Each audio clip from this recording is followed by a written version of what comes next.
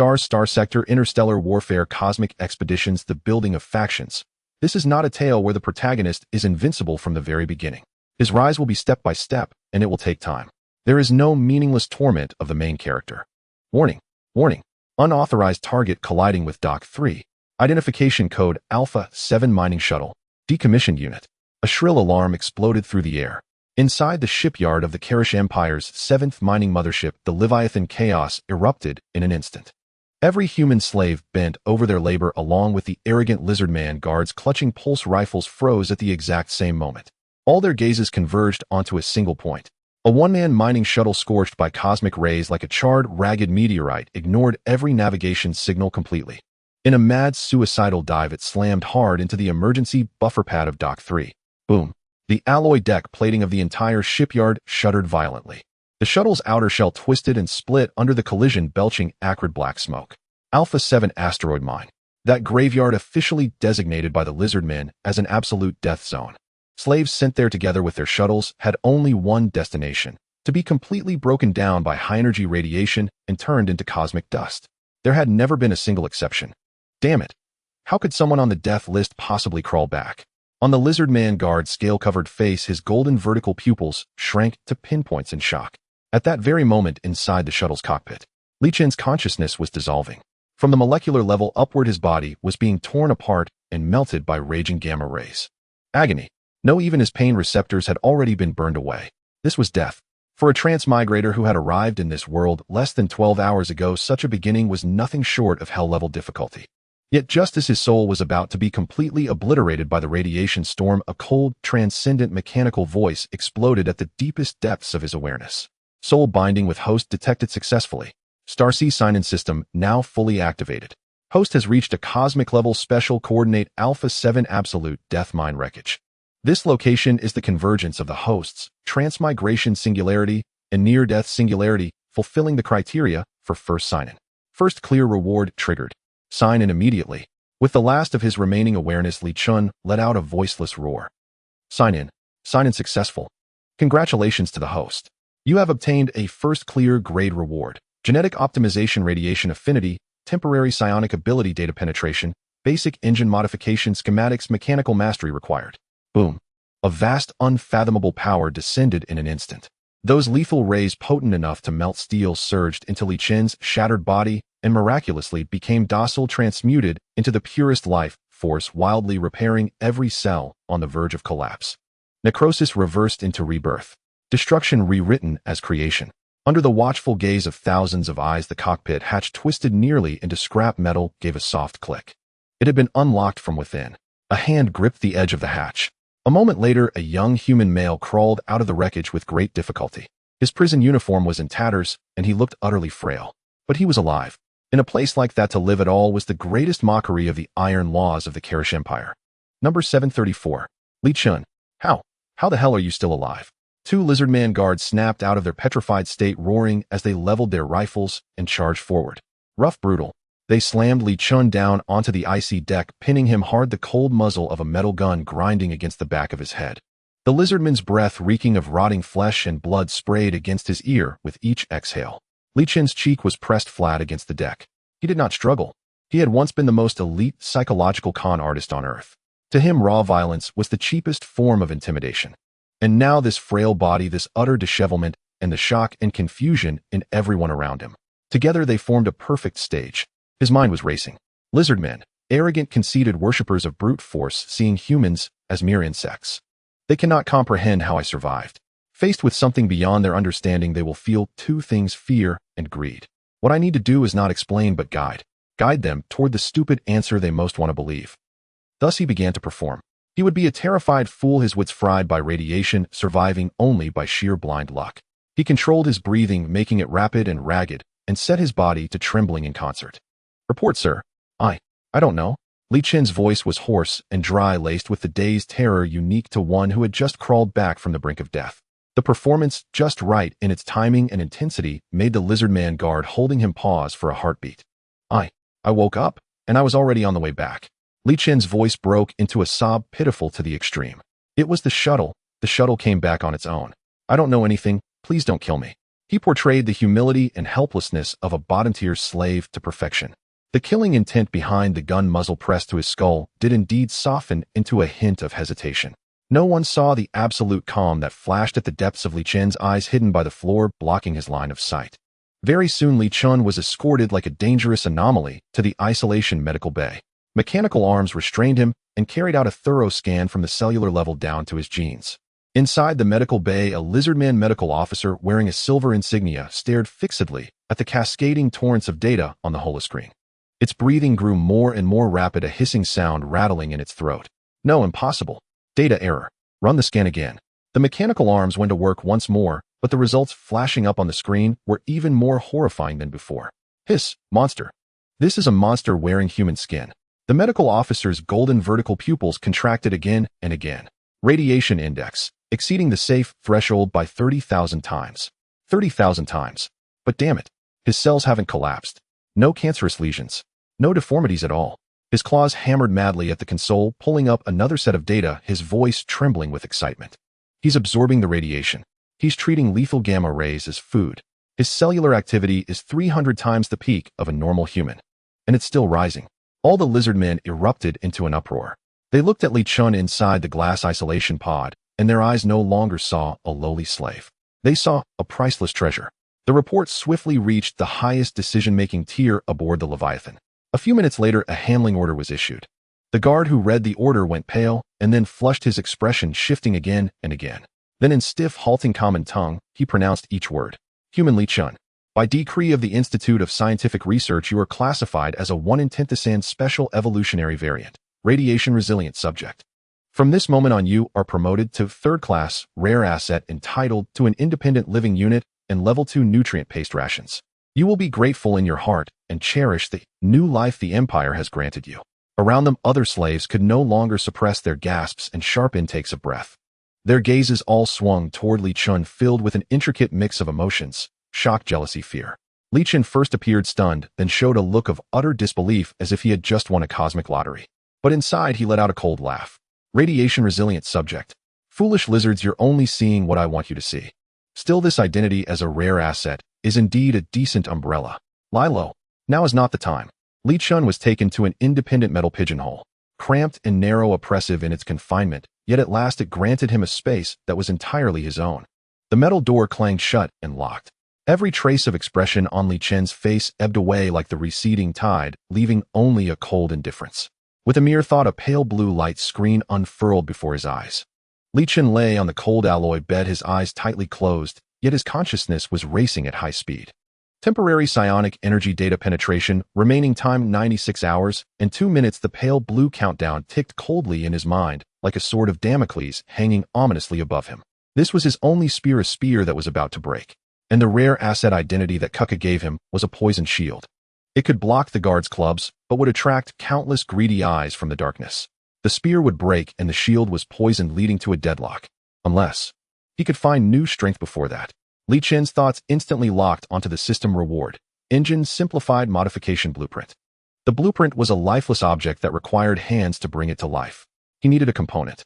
A kindred spirit who could understand the language of the blueprint and resonate with machinery. I must go to the maintenance area. Li Chen suddenly sat up. He put on the identity wristband discarded by a guard, and with a flash of green light at the access control, the metal door opened with a sound. The unimpeded freedom was filled with the stench of surveillance. Instead of heading directly to the maintenance area, he turned and walked toward that hell on earth, the slave dormitory. He needed to ignite a fire in that desperate furnace of fire that could burn away all luck, leaving only the awe of fear. As soon as he stepped into the slave cabin area, the familiar air mixed with the stench of rot sweat and despair hit him. But today the air carried an additional hint of danger and restlessness. Everyone's gaze subtly darted toward the huge light screen in the center of the cabin. On it, a cold and glaring notice was being played in universal language announcing his promotion. On the light screen was his face smeared with filth and expressionless, accompanied by a tube of enticing blue nutritional paste and a brand new unpatched gray work uniform. Li Chen stood in the shadows, the corners of his mouth curling into a cold arc. What a deadly trick. Kuka, this beast, understood human nature better than he had imagined. With a piece of honey, it effortlessly severed him from all the suffering, turning him into that unique, detestable he. Jealousy is a sharper knife than any torture. Damn it, that bastard. How did he not die in Alpha 7? And he actually became a dog for the lizard people. I heard that high-grade nutritional paste is fruit-flavored. I've almost forgotten what my tongue feels like. Whispers crept in like sticky poisonous insects from all directions. Li Chun even saw the frail man named Shano in the corner. In the original Bodis memory, this guy had once smashed a companion's head with a stone for half a piece of moldy nutritional paste. At this moment, Shano was staring intently at the light screen, his eyes flashing with madness and greed, like a starving wolf that had spotted fat meat. Li Chun understood. It was time to clean up the workplace. He no longer hid and boldly walked out of the shadows. Swish! All discussion abruptly ceased. Hundreds of gazes converged on him like searchlights. The pristine work uniform, without even a single crease, pierced everyone's eyes like a needle. The air froze at that moment. Traitor! A figure stood in front of him. It was Shano. He grinned, revealing a mouthful of yellow-black teeth, his voice sounding as if squeezed from his throat. Li Chun stopped, not even bothering to raise his eyelids, his voice flat, as if stating a fact. Get lost. Do you think that just because you became a dog for the lizard people you can act like a big shot here? Shano's voice suddenly rose, filled with resentment and incitement. Brothers, what he eats is the oil squeezed from our bones. What he wears is a dignity we can't even buy with our lives. Why should we let him live so comfortably? The surrounding slaves' breaths became heavy, unconsciously closing in to form an oppressive encirclement. In the pairs of numb eyes, the light of beasts reignited. Li Chun finally raised his gaze, calmly looking at Shano as if he were a dead man. I give you 3 seconds to disappear from my sight. He'll kill you. Shano was completely enraged by his calm gaze, letting out a beast-like roar, drawing a sharp metallic bone spike from his waist and thrusting it violently toward Li Chun's heart. The crowd gasped. Yet just as the metallic bone spike was about to reach his chest, Li Chun moved. His movements were not fast, even somewhat clumsy, just an awkward sidestep. But it was that sidestep that narrowly dodged the fatal blow. Shoo! The sharp bone spike tore through his new work uniform, leaving a long cut on the resilient fabric. Having missed, Shano's eyes grew even crazier, his wrist twisting as he slashed toward Li Chun's neck. Li Chun stumbled again, leaning back just enough to evade. To outsiders, he seemed completely stunned, dodging purely by instinctive luck. But only Li Chun knew that his brain was frantically calculating, and the slight enhancement provided by the radiation affinity gene allowed him to barely keep up with the other's speed. And the real killing move had already been quietly laid out. Enough! Li Chun suddenly let out a terrified shout. At the same time, his fingers, seemingly in panic, pressed against the wall behind him. A red alert representing highest emergency that could only be sensed by the guard's terminals was quietly triggered by his data penetration authority. Almost simultaneously, 4 lizardman guards came rushing from both ends of the passageway, moving several times faster than before. Stop! You scum, do you want to revolt? The guard's roar was like a bucket of ice water, extinguishing everyone's madness. Shano's body suddenly stiffened, the blood color in his eyes fading, instantly replaced by endless fear. He knew that being caught by the guards for attacking a rare asset meant only one outcome: being dragged out and disassembled into protein blocks. It's over. Everyone thought Li Chun would incriminate Shano using the lizard people's hands to tear him apart. However, Li Chun's next action made everyone's eyes almost pop out. He was not angry. Instead, he stood in front of Shano with a face full of shock, revealing that signature ingratiating smile that was humble to the bone. No. Commander, it's a misunderstanding. A huge misunderstanding. He pointed to the torn hole in his chest, and then to the pale-faced Shano, his voice carrying a hint of a whimper, yet he tried hard to force a smile. This old iron was genuinely happy for me to change into new clothes. He just wanted to touch the material, but accidentally tore it a bit. We were just playing around. Right, Shano? The term old iron made Shano shudder all over. The leading guard looked at him suspiciously, then at the glimmering bone spike still in Shano's hand, emitting a threatening hiss. Playing around. Yes, playing around. Li Chun nodded and bowed, even taking out a tube of high-grade nutritional paste that had just been issued today and handed it to the guard. Thank you for your hard work, officers. A little token of appreciation, not a formal gift. Let's just let this go. Oh, please don't report it to Lord Kuka, or he will think I'm incompetent for not being able to handle such a small matter. Seeing the nutritional paste, the guard's expression eased considerably. They coldly snorted and impatiently pushed Shano aside with their gun. But if you dare to play around again, well, chop off your claws. Get lost. Shano felt as if he had received a great reprieve, scrambling back into the crowd, not daring to look at Li Chun again. Li Chun thanked the guards profusely until they had walked far away. The entire slave cabin fell silent. Everyone looked at Li Chun with the eyes of a monster. They could not comprehend why this guy would spare someone who wanted to kill him. Li Chun scanned the room, capturing the expressions of everyone. He knew that the thorn named fear had embedded itself deeper than dread into everyone's marrow. His torn work uniform had now become the most effective talisman. It silently told everyone I am a dog of the lizard people. But I am different from you. I am a dog under the protection of Lord Kuka. Touch me, and you cannot bear the consequences. And I can't even be bothered to take revenge myself. This kind of invisible contempt stemming from class oppression was far colder than any beating. Li Chen no longer lingered, turning to walk through the silent crowd toward the elevator leading to the second-floor maintenance area. After he left, the crowd came alive, erupting in suppressed discussions. But this time there was no resentment or jealousy, only deep fear. The Shano who had previously shouted wildly was now slumped on the ground, drenched in cold sweat, with a foul odor emanating from his pants. He looked at Li Chen's departing figure, his eyes filled with endless regret and terror. He finally understood that what he had provoked was not just a dog, but a venomous snake disguised as a dog. Li Chen entered the elevator, all expressions on his face fading instantly, leaving only indifference. He glanced down at the hole in his chest, his gaze devoid of any ripples. One piece of clothing in exchange for absolute safety and tranquility was very worthwhile. The elevator slowly ascended, and with a ding the door opened. A strong smell of machine oil and metal welding rushed toward him. This was the second-floor maintenance area, a steel jungle built from countless discarded parts, broken machinery, and dirty tools. The light here was dimmer than in the slave area, filled with the harsh sounds of hammering and cutting. Dozens of similarly numb slave technicians were repairing various parts at their workstations. Li Chen's goal was very clear. He needed a component who was the best technician, but with a solitary personality, the least conspicuous. His gaze slowly swept over the chaotic maintenance area, searching for his prey. Just around the bend of the maintenance sector, he spotted several burly slaves, encircling a frail, huddled figure crouched in the corner. "Brat, hand over the energy cell you've hidden. Damn it, you still dare shield this pile of junk." Fists and boots thudded against flesh, mingling with coarse guttural curses. At the center of the circle was a girl. Her hair, a rare snow-white cascade, was matted with grime into stiff, greasy strands, dulling its ethereal sheen. Blood seeped from the corner of her mouth, her slender frame trembled violently. Clutched fiercely to her chest was a palm-sized, discarded microchip. She refused to loosen her grip, even as blows rained down upon her back. She did not so much as glance at the nutrient paste that had rolled onto the floor, the very sustenance she relied upon to survive. Li Chen's gaze pierced through the gap between the hulking men, locking unerringly onto that chip. It was her.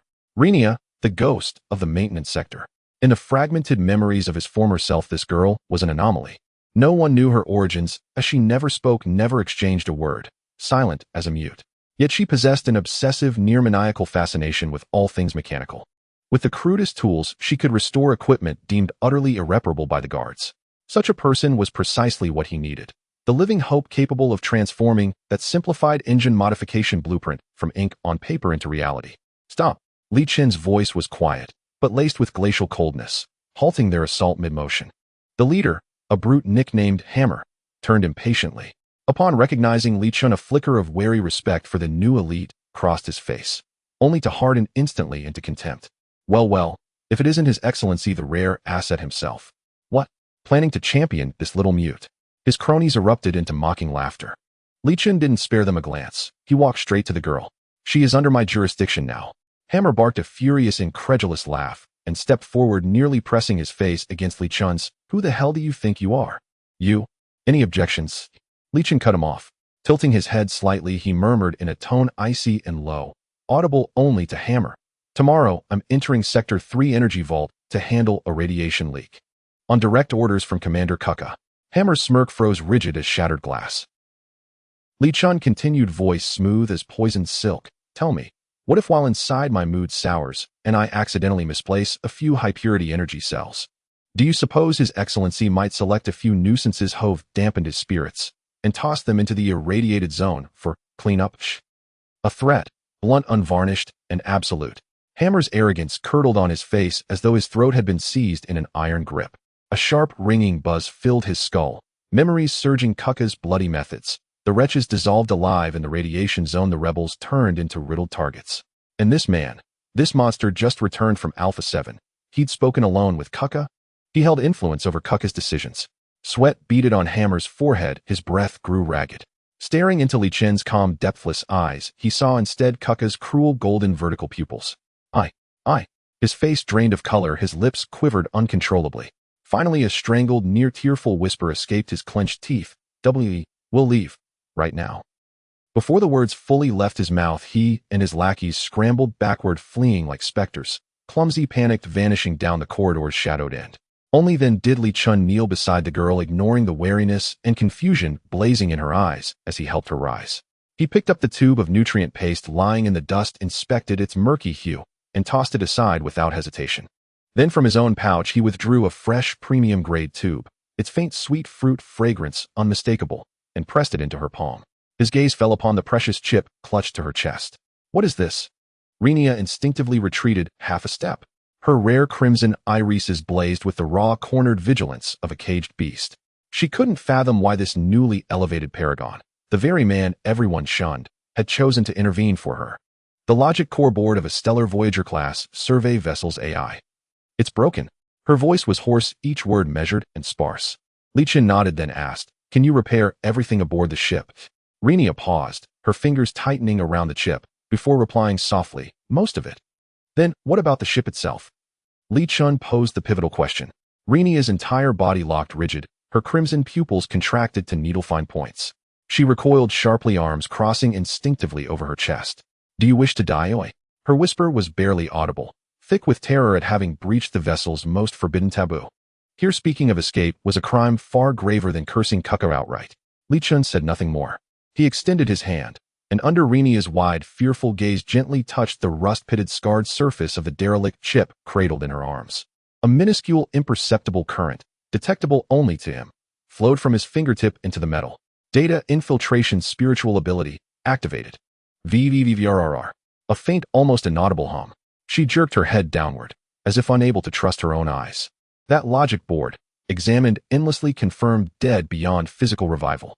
Its central indicator light, the long-extinguished blue diode, flickered. Just once. An illusion? No, that was unmistakably the signature of energy flow. Impossible. It defied the law of conservation of energy. It violated every principle she had ever known. This wasn't repair. Repair worked within established laws, mending what was broken. But he was creating energy from nothing. He was implanting the command to live directly into inert matter.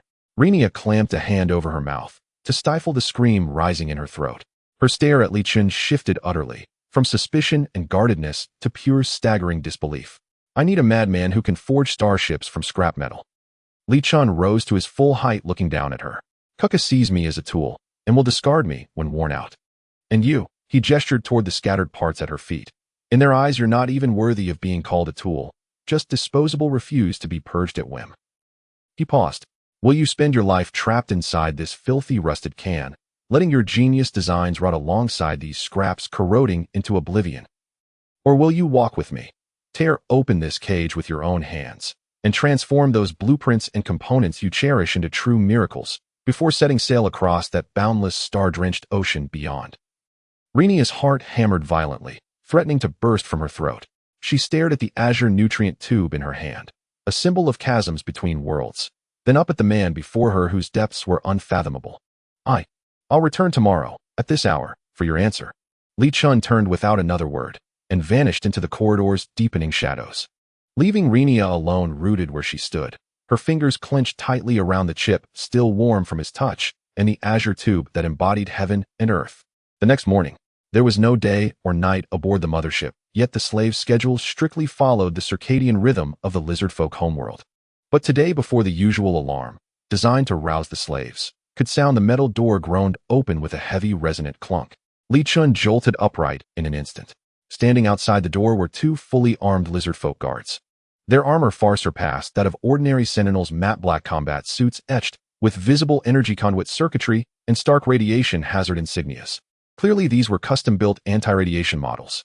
One of the guards was the very same who had glared at Li Chun with open contempt in Kuka's office the previous day. Now his gaze held not only disdain, but also the cold, detached indifference reserved for expendable cargo. Designation 734. Proceed. His voice carried no inflection, no warmth. Li Chun sprang from his cot, plastering his face with a subservient, trembling smile as he scurried forward. Yes, sir, I'm ready." His performance, so earnest, so terrified, as if rushing toward reward rather than annihilation, almost convinced even himself. Without another word, the two guards flanked him, one on each side, and marched him deep into the vessel's bowels, past several massive reinforced isolation gates. With each gate, they passed, the radiation warning chime embedded in their armor grew sharper, more urgent. The surroundings deteriorated further, corroded metal walls scarred by violent energy erosion. Deeper they went, the lethal radiation thick and palpable as a living presence. Li Chun felt every cell in his body breathe in the ambient radiation like air. His escorts, however, stood rigid with dread. They repeatedly glanced at the radiation meters on their wrist terminals, emitting low, guttural hisses, the lizard folk's unmistakable sign of mounting unease. At last the procession halted before a colossal alloy door, thick, seamless, and branded with a vivid crimson skull and crossbones warning sigil. Above it a deep violet indicator light pulsed ominously. "This is Storage Bay 3. The lead guard's voice sounded parched. "The power cells are at the far end. This card is yours. Load it and return." He gestured toward a dust-caked floating handcart nearby. "Remember, your life is tethered to those cells. No tricks." The second guard added venomously. Li Chun nodded frantically, his face a perfect canvas of obedience and terror. "Sir, rest assured, I'll bring out every cell intact." Only then did the guard unlock the gate with his terminal. Zzzt. A grating, teeth-rattling screech accompanied the massive alloy door sliding slowly apart. The sight beyond made both lizardfolk guards instinctively recoil half a step. It was a cavernous void. The ceiling lights had long since failed. The sole illumination came from the mound of power cells clustered at the chamber's heart. They pulsed with an eerie cerulean luminescence, breathing in slow, rhythmic undulations. Radiant particles shimmered visibly in the air, drifting like bioluminescent fireflies. "Enter." A shove from behind propelled Li Chun across the threshold. He staggered forward, into the heart of the death zone. The alloy door slammed shut behind him with a thunderous boom, sealing him off from his watchers.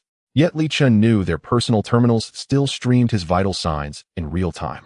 Every breath, every heartbeat, still under surveillance. Li Chun did not move immediately. Instead, he obeyed orders precisely, pushing the creaking handcart with deliberate difficulty toward the bay's center.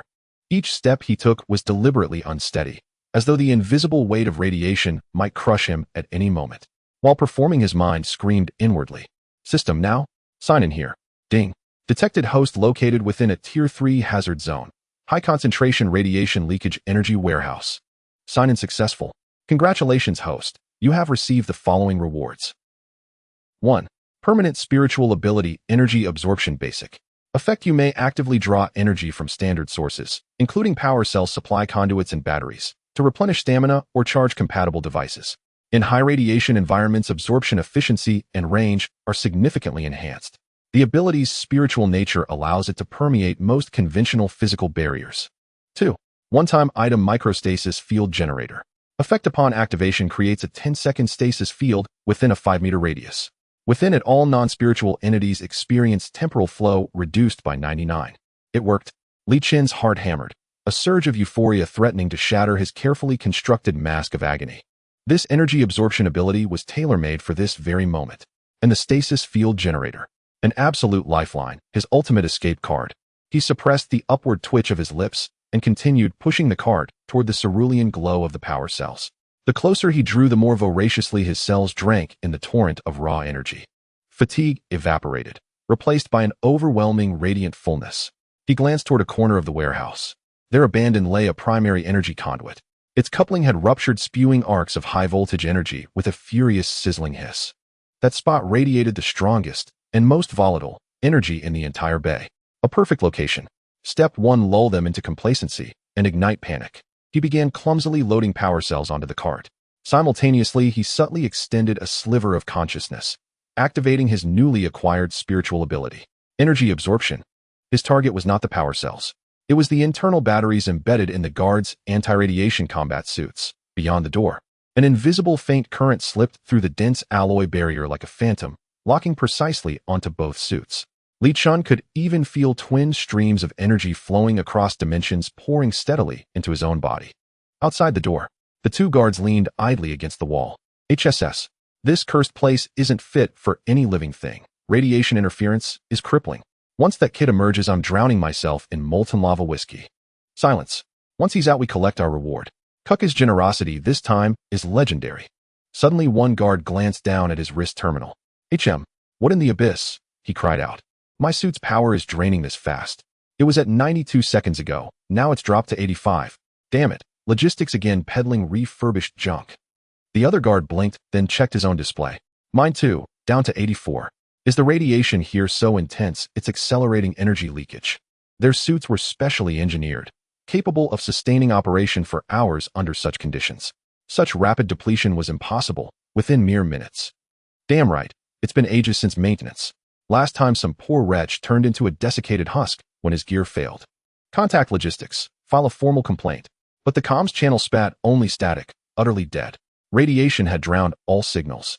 The two guards exchanged a glance, and in each other's golden vertical pupils saw identical emotion, primal fear. Without their suits, every second spent beyond that door was slow suicide. Inside the warehouse, Li Chun savored the two faint energy currents flowing in from beyond the door, and allowed the faintest curl of his lips. Not enough yet. Time to fan the flames, until terror burns white-hot. His gaze settled upon the ruptured main conduit. Data infiltration, spiritual ability activated. His consciousness instantly perceived the torrential data stream surging within the pipe. With surgical precision, he navigated the roaring data cascade, locating the microprogram responsible for stabilizing energy output. Then gently, he altered a single parameter. By just 0.001%. An infinitesimal shift, indistinguishable from acceptable error in any diagnostic scan. Yet in this already unstable crucible, that minuscule change was enough. The flutter of a butterfly's wing before the storm. VVVVRRR. The fractured conduit groaned, a deep, tortured resonance. Arcs of electricity at the rupture point flared violently, swelling threefold in an instant. Cobras of violet-blue lightning lashed outward, searing nearby metal walls cherry red. The warehouse's radiation index spiked, geometrically catastrophically. Outside, both guards' wrist terminals shrieked simultaneously, piercing desperate, soul-rending alarms. Warning, lethal radiation surge. Power critical, 70, 60, 50. Damn it, the cooling system's overloaded. Open the door. Get that boy out now. We must evacuate. The lead guard frantically jabbed at the access panel, but signal blackout had crippled the system. A pulsing red error message mocked him. Quick, manual override. Now. For the first time, genuine fear contorted their reptilian features. As they fumbled desperately with the emergency release mechanism. Kirkum. Inside the bay, the main conduit, unable to contain the maddened energy, exploded outright. A blinding column of blue-white light, brighter than the sun, engulfed half the chamber. A cataclysmic shockwave slammed into the alloy door with apocalyptic force. Hurrah! The entire door bulged outward violently, its frame splintering, molten metal shards exploding in all directions. Outside, the two guards never uttered a cry. Their anti-radiation suits, overloaded by rapid energy depletion and radiation levels far exceeding design limits, sputtered black smoke, then died completely. Like burst balloons, they failed utterly. Lethal radiation flooded in unchecked. Their scales curled and blackened, flesh melted like wax, even bone vaporized in an instant. All that remained, two faint ashen silhouettes scorched onto the charred wall. Inside the warehouse, Li Chen stood motionless at the epicenter of the energy storm, letting the fury wash over him. To him, it was not destruction, but divine nourishment. He glanced at the handcart now brimming with power cells, and then toward the ruined doorway. The two watchers had been cleanly eliminated. Next, time to pay a visit to his most exalted excellency Kuka. Li Chun drew a slow, deep breath, then gripped the cart's handle and strode toward the warped white-hot alloy door. Once more, the humble, trembling smile returned to his face. But this time it held something new, the quiet authenticity of survival, and just the right shade of shaken, breathless awe. Li Chun strained every muscle in his body to drag the handcart, laden with high-purity energy blocks, through the severely warped doorway. He was drenched as though freshly hauled from the depths of a river. His prisoner's uniform hung in tatters, scorched and blackened by surging energy currents. In a shadowed corner unseen by any eye, he pressed a still searing shard of metal deep into his own forearm, branding himself with a grotesque, livid burn. A sharp searing hiss. The agony of flesh charring sent his mind reeling into utter void. Yet he stifled his scream, jaw clenched, temples pulsing with bulging veins, face drained pale. He glanced back down the ravaged corridor behind him. Only two faint gray silhouettes remained on the wall, the air hung thick with the acrid stench of burnt protein. No witnesses, no evidence. Li Chun murmured inwardly, then steadied his breath, replaying in his mind the deafening roar and blinding white flash of the energy detonation. Soon his heart hammered uncontrollably, perfectly mirroring the raw, trembling terror of one who had narrowly escaped death. He pushed the heavy handcart forward, staggering step by unsteady step toward Kuka's office. The hovercar's power had been exhausted in the blast, its metal wheels scraped the floor with a grating metallic shriek. Along the way, every slave and guard who saw him froze, staring as if confronted by a specter risen from the grave. A human, alone, emerging alive from the catastrophe at Warehouse 3, pushing an entire cartload of energy blocks. It defied everything they knew. Clang. With his last vestige of strength, Li Chun shoved the handcart to a halt before Kuka's office door. Its wheels struck the threshold with a thunderous, jarring crash. Then, feigning utter exhaustion, he collapsed onto the floor, gasping raggedly, chest heaving, every breath sounding like the final rattle of a dying man. Who is out there? Who is out there? Kuka's low, commanding voice rolled forth from within, laced with unmistakable irritation at the intrusion. The door slid open. Towering Kuka stood framed in the doorway. The moment his golden vertical pupils fell upon the scene outside, they contracted instantly, slitting into needle-thin points. First, they locked onto the cart brimming with high-purity energy blocks, each radiating a seductive cerulean glow. Greed and euphoria flickered across his gaze, brief, incandescent, then swiftly masked. Only then did his eyes descend, to Li Chun sprawled like a broken dog upon the floor, and beyond him to the desolate wreckage-strewn corridor leading back to Warehouse 3. You returned. Disbelief edged his voice.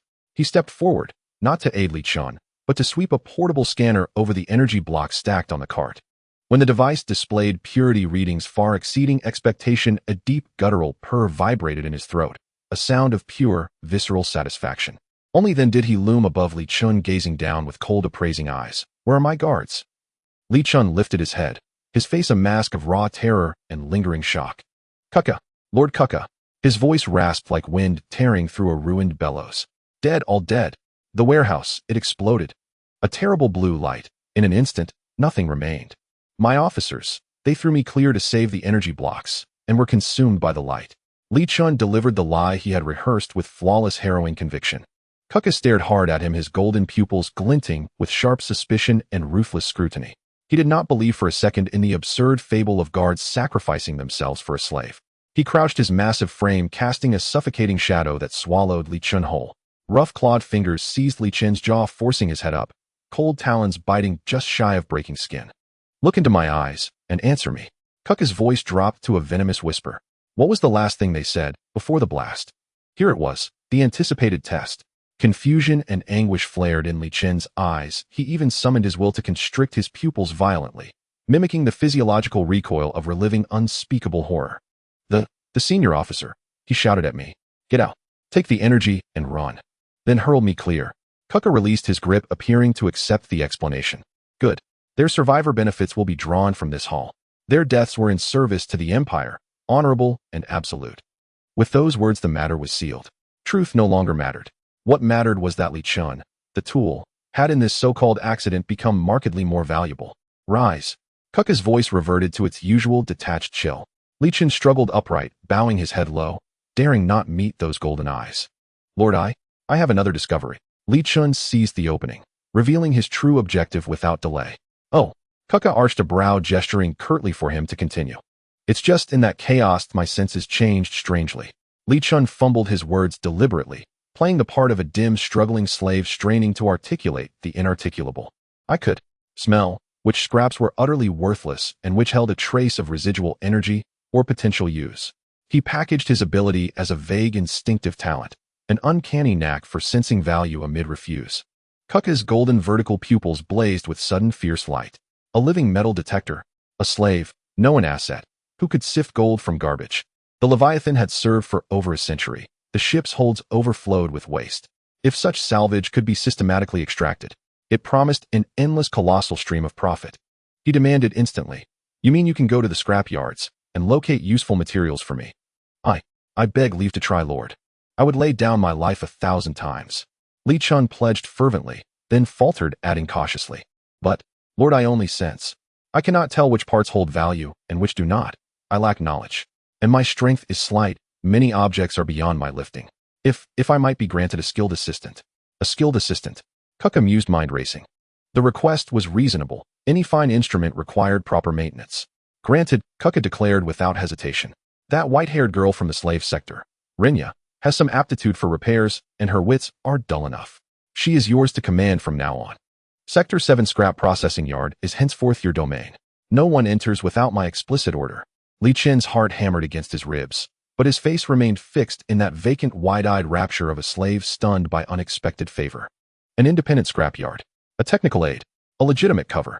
Every fragment needed to forge his freedom clicked seamlessly into place. With a single greedy gesture from the lizard-like Kuka, he nearly burst into laughter then and there.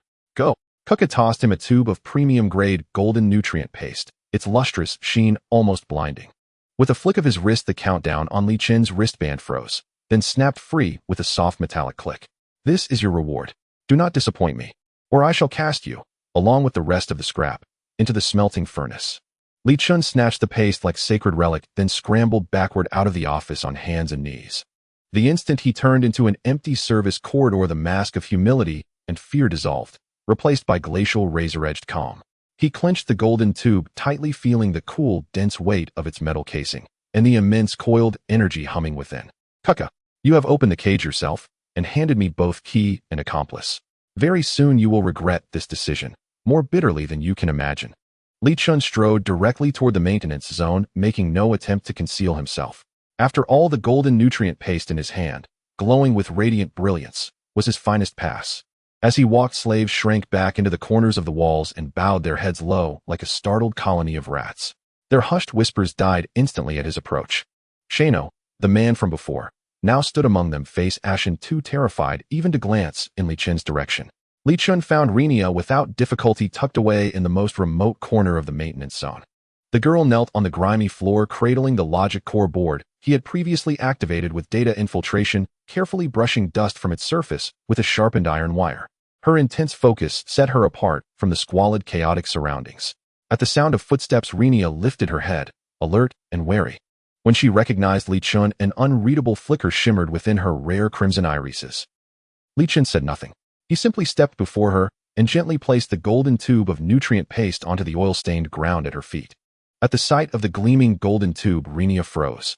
Golden tube nutrient paste, emblem of absolute authority and decadent luxury. According to slave lore, a single tube supplied an ordinary person's full nutritional needs for an entire week, and its flavor was the long-forgotten taste of fresh fruit. This is for me. Her voice trembled faintly. An advance payment, Li Chen replied tersely. Come with me. He turned and walked away, as though certain she would follow. Renia stood motionless for a full 3 seconds. Yesterday, this enigmatic man had resurrected a dead chip. Today, he produced a treasure many slaves, and even guards, would never lay eyes upon in their lifetimes. A deception, or genuine hope. In the end, she clenched her teeth, clutched the nutrient paste and the logic core board tightly to her chest, and hurried after him. Hope, even if its probability was but 1 in 10,000, was worth staking everything upon. Li Chen led Renia unimpeded to Base 7, the ship's lowest-level scrap processing facility. Before them, colossal metal gates groaned open with a thunderous rumble. A suffocating miasma of corroded metal and rancid lubricant flooded the air. Before them stretched in endless steel graveyard, mountains of discarded parts, mangled robotic arms, twisted hull fragments, piled into towering metallic hills dozens of meters high. Above, massive electromagnetic cranes roared deafeningly, snatching heaps of scrap and hurling them into a colossal smelting furnace that pulsed with ominous crimson light. This was the final resting place of every scrap of steel aboard the Leviathan, its century-long operation having wrung dry every last trace of value. From now on, this is our domain. Li Chen's voice cut clearly through the din, reaching Renia's ears.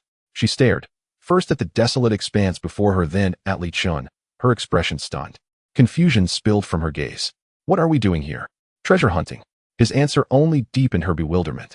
He offered no further explanation, instead pressing deeper into the scrap mountains, his eyes narrowing slightly. The residual duration of his data infiltration ability was dwindling. His temples throbbed sharply, his mental energy ebbed like a receding tide. Before his mind's eye, the scrap heaps dissolved into torrents of raw data. Power circuit damage 99. Waste. Alloy fatigue fracture. Waste. Severe biocontamination. Highly toxic waste. A deluge of data crashed against his consciousness, sending waves of dizziness through his skull. Behind him, Renia watched him stride barefoot across jagged metal shards, and her expression shifted gradually from confusion to doubt. She began to wonder, had she truly been deceived by this man? Was his so-called hope merely a farce, a scavenger's charade in a mountain of refuse? Just as her patience neared its breaking point, Li Chen halted abruptly. His gaze pierced through layer upon layer of debris, locking onto a colossal half-buried silhouette buried deepest within the scrap mound. That's it. Excitement barely restrained colored his voice. What? Renia followed his line of sight, only to see a tangle of severed cables and warped plating. Help me, Li Chen said, gesturing toward a nearby small construction arm still functional. Clear away the debris above it. Though deeply skeptical, Renia approached and deftly operated the mechanical arm, her mastery over machinery as instinctive as breathing. One by one, massive slabs of metal were hoisted and slammed aside with heavy thuds. Soon the object beneath was revealed in full. It was a ship, a small mining vessel. Its model predated even the Alpha 7 mining skiff Li Chun had once piloted. Its hull bore deep impact scars and scorch marks from searing heat. The cockpit canopy was gone entirely, exposing shattered wiring and exposed components within. At the sight of it, Renia's breath caught mid-inhalation. Her crimson eyes locked onto the heap of wreckage. As a mechanical prodigy, she rendered judgment with a single glance. Verdict irredeemable. Beyond repair, she declared flatly. Don't waste your effort. She stepped forward, brushed away grime with her fingers, and pointed out each fatal flaw. The engine core was brutally ripped out, along with the primary power interface. All energy conduits melted under extreme heat. Their crystalline lattice has collapsed completely. The navigation system is flattened into a disk of scrap. The logic motherboard shattered beyond recovery. And here, most critical, she tapped the ship's keel with her knuckles. The keel itself is practically reduced to dust. With her fingernail, she scraped violently along a weld seam, producing a shrill, grating shriek. See this metallic hue? That's overload fatigue, the terminal stage of metallurgical decay. The moment the engine ignites, it will detonate midair in a spectacle of pyrotechnic fury, leaving not a single intact screw behind. It isn't a corpse, it's ash. She looked at Li Chun, her gaze heavy with disappointment and disbelief. No. Li Chun shook his head. He stepped forward and ran his palm slowly over the vessel's cold, rough hull. A faint pulse of data infiltration energy flowed into it. More precise data bloomed in his mind. Target Vulture class, small mining vessel, 1 severely damaged structural integrity, 31.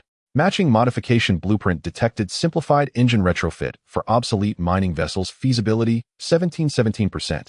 Abysmally low, yet not zero. That meant hope remained. It's not a corpse, Li Chun said, turning to Renia. His eyes blazed with startling intensity. It's merely asleep. Now we must awaken it. From within his coat, he retrieved the simplified engine retrofit blueprint, a schematic granted solely to him by the system. Then, channeling the last vestiges of his data infiltration spiritual energy, he converted the blueprint into a pure stream of data and projected it directly onto the logic core board. Renia still held tightly in her arms. A low hum resonated. The small chip flared once more with eerie cerulean light. This time the glow did not fade. Instead, luminous data streams coalesced upon its surface, forming a breathtakingly intricate, three-dimensional structural diagram. An unprecedented design, audacious, visionary, bordering on madness, unfolded before her eyes. Renia's pupils widened to their absolute limit. She reached out, fingertips trembling as they grazed the flowing holographic lines, whispering in awe. This uses discarded coolant loops to construct an energy-boosting circuit. How dare anyone conceive such a thing? Good heavens! Grinding fragments of a warp stabilization anchor into powder to serve as an ignition core. A madman. The architect of this design is utterly, irredeemably insane. Her tone shifted from shock to reverence. This design shattered every foundational principle of mechanical engineering she had ever known. This wasn't mere repair. It was creation. It was art. It was miracle. Well, Li Chun observed her rapt expression and knew his gamble had paid off. His voice came at just the right moment. Can you build it? Renia snapped her head up. She gave no verbal reply. Instead, she sprinted toward the scrap mountain and began digging frantically. I need a KF3 energy converter. I saw one earlier buried beneath those fighter remnants. And I'll need at least 12 strands of ultra-high-tensile superconducting wire. The destroyer wreck definitely has intact spools. Tools. I require a precision laser welder and a field calibration instrument. They're stored in the guard's armory. We'll have to secure them somehow. As she searched, she mapped out her requirements with razor-sharp clarity. The quiet, indifferent girl who had existed moments before had been reborn, infused with a new soul, fully, fiercely alive. Li Chun watched her flurry of motion and allowed himself a subtle, satisfied smile. The final pivotal piece of the escape plan had been found. Now assembly would begin. He could feel his data infiltration energy fading rapidly. Their window of opportunity was closing fast. He left that heap of scrap metal, dubbed for now the Hope, to the mechanic who had already vanished entirely into her own world. He turned and re-entered the mining mothership's interior.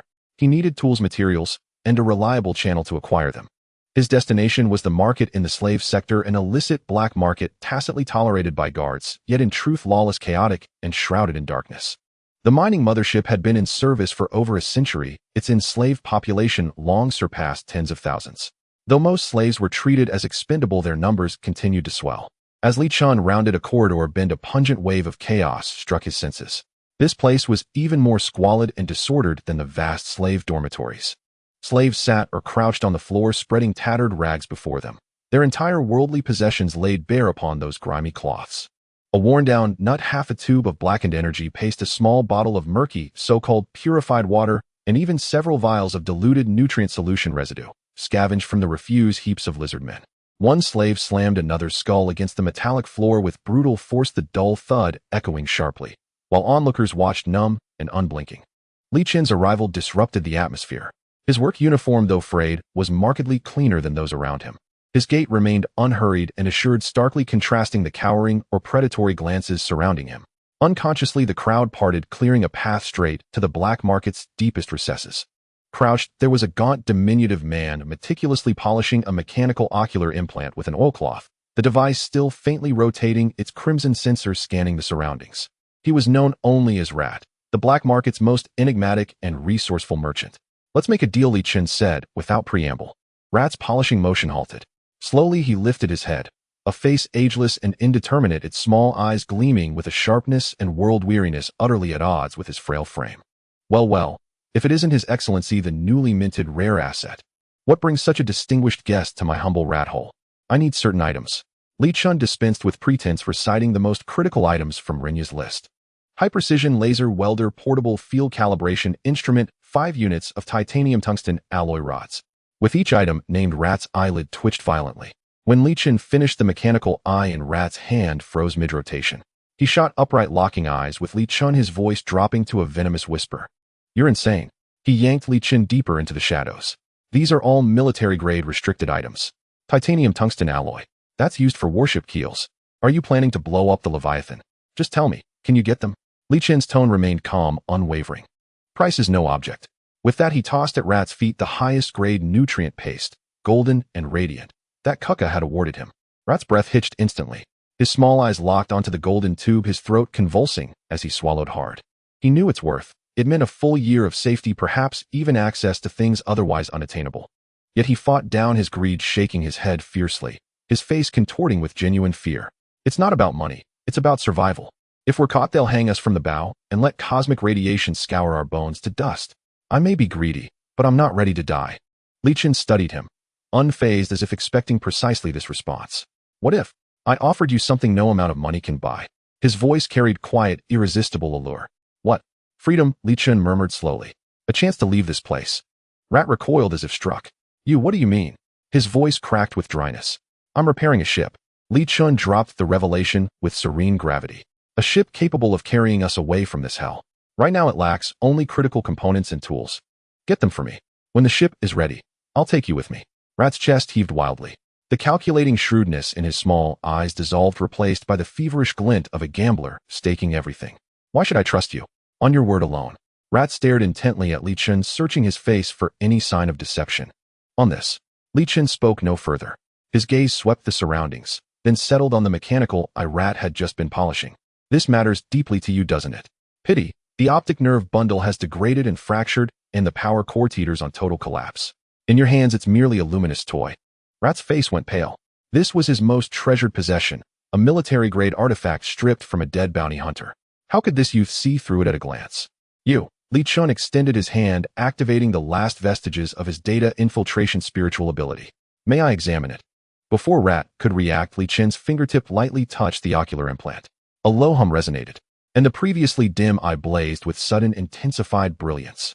Its aimless rotation ceased with a soft click, locking precisely onto Rat's face. Then a crisp data projection erupted from the lens, hovering in the air before Rat. Target acquired. Rat. Species human. Physiological state shock fear. Rat collapsed to the ground with a thud, gazing up at Li Chen, not with suspicion, but with raw, trembling awe. "A spirit adept. You're one of the legendary spirit adepts." His voice shrieked, cracking with euphoric disbelief. Now he understood why Li Chen had survived Alpha 7. Why Kuka had singled him out. A slave possessing spiritual ability. If word spread, the entire Leviathan would ignite with frenzy. Li Chen withdrew his hand. The eye's light dimmed, instantly returning to its former dull glow. He regarded Rat, slumped and breathless on the floor.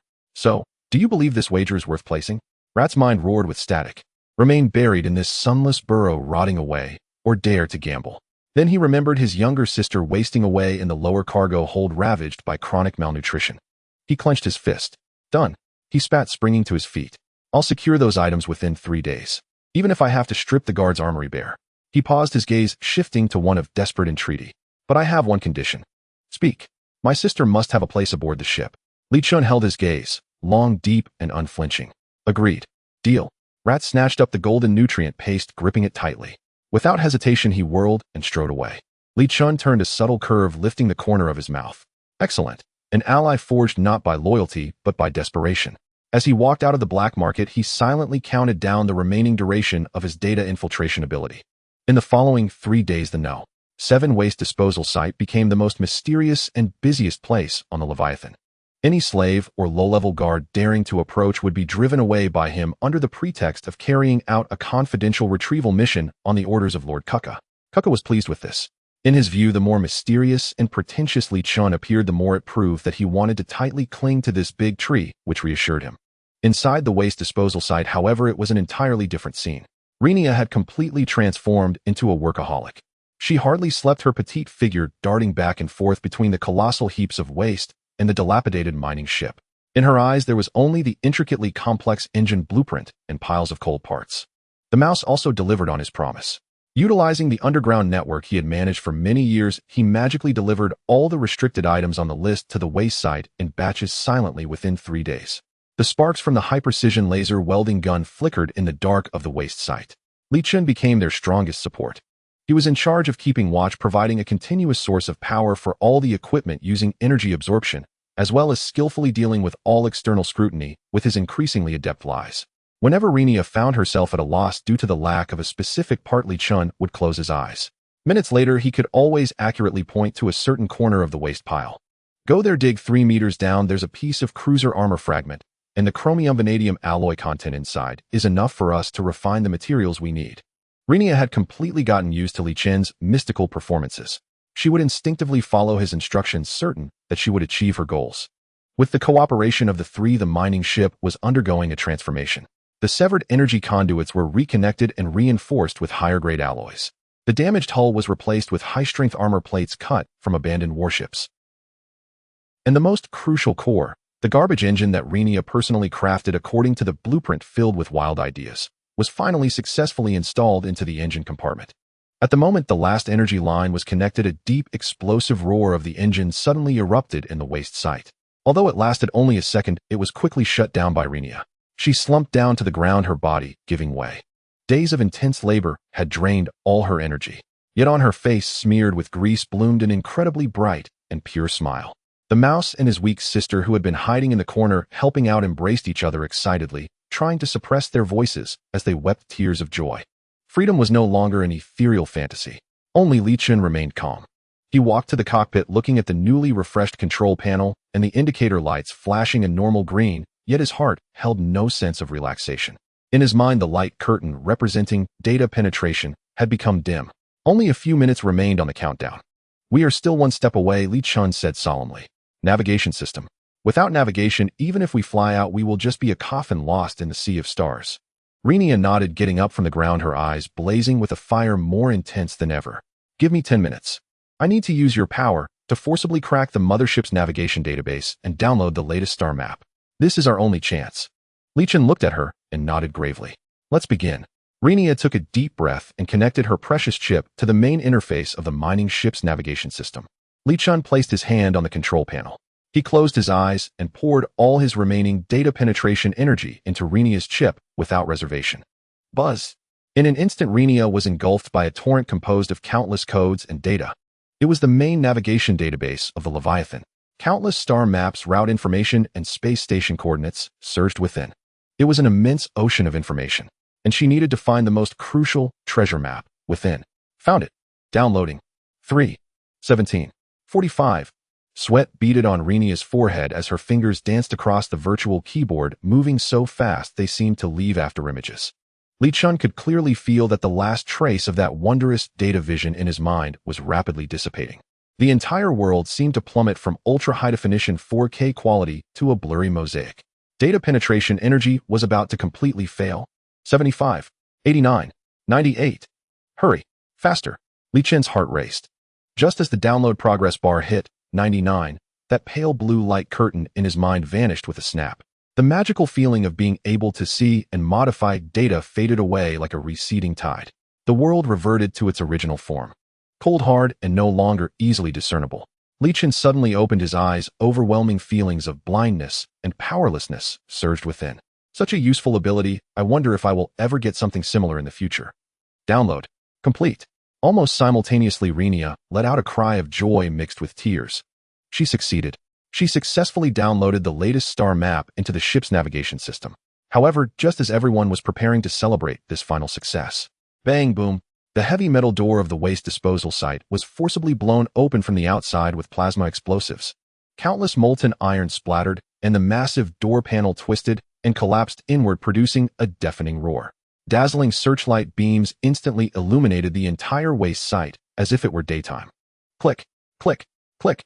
The synchronized sound of magnetic boots hitting the ground rang out as dozens of elite lizardman guards armed with pulse rifles charged in like wolves. They instantly occupied all the key positions in tactical formation, the dark muzzles surrounding the small mining ship completely. A tall and burly figure slowly emerged from behind the guards. It was Kuka, the person in charge of the mining area. His scales on the face slightly curled due to extreme muscular tension, and his golden vertical pupils gleamed with a chilling intent to devour. My rare assets. Kuka's voice was mocking, and my little mechanic. Where do you plan to travel with this pile of scrap metal? Beside him, a frail figure was pointing at Li Chun and the others with a fawning expression. It was Shano, the slave who had once been humiliated by Li Chun in public. His eyes were filled with the frenzied delight of revenge and resentment. Lord Kuka, it's them. He screamed, his voice distorted with excitement. I saw it with my own eyes. This traitor, along with the garbage he has gathered, they stole the Empire's property and attempted to flee. They have betrayed your trust. Renia instinctively tightened her grip on the ship beneath her. The mouse swayed slightly, shielding his sister behind him, a face that was usually astute, now only showing gray despair. It's over. Everything is over. Only Li Chun, after the initial shock, quickly regained his composure. He instinctively clenched his fist, feeling the energy flowing within him due to radiation affinity and the one-time item in the system that he had never used, the mini stasis field generator. He still had trump cards. He stood in front of everyone, staring directly into Kuka's furious golden vertical pupils. There was no fear on his face, only a chilling calm. Kuka. He slowly spoke for the first time, using an equal tone, even laced with a hint of condescension, to utter that name. You should not have come. Kuka froze for a moment upon hearing Li Chen's words. Then, as if he had just heard the most absurd joke in the entire cosmos, he burst into raucous laughter. I shouldn't have come. He extended his massive razor-sharp claw and pointed it directly at Li Chun, surrounded tightly by elite guards. Laughing so hard his armored chest plates trembled. A pitiful slave clinging to life only by a thread of luck. A mere tool I plucked from a garbage heap, granted 2 bones, and expected nothing less than eternal gratitude. And now, you dare speak to me like this? His guards behind him snarled mockingly in unison, their black pulse gun barrels swaying with cruel amusement, as though watching a cornered rat still puffing its chest in futile bravado. Shano laughed until tears welled in his eyes, his gaunt face twisted with manic glee.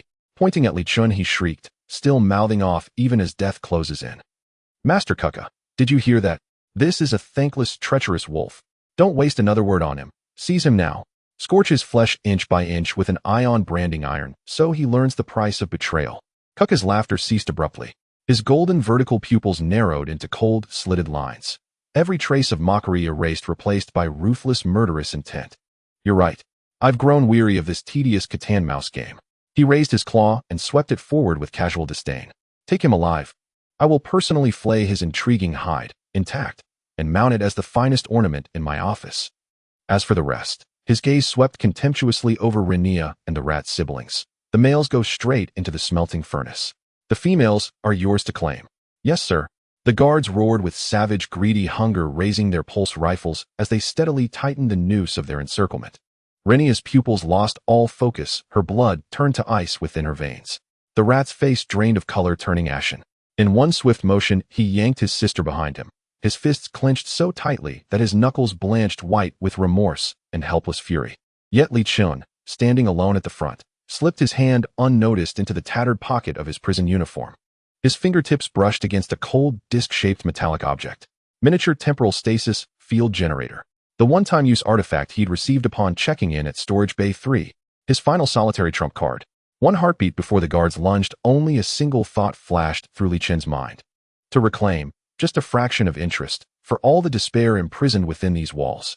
The mask of abject humility worn so deeply it seemed carved into his bones began to splinter and fall away. Beneath it emerged a face utterly devoid of expression, cold, impassive, and still. Moved, Kuka issued his final command. The two lead guards lunged forward with grins of cruel anticipation. Now, Li Chen's eyes ignited with terrifying, incandescent light. He slammed his thumb down on the activation button embedded in the metal disc. Vrrrr. A deep, eerie hum erupted instantly. An invisible, translucent spherical field detonated outward from Li Chen's center. The surrounding air thickened instantly, like viscous amber. Radius 5 meters. Every lizardman guard caught within the field was trapped, motion reduced to agonizing slow motion, as if wading through tar. Pulse rounds fired from their rifles crept forward at snail's pace. Their leering expressions froze, stretched, distorted, grotesque, and surreal. Time itself had been forcibly decelerated nearly 100-fold. What a... Kuka, standing beyond the field's edge, recoiled violently, his pupils contracting to needle-thin slits. He watched helpless as his elite guards became living statues, frozen mid-lunge inside transparent amber movements sluggish beyond belief. A primal bone-deep chill, born of instinctive dread toward the unknown, sent shivers across Kuka's entire body, threatening to raise every scale on his hide. What in the void was this thing? Psionic energy. At last he grasped the truth. He had gravely underestimated this human slave from the very beginning. But his realization came far too late. The instant the stasis field bloomed, Li Chen moved. Within that syrup-thick world, his body met no resistance whatsoever. Instead, he surged forward like a falcon breaking free from chains, unleashing speed never before seen. Board the ship, now! He roared at Renia and the rat siblings who stood frozen in stunned silence. That roar shattered their paralysis. Renia reacted first, scrambling headlong toward the cockpit. The rat dragged his sister in a desperate sprint toward the yawning cargo hatch. Li Chen did not board immediately. Instead, he pivoted, facing the guards writhing helplessly within the stasis field, and a faint chilling smile curled his lips. Then he bent down and retrieved a half-meter-long steel rebar, its fractured tip gleaming with lethal metallic coldness. And then he moved. Within the stasis field, his form dissolved into a streak of black shadow. Fast, unimaginably fast. To the guard's slowed perception, he was merely a blur darting between them. Schlorp. The rebar drove deep into one guard's gaping mouth, bursting out through the base of his skull. Crack. The shadow flashed again. The rebar's tip shattered another guard's helmet visor outright, then punched cleanly through his eye socket. Thwomp. Thwomp. A third flash. Two guards standing shoulder to shoulder, pierced simultaneously through their hearts. Li Chen became a black whirlwind reaping lives. The sickening sound of steel-piercing flesh merged into a relentless rhythmic cadence. Within the field's 10-second duration, Li Chen struck 12 times. 12 elite guards, trapped within the stasis field, were ended each in a uniquely brutal fashion. The moment the temporal field collapsed at the 10th second. Thud, thud, thud. 12 corpses crumpled onto the cold metal deck almost in unison. Scalding blood and gray matter instantly stained the floor crimson. Their faces still wore the same snarling expressions they'd worn moments before their deaths. The entire scrapyard fell into absolute, suffocating silence. Shano's ecstatic, sycophantic grin locked in place. He stared wide-eyed as those 12 invincible guards were reduced to 12 lifeless husks in 10 seconds. A warm, acrid stream trickled down his leg, filling the air with stench. His knees buckled. He collapsed onto the floor, eyes vacant, uttering only guttural, senseless gasps. Every surviving lizard man, including Kuka himself, stared at the man holding the blood-licked rebar with the horrified or reserved for monsters. Monster! One guard dropped his rifle, trembling uncontrollably. Damn it! Kuka finally snapped from shock, enraged beyond reason. Open fire. Riddle him with holes. The remaining guards jolted awake, fingers slamming down on triggers in blind panic. Brariap. A torrent of searing pulse beams lanced toward Li Chen, but it was already too late. The instant Kuka gave the order, Li Chen hurled the rebar like a javelin, infused with raw radioactive force, straight at the ceiling's overhead electromagnetic crane track. There, where the crane's structural integrity was weakest. Boom! The rebar struck true. The crane shrieked in metallic agony and plummeted downward. Its massive frame crashed down precisely between the mining vessel and the guards. Dozens of pulse beams slammed into its thick armored hull, sparking violently, absorbed without penetration. Seizing the opening, Li Chen rolled once and vanished into the cargo hatch, now closing slowly. Renia, go shatter this place. Affirmative. Inside the cockpit, Renia, eyes blazing crimson, watched his silhouette on the main screen, and slammed the engine throttle to its absolute limit. Roar! The small mining vessel shuddered violently. With savage, uncompromising force it rammed through the fallen crane and blasted straight through the scrapyard's reinforced alloy wall. Across the Leviathan-class vessel, piercing alarms screamed through every corridor. Warning! Warning! Catastrophic explosion in Scrapyard 7. Unidentified craft has detached from the mothership. Warning! Hull integrity compromised. 17. Emergency lockdown requested. From the wreckage, Kuka crawled free, battered and bleeding. His tactical vest was torn open across the chest. A scorched military-grade shield generator smoked blackly from the cavity. Beside him lay 2 guards, reduced to pulpy ruin, their bodies used as improvised shields when Kuka shoved them beneath the falling crane at the last millisecond. One arm hung at a grotesque, unnatural angle. Half his torso's scales were pulverized, exposing raw, mangled tissue beneath. Ignoring the searing agony of near-fatal injury, he triggered the ship's command interface. On the holographic display he watched, a tiny defiant point of light trailing furious fire, plunging relentlessly into the star-choked void. His scaly face contorted with pure rage and humiliation. Li Chun. He ground the name out syllable by syllable through gritted fangs. No matter how far you flee, across the ends of heaven and earth, I Kuka shall tear you limb from limb, until nothing remains. The heavy alloy hatch closed behind Li Chun with a thunderous slam, completely isolating the explosive flames and Kuka's furious roars from the outside. Go, tear this place apart. Understood.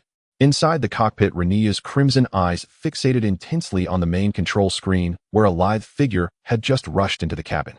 Her blood was boiling, a fervor of desperation sharpening her mind like never before. Her hands forcefully pushed the energy output valve to its physical limits. Boom! At that moment, the ship, cobbled together from a heap of junk and mad ideas, trembled violently. A surge of ultra-high energy instantly coursed through every circuit.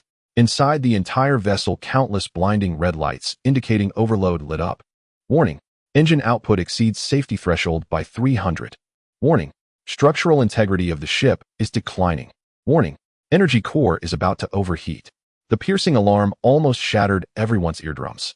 Mice and his sister were pinned to their seats by the immense thrust, their faces pale, unable even to scream.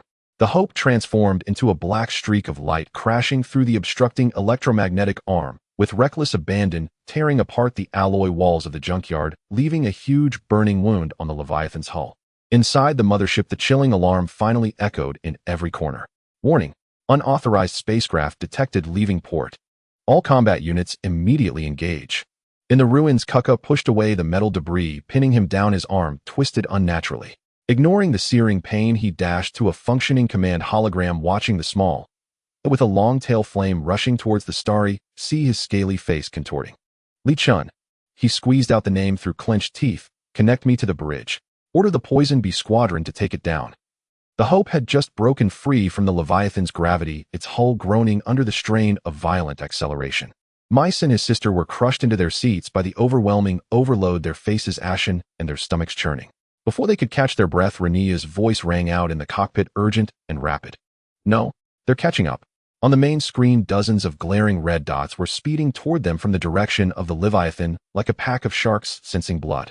It's the Poison Bee interceptors, the fastest dogs of the Leviathan.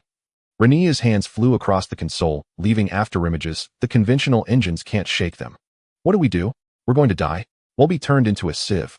Mice looked at the rapidly approaching dots on the screen, his voice cracking. Li Chun gripped the armrests tightly to steady himself, his gaze sweeping across the field of red dots. Renia, he barked, forget about the hull, treat it as expendable. A flash of madness sparked in Renia's eyes. Understood. She yanked the control lever with force. The engine of the Hope emitted an abnormal roar, and the entire ship rolled sharply downward at an unbelievable angle. Inside the cabin, the world spun wildly. Mice's sister Xiaoya let out a short scream before covering her mouth tightly. Outside, the starry sky and the massive silhouette of the Leviathan intertwined in a chaotic dance.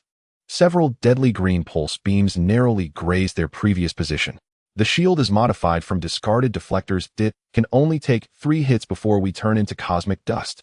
Renia gritted her teeth, her fingers frantically pounding the keyboard as the ship traced a zigzag path through the stars like a drunken man. But the Poison Bee interceptors were relentless, and a second volley of fire followed closely. This time they couldn't evade completely. Boom! A beam struck the tail of the ship with great force. The entire vessel shook violently, the cabin lights flickering wildly, and a piece of ceiling fell crashing beside Mice's feet. Mice instinctively turned his body sideways, pressing his back closer to the porthole to shield his sister Xiaoya entirely from himself and the cold starry sky, his teeth chattering. Shield energy at 35. Renaya screamed, the left energy circuit is about to burn out. The alarms grew increasingly shrill. At that moment, a wild idea flashed through Li Chen's mind, the final mode marked as forbidden on the insane engine blueprints. Renaya. Li Chen's voice thundered, can we use the engine's overclocking mode? Renaya froze for a moment, then shook her head frantically. No. That would directly burn out the engine core, and we would all be blown to bits. Not trying means death. Li Chen fixed his gaze on her, speaking slowly. Trying gives us a 1 in 10,000 chance of survival. I bet it will work. Another volley of fire came. Boom. The shield shattered like glass, the piercing alarm transforming into a sharp wail indicating hull damage. Watching the Imperial fighter jets almost within reach on the screen, and the grinning face of the lizard pilot above them, Renaya bit her lip hard, her eyes flashing with the same madness as Li Chen. Madman, you are all mad.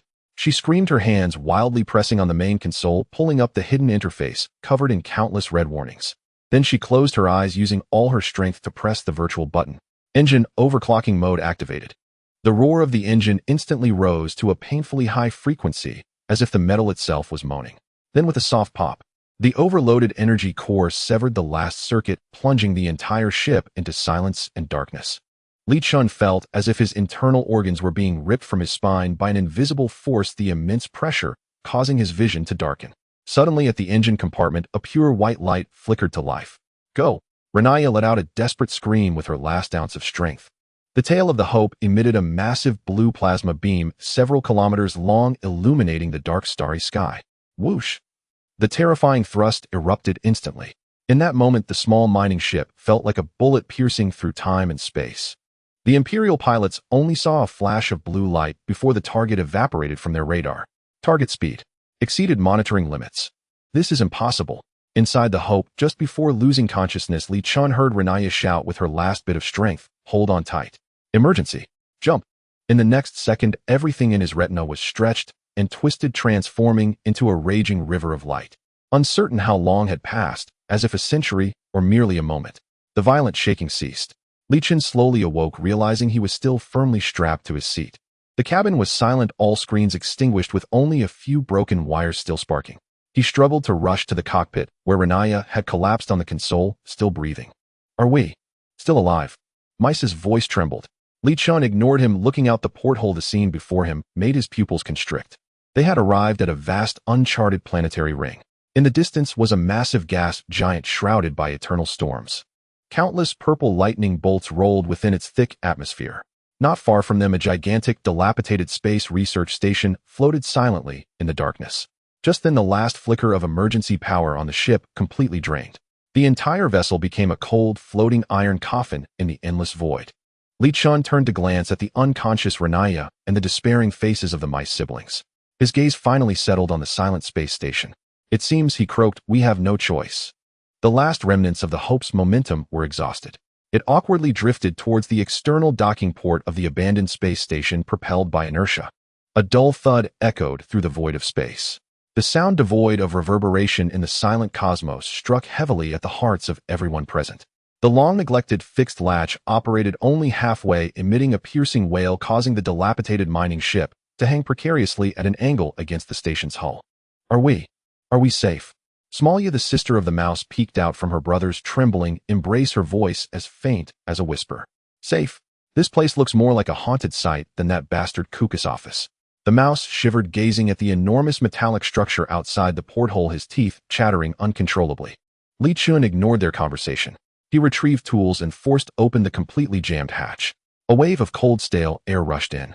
The air was mingled with the scent of rusted metal, completely degraded oil, and a faint hint of ozone, as if uncovering a steel tomb that had been sealed for centuries. Put this on. Li Chen rummaged through the meager emergency supply box on the ship and tossed 2 sets of old space suits to the mouse siblings. Renaya remained unconscious, and Li Chen carried her on his back, feeling her faint yet steady breathing. Stay close to me. He stepped out of the hatch first, his feet landing on the cold deck of the space station. The metal grid beneath him groaned under the weight, as if it would collapse at any moment. The docking port was in disarray. Several equally dilapidated shuttles were haphazardly parked. Thick layers of cosmic dust covered their surfaces with numerous impacts, leaving deep dents. The emergency lights above flickered with a weak red glow, the intermittent light casting elongated shadows of everyone on the ground. "Brother, I'm scared." Zioia's voice quivered with a hint of tears, tightly gripping her brother's clothing. "Don't be afraid, there is Li Chen here." The mouse forced himself to comfort his sister, yet his hand gripping the metal pipe was shaking uncontrollably. Li Chen remained silent. His gaze warily scanned every shadowy corner. In the air besides the silence, an invisible and palpable tension seemed to linger. They cautiously made their way through the docking port and entered the internal corridor of the space station. The signs of a fierce battle were more pronounced in the corridor. The walls were covered with dense honeycomb-like bullet holes burned by energy weapons, each hole edged with metal that had melted and then solidified in an instant. Scattered across the ground were the remnants of violently dismantled robots. Their metallic skeletons were twisted and broken, the red electronic eyes long since dimmed. "These robots are of the Sentinel model civilian security robots," a weak voice came from behind Li Chen. Renaya woke up. She struggled down from Li Chen's back, ignoring her frailty, and walked straight to a nearby robot carcass, crouching down to examine it closely. But their weapon interfaces have been illegally modified. Her eyes sparkled with the unique glint of a technician. "Look at these burn marks. They are from military-grade plasma weapons far exceeding civilian security standards. Not just the robots." Li Chen pointed towards the other end of the corridor, his voice cold. "There lie the remains of several human skeletons that have long turned to bones. Their bones also bore the black marks of high-energy weapon burns. It seemed they had fought their final battle here against the rebellious robots." What exactly happened here?"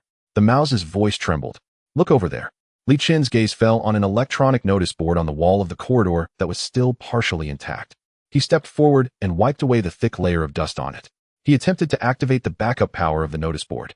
Zing! The notice board flickered a few times and surprisingly lit up, emitting a faint green glow. It displayed a fragmented final log from the station master. Log number 7749, Recorder Chief, Scientist Albert Vaughn. "Prometheus has gone out of control. It has tampered with the underlying protocols of all security robots. We have become rats in a cage. Zone A has fallen. I heard their cries of agony. That bastard. I warned him long ago not to give an AI too much authority. All for profit. For Titan. Data corrupted.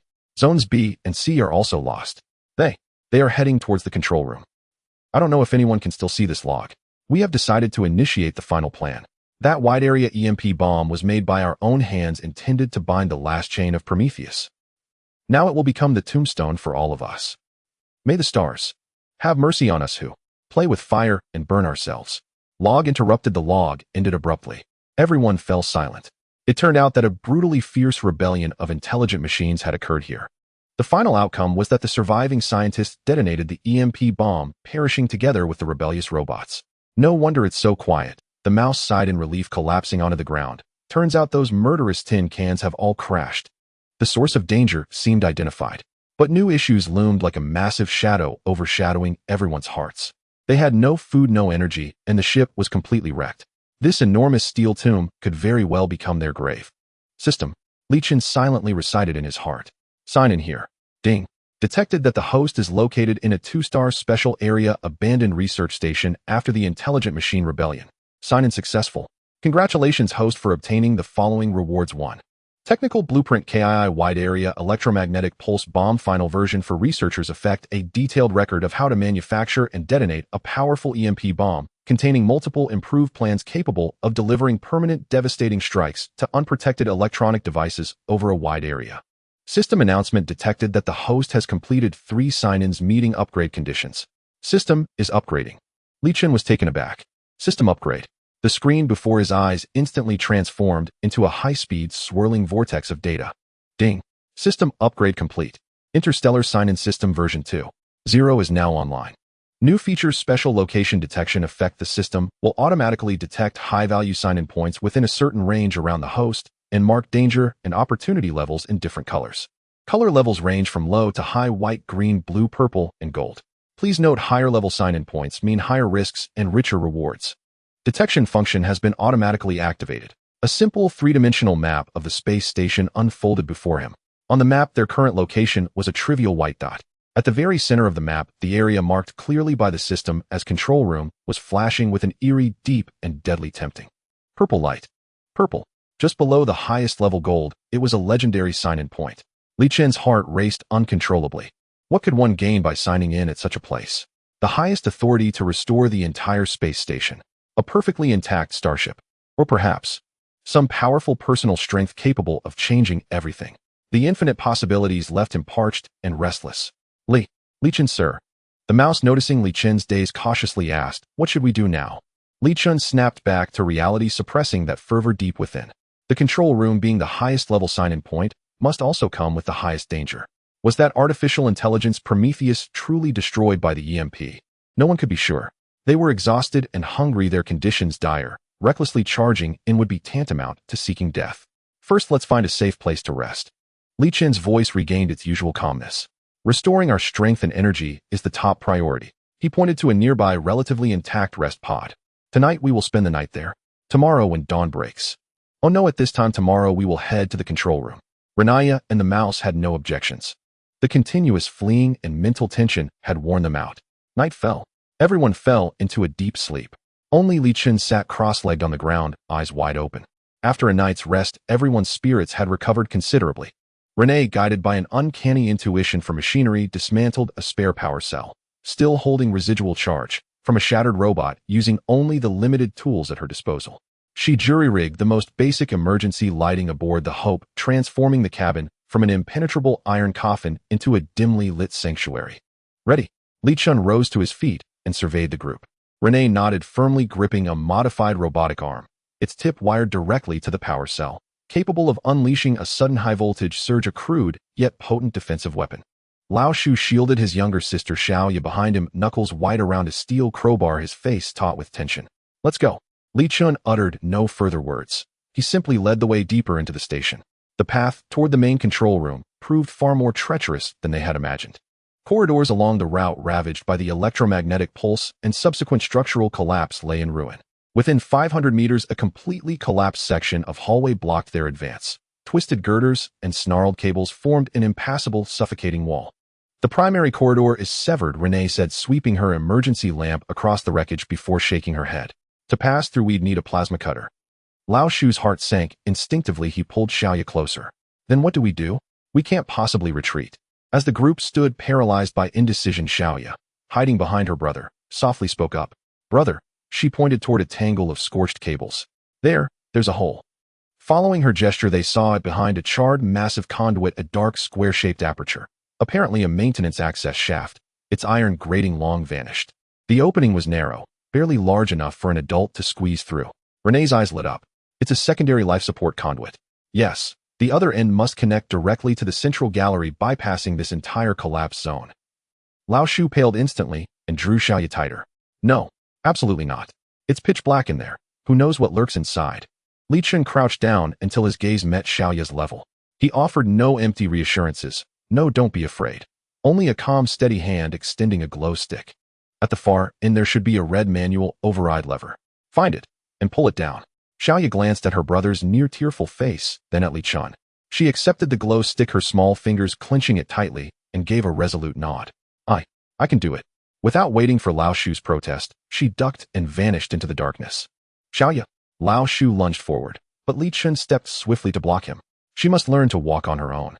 Lao Shu slumped against the cold metal wall, muscles locked, rigid, ears filled only with the thunderous pounding of his own heart, each second stretching into an eternity. Suddenly, a deafening clack echoed from beyond the rubble. Then, with a shriek of grinding metal, an unassuming emergency isolation door beside them slowly rose. Beyond it stood Xiaoya, filthy, smudged with soot like a little kitten, yet her eyes blazed with fierce, luminous clarity. I pulled it. Lao Shu dashed forward frantically, checking her over, wiping grime from her cheeks with his sleeve. You reckless little brat. He meant to scold, to shout, but the words dissolved into a sharp, stinging ache in his throat. Whirling away, he rubbed fiercely at his eyes. Damn it. This place is full of dust. Yet before the breath even left his lungs, Li Chen's pupils contracted sharply.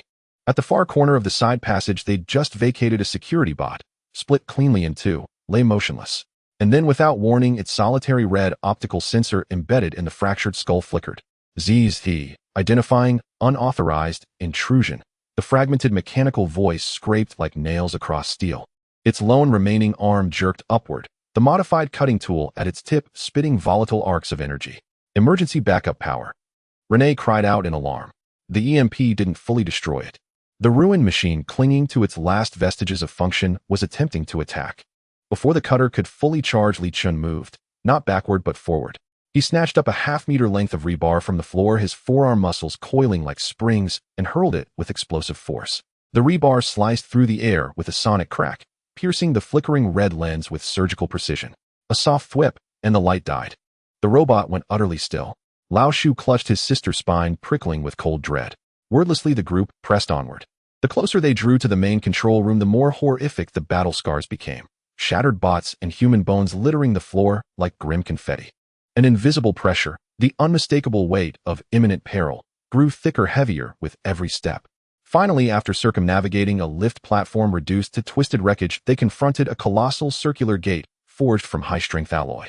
Emblazoned upon it was the station's insignia and a stark, chilling inscription, Prometheus, main control room. The gate stood slightly ajar, as if violently forced open during the final confrontation.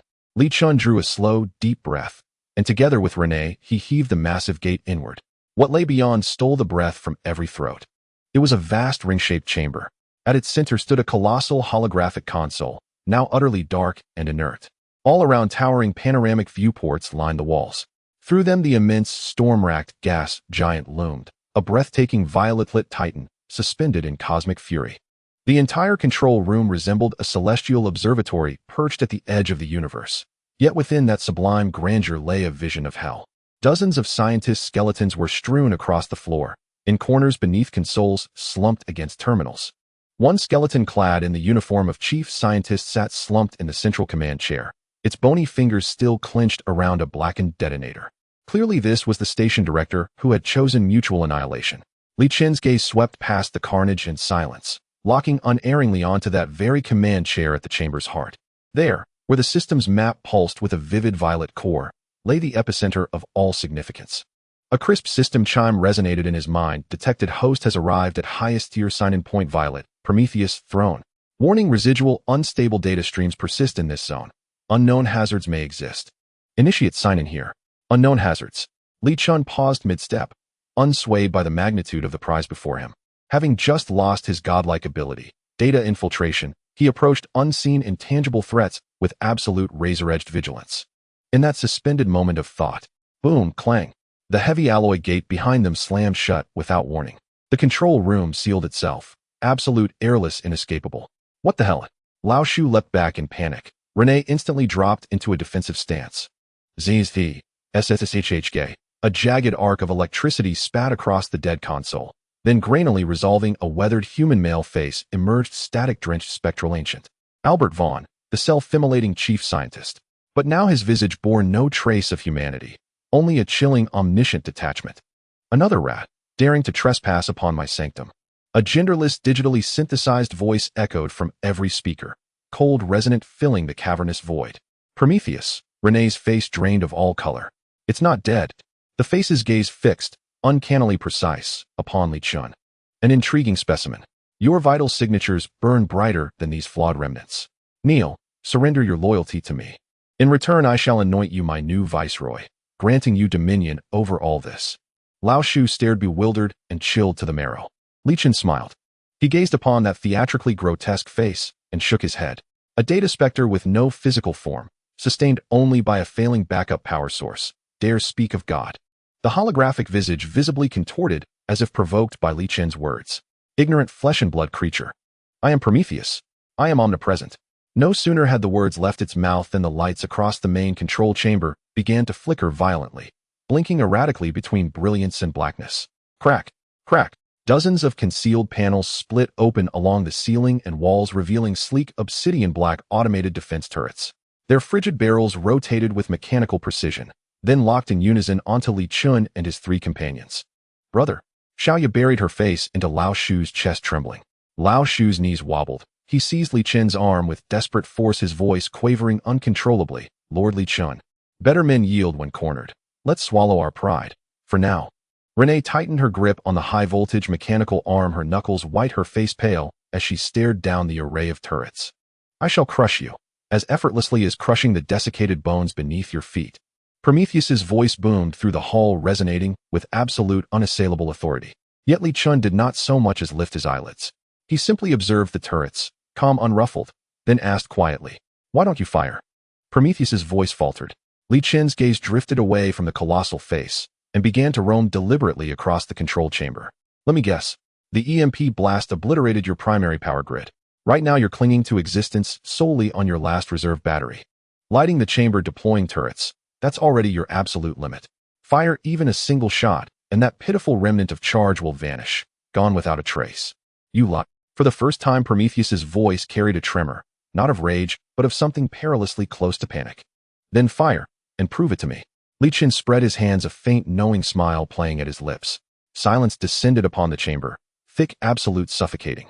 The turrets remained trained upon them, yet not a single one stirred. Lao Shu's mouth slowly gaped open. He glanced from the inert cannons to Li Chun, serene, unshaken, and his mind stalled, unable to reconcile the two. So, the conversation had ended, just like that. Li Chun dismissed the blustering AI entirely. His eyes finally settled upon the armrest of the command chair.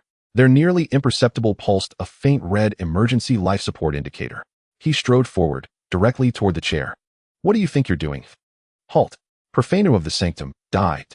Li Chun marched past the skeletal remains of long-dead scientists. Each crunch of brittle bone beneath his boots echoed sharply in the hushed chamber. He reached out, not toward any complex console, but straight for the cold metal armrest of the command chair covering the tiny vital interface, the final backup power port. "No!" Prometheus shrieked, a sound like tearing data raw and digital. In the next instant, Li Chun activated energy siphon. He murmured softly, almost playfully, "If you are truly a god, then surely you won't begrudge me a little electricity. Just borrowing some for now." A faint yet pure current surged up his fingertip, wrenched violently from the stubborn red light, and flooded into his body. The defiant crimson beacon flared wildly, then after 3 final frantic pulses, died forever. Upon the central projection platform, the distorted face fractured silently, cracks spiderwebbing across its surface, before shattering with a sharp static-laced shhhhk into cascading streams of corrupted code, vanishing utterly. All deployed turrets clunked lifelessly downward. Clang! The massive alloy blast door unlocked and retracted with a resonant hydraulic hiss. Li Chun stood before the throne, sensing the infinitesimal surge of energy now humming within him. A system prompt shimmered into his awareness. "Threat warning neutralized. Would you like to check in at the designated checkpoint?" Purple Prometheus's throne. Lao Shu's jaw hung slack, unmoving for several breaths. He just pressed it, and the monster vanished. Renee watched Li Chun's back, her expression one of startled recognition, yet profound inevitability. Only then did Li Chun truly place his hand upon the cold armrest of the command chair. "Check-in. Ding. Congratulations, host. You have successfully checked in at a Purple Tire Epic location. You have received a unique reward, ultimate administrative authority over the derelict space station Odyssey. Effect, you are now the sole sovereign of this station, granted full control over every intact system and device aboard. System authority transfer in progress. 10, 50, 100. Transfer complete. Welcome, station director." The moment the chime faded, VVVVRRR, the entire control chamber shuddered violently, as if infused with fresh vitality.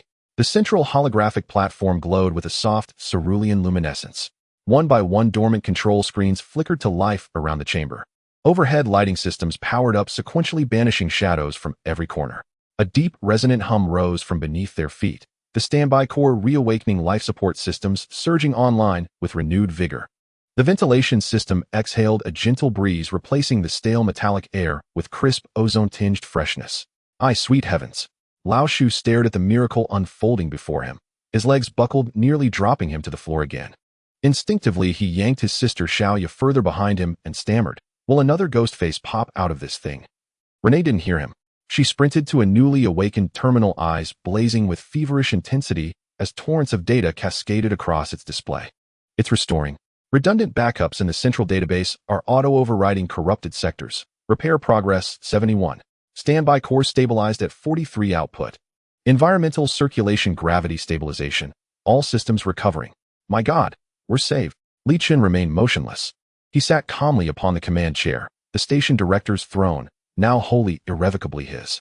A strange, profound sensation bloomed within him. He could feel the station as intimately as his own limbs. He sensed the steady thrum of the power core, felt the docking clamps performing self-diagnostics in the berthing bay. He could even perceive the velocity of airflow through the life support conduits. No words, no gestures, just a single thought. Instantly, the central hologram resolved into a detailed rotating three-dimensional schematic of the entire station, alongside a dense scrolling inventory list. Station status overview Odyssey. Structural integrity 68 sections, AB severely damaged, sections C main control intact. Energy reserves 43 primary core offline, backup core 1 operational. Supplies food, 7 long-term nutrient paste sufficient for 4 people for 180 days, medical supplies, 31 industrial materials.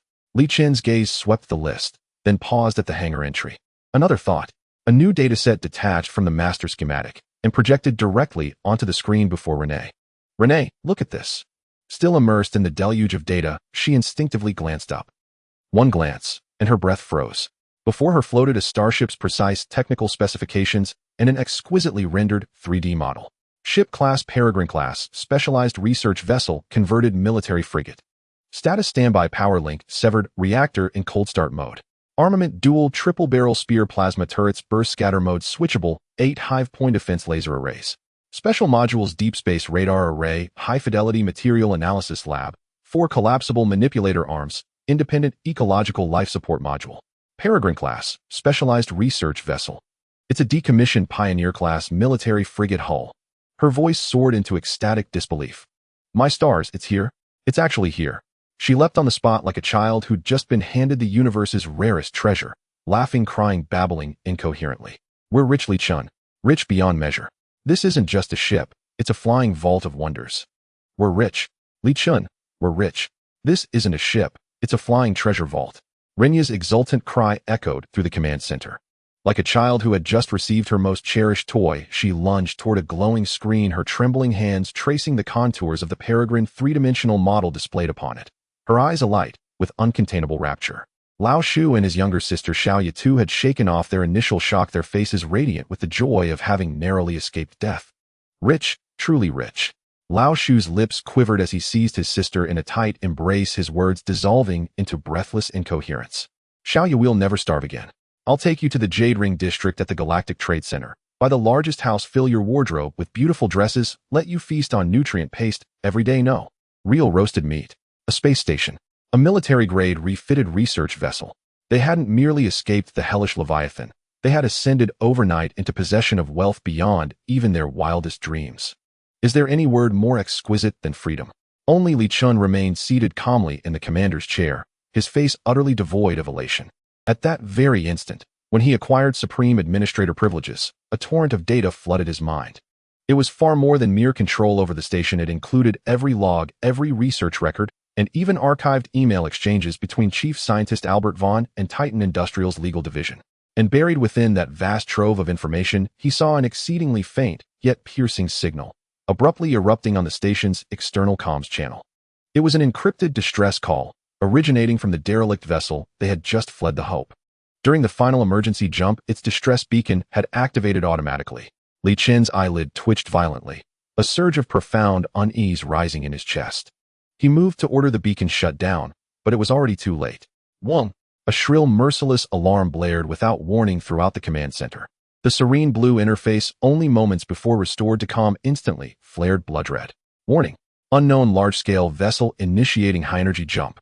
Target locked onto this station. Warning! Jump classification military grade. Analyzing identification code.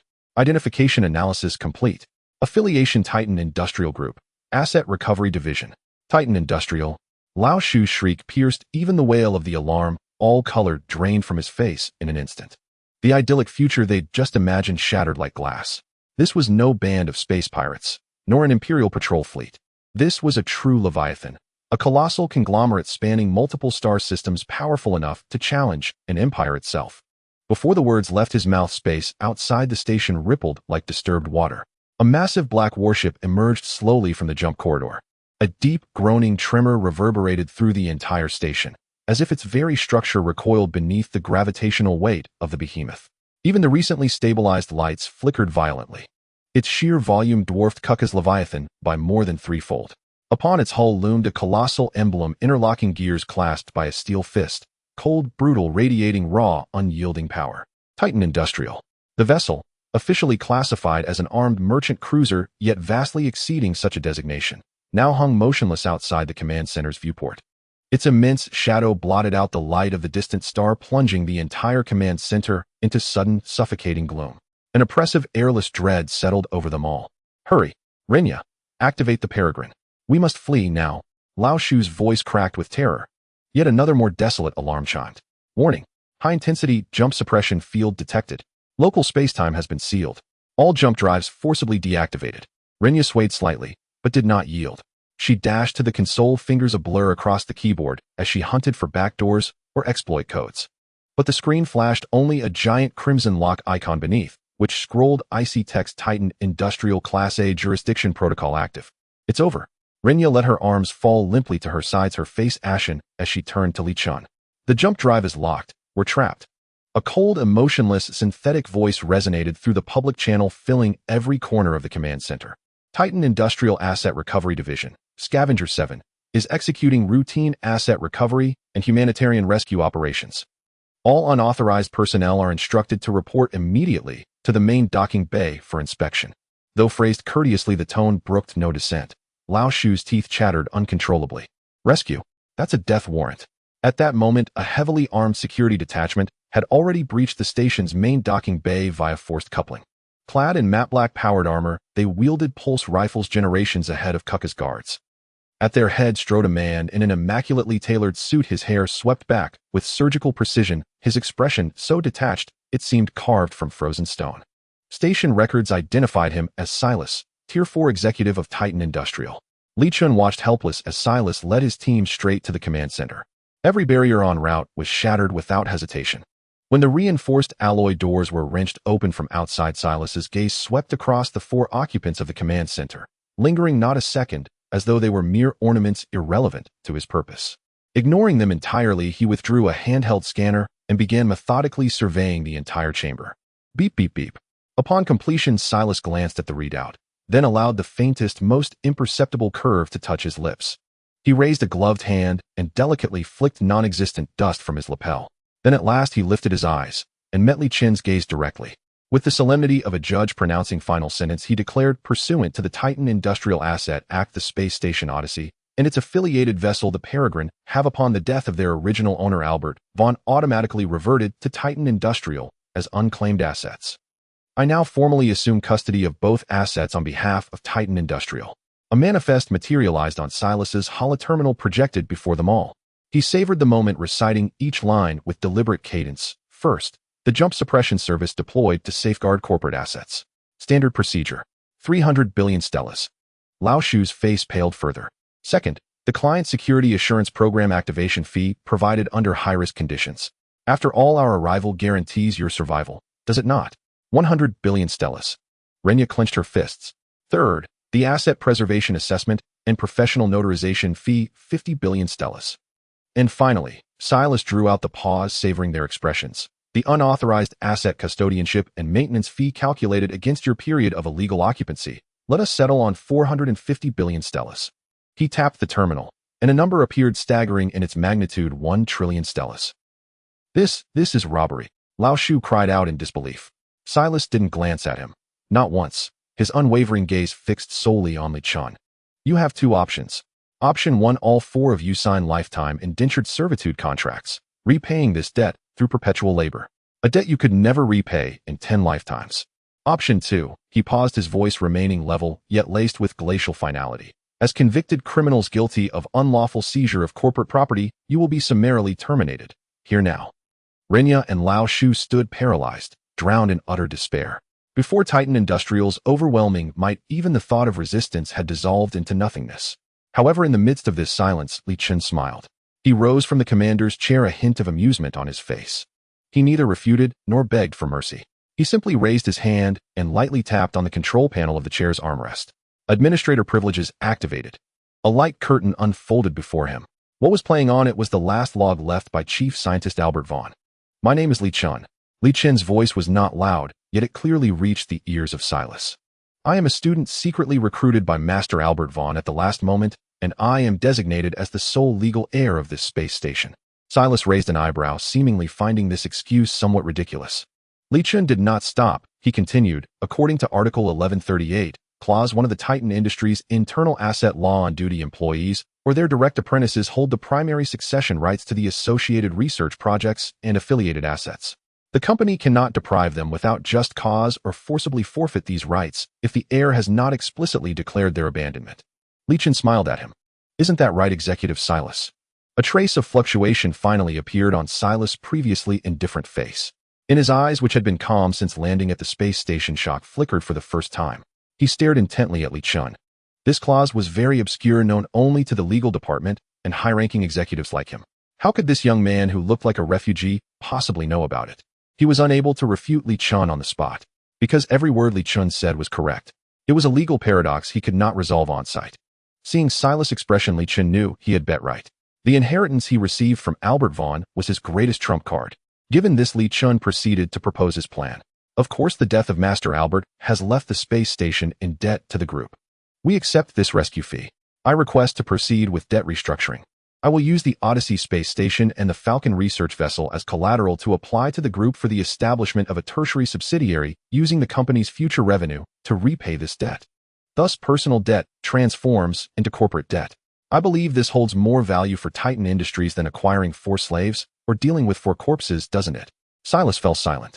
His gaze shifted back and forth between Li Chen's calm eyes and the uniquely designed 3-dimensional model of the Falcon beside him. An heir who understood the law and a valuable special vessel. This indeed held more potential for extraction than 4 slaves. After a long moment, Silas nodded. I agree to your proposal. An electronic contract was sent to Li Chen's personal terminal. Li Chen did not even glance at it, signing his name directly. Congratulations, Mr. Li Chen.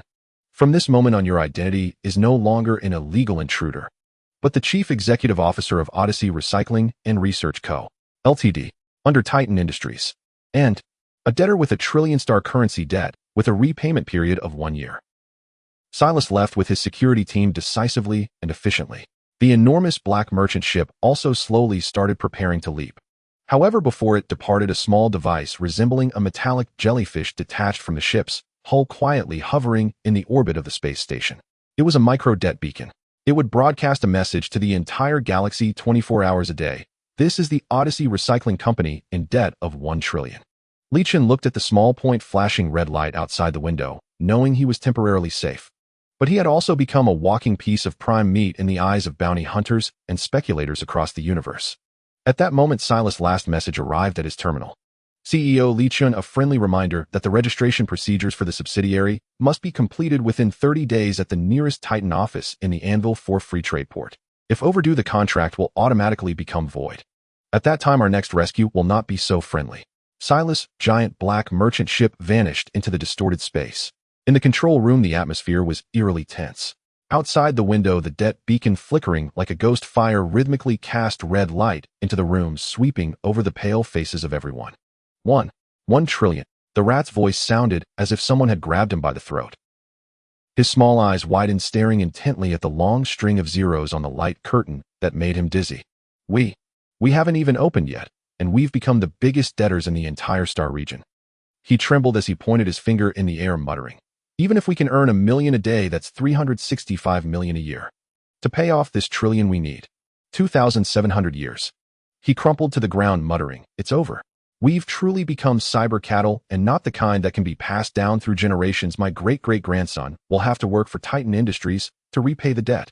Lilia was also frightened, pale by this desperate atmosphere, clutching the hem of Li Chen's clothes tightly, not daring to say a word. However, Renya's reaction was entirely different. She completely ignored the astronomical figure and instead dashed in front of Li Chen, her red pupils burning with an almost frenzied light. Li Chen, we now legally own the Falcon, right? I mean, from Titan Industries' legal perspective, it is now ours. Li Chen met her fiery gaze and nodded. In theory, it is our corporate asset until we repay the debt or the company goes bankrupt.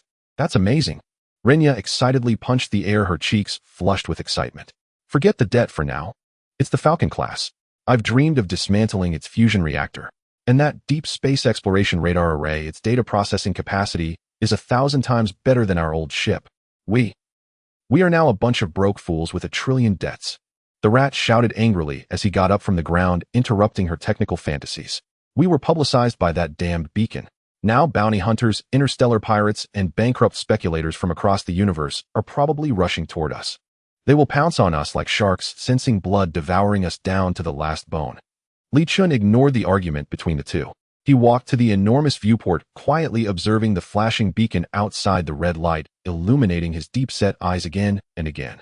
Is it dangerous? Of course. But this massive debt dangles like the sword of Damocles above them, yet it is also a protective talisman worth trillions.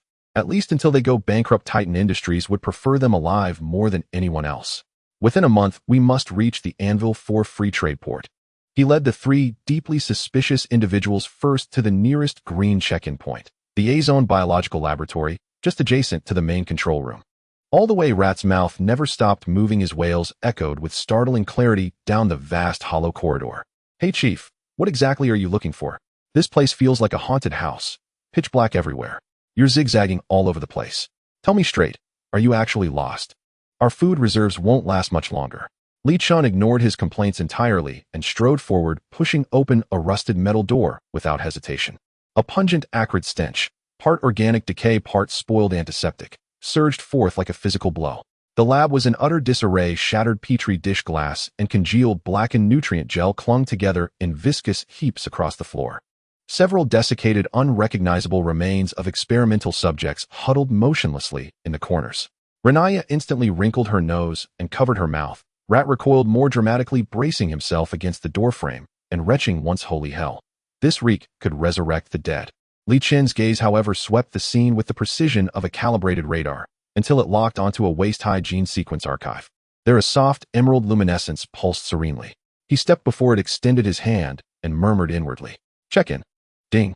Check-in successful at Green Checkpoint, A-Zone Biological Laboratory. Congratulations, host. You have received Genetic Sample Stabilizer 1 High-Energy Nutrient Block Synthesis Formula Civilian Edition 1. A flicker of quiet understanding passed through Li Chen's eyes. Indeed, the system's rewards always arrived with uncanny precision. Exactly what they needed precisely when they needed it. Without hesitation, he transmitted the formula's data directly to Renaya's personal terminal using Station Master privileges. Renaya, take a look at this. Renaya had been scanning the surroundings with sharp vigilance when her wrist terminal suddenly vibrated. She glanced down, and in that single fleeting glance, the ever-wary gleam in her eyes ignited into brilliant, unmistakable light.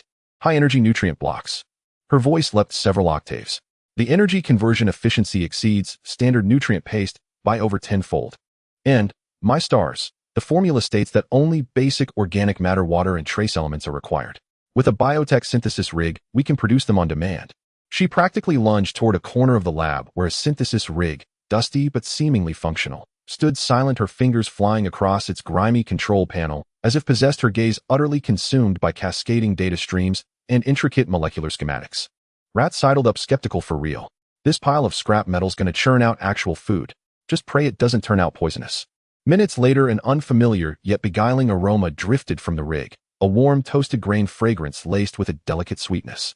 Rat's Adam's apple bobbed involuntarily, his eyes widened, fixed and unblinking. Click, click. One after another, square, compact, brownish blocks, resembling compressed biscuits, tumbled from the output chute, rapidly piling into a small, edible mountain. Hesitantly, Rat pinched one up, held it beneath his nose, and inhaled deeply. That rich, enveloping aroma softened the taut lines around his eyes and jaw. With the reverence of a man savoring sacred delicacy, he took a tiny, tentative bite. In the next instant, his eyes bulged wide open. Crisp texture, the deep, caramelized aroma of toasted grain, a whisper of perfect, understated sweetness, exploding across his tongue in a radiant burst. Pure, unadulterated, elemental joy, the very essence of food, swept away every wall he'd spent years building. Delicious. Holy shit, this is insanely good. Abandoning all pretense, he shoved the entire block into his mouth and chewed noisily, unabashedly. As the food settled in his stomach, a gentle warmth spread through his limbs, dissolving days of exhaustion and bone-deep cold. Mouth half full, he mumbled, this taste. It's like that roasted bread I saved up 3 months' wages on, back on the black markets of Junkstar. No, 100 times better. As he spoke, the usually glib man's eyes shimmered faintly with unshed tears. He snatched up another handful and thrust it into the hands of his younger sister. Xiaoya, eat. Never in my life have I tasted anything this good. Renaya picked up a block too, nibbling it slowly. Though she maintained her composure, the faint flush rising in her cheeks and the rare, tender curve lifting the corner of her lips betrayed her profound emotion. With this, their immediate concerns about sustenance and baseline energy replenishment were resolved, at least for now. After devouring 3 blocks, Rat slowed his frantic pace. He stared at the half-block remaining in his palm, then lifted his gaze to the flickering det beacon outside the viewport, its cold, distant pulse casting long shadows across his face. His euphoria faded, replaced by something far more complex. "Chief," he murmured, voice low, "can we really repay that 1 trillion? The question hung in the air, sudden heavy silencing everything. Renaya paused mid-motion and turned her gaze fully toward Li Chun. Hope was real, but so was the crushing weight of that debt. Li Chun met his eyes and replied calm, an absolute yes. One word, no elaboration. Yet it carried the irrevocable weight of certainty. He turned to Renaya. "Can this be mass-produced?" Renaya drew a slow, steadying breath, banishing her doubt. Confidence blazed anew in her expression. "Absolutely. This synthesizer is antiquated, but its core modules remain intact. Given stable power and sufficient raw materials, we could fabricate a mountain of them." Yet her brow furrowed again. "But transporting materials, operating production lines, packaging, storage, these all require manpower. 3 people alone would be woefully inefficient." Li Chun nodded, unfazed, as if he'd anticipated this. "I understand." His gaze fell upon Rat, whose spirit had reignited. "Rest and recover your strength. Then, we go find some workers." Half an hour later, the trio, well-fed and revitalized, stood transformed in bearing and vitality. Li Chun led them toward the second green check-in point, the C-Zone Armory. Just as they approached the massive pockmarked blast door, a cold synthetic voice resonated inside his mind. "Warning, residual defensive units detected in this sector. Model Sentinel class automated turret. Threat level moderate. There may be danger inside. I'll scout ahead." This time Rat volunteered without prompting. He tightened his grip on the crowbar, glanced back at his sister, then at Li Chun's unwavering silhouette, and felt for the first time the fierce, quiet surge of courage. That single, unshakable yes, coupled with the lingering warmth of the nutrient block in his palm, had kindled something new within him. He would no longer be merely a wailing burden. Crouching low, he moved like a shadow along the wall, soundlessly approaching the manual override panel beside the gate. At the very instant his fingertips neared the switch, a hand shot out from behind, iron strong, and seized the nape of his neck, yanking him backward with brutal force. Rat was flung off balance, landing hard on his backside. "Chief, what the hell?" Before he could finish, a searing red beam lanced from the crack beneath the door. An instant later, a blistering energy bolt screamed past the spot where his head had been, slamming into the opposite wall with a deafening molten hiss. Zzz. The alloy plating vaporized instantly, leaving behind a fist-sized crater, its edges still glowing cherry red and smoking faintly. Rat's cold sweat erupted in a single icy wave. Slowly, stiffly, he twisted his head, staring at the smoldering hole. If Li Chun had hesitated by even half a second. "Shit." He swallowed hard, heart hammering, and looked up at Li Chun. "Chief, how did you know?" Li Chun walked calmly to the zonal power control console beside the armory, activated the interface with Station Master authority, and tapped once with his finger. "Primary power supply to C-Zone disconnected. It's gone now." He said it lightly, then pressed the door activation button. With a grating, teeth-rattling screech of tortured metal, the immense armory doors began to part. Inside, several security turrets, previously blinking crimson warnings, slumped inertly as their power died, their weaponized barrels dropping with hollow mechanical clicks. Rat gaped, speechless. Was this the power of a station master? To command life and death across an entire sector, merely by thought. It was more terrifying and more profoundly reassuring than any weapon ever forged. Li Chun stepped into the armory and murmured once more. "Check-in." Ding. "Check-in successful at Green Checkpoint, C-Zone Armory. Congratulations, host. You have received Mantis II Multifunction Engineering Robot Blueprint 1, Pre-assembled Engineering Robots 10. As the system chime faded, 10 colossal metallic forms deep within the warehouse stirred to life, glowing steadily from the shadows. Each stood over 3 meters tall, their silver-gray exoskeletons reinforced with thick, sinuous hydraulic conduits resembling coiled muscle. 2 massive multi-jointed manipulator arms folded neatly against their torsos, their modular end effectors gleaming with cold industrial precision. Their heads housed composite sensor arrays, like the compound eyes of a poised biomechanical mantis, silent, watchful, radiating raw, elegant menace. Engineering robots. Renaya's breath hitched. She rushed forward, pressing her palm flat against the cool, seamless hull, her eyes alight with near-religious fervor. "Mantis Eye, look at these modular interfaces, these ultra-precision actuators. Their load capacity and operational fidelity exceed even Tier 1 Starship maintenance specifications. With these, we could not only repair the station, we could dismantle and rebuild the Falcon from scratch. Our labor shortage is solved." She turned back to Li Chun, her gaze shimmering with awe. This man didn't wander. He knew. Every reward, every location, every solution had been foreseen, perhaps even orchestrated. He hadn't been lost at all. From the very beginning, he knew exactly where to find what they needed. The third green checkpoint is in the private office of Chief Scientist Albert Vaughn. Unlike the chaos and bloodshed of the previous two locations, this place is excessively tidy and spotless. The data panel on the table still glows faintly, as if its owner has just brewed a cup of coffee and temporarily left the seat. Wow, this old guy must be a neat freak. The mouse peered around and lowered its voice. Everything outside is in tatters, and yet this place looks newly renovated. However, Renee's face was solemn as she pointed to the air circulation and microdust filtration system in the corner. The independent life support system here is still operational and has the highest priority. Albert Vaughn. He is a person who pays extreme attention to detail and order. Leechin approached the desk. The green light spot on the holographic map is right here. He silently recited, "Check-in." Ding. Check-in successful at the green checkpoint chief scientist's office. Congratulations, host, you have obtained Albert Vaughn's encrypted research journal. There are no physical rewards, just a stream of data. Leechin raised his hand and swiped in front of him. A holographic screen unfolded, and his station master's authority easily bypassed the journal's encryption. Lines of text appeared. This is the lifelong work of that chief scientist. The mouse and Renaya also curiously crowded around, three heads squeezed together staring at the content on the holographic screen. The first half of the journal is filled with various profound theories and formulas, making the mouse's eyes spin and its head shake like a rattle. However, Renea's eyes grew brighter as she read, her breathing becoming slightly rapid. My goodness. His understanding of the curvature engine has reached this level. Leechin's gaze jumped straight to the end, locking onto the record regarding the Falcon. The core value of the Falcon lies not in its weapon systems or composite armor, but in its unique material reconfiguration laboratory. That is the pinnacle of my life's work. It is my creation that attempts to reach the realm of the divine. In theory, it can decompose any waste into atomic-level basic particles and then reconstruct them into anything we desire based on the input blueprint. Food, weapon, spaceship parts, even living beings. It is a true divine printer. Upon seeing this, the mouse gasped in astonishment. What is this? Isn't it just a universal wish machine? We throw a bunch of trash in, and it spits out roasted chicken and beer. Shut up, you foodie. Renaya excitedly elbowed him, her eyes fixed on the screen, afraid to miss a single word. This is 1,000,000 times more important than roasted chicken. The journal continued to scroll down. Unfortunately, I failed.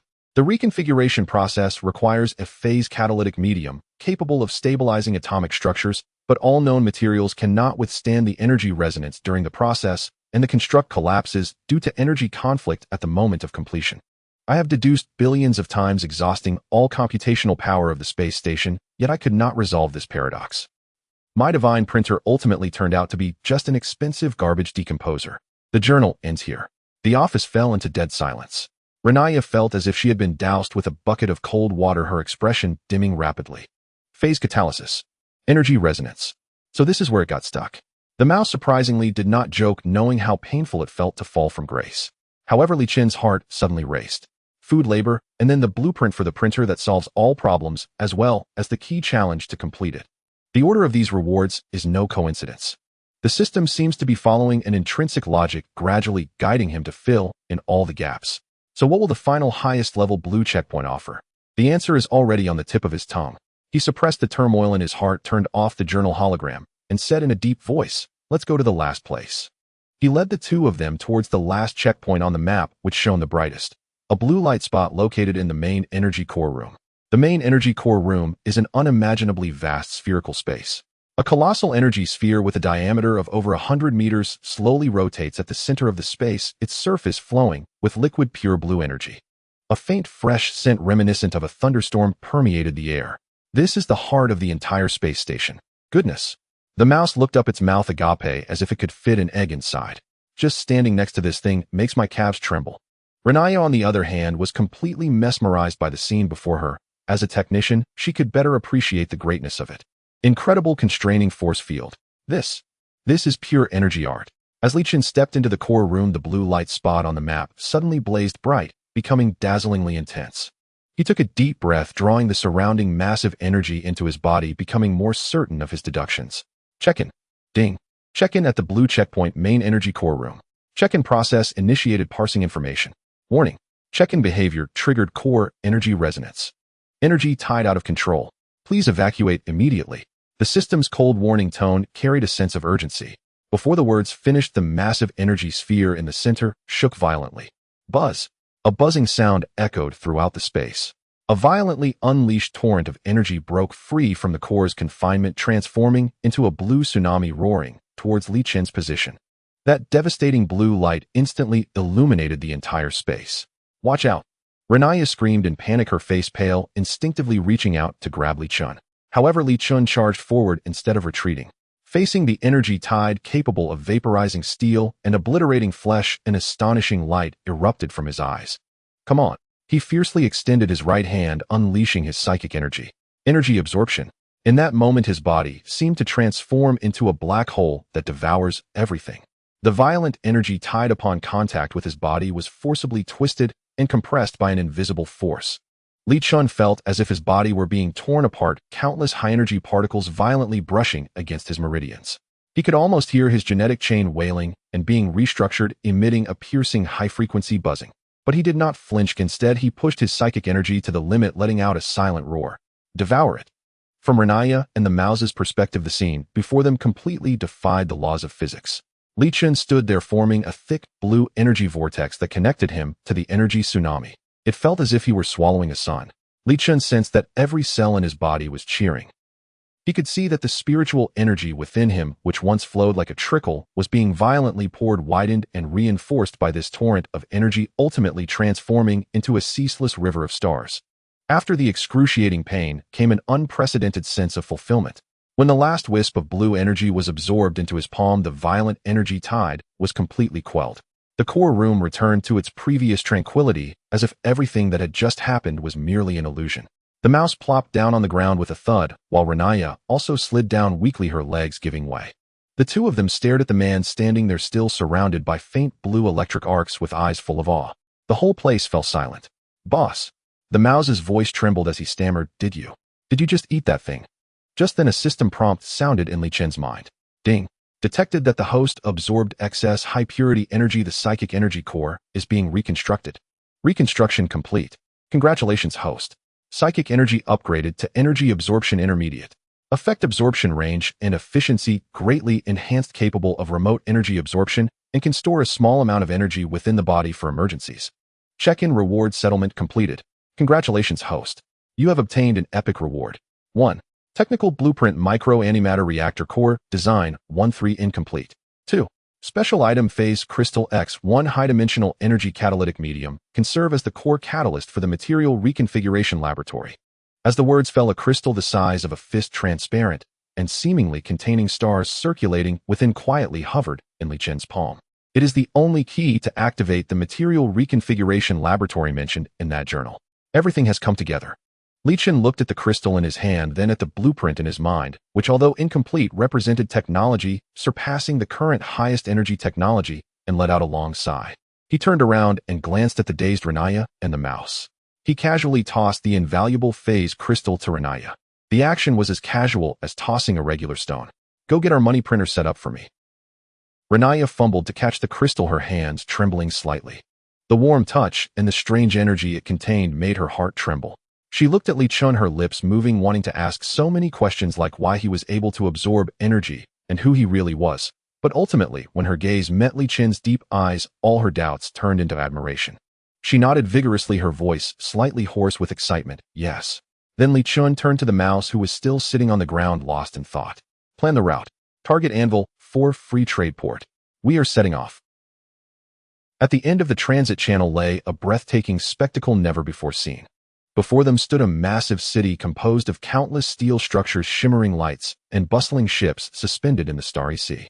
Countless ships buzzed around this colossal steel hive like diligent worker bees, creating a scene that was overwhelmingly vibrant. Iron Anvil 4 Free Trade Port. This commercial planet, constructed by several megacorporations, is the brightest jewel in this star region. "Brother, it's so beautiful." In Zioya's eyes, the dazzling starport was reflected, her small face filled with awe. Renaya quickly accessed the public data stream of the port, a serious expression on her face. "The entry regulations here are very strict. Every ship must undergo triple identity verification and asset assessment." Li Chen remained silent, merely sending an entry application to the port management as the captain. A few seconds later, a cold, emotionless, synthetic voice echoed through the public channel. Application for entry denied for the ship Falcon belonging to Odyssey Recycling Company. Reason for denial: detected the ship carrying Titan Industries Class A debt beacon credit rating too low. According to Article 78 of the Iron Anvil 4 Port Management Law, please proceed to dock at G7 dumping ground. Enjoy your stay here. Enjoy. I'll be damned. The look of shock on the mouse's face turned to fury. Dumping ground. Isn't that a place even the interstellar scavengers despise? Renee's expression darkened. G7 berth. Messages on the public forum state that there is no management there. It's a hotbed for all gray transactions and violent conflicts. Are we really going there? Without waiting for further complaints, the navigation system of the Falcon was forcibly taken over by the port authorities, a beam of light locking onto them and roughly dragging them to the most remote and shadowy corner of the port. Here, the bustling scene of the main port area felt like two different worlds. The air was thick with the acrid smell of energy leaks and industrial waste. Surrounding them were rusted, battered old ships. By the docks, some unsavory scavengers were eyeing the Falcon with greedy looks, as if assessing a piece of cargo about to be dismantled. With a loud crash, the Falcon was roughly tossed into a berth. The locking clamps emitted a piercing wail, and the hull shuddered. Just as they stabilized, three small ships painted with menacing skulls and crossbones swooped in like hyenas catching a whiff of blood. Hey, newcomers, do you know the rules? A coarse voice came from the public channel. Immediately, a group of port workers clad in tattered exoskeleton armor wielding electric rods and cutters jumped down from the ships.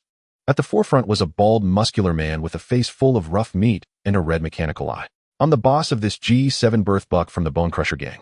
Buck scanned the unique military hull of the Falcon with his mechanical eye, and a greedy smile spread across his face. Your ship looks good, but that light on top is a bit unlucky. He tapped his high-voltage electric rod, making a threatening buzz. According to our Bone Crusher gang's rules, newcomers must pay a docking protection fee. Not much, just 1 million star coins a day. Pay up and we'll ensure your safety here. If not, he grinned, revealing a mouth full of yellow teeth. Our hands are itching, and we just love to take apart some parts for research. The mouse's face turned pale. 1 million. Why don't you go rob someone? Rob? Buck laughed as if he had heard a joke. Aren't we already robbing you right now? His subordinates burst into laughter. Li Chen's expression remained unchanged. He didn't waste words with them, merely issuing an internal communication to Renaya in the cockpit. Renaya, activate the material reassembly laboratory, set power to 50%. Target the pile of industrial waste they just dumped. Received. A glimmer of excitement flashed in Renea's eyes. However, Buck clearly had no patience to wait. Seeing the lack of reaction from the other side, Buck's facial muscles twitched, and he raised his hand, shouting, "Show them what's what. Use the grappling hook to take their cannon down and sell it for scrap." A small ship behind him immediately shot a grappling hook with electric arcs whistling as it aimed for the bow of the Falcon. Just before the grappling hook made contact with the hull, Li Chen coldly commanded go. A concealed hatch beneath the hull of the Falcon quietly opened. An invisible force field instantly enveloped the pile of stinking, smoking industrial waste beside the Bone Crusher gang's ship. The next second, under the astonished gazes of everyone, that mound of garbage seemed to be wiped away by an unseen giant hand. There was no explosion, no sound. It simply vanished into thin air. Even the grappling hook suspended in midair was instantaneously disassembled into its most basic particles, dissipating into nothingness. Immediately afterward, another outlet of the Falcon opened.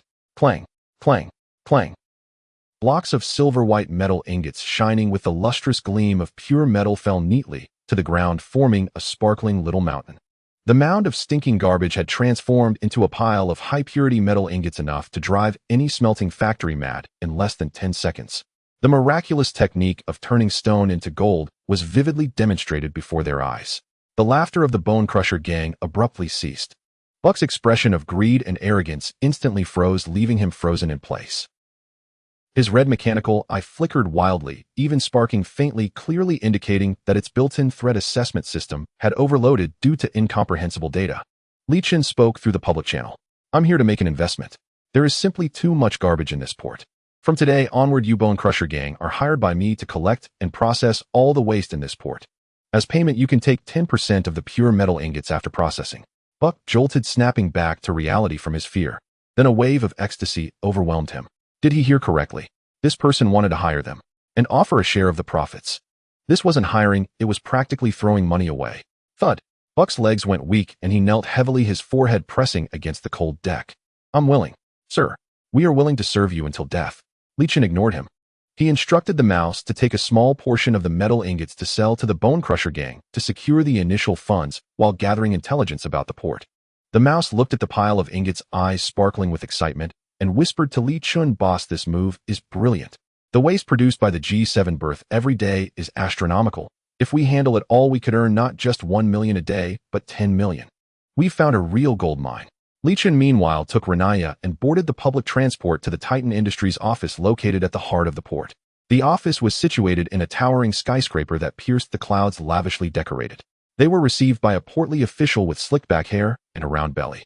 Upon seeing Li Chun's trillion Starcoin debt contract, a flicker of disdain and greed crossed the official's eyes. Oh, the Odyssey Recycling Company. 1 trillion in debt, quite a hefty sum. He leisurely sipped his coffee.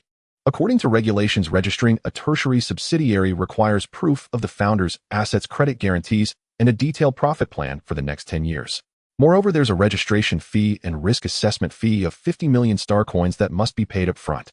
He leaned back in his chair wearing an expression that said, "If you can't manage this, then scram."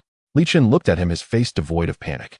He raised his wrist, activating his personal terminal as a barely visible recording icon quietly lit up in the corner of the screen.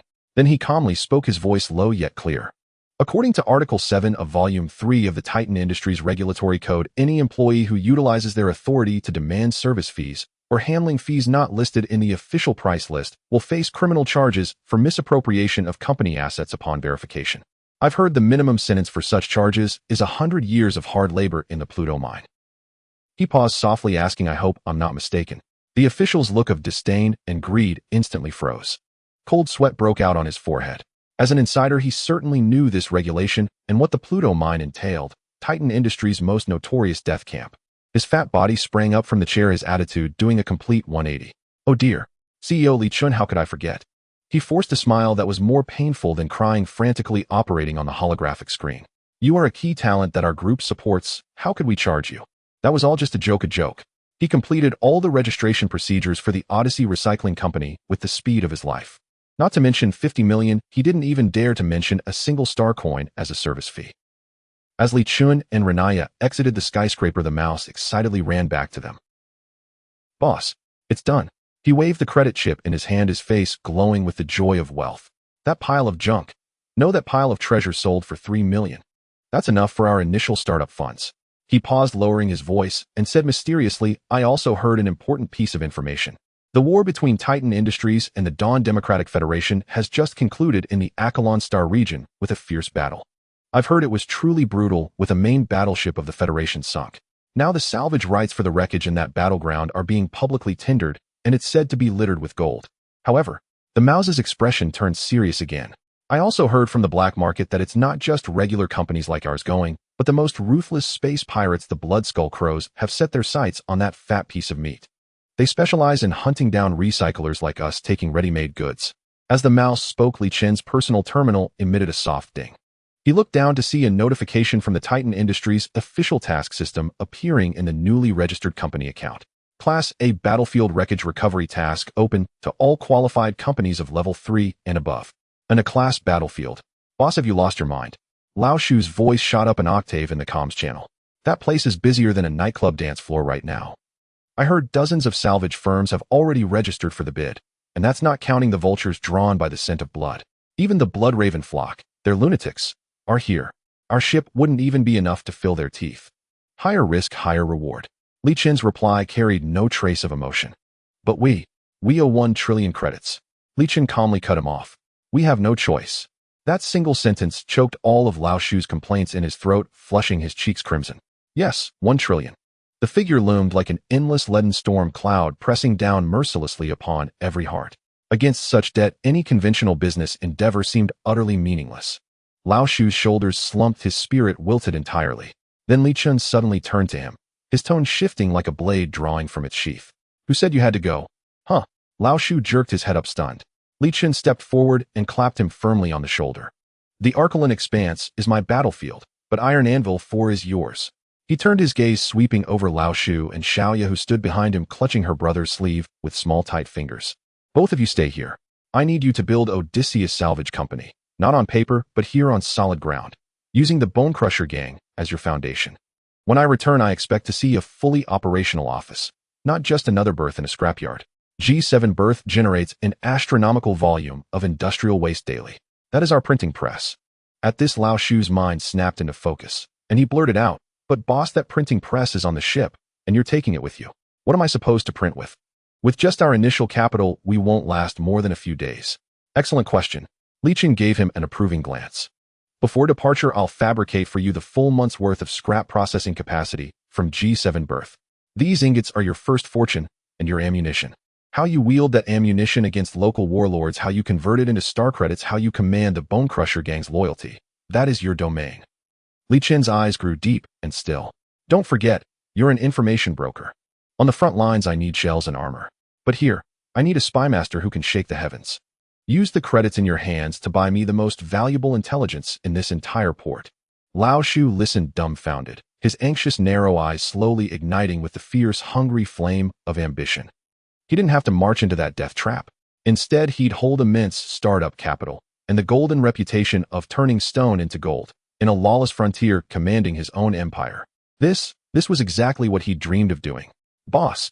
Lao Shu slapped his thigh, all despondency vanishing, replaced by shrewd, feverish cunning. "Why didn't you say so earlier? Fighting's dull. Making money is where the thrill lies. You have my word, when you return you'll find a transformed Bone Crusher gang. No, a transformed Odyssey Salvage Company, G7 branch." Li Chen nodded, then turned to Xiaoya, his voice softening. "Look after your brother, and keep him from drinking away all the credits." Xiaoya nodded vigorously. The engines of the Falcon roared back to life, tail thrusters blazing with eerie cerulean fire. Under the reverent gaze of the Bone Crusher gang, and Lao Shu and Xiaoya, the vessel, its hull emblazoned with a glaring red det beacon, eased away from the shadowed recesses of Iron Anvil 4 and leapt into the boundless star sea. The Kraken Nebula lived up to its grim viral reputation as a graveyard of war. Vast, grotesquely twisted hulks of starships drifted silently through the abyssal dark. Their hulls were torn open with savage wounds, jagged plates of broken armor jutted outward like fractured bone. Farther still, countless shards of metal coalesced into glittering rings, catching the distant sun's light like cold, scattered stars. The air hummed with high-energy particles and metallic dust. The public comms channel erupted like a raucous bazaar, filled with coarse curses and naked threats. "Get lost." The Thor armor plating at coordinates A3 was locked by my scan beam first. "Damn it. Who dares challenge us, Steeljaw? Try measuring your hull's thickness before you do. My railgun just got new capacitive coils. Scavenger 88, back off, or we open fire. Don't force our hand." Dozens of salvage vessels, each bearing wildly distinct logos, circled the steel necropolis like vultures squabbling over carrion tension, coiling taut as a drawn bowstring. The arrival of the Falcon shattered that fragile equilibrium. Its sleek, unmistakably military-grade hull, and the blinding crimson det beacon blazing above it, was impossible to ignore. "Huh, look at that sucker, braving a trillion-credit debt just to crash this party. Did radiation fry his brain? Odyssey Salvage Company. Never heard of it. Probably some bankrupt heir who pawned his last pair of underpants for this ship, hoping to gamble his way back to glory. That hull looks prime. Clearly a military refit. Lads, let's wait till it picks up some scrap, then see ship and cargo together. What say you?" The public channel overflowed with unvarnished mockery. Then the largest vessel, a hulking salvage ship named Vulture, its bow shaped like a colossal iron pincer, initiated a direct comms request. On screen appeared a grizzled, one-eyed captain, thick beard framing his jaw, a costly cigar clenched between his teeth. "Kid," he exhaled a dense, curling plume of smoke, so vivid it seemed ready to seep from the screen. "My name is Baroque. I don't care who you are, but since you're green and bold enough to parade around with that ridiculous beacon, I'll give you one courtesy warning. This isn't a playground for rookies. Turn back now, and you might just save that pretty little ship. Otherwise, when the Blood Raven flock arrives, those madmen, you'll become nothing more than a polished metal plaque in their trophy hall." Li Chen stared at him expressionless, then severed the connection with a gesture so abrupt Baroque blinked in disbelief. "Ignore everyone." He issued orders via internal channel to Renia. "Activate the Falcon's military-grade deep space radar array, full power. Construct a real-time 3D battlefield model. Prioritize decryption of camouflaged military survival beacons." Acknowledged. A spark of exhilaration flashed in Renia's eyes. Civilian salvage radars were mere toys to her. But the Falcon system, it was a specialist, capable of extracting encrypted data from the background radiation noise of an entire nebula. VVVVRRR. An invisible high-intensity pulse radiated instantly from the Falcon, sweeping across the entire battlefield. While rival salvagers fought tooth and nail over fragments of hull plating, a hyper-detailed real-time 3D map of the debris field materialized rapidly on Li Chen's holographic display. Li Chen's gaze swept the map, discarding low-value surface debris in an instant. His mind raced, calculating at lightning speed. When a flagship fell, its commander, protecting irreplaceable combat data, would most likely execute Protocol Sigma, ejecting the core module disguised as inert wreckage. Its signal therefore would never register as high energy, instead masked as harmless natural phenomena. Soon a solitary red marker pulsed on the map, within a seemingly empty asteroid belt strewn only with tiny, innocuous fragments. Decryption successful, detected Federation-grade military encryption, disguised as pulsar background radiation. Signal source confirmed Dawnblade flagship class core module. Found.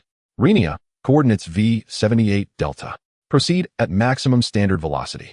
The Falcon's engines flared blue, not toward the massive conspicuous wrecks others coveted, but straight into the asteroid belt deemed utterly worthless by all. The move ignited the public channel anew. Huh, has that fool gone mad? Mining asteroids. Does his ship eat rocks? Baroque, the one-eyed captain of the Vulture, laughed so hard his cigar tumbled from his lips. Fool. A hopeless, irredeemable fool. He doesn't even grasp the first rule of treasure hunting. Gentlemen, let us applaud this magnificent performance artist. Every eye watched the Falcon vanish into the asteroid belt, the very backdrop they'd dismissed as scenery, like it was staring at a lunatic.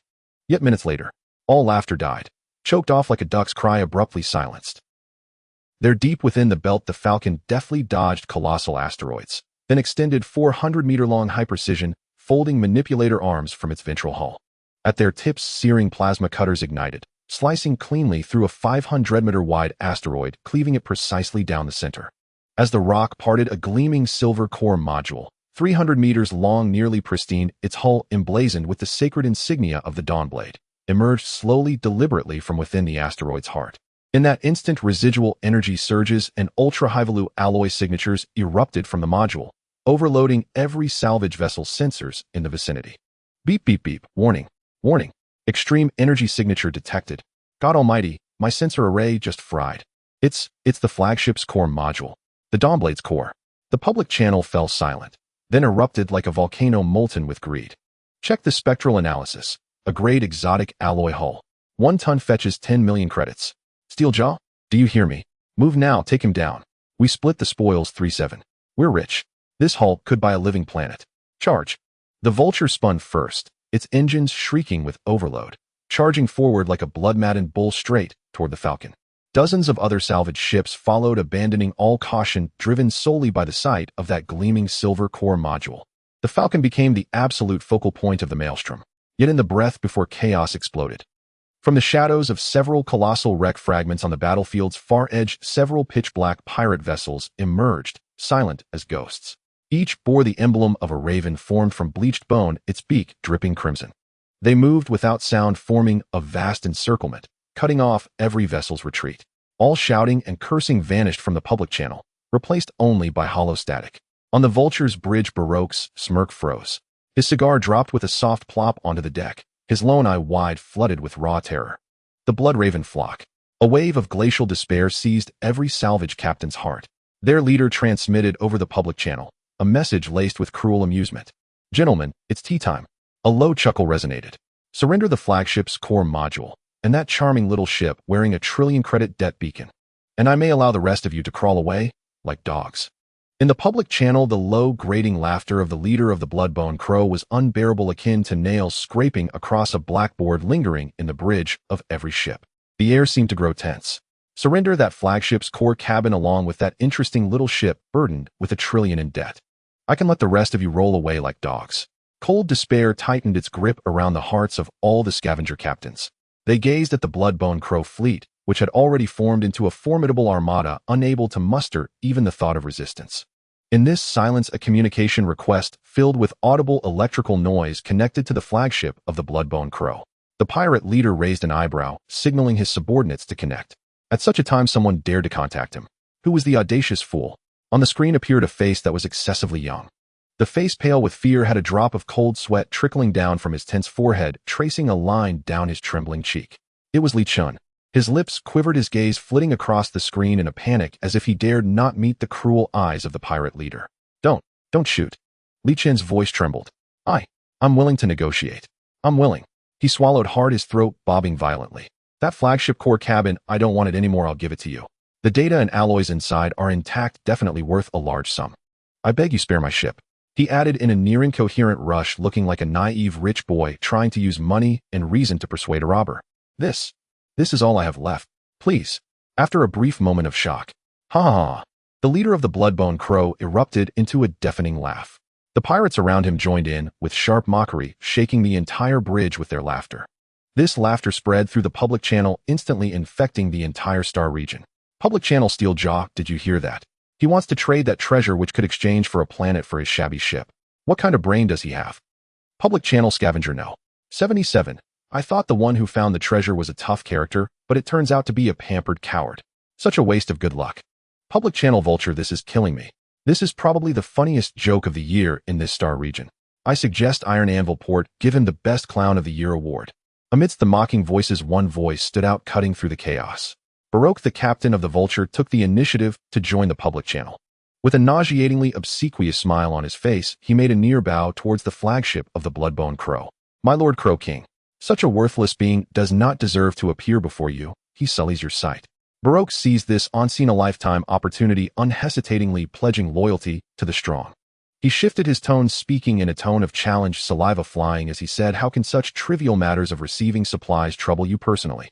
I, Baroque, am willing to retrieve that soft egg's belongings for you as my first token of loyalty.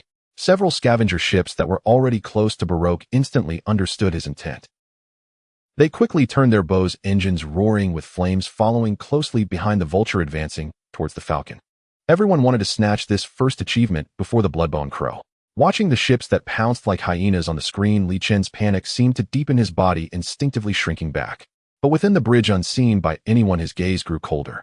A secured internal communication silently connected to Renya's console. Material reassembly laboratory energy input into the main reactor. His voice was calm and cold, a stark contrast to the weakness displayed on the public channel. Lock onto the Vulture. A deep humming sound resonated from within the depths of the Falcon. Virum. The lighting system in the bridge flickered violently, decreasing in brightness by 30%, with several non-combat area indicators extinguishing. Within the material reassembly laboratory, countless light blue energy patterns lit up in sequence. The core phase crystal erupted with dazzling brilliance. In Renya's red pupils, rapidly refreshing data streams were reflected. Her breathing quickened. She could feel the deck beneath her feet trembling slightly. Renya looked at Li Chen's back, her eyes filled with unwavering trust, responding in a similarly calm voice. Received. Target locked. The laboratory is converting high-purity metal ingots comprising 90% of the ship's resources, along with all non-critical structural spare parts, into high-energy state materials. The integrity of the ship's structure has temporarily decreased by 3%. Energy from the weapon systems is being siphoned off. Energy conversion rate is rising, having surpassed 70%. An estimated 28 seconds remaining. Li Chen nodded slightly. 28 seconds was enough. He looked back at the public channel screen, his panic deepening once more as he began to haggle with the pirate leader, buying this last precious moment. My Lord Crow King, that. You can take the core cabin, but could you please let my ship go first? I promise to leave immediately, not to be a bother. Look, my ship's beacon is still shining. His timid, calculating demeanor caused the pirate leader to entirely drop his last bit of vigilance, even too lazy to respond, simply waving his hand, signaling Baroque to hurry. The Vulture reached its maximum speed, charging towards the Falcon like a beast released from a cage. The distance was less than 5 kilometers. Baroque even ordered the electromagnetic cannon at the bow to begin pre-charging, the muzzle crackling with dangerous arcs. Brothers, listen up. Once we catch that noble soft egg, let him kneel and watch as we dismantle his ancestral treasure ship into pieces. The main cannon and radar array are mine, the rest are yours to share. He could already imagine himself standing on Li Chen's face, claiming that beautiful ship for himself. The leader of the Bloodbone Crow lounged comfortably in his command chair, watching this scene with great interest. It was an amusing appetizer for a thrilling hunt. He relished this game of cat and mouse. 3 kilometers. 2 kilometers. 1 kilometer. As the arc at the bow of the Vulture reached its apex, it entered the optimal range where it could not be evaded. In that instant, within the bridge, the lights that had been dimmed for the performance illuminated his face, revealing a completely different expression. The panic, the weakness vanished without a trace in an instant. His back straightened, and he leaned back into the command chair. His gaze no longer flickered, no longer panicked, but calmly pierced through the screen, accurately locking onto the Vulture, which was about to open fire. A sense of almost indifferent composure returned to his face. In front of the control panel, Renya had been observing Li Chun out of the corner of her eye. When she saw Li Chun's posture, the tense string in her heart suddenly relaxed. The hand that had been tightly gripping the control stick due to nervousness also loosened. She even had the leisure to roll her eyes. Here we go again. This man always liked to play these heart-stopping games at the most critical moments. As expected, in the gaze of everyone, the corners of Li Chun's mouth slowly turned up. It was not a bitter smile of pleading, nor a self-deprecating smile of despair, but rather a smile that carried a hint of playful amusement, exuding absolute confidence. Seeing this expression, Renya knew it was secure. She no longer paid attention to the external cannon fire, but focused all her attention on the energy values pulsating in front of her. Li Chun uttered 2 words to the internal communication channel, without any emotion. Fire. The moment he issued the command, Renya's finger pressed down heavily on the launch button. Inside the bridge of the Falcon, the entire lighting went out for half a second before restoring a dim glow under the emergency red lights. A low rumble of equipment overload echoed in the air. On the lower side of the ship's hull, a piece of armor that usually merged with the ship's shell silently slid open. What emerged was not a menacing cannon, but a circular aperture that seemed capable of swallowing light. In the next instant, a blue spear of light compressed to perfection silently shot forth from the opening. It did not howl like a conventional projectile, nor did it have the scorching heat of an energy beam. It was merely a pure, almost solidified blue thread quietly flying into the pitch-black cosmos. Its speed surpassed the limits of dynamic vision that everyone present could capture. In the bridge of the Vulture, Baroque's maniacal laughter had not yet faded. Then he saw the blue line. The light spear arrived first, accurately piercing through the bow of the Vulture, which was charging at full speed. There was no earth-shattering explosion, no deafening roar, not even the slightest spark. In the public channel, where all scavengers and pirates had been laughing and cursing, an unbelievable scene unfolded. The Vulture, the largest ship among the scavenger fleet, was smoothly erased from existence, starting from the area hit by the light spear. The hull armor reactor. All matter was silently decomposed into the most basic particles, returning to nothingness under the passage of that blue thread. It was as if an eraser had swept through the starry sky cleanly and neatly, wiping away all traces of the ship's existence. Not only the Vulture, but also the few scavenger ships that followed behind, eager to claim the glory, were not spared. After erasing all nearby targets, the blue line finally exhausted its energy, quietly vanishing into the void. In the public channel, the communications that had been filled with laughter and curses suddenly fell silent. A hush enveloped the space. Suddenly, a scavenger's surprised cry tinged with a sob broke the atmosphere. What is that thing? A monster. It's a monster. All the scavenger ships charging forward reacted like they had encountered a natural disaster, simultaneously executing the most frantic emergency stop. On the bridge of the flagship of the Bloodbone Crow, the leader's expression of leisurely mockery had completely vanished. He leaned slightly forward, gripping the armrests of his chair. Material disintegration. He squeezed out a few words through gritted teeth, and a fleeting look of confusion flashed across his murky eyes, dulled by excessive killing. This was not artillery fire, nor was it an energy weapon. There were no explosive flames, no ripples from energy shockwaves, and certainly no wreckage from an explosion. He had only seen this kind of technology mentioned in the highest-level military briefings circulating in the black market, described vaguely as a legendary concept weapon. This kid. This aristocratic softy who had just pretended to be on the verge of wetting his pants. He was actually calibrating that damned cannon with Baroque's ship. The moment he realized this, the leader's lingering suspicion rapidly dissipated, replaced not by fear, but by an almost frenzied excitement. Crow King, a scarred-faced lieutenant beside him, spoke in a dry voice. That ship is a monster. His words were interrupted by a low rumbling laughter. Heh. Hee. The leader leaned back in his chair, laughter rolling from deep within his throat, growing louder until it transformed into unrestrained guffaws that echoed throughout the bridge. Ha ha! All the pirates looked at him in terror. At that moment, they feared their capricious leader more than the mysterious falcon outside. Monster! The leader's laughter abruptly ceased as he suddenly turned his head, staring fixedly at the lieutenant. No. He slammed his hand down on the console, producing a thunderous bang. That is treasure. A gift for me. All fleets heed my command. His roar reverberated through the internal communications, reaching every single pirate ship. Tighten the formation. Use gravitic tethers and paralyzing torpedoes. Remember, whoever dares to damage that beautiful ship even a little, I will throw them into the engine as fuel. His gaze pierced through the porthole, locking onto the distant Falcon. I want it alive. Meanwhile, inside the bridge of the Falcon, all main lights suddenly went out with a pop. The emergency red lights cast Renya's face in an eerie glow. She turned to Li Chun, pointing at the lines of red warnings flashing on the monitor. Li Chun, as you requested, we've nearly emptied our reserves. The main reactor's energy cycle has halted, and overall energy has switched to backup batteries. At that moment, a series of sharp and dense alarm sounds instantly drowned out all the noise in the bridge. Beep, beep, beep, beep, beep. Warning. Large-scale missile lock detected. In front of Li Chun, the holographic screen was instantly filled with thousands of flashing red locking frames. Each frame represented a death kiss, capable of tearing their hollow shell apart. The pirates snapped out of their shock, preparing to vent their fear in the simplest, most mindless way: firepower suppression. It's over. Renia gazed at the sea of red lock signals, a hint of panic surfacing in her eyes. With no shields, no weapons, and no power, how could they dodge this? Yet amidst the blaring alarms and desperate red lights, Li Chen's expression remained confidently assured. He even leaned back against the chair, adjusting to a more comfortable position. His long fingers casually glided across the control screen on the command chair armrest, seemingly setting something up. He completely ignored the deathly alarms. He raised his eyes, looking at the flagship core chamber, which they had exchanged their entire reserves for, now a harbinger of doom, and issued a command that left Renia's mind in a blank state. Abandon the core chamber.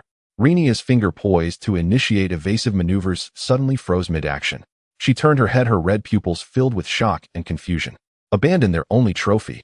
According to the conversations from the scavenger ships and pirates in the public channel just moments ago, that thing's value was enough to buy a small life planet.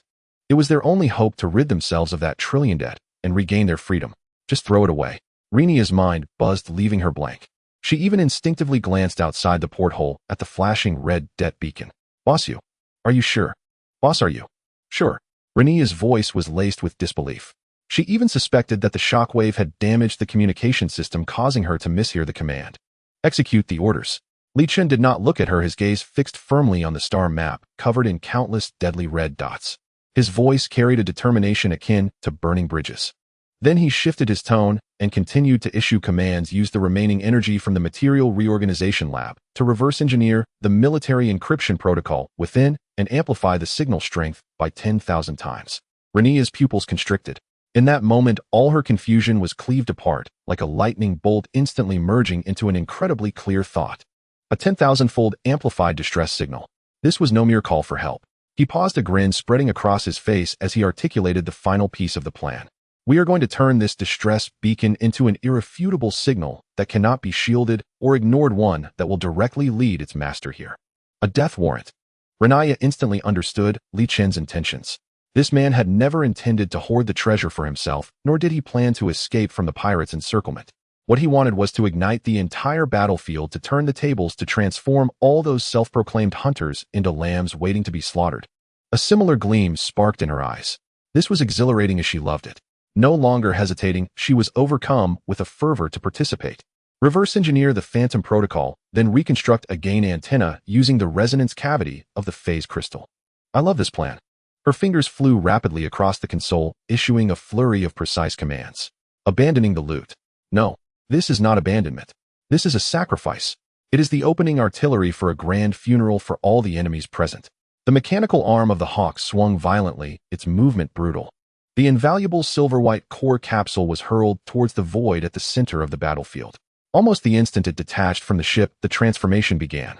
The remaining energy of the material reorganization lab was completely drained, and a visible, gentle blue force field cradled the core capsule. The indestructible Agrade's special alloy shell began to flow and deform like molten liquid metal under the influence of the force field. It was disassembled and then reconstructed in a manner beyond current technological understanding into a massive super high-gain signal array made up of countless intricate energy circuits. Finally, a sword and shield emblem representing the supreme military authority of the Dawn Democratic Federation burst into brilliant light at the center of this signal array. It's done, Renia exclaimed softly, pressing the final button with conviction. In the next second, the military-grade distress beacon, disguised for months, was instantly detonated. An invisible stream of information pulsed outward, exploding from the core capsule. On the bridge of the Bloodbone Crow flagship, the blaring alarm nearly pierced everyone's eardrums. Warning! Warning! Highest priority beacon for the Federal Phantom Protocol detected. Signal strength exceeds the standard by 10,000 times. Cannot be shielded. Cannot be interfered with. A pirate officer responsible for communications shouted in terror, his voice cracking. Boss, that is not a distress signal. That is the mandatory draft order of the 7th Fleet. Any federal ship receiving the signal must respond at all costs. The expression on the pirate leader's face froze. His back turned cold. The Phantom Protocol. The Federal's 7th Fleet. That is not a regular army. That is the Federation's black glove responsible for handling the highest secrets known as cleaners. Rumor has it that wherever they go, not a blade of grass survives. He suddenly looked at the hawk, which was frantically fleeing on the screen, finally understanding what the opponent's trump card was. This guy had never intended to escape. He wanted to tear the sky apart and bury everyone here. Fire! Fire! Reduce it to cosmic dust. He was now on a tiger's back with no way to dismount. His only chance of survival was to eliminate this culprit before the federal fleet arrived, then flee immediately. However, the few seconds of shock he experienced were precisely seized by Li Chun. Engine overload. Target debris zone, A7 channel. Li Chun had long planned the only life-threatening escape route using deep space radar. The Hawk executed a rough, high-G sideways maneuver that almost tore the ship apart, the powerful inertia pinning Li Chun and Renaya firmly in their seats. The spaceship darted into the densely packed area formed by the wreckage of giant warships like a startled deep-sea fish. Hundreds of missiles followed, closely diving right in. Boom, boom, boom. Fierce explosions erupted one after another in the debris zone. Massive warship fragments were hurled into the air by the shockwaves. The Hawk's shield flickered wildly in the energy storm, nearly losing control several times from the residual waves of the explosions. A piece of armor the size of a room flew past the bridge, severing a probe antenna with a shower of sparks. A relentless pirate-fast ship had already pursued them closely, its main cannon flickering with a deadly glow. But Renaya executed a tail whip, blocking the view with a massive fragment of a warship. Within the bridge of the Hawk, an unexpected communication request forcibly cut into their internal channel. On the screen appeared a face twisted with static snowflakes. It was Baroque, the captain of the Vulture.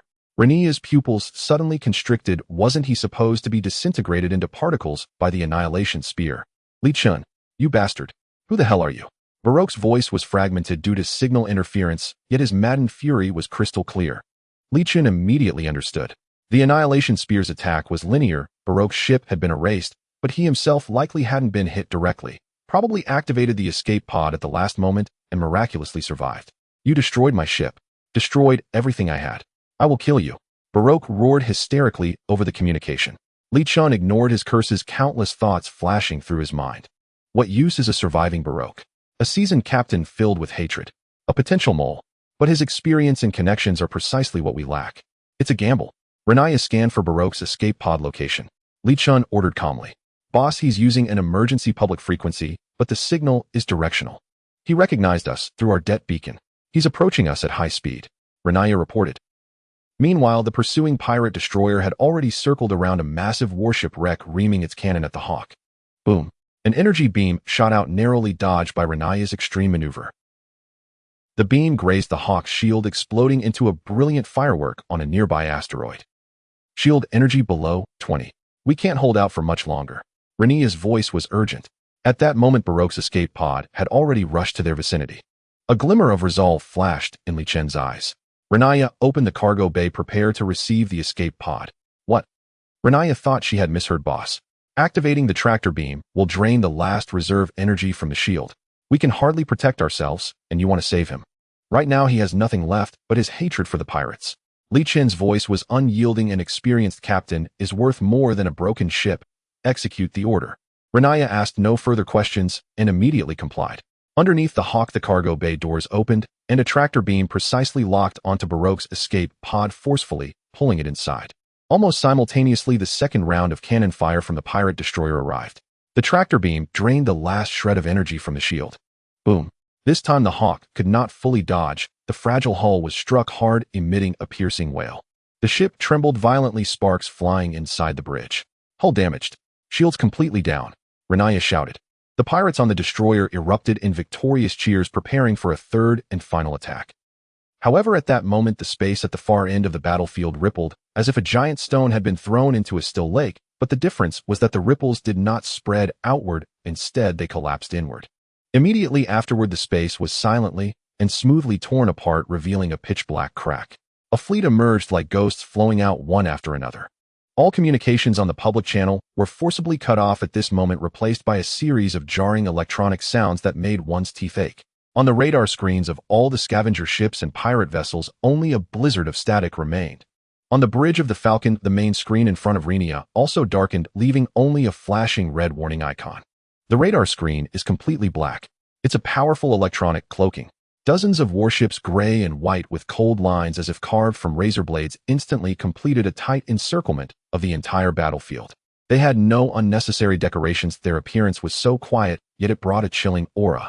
The leading battleship, a dreadnought, did not issue any warnings. Its menacing main cannon glowed with an intensely pure white light. A beam of light flashed by, silent and undetected. On the flagship of the Bloodbone Crow, the pirate leader's astonishment had yet to fade. He was roaring to issue his last command: concentrate fire on that ship. He would never finish his words. He, along with his flagship and several other boastful destroyers nearby, along with the pirates on board, had no time to even scream before they silently exploded and disintegrated in the white light. Efficiently, several frigates in the fleet moved. Finer beams of light crisscrossed the battlefield like the sides of death. The destroyer that had just been pursuing the Falcon and attempted to turn its cannon to escape was simultaneously struck by 3 beams of light, instantly transforming into a dazzling display of cosmic fireworks. The remaining pirate ships exploded one after another like wheat cut down by scythes. The escape pods ejected would be precisely targeted and eliminated by pinpoint beams. Not a single one was spared. By this point, all the pirate ships were annihilated. Then an announcement echoed across the entire public channel. This is the Dawn Democratic Federation's 7th Ghost Fleet. All unauthorized units, shut down your engines immediately and remain stationary. The cacophony, filled with mad curses and pleas for mercy, was abruptly cut off, leaving only the monotonous low hum of the life support system on the Falcon. This sudden silence was more unsettling than the previous explosions. All the scavenger ships stood frozen in place. Even the hum of their engines seemed to diminish in an instant. The desperate rogues who had been shouting just moments ago were now obedient, not daring to move. Ghost Fleet, Renia murmured as she gazed at the cold warships on the screen. Li Chun let out a long sigh of relief. He had gambled correctly, but the tension in his heart had not fully dissipated. After the Federal fleet recovered the core cabin that had been modified into a signal amplifier, the leading dreadnought slowly turned its massive body.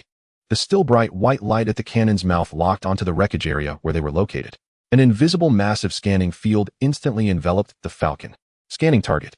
Ship model Falcon class special research vessel. Titan industrial det beacon detected. Detected. Renia's heart instantly leaped to her throat. She subconsciously tightened her grip on the control stick, her palms drenched in cold sweat. Li Chen's heart nearly skipped a beat. He had bet that the Federal fleet would disdain to bother with small fries like them, but he hadn't expected them to be so perceptive. In those few critical seconds of confrontation, the cold official voice echoed again, this time directed at them. Threat level none. Recommended action ignore. The dreadnought slowly adjusted its bow, no longer casting a glance at them. That feeling of being scrutinized by a colossal entity and then casually discarded left Renia feeling weak. She leaned back in her chair, gasping for breath. Li Chen, however, couldn't help but smirk in self-deprecation. Sometimes being weak was the best shield. Indeed, the Federal fleet did not linger. They tore through space again and jumped away. They came quickly and left quickly, as if everything that had just happened was merely an illusion. The battlefield returned to calm once more. In the previously noisy public channel, only the heavy breaths of a few surviving scavenger ships could be heard. They huddled together like sardines tossed into a shark tank, fortunate to have survived, not daring to move. In this frozen silence, Li Chen's voice echoed in the bridge of the Falcon. Renia. Yes, Renia replied, her fingers still hovering over the control panel. Material reconfiguration, laboratory energy at maximum. Target the Sentinel-class electromagnetic railgun at coordinates C3 and the flagship composite armor at coordinates E9. Renia suddenly raised her head. Received. She danced her fingers over the control panel, redirecting all remaining energy to the God's printer. The Falcon slid out from the shadow of the wreckage. Its abdominal gravitational field generator activated at full power, instantly enveloping the nearly intact main cannon of the warship and those few pieces of flagship armor that had survived the explosion. On the public channel, all surviving scavengers watched in disbelief as an incomprehensible scene unfolded. There were no tractor beams, no cutting mechanical arms.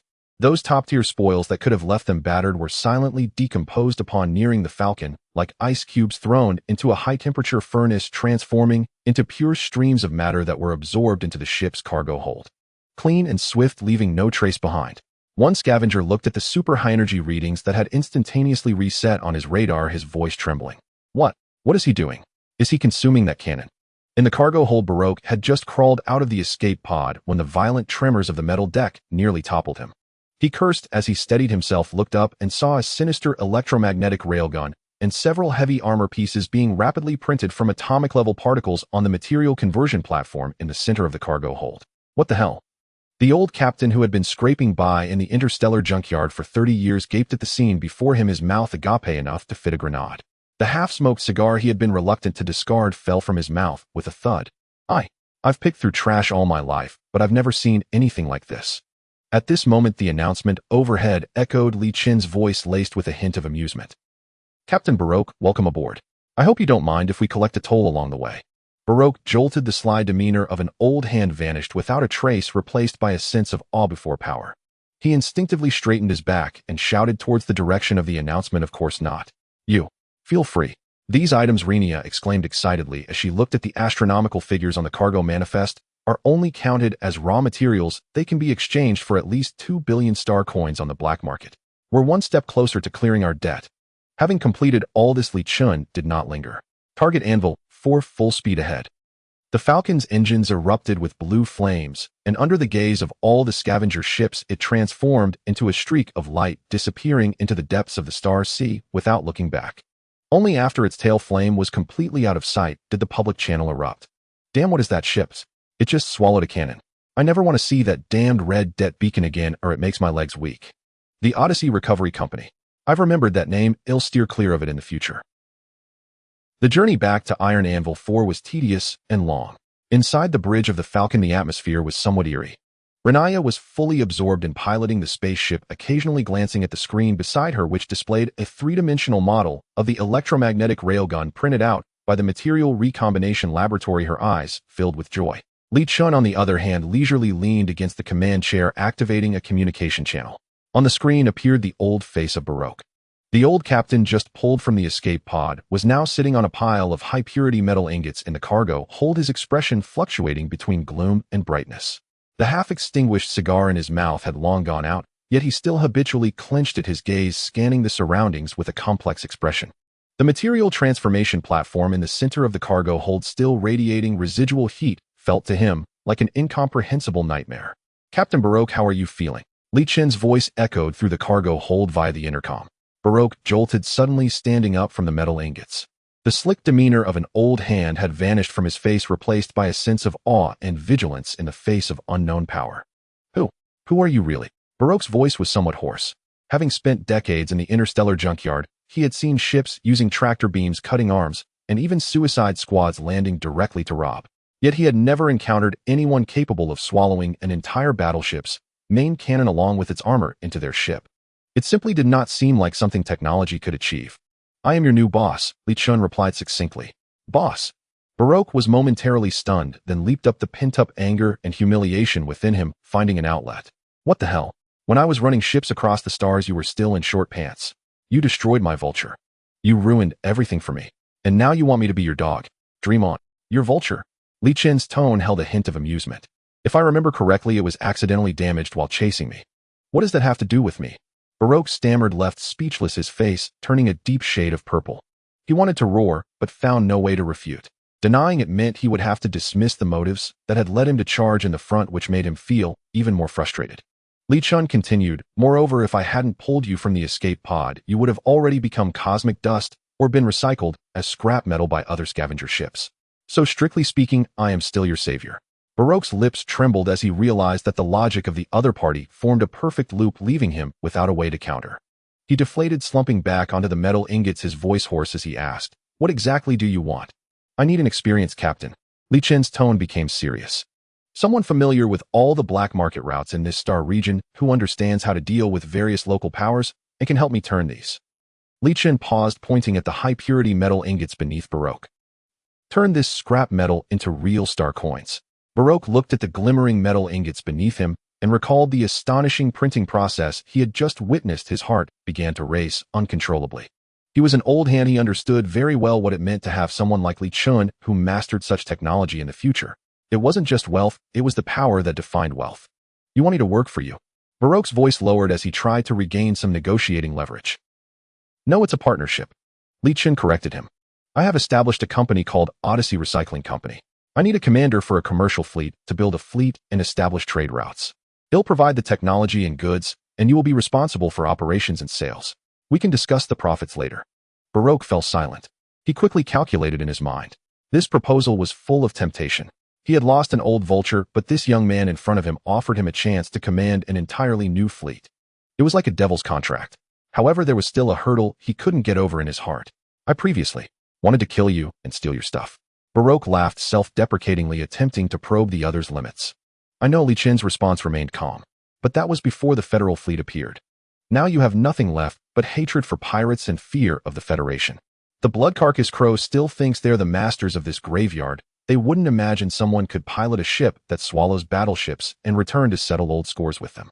Li Chen leaned back in his chair. His voice was soft, but cut to the quick. "You have no other choice, Captain Baroque." Indeed, he had no choice. He was now like a stray dog. Yet this mysterious young man had extended an olive branch that could help him stand up again and even rise higher. He thought of his vulture, which had been instantly erased, of the cold muzzles of the Federal fleet, and of the hardships he had endured in the junkyard over the past 30 years. Finally, he let out a long sigh, as if to expel all the grievances of his life. Words are not enough. He raised his head, looking at the surveillance camera, his eyes sharpening once again. As an old hand, he knew when to bow his head and how to fight for the greatest benefit for himself. "They'll work with you, but not for free. I want you to pay a severance fee now for my brothers who sank with me." He pointed at the metal ingots beneath him. "Just use this 100 tons as a sign of your sincerity as my new boss." Li Chen smiled. He knew that this old hand had taken the bait. Using a non-existent severance fee to probe his limits and sincerity, that was Baroque. "The contract will be drawn up when we return to Iron Anvil 4. I will have Titan Industries' legal department prepare the most formal one for you. As for your severance fee, it's approved. We'll discuss shares after you help me earn the first 100 billion. Now you can call me boss." "All right." Baroque squeezed out a word through clenched teeth and stood up from the metal ingots. This time he straightened his back and, facing the surveillance camera, called out in a deep voice, "Boss." After finishing all this, Li Chen closed the communication. He gazed out at the stars rushing past the porthole, silently calculating in his heart. Renaya was responsible for technology, Ushi was his spear. Baroque was in charge of business, he was his purse. And he himself was the one hiding behind the scenes, controlling everything. A makeshift team was thus clumsily assembled. When the smooth hull of the Falcon reappeared at the Iron Anvil for interstellar trade port, adorned with the red beacon of $1 trillion debt, the commotion it stirred was even more intense than the last time. At the G7 junkyard dock, the members of the bone-shattering gang spontaneously cleared the best docking space upon seeing the Falcon. Their former leader now stood at the docking bridge, waiting with a complex expression. "Boss, you're back." As Li Chen descended the gangway, a man with slicked-back hair dressed in a relatively decent outfit hurriedly approached him. It was Rat. Behind him stood the new leader of the bone-shattering gang, a shrewd, lean fellow who had previously been marginalized, respectfully bowing with his followers. "Well done." Li Chen patted Rat on the shoulder. Without lingering, he took the transit system directly to the Titan Industries office at the port center. It was still the towering skyscraper, still the same pompous bureaucrat at the office. But this time, upon seeing Li Chen, the official's expression shifted from disdain to one of unmasked shock and reverence. Li Chen, CEO." The official's voice stuttered as he instinctively rose to his feet. Rumors from the Akalun star domain had already stirred up a tempest in the upper echelons of Iron Anvil 4 through various encrypted channels. The ghostly arrival of the Federal 7th Fleet, the annihilation of the Blood Corps Ravens. These rumors were increasingly absurd, yet highly credible. And he, as an insider at Titan Industries, had seen the highest-level report personally encrypted and delivered by Executive Silas, detailing the incomprehensible Annihilation Spear and the mysterious ship that remained unscathed in the eye of the storm, even casually consuming a main cannon. Now, when he looked at Li Chen, it was as if he were gazing at a phantasmagorical being cloaked in human skin. "I am here to submit a mission report." Li Chen gently placed a data chip on the table. The official hurriedly took the chip. Upon seeing the flagship core chamber data, which detailed every energy circuit and alloy component, he was dumbfounded. Please wait a moment." The official dared not delay and scrambled into the inner office. Minutes later, a higher-ranking regional supervisor dressed in a crisp uniform with a silver star emblem on his shoulder walked out briskly. With a formulaic smile on his face, he extended his hand to Li Chen. "Li Chen, CEO, it's an honor to finally meet you. I am Sigmund, the head of Titan Industries at the Iron Anvil for Interstellar Trade Port." He appeared enthusiastic, but the eyes hidden behind his gold-rimmed glasses scrutinized Li Chen back and forth. "The intelligence you brought back holds extraordinary significance for the corporation." Sigmund gestured for Li Chen to sit down and personally poured him a glass of blue liquid emitting an alien fragrance. The board convened an emergency meeting overnight and highly evaluated your contributions. Li Chen lifted the glass, but did not drink. He simply gazed at him quietly. He knew the real drama was just beginning. Of course, Sigmund's tone shifted and his smile took on a subtle twist. Regarding your trillion debt, it is indeed quite a predicament. He pulled up an electronic contract and pushed it in front of Li Chen, his tone becoming businesslike. The board believes that a one-time settlement is indeed unrealistic. Considering the potential you have demonstrated, the corporation is willing to offer you a chance for debt restructuring. We will convert this debt into a 10-year asset appreciation agreement. Each year you will need to pay the corporation a 200 billion star coin asset management fee. After 10 years the debt will be settled. Li Chen felt speechless internally, yet maintained a calm exterior. Sigmund seemed to relish this feeling of pressure. He leaned back in his chair and added with a smile, "Of course, as a reward for your intelligence contribution, the corporation can waive half of your first year's fee, which is 100 billion. This is already the maximum sincerity we can offer." What great sincerity! Clearly he was being treated as a lamb to the slaughter. Li Chen sneered internally, yet put on a troubled expression. Lord Sigmund, this amount. What? Does CEO Li Chen find it difficult? Sigmund's smile began to turn sour. Don't forget, under the agreement, we have the right to reclaim the Odyssey and Falcon at any time to offset part of your debt. I believe you wouldn't want to see that scene, would you? The threat was blatant, a stark threat. Li Chen fell silent for a moment, seemingly making a choice. Then he slowly raised his head, locking eyes with Sigmund, and suddenly smiled. Lord Sigmund, you are right. However, before signing this agreement, I would like you to see something. He pulled up another piece of data and sent it to Sigmund's terminal. Sigmund opened it in confusion. After just one glance, his previously confident expression froze. Displayed was another part of the logs left by Albert Vaughn, detailed records regarding the AI Prometheus going out of control and evidence that Titan Industries had illegally provided military-grade AI technology in an attempt to establish sentient AI. Li Chen. Sigmund suddenly stood up, his voice tinged with anger for the first time. Are you threatening me, threatening Titan Industries? No, I am simply showing my partner the core assets that our company possesses. Li Chen stood up, walked in front of him, and said slowly, word by word. Now can we rediscuss the details of that asset appreciation agreement? The atmosphere in the office instantly dropped to freezing point. In the end, Sigmund slumped back down. A brand new contract, the result of intense negotiations, was laid out before Li Chen. Repay 100 billion annually for a duration of 10 years. As a reward for the intelligence contribution, Titan Industries will provide Odyssey Recovery Company with a 500 billion star coin interest-free loan limit for its business startup in the first year. Additional clause: if the company's net assets do not increase by 10 within the first year, the corporation has the right to initiate the forced liquidation procedure. This was a bait laced with poison. A well-timed smile finally appeared on Li Chen's face. Thank you, corporation. Thank you, Lord Sigmund. He signed his name. I will not disappoint the corporation's expectations.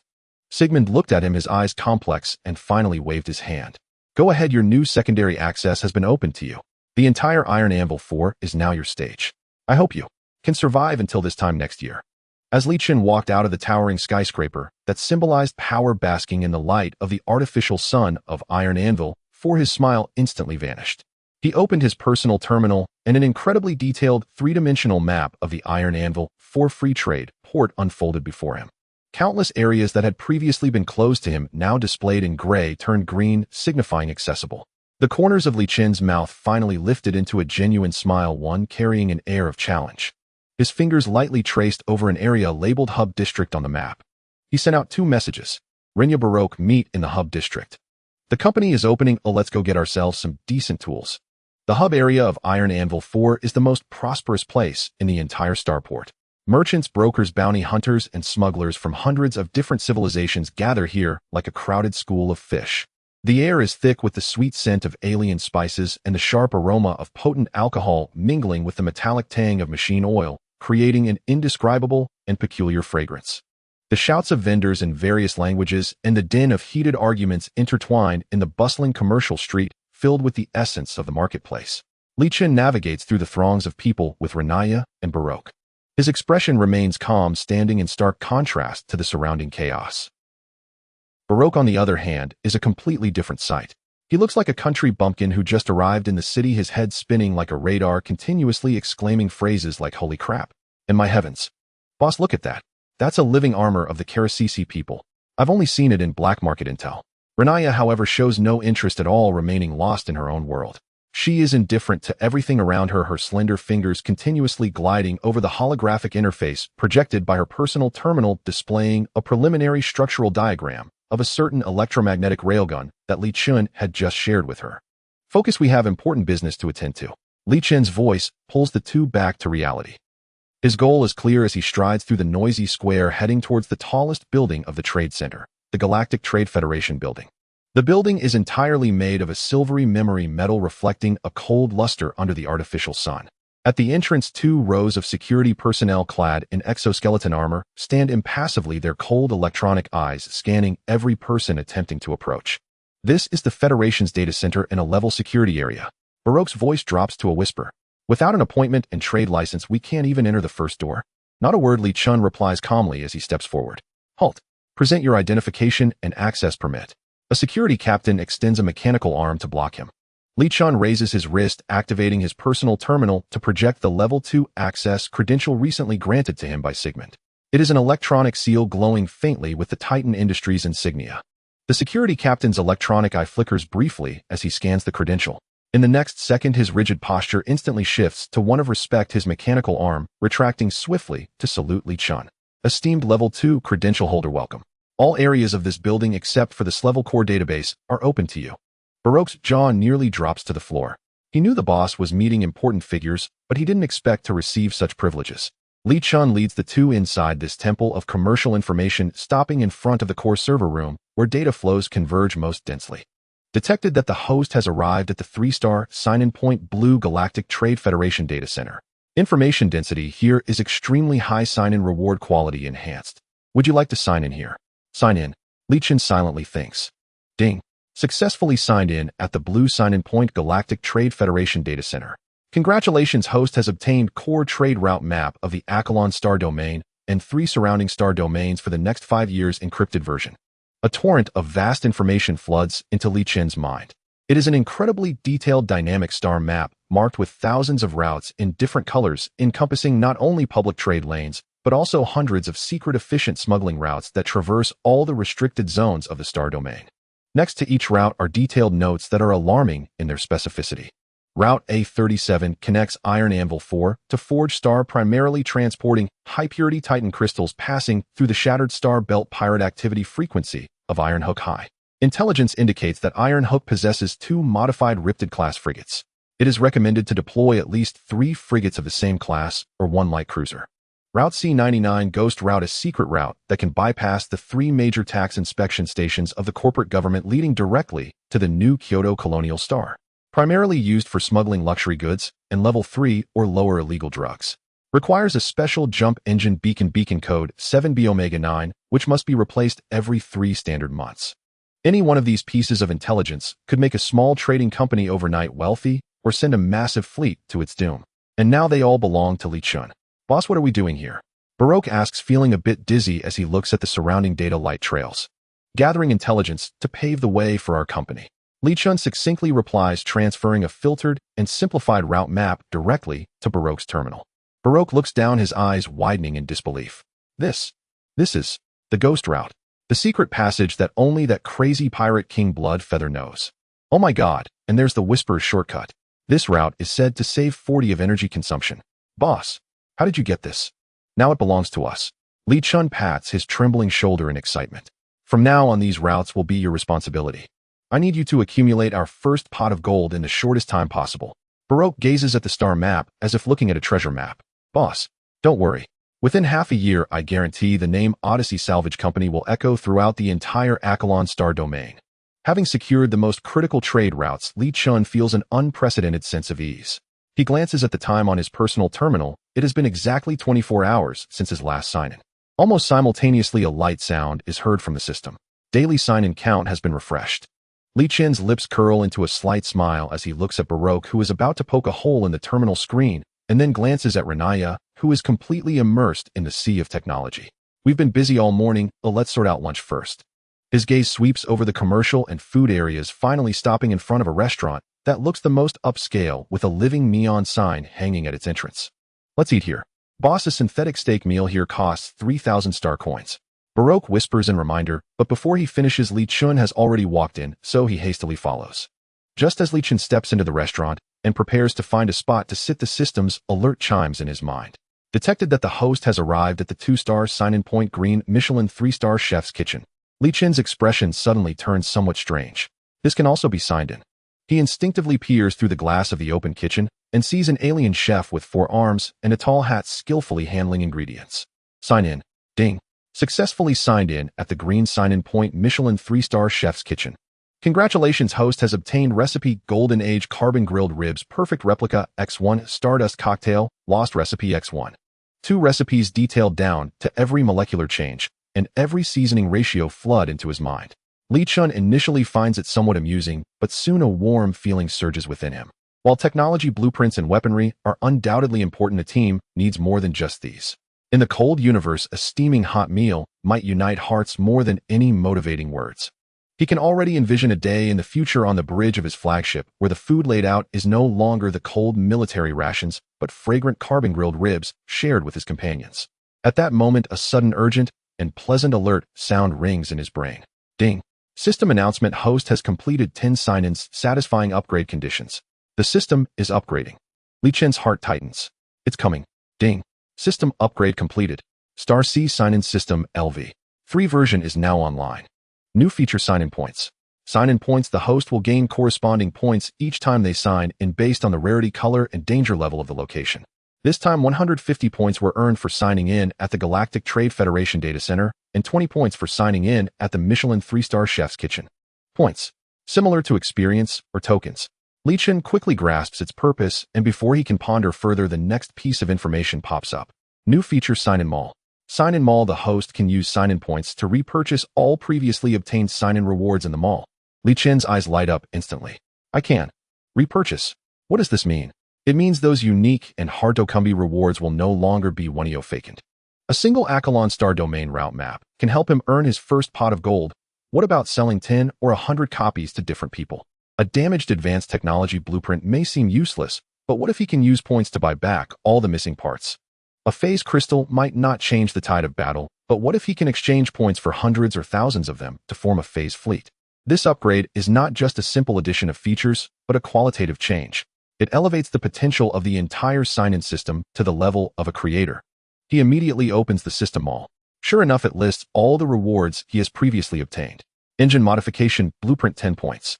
KII wide area electromagnetic pulse bomb 100 points. Mantis 2 multifunctional engineering robot blueprint 50 points. Albert Vaughn's encrypted research log 200 points. Phase crystal 1000 points. Miniature antimatter reactor core design missing 13 5000 points. Currently, he has accumulated a total of 780 points from 10 sign-ins. Li Chen looks at the high prices, feeling a pang of regret. Still a poor man. It seems he must quickly seek out more and higher value sign-in points. He suppresses his excitement, finishes his meal absent-mindedly, and quickly leaves the restaurant with the others. They board the maglev train heading to the engineering area, and the scenery outside suddenly changes. The lively commercial district that was just there has vanished, replaced by a forest of steel and flames. Countless massive mechanical arms towering dozens of stories high move along massive tracks, while swarms of engineering drones assemble spaceships and various large equipment like diligent bees. The air is filled with the burnt smell of metal welding. Oh my heavens! Baroque nearly presses his face against the porthole, utterly stunned. Li Chen's target is the core of the engineering area, the Central Design Institute, surrounded by countless energy shields and physical armor. Detected that the host has arrived at the 3-star sign-in point Blue Titan Industries Central Design Institute Iron Anvil 4 branch. Warning: this location has a very high security level. The host has level 2 access, reducing the danger level. Would you like to sign in? Sign in. Ding. Successfully signed in at the Blue sign-in point Titan Industries Central Design Institute. Congratulations, host has obtained Fortress Level Modular Base Core Framework Blueprint Lost Prototype. An immense yet clearly structured blueprint unfolds in Li Chen's mind. It does not encompass complete construction plans for all modules, but rather provides a genius foundational framework. From the most basic structural trusses, unified interface protocols, to energy hubs, and infinitely expandable structural parallel solutions, everything is included. With this framework, he can freely integrate any modules for habitation, ecology, weaponry, docks, factories, etc., theoretically allowing for infinite expansion. This is not just a base blueprint. It is clearly a manual that can grow into a mobile interstellar fortress. Renaya pauses when receiving the shared blueprint from Li Chen. She stands there in a daze. Moments later, she suddenly looks up, trembling with excitement. This is simply an epic-making design. She points at a structure in the blueprint, her voice shifting in tone. Its energy conduits and structural trusses are integrated design, allowing for infinite parallel connection through ultra-high pressure fluid plasticity. Oh my god, this solves the base expansion dilemma that has plagued engineers across the entire star domain, known nearly half the galaxy for a century. And this self-circulating algorithm for a miniature ecosystem. It's so perfect. Seeing Renaya completely lost in her technical zeal, Li Chen smiles contentedly. With a base secured, trade routes established, and startup capital along with future revenue secured, now only the most important thing is missing. He turns around, casting his gaze into the distance. There lies an endless expanse of illuminated docks where countless various spaceships are docked like slumbering steel beasts. Let's go. His voice is steady and powerful. We are going to buy a ship. The commercial dock area of Iron Anvil 4 is a steel jungle interwoven with countless massive berths and tracks. The scorching light of welding flickers in the distance. Countless ships quietly dock here like they are in a deep slumber, engaged in loading and unloading as well as trade. As Li Chun and his companions stepped into this place, a man dressed in a flamboyant, energy color-changing suit with slick back hair that made him look like a peacock approached them with a broad smile. Good afternoon, sir. How may I assist you today? The man handed over a sparkling holographic business card. Star Sea Voyage Ship Sales Company, Gold Medal Sales Consultant Jack. Baroque glanced at it and murmured to Li Chun, boss, just listen to half of what this slick-talking guy says. Jack's gaze swept over the three of them, and he subtly sensed the faint residual signal of the Titan industrial debt beacon still lingering on Li Chun. A hint of insincerity crept into his professional smile. Our company represents over 30 well-known shipyards in this star region, offering everything from the most economical second-hand cargo barges to. He suddenly shifted his tone, his enthusiasm noticeably waning. Of course, we also have small exploratory ships suitable for beginners, which offer great value and are quite popular among newcomers. He clearly took Li Chun for a new captain who had just received a small sum of money and was hoping to strike it lucky at the dock. Li Chun maintained his composure and with keen interest took the business card, saying, I need some ships. Some. Jack's eyes narrowed, secretly amused. Indeed, a novice. No problem. Are you planning to buy one or two? We have a clearance sale with a buy one get one free offer. Buy a medium cargo ship, and you get a refurbished shuttle for free, which is a great deal. Li Chun ignored his sales pitch and simply raised his wrist to activate his personal terminal. The secondary authority electronic seal, adorned with the Titan industrial emblem and glowing faintly golden, was projected directly in front of Jack. Now can you show me your best ships? Jack's smile instantly froze on his face. His sharp eyes fixated on the seal. A secondary authority from Titan Industrial. This was almost equivalent to the authorization of a governor in Iron Anvil 4. In the next moment, the insincerity vanished from his face, his waist almost bending at a 90-degree angle, his voice trembling with excitement. Yes. Yes. Honorable. Esteemed CEO. It was my oversight. Please write this way. He instantly switched to the most respectful mode, personally leading the way with an attitude 100 times more humble than before. He took Li Chun and his companions aboard the most luxurious maglev sightseeing vehicle, starting to weave through the vast dock area. So look this way. This is the Worker Ant Type 5 engineering ship, our company's best-selling model. Jack enthusiastically pointed at a sturdy-looking spaceship that resembled a stubborn metal beetle. It is equipped with 4 high-precision mechanical arms and a small material printer, making it ideal for maintenance and expansion work on space stations. Renya's gaze was already captivated by the ship's specifications. She quickly began comparing data on the light screen, excitedly telling Li Chun its modular interface uses Titan Industrial's universal standard, allowing seamless integration with the blueprint we have. Perfect. In Li Chun's mind, he had already made plans. Base construction was of utmost importance, and sufficient engineering power was essential. He calmly stated, I need 30 of these. 30. Jack nearly crushed the steering wheel. He was still reeling from the shock when Li Chun pointed to another side. There a line of long-bodied ships equipped with noticeable weapon modules docked, exuding an aura of readiness to pounce on prey. Those are Ranger-class armed merchant ships.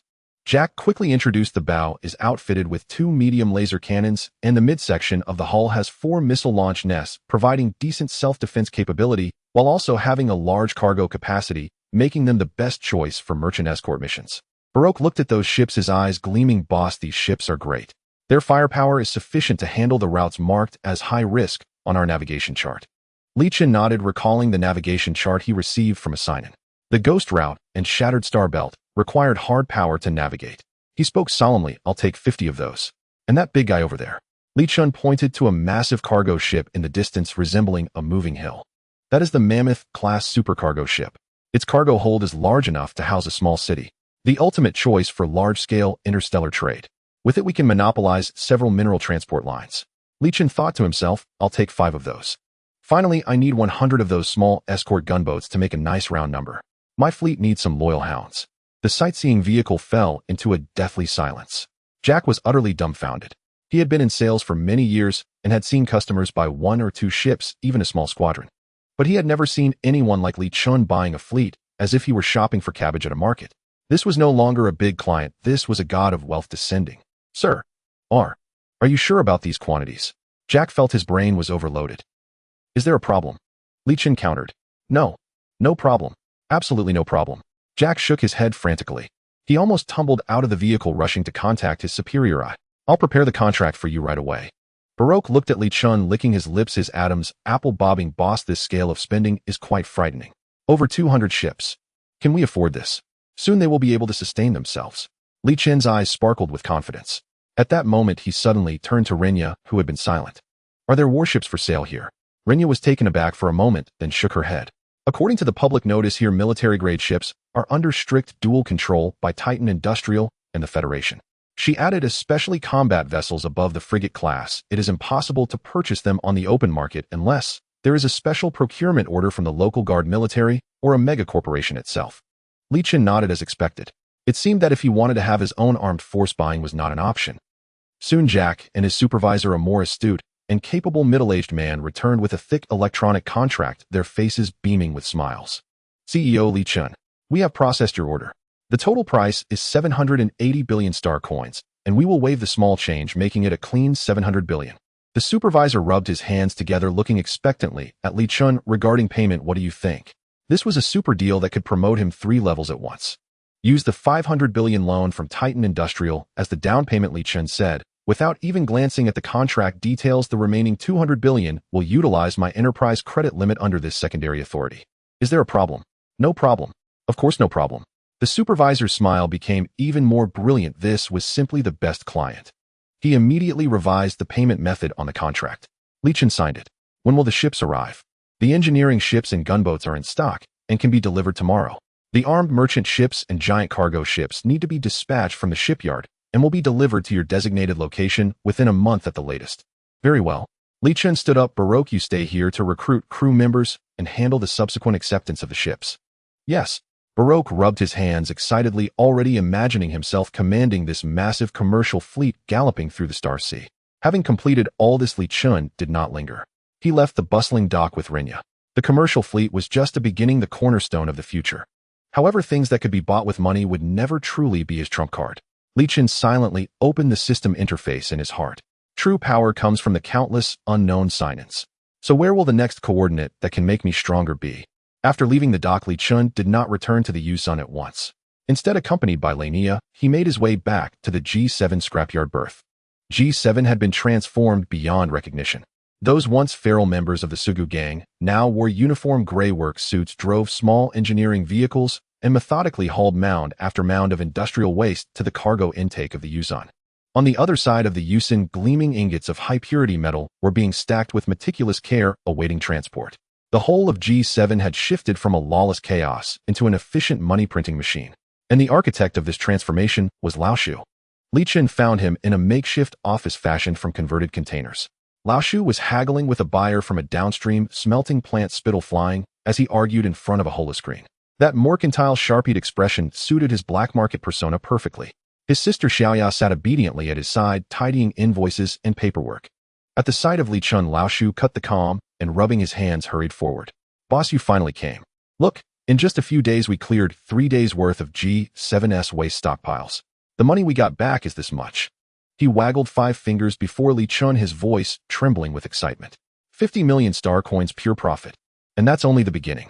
I've cut a deal with those vultures at the Port Authority. From now on, the entire southern industrial waste of Tianjin 4 will be exclusively handled by our Odyssey recycling company. Boss, we're made. We really are made. Lao Shu's exhilaration was almost feverish. Li Chen only nodded calmly. Well done. He transmitted the core trade route map he had just obtained from the trade center directly to Lao Shu. Lao Shu glanced down and drew in a sharp breath, his small eyes filled with disbelief. There was an unspoken awe in his gaze, like a man catching sight of a treasure he thought beyond reach. Yiling Hangdao, Heijin Hangxian, and this one Tiantang Ji Lu that cut straight to the Federation's interior. My God, boss, did you hack into the Titan Industries database? The value of such intelligence dwarfed those tens of millions a thousandfold. I need you to use these routes and the funds in hand to spread our enterprise across the entire Akalonstar sector. Li Chen's voice continued. Balok will command the convoy trade runs. He is the executor. And you, Li Chen, looked at Lao Shu. You will be the strategist, my proxy. I do not only want money, I want information. Li Chen's gaze darkened. I want to know the movements of every power in this sector, the deployments of every fleet, every transaction within the black markets. He stepped forward and peered down at Lao Shu, his voice low. I want you to become the underground king of Tiezhen 4. I want every shadow of Tiezhen 4 to quake beneath your feet. I want those self-styled big shots to check their breathing around you. Can you hold that seat? The suffocating fear that had gripped Lao Shu for a moment was instantly devoured by a far larger hunger named power. A rat clawed up from the refuse, a little info broker scraping by in the black market. And yet one day, he might be given the chance to manipulate the entire sector's underworld. The thought was more intoxicating than any dream. Boss, Lao Shu's breathing grew quick, ambition ignited in his eyes. He'll do it. Rest assured. In less than a year, there will be no sordid affair on Tiezhen, for that escapes my knowledge.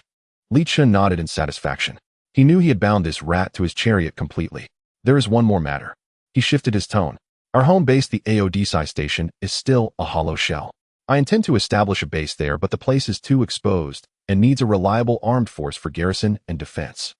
We are short-handed. Balok's fleet must continue trade runs and cannot be stationed long-term. Lao Shu understood at once. Boss, you're thinking. Mercenaries. Exactly. That is doable. Lao Shu patted his chest. The mercenary hall on Tiezhen 4 lists hundreds of merc groups. With money, any sort can be found. But, he lowered his voice, those listed mercenaries are mostly money-hungry desperados. Their loyalty is fickle. If trouble comes, they're likely to be the first to turn. I have a better option. A sly signature smile crossed Lao Shu's face. Oh, Li Chen raised an eyebrow. The Shuesa Xiangwei Mercenary Corps. Lao Shu spoke the name. An all-female mercenary corps famed for ferocious combat style and tactical flexibility. A few years ago, they were stars of this sector. But that was then. Their leader, that woman called Qilian, is brilliant in battle, but hopeless at business. Recently, they accepted an escort contract and were betrayed by their employer. Not only did they receive no payment, they lost their flagship and are buried in loans to the bank. Lao Shu projected a black market bulletin image into the air. On the screen, a battle-scarred escort ship bearing the Shuesa Xiangwei emblem lay immobilized at an abandoned berth, shackled by thick blue gravity restraints. Look, boss, Lao Shu said, pointing with schadenfreude. That's their flagship, the Jingji Nuwang. For overdue docking and energy fees, it had been locked down by the Port Authority. Rumor had it that Sugu Gang's old rivals, the scum of Heishui Security, planned to buy them up at rock-bottom price and use them as cannon fodder. Now they're insolvent. Qilian has been taking any paid garrison job she can find, no matter how remote. Leaning close to Li Chen, Lao Shu dropped his voice lower. Their debt is owed to a bank under Titan Industries. If we assume their debt, they would be utterly in our grasp, unable to flee even if they wanted to. However, Heishui Security seems to have already put down a deposit. If we want to outbid them, we'll need to be clever. Li Chen's eyes brightened. A capable corps crushed by hardship, pursued by rivals, and controllable through debt. A perfect tailor-made security force for his needs. Good. Li Chen rose. Send me their dossiers and contact information. He opened the files Lao Shu had sent. A photograph of a woman flashed on the screen, a shock of vivid red hair. A long weathered scar ran from the corner of one eye to the mouth. It did not mar her looks, rather it lent her a wild, lethal allure. Her eyes held the unbending defiance of a female leopard trapped in a cage. The dossier named her Qilian, her given name was unknown. Intriguing. A wry smile tugged at Li Chen's lips. A thorned rose, a wounded she-leopard. Come, let us see how sharp this blooded rose truly is. Iron Anvil 4 Upper District. Inside a lounge named Stardust Bar. The lighting was dim, the music intimate. The rich scent of exotic incense and rare vintage liquor set this place worlds apart from the squalor and chaos of the lower district. Li Chen sat alone at the bar, a single glass of the cheapest synthetic beer before him. His gaze remained calm, sweeping methodically across every corner of the bar, taking in the impeccably dressed merchants and the hulking scarred bodyguards alike. The dissonance between this opulent setting and the cheap liquid in his glass was palpable. He was waiting for the commander of the Crimson Rose Mercenary Company, the woman rumored by a lowly informant to be cornered and desperate. Not long after the bar doors swung open and a tall, striking figure strode in. Her long, fiery red hair cascaded loosely over her shoulders. A form-fitting dark crimson combat suit accentuated a figure both fierce and flawless. The moment she entered, even the ambient music seemed to soften. Several wealthy patrons who had been about to approach the waitstaff froze mid-gesture, their eyes wide with stunned admiration, yet none dared step forward. For everyone recognized her. Chilean, the woman who once rammed a destroyer into 3 pirate frigates and sank them all. Chilean's gaze swept the room once, then locked onto the young man sitting alone at the bar sipping cheap beer. A barely perceptible furrow crossed her brow. According to the rat's intelligence, this newly risen owner of Odyssey Recovery Corporation was supposed to be a man of vast influence and unassailable connections. So why was he drinking a brew so wretched even slums refused? She strode forward in high-heeled military boots, elegant, deliberate, radiating quiet dominance. Yurli Chun. She seated herself beside him without invitation. A unique, intoxicating aroma, gunpowder and perfume, washed over him. Li Chun turned to face her. I am. Chilean studied him, her expression flickering with surprise. She had expected the boss who commanded such loyalty, even from cunning informants like the rat, to be either thick-shouldered and brutal or cold-eyed and calculating, middle-aged at the very least. Instead, he was astonishingly young and unsettlingly handsome beyond measure. That beauty sharpened her anxiety over unpaid debts into something sharper wariness. After all, beautiful creatures were always poisonous. What do you want? She cut straight to the point. She despised pretense, especially when standing on the edge of ruin. My time is valuable. I require a mercenary company to provide long-term garrison and security services for my orbital station. Garrison duty. Chilean arched a brow, then curled her lips into a mocking smile. The Crimson Rose doesn't play guard dog. I know. Lichin nodded. I reviewed your records. Your battlefield record is legendary. Your strength undeniable. Then his tone shifted, calm yet cutting as a scalpel. But you currently owe Titan First Development Bank 370 million stellas, and next month is your final repayment deadline. Fail to pay and your last remaining flagship, the Thorn Queen, will be seized and auctioned by the bank. He paused, then delivered the final, most devastating blow.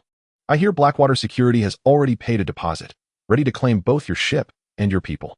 Chilean's smile froze, then vanished. A flash of lethal intent blazed in her elegant phoenix eyes. You investigated me. An invisible wave of killing intent emanated from her. Nearby patrons paled and hastily averted their gazes. In business, one must understand one's partners. Li Chen's voice remained unruffled. He even raised his glass and took a slow sip of beer. He ignored her aura entirely. Its suffocating weight meant nothing to him. The bar's atmosphere tightened like a drawn bowstring. Even the bartender instinctively stepped back 2 paces. Chilean stared at him, fury simmering, until abruptly the killing intent receded. She laughed again, soft, dangerous, magnetic. Her smile held the allure of a venomous bloom. She extended a slender finger painted blood red and traced it lightly down his chest. Little brother, you're more capable than you look. She leaned in slightly. Her warm breath brushed almost against his skin. Want to hire us? Fine. 50 million stellas per year, plus full settlement of your bank debt. This price is non-negotiable. She assumed such terms would instantly repel this boyish, green-faced youth. Yet Li Chen's response stunned her once more. Too expensive. He shook his head, flat refusal. He lifted 2 fingers gently but firmly grasping her wandering hand and moved it away from his chest. Chilean's eyes widened, genuinely startled. This man was utterly unmoved by her and dared touch her on his own terms. Expensive. She sneered. The Crimson Rose is worth every credit. No, you are not. Li Chen set down his glass and met her gaze, each word precise, deliberate. A mercenary company that cannot safeguard its own flagship, betrayed by contracts, bankrupted by mismanagement, unable even to pay its crew, is in my estimation worthless. You. Chilean shot upright, her presence erupting anew, raw and terrifying. This time her hand flew toward the energy pistol at her hip. Patrons scrambled backward in panic. Is this humiliation?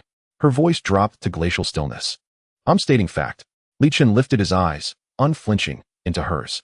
I grant you this, you fight well. But you are no leader. You wield unmatched martial prowess, yet possess no sense of strategy, no grasp of finance, no instinct for protecting those who follow you. That is why you stand here today, stripped bare, exposed, helpless. His stare pierced her, like meat on a butcher's block, carved up by enemies you once scorned. Chilean trembled, subtly, uncontrollably. His words were a white-hot blade driven deep into the proudest and most vulnerable core of her soul. I offer you a chance for you and your sisters, To live free of financial dread, free of groveling before banks or employers, free to do what you do best. I will settle your debt, and I will give you a new home, permanent, sovereign, yours alone. Weapons, munitions, power cells, logistics, everything fully supplied. I ask for nothing in return, only your loyalty. Chilean stood motionless. She stared at this man, whose handsome face now seemed to hold a gravitational pull threatening to draw in her very reason. Why, she asked, bewildered. Why do this? What do you gain? Because I need a blade, sharp, unwavering, and mine alone. My future enemies will dwarf anything you've ever faced. He rose and slid a fresh glass of liquor toward her. I need allies, not mercenaries who might turn on me at the first whisper of profit. Commander Chilean, you are intelligent. Will you cling to shattered pride and sink with your sisters, or will you seize this lifeline and walk beside me into the unknown? The choice is yours. With that, Li Chun turned and walked away, without hesitation, without glance back. Only Chilean remained, frozen in place, staring at the untouched drink before her and at her own reflection within it, stunned, uncertain, unmoored. Long silence. She lifted the glass and drained it in one swift motion. Wait. She ran after him. I accept, but I have one condition. Li Chun halted and turned. Speak. Tell me, who is your enemy? Who could compel you to go to such lengths, even purchasing an entire mercenary company? They cannot be ordinary. I need to know whose throat this blade must sever. Li Chun held her gaze, silent for a breath. He knew she did not seek charity, but purpose. At last he leaned close, his lips brushing her ear as he whispered a name. Titan Industrial. Chilean flinched, visibly. She even recoiled half a step, not from fear alone, but from the visceral tremor of confronting a leviathan. You're insane, oi. The words escaped her raw and disbelieving. 1 month later, the orbital region surrounding the Odyssey space station had never been more bustling. Dozens of brand-new worker Ant Mark V engineering vessels orbited the station like their namesake, diligent, precise, and tirelessly industrious. From their ventral matter printers blazed searing cobalt flames, rapidly assembling gleaming metallic modular components from high-purity metal ingots fed directly from the cargo hold of the Peregrine freighter. Under the personal supervision of Renya, a prodigy of applied engineering, a colossal space base, raw and magnificent in its brutal industrial aesthetic, rose before their eyes at an astonishing pace. This was Li Chun's first stronghold, the inaugural nest for his nascent military force, built from the blueprint for a fortress-class modular base core framework acquired through a sign-in event on Anvil 4. The base's central structure was a massive toroidal ring. Inside were meticulously planned residential sectors, training facilities, an energy nexus, and vast supply depots. Extending outward from the ring's outer rim were 6 colossal docking berths, each capable of accommodating capital-class warships. At the apex and nadir of the station, newly manufactured Sentinel-class electromagnetic rail cannons, freshly forged in the matter reconfiguration laboratory, had already been mounted into position. Their dark, gaping muzzles pointed silently into the starfield, ominous, unblinking. The entire installation stood as the Odyssey station's stoic, vigilant sentinel. On the very day the base's primary framework was completed, a small fleet emerged from a distant jump point. Leading it was an assault cruiser painted head-to-toe in deep crimson adorned with stylized thorny roses. It was the flagship of the Crimson Rose Mercenary Company, the Rose. Trailing behind it were over a dozen compact escort gunboats. Their hulls bore the scars of countless battles, worn, weathered, yet they held formation with unwavering vigilance. Chilean stood upon the Rose's bridge, gazing through the viewport at the gleaming, still-finished space base on the horizon, and let out a low, breathless exclamation. Beside her, her deputy, a sharp-eyed woman with a crisp, no-nonsense haircut, stood slack-jawed, her mouth agape, as if it could swallow an entire power cell magazine. Captain, that is our future base. She swallowed hard. By the stars, its scale rivals a full military forward outpost. He actually built us a fortress in just 1 month. This is no longer a question of credits. Chilean murmured to herself. When she'd first heard Li Chun's proposal, she'd dismissed it as little more than an elaborate mirage. Now that mirage had crystallized into undeniable reality before her eyes. Just who exactly was this man named Li Chun, and how many more hidden cards did he hold? This is Odyssey Base Control Tower. Guests of the Crimson Rose, welcome home. Li Chun's voice resonated clearly across the public channel, echoing onto the Rose's bridge. That single phrase, welcome home, instantly stilled the bridge in reverent silence. Please follow the designated guidance vector to docking bay 3. Chilean drew a slow, steadying breath, quelling the storm within, then issued her command. All vessels, acknowledge and proceed along the guidance vector to berth. As the Rose glided smoothly into its colossal docking cradle, every member of the Crimson Rose surged toward the viewports. They gazed outward, at the base's pristine hypermodern interior, at the swarms of autonomous construction drones whirring with purpose, at the symmetrical lethal precision of its weapon emplacements. A young woman barely of age stared at the holographic preview of her assigned private living module, and her eyes brimmed with tears. She brushed them away with the back of her hand. For mercenaries who had spent lifetimes adrift among the stars, living by the edge of the blade, surviving on instinct and grit, a safe, stable home of their own was a luxury so rare, so unimaginable, it belonged only in dreams. A long-forgotten warmth, quiet, profound, began to bloom within them, the twin emotions of safety and belonging. Chilean descended from the ship, flanked by her inner circle. Li Chun and Renya awaited them at the end of the docking umbilical. "Welcome to the Odyssey," Li Chun said, offering a calm, confident smile and an outstretched hand.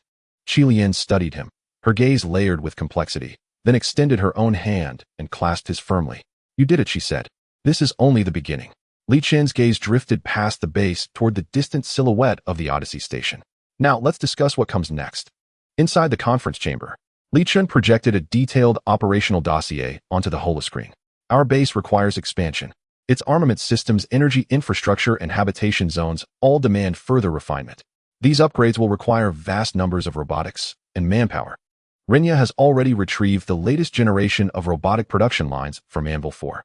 Our mechanized forces will soon reach operational readiness. Yet robots excel only at programmed tasks. Certain roles, those demanding judgment, initiative, and adaptability, must be filled by human hands."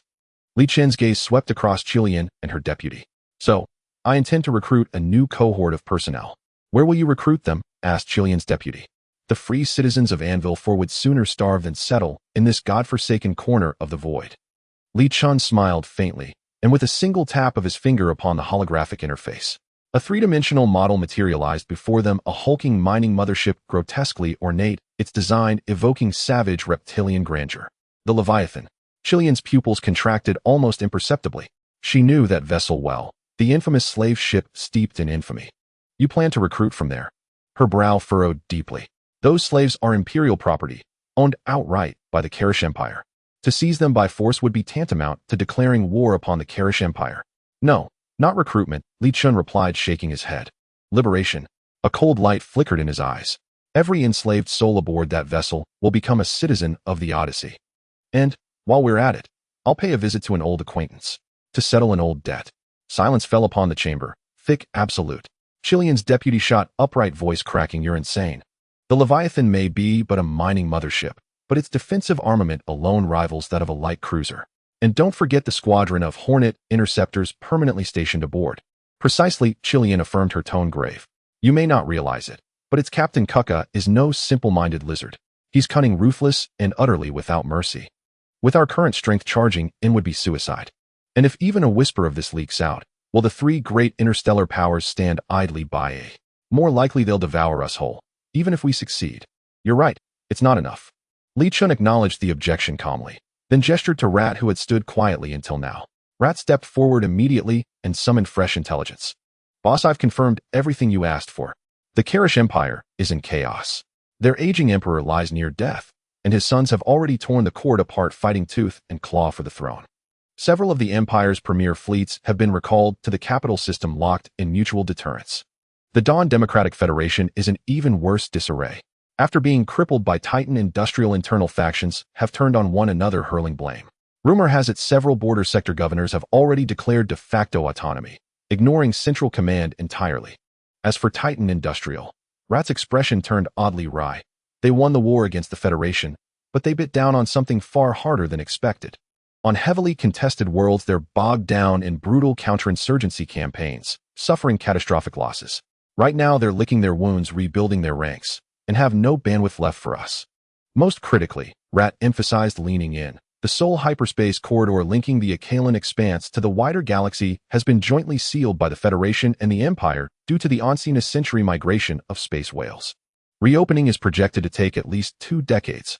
Rat's words shifted the atmosphere in the chamber, subtly, irrevocably. Chilean exchanged a glance with her deputies, and in each other's eyes they saw the first tremors of doubt giving way to possibility. A sealed expanse. 3 great powers paralyzed by their own collapse. A realm of pure, fertile chaos. And most importantly, the most obvious point of all, the Leviathan hasn't received a single resupply in 3 standard months. It is a dog forgotten in the kennel, abandoned, isolated, and vulnerable. Hearing Rat's assessment, Chilean and her deputy finally exhaled, some of their earlier shock receding. Li Chun met their gazes and continued, "The Leviathan is our first stepping stone to forge our reputation and expand our strength. Aboard that ship are millions of oppressed, able-bodied souls, ideal soldiers, ideal workers. Its holds overflow with priceless ore and refined energy cores. And its captain, Kuka." Li Chun's voice dropped glacial and final. "His head is the sacrifice I must claim. Not merely for gain, but for vengeance." Chilean fell silent. In Li Chun's eyes she saw no room for debate, only certainty carved in ice and iron. She drew a deep breath and asked, "Very well, suppose your analysis holds. But the core question remains, how do we strike? The Leviathan's defenses are no mere facade. Approach too closely, and its main batteries will reduce us to vapor." "An excellent question." Li Chun offered her a look of genuine respect, then turned to Renya. "Renya, show them our recent, unexpected acquisition." Renya nodded and brought up a new technical schematic. "KI Wide Area Electromagnetic Pulse Warhead Researchers Final Edition." "What is this?" Chilean stared at the intricate structural diagram and dense parameters set, her pupils contracting sharply. "A military-grade EMP. This energy architecture, it can disable all electronic systems aboard a vessel, comms, weapons, navigation, for at least 3 minutes. 3 minutes. Chilean's breathing quickened instantly. In the lightning-swift crucible of interstellar warfare, 3 minutes of unilateral paralysis could decide the fate of an entire engagement. "But how do we deliver it?" pressed the deputy. "The Leviathan's sensor perimeter extends beyond 10,000 kilometers. We'll be detected the moment we enter range." "That is precisely where your expertise comes in," Li Chun said, turning to Chilean. "I need the Crimson Rose to devise a meticulous infiltration and assault plan, using your signature stealth and shock tactics, to deliver this gift to its intended destination." Chilean studied the EMP schematic, then looked again at Li Chun. The last vestiges of hesitation vanished from her eyes. In their place bloomed the fierce electric thrill of a master strategist facing a worthy opponent. "We accept the contract." She ran her tongue over her lower lip and flashed a feral, blood-tinged smile. "But an EMP alone isn't enough. Once it's disabled, we'll need overwhelming firepower to breach its hull and secure boarding within those 3 minutes. Our current armed merchantmen and gunboats lack the punch." "I know," Li Chun replied, nodding. "So, before the operation, I intend to sharpen our teeth." He rose and walked to the immense viewport, gazing into the infinite velvet blackness beyond. "Rat, locate a coordinate for me. A signal anomaly deep within the lightless expanse." "Yes, boss." Li Chun's personal terminal lit up, the system map fully deployed. There, suspended in the void, pulsed a single orange marker, labeled legendary, awaiting his arrival. "Renya, Chilean." Li Chun turned back to them. "Prepare for departure. We're going far. Others call it the graveyard of stars. We go not to bury, but to claim an inheritance long abandoned." The discussion sparked by the plan to raid the Leviathan lingered in the conference room, refusing to settle down. Yet Li Chun's final remark, "We go to claim a forgotten legacy," filled everyone with exhilaration, especially Chilean and Renya. One was a war fanatic whose pupils sparkled at the mention of high risk, high reward. The other was a tech enthusiast who would turn everything into engineering tools. The domain of darkness is a term among ordinary interstellar explorers representing a death sentence of no return. To them, however, it represents enticing treasures. As soon as the meeting concluded, the entire Odyssey space station activated like a war machine, operating efficiently. Chilean, accompanied by her adjutant, dove headfirst into the Bridge of the Rose. She overlaid the coordinates provided by Li Chun, derived from a legendary level sign-in point, with all the star map data she had regarding the domain of darkness. Gazing at the area marked as extremely dangerous, her adjutant, a short-haired and capable woman, turned pale. "Captain, this coordinate. It's like being at the deepest part of hell." The adjutant pointed to the flickering orange dot on the holographic star map, her brows tightly knitted. "According to the records of escort missions we've previously undertaken, the outskirts of the domain of darkness are the infamous ship graveyard. It's filled with chaotic gravitational vortices and radiation storms capable of tearing apart ship hulls. The shields of our armed merchant vessels would be like paper if we entered those waters. Even though our Rose is an assault ship, if we force our way through, the survival rate will not exceed 10%. Chilean's slender fingers traced an astonishing S-shaped curve on the star map, closely hugging the edge of the gravitational anomaly. "Who said we have to force our way in?" She licked her lips. "That man Li Chun, if he dares to let us take this path, he must have prepared a way for us. Our task is to plot the most efficient route for him. dancing in a place fraught with danger that is called navigation. Her lips curled into a grin. I love this kind of work. Meanwhile, in the hangar of the Falcon, the buzzing of high-power laser cutting and the hydraulic sounds of mechanical arms echoed in succession. Renya had completely immersed herself in her personal territory, her eyes filled only with data and components. She was directing several engineering robots on Earth from the base warehouse, conducting what could be described as a magical targeted upgrade on the Falcon. Remove those 2 composite armor plates on the port side. Replace them with the Eye of the Abyss gravitational wave sensor array that I just improved. I need to clearly detect the gravitational curvature of every inch of space ahead. Rearrange all the energy lines. Boost the backup energy from the matter reassembly laboratory through phase crystals and connect it directly to the main shield's partial devices. I don't care how you do it, I need the shield's energy replenishment speed to be instantaneous and squeeze out 15% more performance for me. As the current chief engineer, she rapidly issued a series of commands, gradually immersing herself in her role. Li Chen stood on the second-floor corridor of the hangar, quietly observing the busy scene below. He did not disturb Renya. He knew that this girl was extraordinarily gifted in the field of mechanics. All he needed to do was set a goal, and she would strive to provide the most perfect solution, even exceeding expectations. This feeling of everyone performing their duties and trusting each other solidified the nascent form of the team. Just then, his personal terminal on his wrist vibrated, popping up a high-priority, encrypted communication request. It was Mouse. On the screen, Mouse's shrewd face appeared.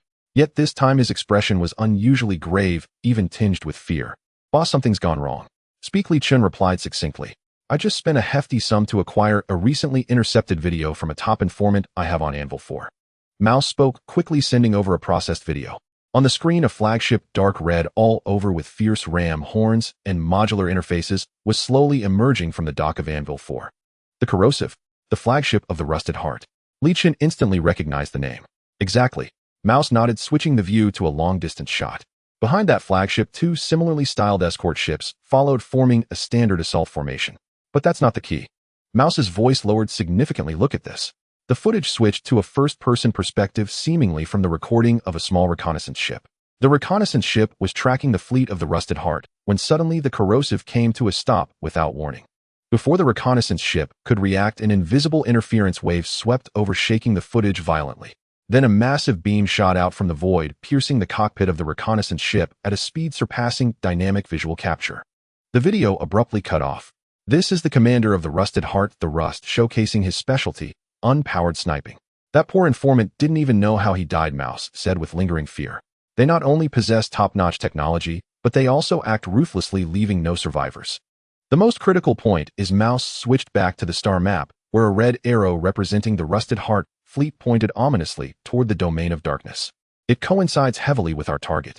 A deep concern appeared on Mouse's face. Boss, these guys are truly tough opponents. If a conflict arises in such a place, the consequences would be unimaginable. Should we hold back for now, wait until they finish scouting the route, and then? No need, Li Chen interrupted him, his gaze falling on the bloody sniping video. He showed no signs of fear, instead a hint of interest flickered in his eyes. The special radar and sniping system of the Corrosive seemed quite impressive. Perfect timing, the weapon systems of my new ships might still need some additional parts for upgrades. Mouse was taken aback. He stared at his boss' expression, which seemed like someone selecting merchandise, and for a moment, he didn't know what to say. Mouse continued to monitor their movements. I need to know every move they make. Yes, boss. He closed the communication. Li Chen turned around, looking at the Falcon, which had already completed its initial modifications, now adorned with many fierce sensors and external modules resembling a ferocious beast ready to pounce. His voice echoed through the hangar via the broadcast. Renya Qilian, prepare to set sail. The engine of the Falcon flickered with the rose closely following. The 2 magically modified ships leapt forth like streaks of light toward the domain of darkness. The transition ended. The Falcon and Rose emerged from the hyperspace lane. What lay before everyone was a veritable wasteland of death. There were no dazzling stars, only suffocating darkness. Inside the bridge of the Rose, the deputy of Qi Lian gazed out at the bizarre scene beyond the viewport, his face turning pale. My heavens! A massive distorted gravitational lensing effect stretched the distant starlight into eerie arcs. The sporadic bursts of high-energy radiation storms swept through the void like purple phantoms. What was even more chilling were the cold wrecks floating in this death zone. At least 100 expedition ships of various sizes were frozen in time like insects trapped in amber, eternally suspended in grotesque poses. Some hulls were severed cleanly in half, their edges smooth as mirrors. Others were crumpled like crushed cans, their entire bodies compressed into irregular metal discs. This place looks 100 times more dangerous than what's marked on the star charts. The deputy of Qi Lian's voice trembled. Our shields here are like a layer of paper. Qi Lian's expression was equally grave. Her proud piloting skills and combat instincts held no significance in the face of this pure chaotic natural disaster. At that moment, a high-energy signal abruptly emerged from the distant radiation storm on the Falcon's long-range radar. It's the fleet of the Rust Heart. Renia reported immediately. In the distance, a flagship, the corrodor larger than the rose and covered in menacing ram horns and extra armor, pushed through with a pale golden energy shield forcefully emerging from a region of gravitational anomalies. It charged through, forging a path in the most primitive, brutal manner. Its shield flickered violently under the gravitational pull. Several external armor plates were violently torn off, breaking away from the hull. But it remained indifferent. The two escort ships trailing behind it were in a dire state, with one visibly spewing black smoke from its engine. Yet they had ultimately made it through. A brazen, electronically modulated voice echoed over the public channel. This junkyard can't trap us, Rust Heart. The fools scouting ahead are all dead now, and from now on I set the rules here. On the bridge of the corrodor, a gaunt man, half of whose face was replaced with metal prosthetics, looked at the radar, where two small ships hovered at the edge of the danger zone, revealing a contemptuous smile. He was the commander of the Rust Heart, Tieshio. Transmit my orders, he commanded his fleet. All ships maximum engine power. Let those little fish trailing behind see what true strength is. The engines of the corrodor belched orange flames as it charged deeper into the void of light. The posture was as if patrolling its territory. Watching their retreating figures, Qi Lian's fists subconsciously clenched. Li Chun, they've gone past. If we don't leave now, we'll have nothing left. Don't rush. Li Chun's voice came through encrypted communication, unnervingly calm. Let them scout the path first. The real danger is just beginning. His entire focus was immersed in the system map, visible only to him in his mind. On the map, this seemingly chaotic death zone was meticulously marked by the system with countless fine lines and data. A winding path entirely glowing green to represent absolute safety wove through numerous areas marked in red as deadly. Renia, here. Now on my command, deactivate the inertial dampers and switch to manual piloting mode. Li Chen's voice turned emotionless. Renia's palms instantly became sweaty. Yet she complied. Hard left engine power output 73. Execute a brief lateral thrust, target the right edge of that distorted gravitational lens at 3 o'clock. Renia was stunned. What? That area is a gravitational shear zone. Our ship will be torn apart. Qi Lian also saw this scene through the shared perspective, urgently warning. Li Chun, the navigation data confirms that ahead is a gravitational shear zone whose structural pressure will exceed the critical threshold instantly. Are you sure about this route? Trust me. Li Chun only uttered 2 words. Renia looked at Li Chen's profile and abandoned her thoughts. She gritted her teeth, adrenaline surging. You're a madman. She cursed, but her hands moved without hesitation, executing Li Chen's orders with precision. The bow of the Falcon turned sharply, and the powerful overload pressed everyone firmly into their seats. The spaceship charged directly into the gravitational shear zone. Everyone on the rows held their breath in fear. Qi Lian instinctively closed her eyes. However, the anticipated destruction of the ship and loss of life did not occur. Just as the Falcon was about to collide with the distorted space, a faint, nearly undetectable space fold appeared precisely at that location. The hull of the Falcon spun at an unbelievable angle, narrowly slipping past. The ship only trembled slightly. The shield's energy level didn't even drop by more than 1%. Renia stared at the screen as the gravitational readings instantly returned to normal, her mind blank. Don't get distracted. Li Chen's command rang out again, his words rapid. Ahead, radiation storm, find the weakest energy gap. Countdown 3 seconds, charge in at full speed. 2, 1. Now. Renia had completely abandoned thought, transforming herself into a machine executing Li Chen's commands. The Falcon and Rose plunged into the purple energy storm. The moment they entered, the energy intensity of the storm surged tenfold. If they had been a second late, their shields would have been crushed like eggshells. Thus, under Li Chen's unfathomable prophetic command, they pressed on. The Falcon and Rose began a mad dance on the edge of a knife in this labyrinth of death. They sometimes skimmed along the edge of gravitational whirlpools at high speeds, using gravitational slingshot effects to achieve incredible acceleration. Other times, they precisely navigated through the gaps between spatial rifts with the hulls separated from destruction by less than 10 meters. Each maneuver challenged the limits of Renia and Qi Lian's nerves. And when they finally burst out from this chaotic region, the view ahead opened up dramatically. They had already left far behind the Rust Heart fleet, which was still cautiously braving the danger with their shields. Renia leaned against the pilot's seat, gasping for breath. She was drenched in cold sweat. Qi Lian sat weakly in the command chair, watching the unscathed Falcon outside the viewport, her expression complex. This man, how on earth did he do it? Li Chun, however, showed no signs of relaxation. His gaze returned to the system map. At the end of that green safety path, a checkpoint visible only to him emitted an enticing orange glow.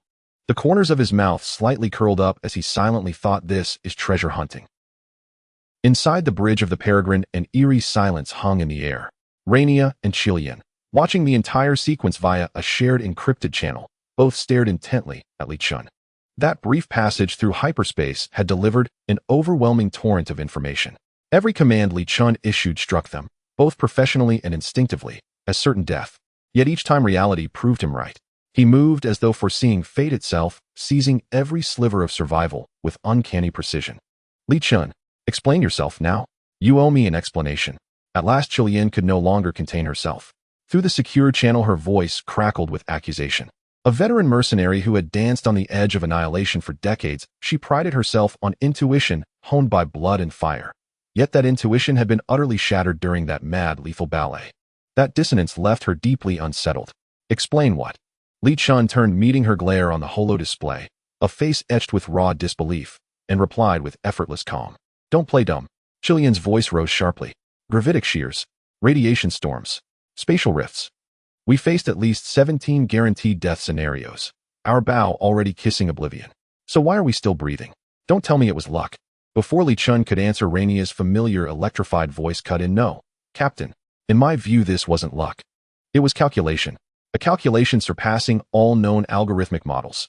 She nearly leapt from the pilot's seat, eyes blazing as she gazed at Li Chun. How did you do it?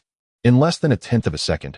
How did you compute the single viable path threading between cataclysms? I told you. Li Chun shrugged, a faint, enigmatic smile playing on his lips. I guessed. You. Qilian's jaw twitched violently. She opened her mouth to press further, but then paused, swallowing the words as she met his unruffled, almost serene expression. Pressing him would yield nothing. His value required urgent reassessment. And Renia, after her initial surge of exhilaration, settled into quiet contemplation. Gazing at Li Chun's back, she felt not just admiration, but awe for a being whose mastery seemed boundless.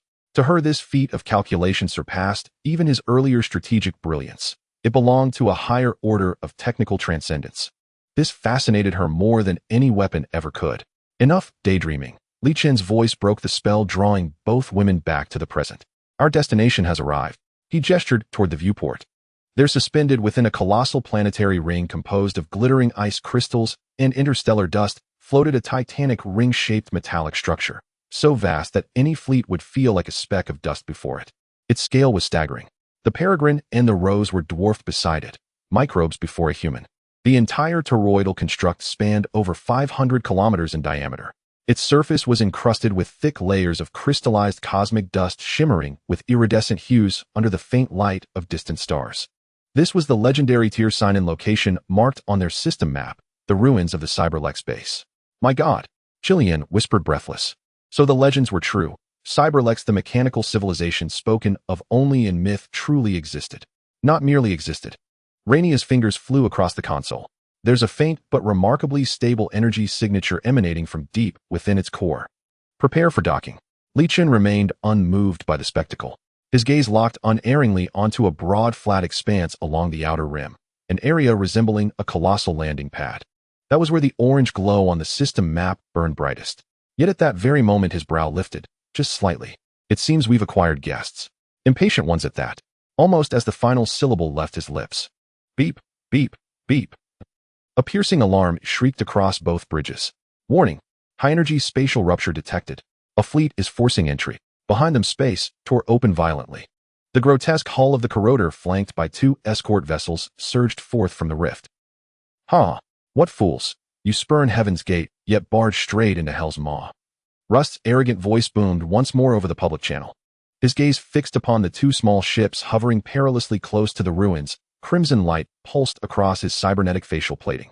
Thank you for using your miserable lives to lead us straight to this giant's threshold. Now, as repayment, you may die. Without hesitation, he issued the attack order. Open fire. Reduce them to atoms. The forward cannons of the corroder and its escorts blazed with gathering energy. Evasive maneuvers, now. Rainier and Qilian shouted in unison, yanking hard on their controls. Yet Li Chen's voice remained unervingly steady. Don't evade. Move toward the ruined surface, and raise shields to maximum. What a... Rainier thought she'd misheard. That'll make us sitting ducks. Do as I say. His tone admitted no dissent. Rainier and Qilian exchanged a glance. All vessels abandoned evasion. Instead, thrusters adjusted minutely, pressing them flush against the ancient ruin's surface. Dozens of searing energy beams streaked past their hulls and slammed into the slumbering Cyberlex ruins, silent for eons. Boom, boom, boom. Violent detonations erupted across the ruin's surface. The thick crust of crystallized cosmic dust shattered and scattered. Rust watched, roaring with triumph. Run? Where will you run now?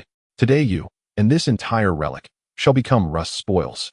Yet Li Chun watched the blossoming fireballs with a familiar, dangerous smile. After all, smiles never vanish, they simply shift direction. Rust's laughter choked off abruptly. What unfolded before him defied all precedent.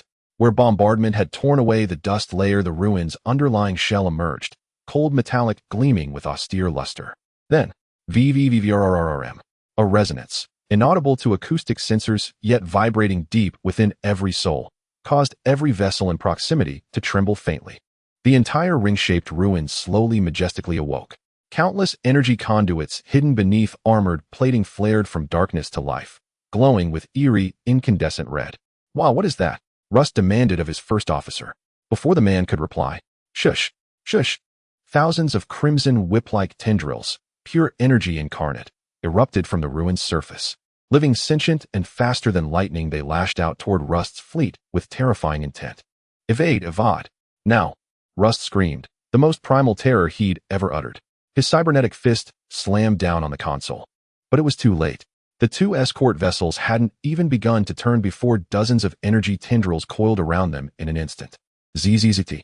Their shields, formidable under normal combat, shattered like glass before the tendrils' touch. Then the tendrils constricted. Crack. With a sickening groan of tortured metal, the two fully crewed escorts were crushed into twisted, mangled wreckage. Brilliant secondary explosions bloomed silently in the void, like macabre fireworks. On the corroder's bridge, absolute silence reigned. Rust stared blankly at the screen displaying the burning debris, his cybernetic face flickering wildly, circuits overloaded by incomprehensible data. His earlier arrogance had vanished completely. In its place bloomed the bitter, searing realization that he'd been used as a pawn. He jerked his head up, locking his gaze across the void at the two unscathed vessels. As if piercing the vacuum itself, he saw, clearly, the young figures standing calmly on the bridge watching the pyrotechnics unfold. He finally understood Li Chun had never been fleeing. From the very beginning he had waited, patiently, deliberately, for Rust to pull the trigger on his own annihilation. Boom. The violent detonation erupted like a dazzling firework. Inside the bridge of the Rose, Qi Lian's deputy, a sharp, no-nonsense woman with a crisp, short haircut, clutched the armrests of her seat with white-knuckled intensity. Her gaze locked onto the holographic display where two rapidly cooling hulks, the shattered remains of the escort vessels, drifted in silence. Her voice emerged hoarse and strained. Annihilated instantly. Two fully crewed escorts. No evasive maneuvers even attempted. The languid lethality and bloodthirsty calm that usually marked Qi Lian's expression had vanished entirely. In their place bloomed raw, chilling dread. Her fingers flew across the tactical slate, conducting a lightning-fast post-mortem analysis. Not a weapon system. That was no known armament. She murmured, not quite to her deputy, not quite to herself. From its energy signature, it resembles something alive. An autonomous defense mechanism. Its reaction speed, targeting precision, and lethal efficiency, they transcend tactics entirely. Had the Rust Heart's barrage deviated by even a single degree, had their hull not been pressed flush against this landing pad, Qi Lian dared not finish the thought. Then the cold truth settled. What now drifted as cosmic debris was all that remained of the Blood Rose's entire fleet. It's the ruin's automated defense system. Li Chen's voice arrived through encrypted comms. Calm, unhurried, instantly piercing the suffocating tension.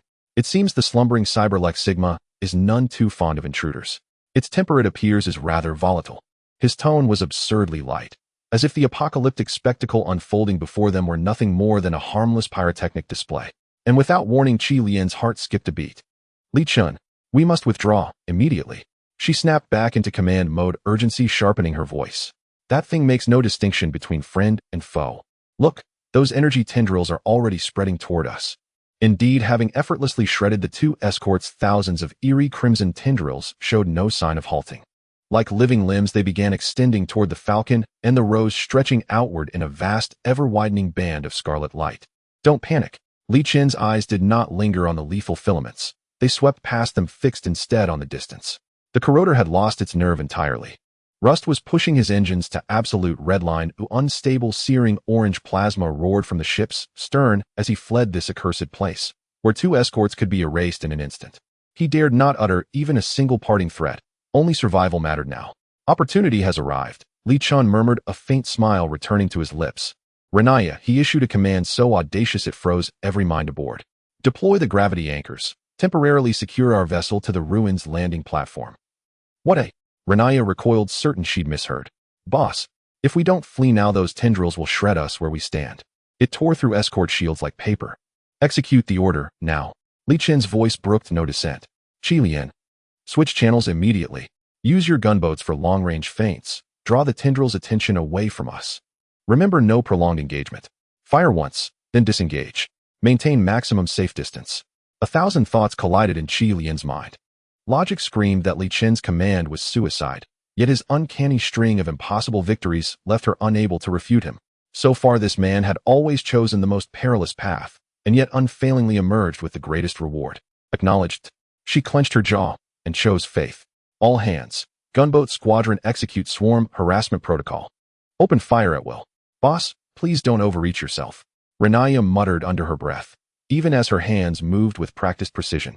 At the Rose's stern, a dozen compact gunboats scattered, peppering the outer edges of the crimson tendrils with sporadic harassing bursts.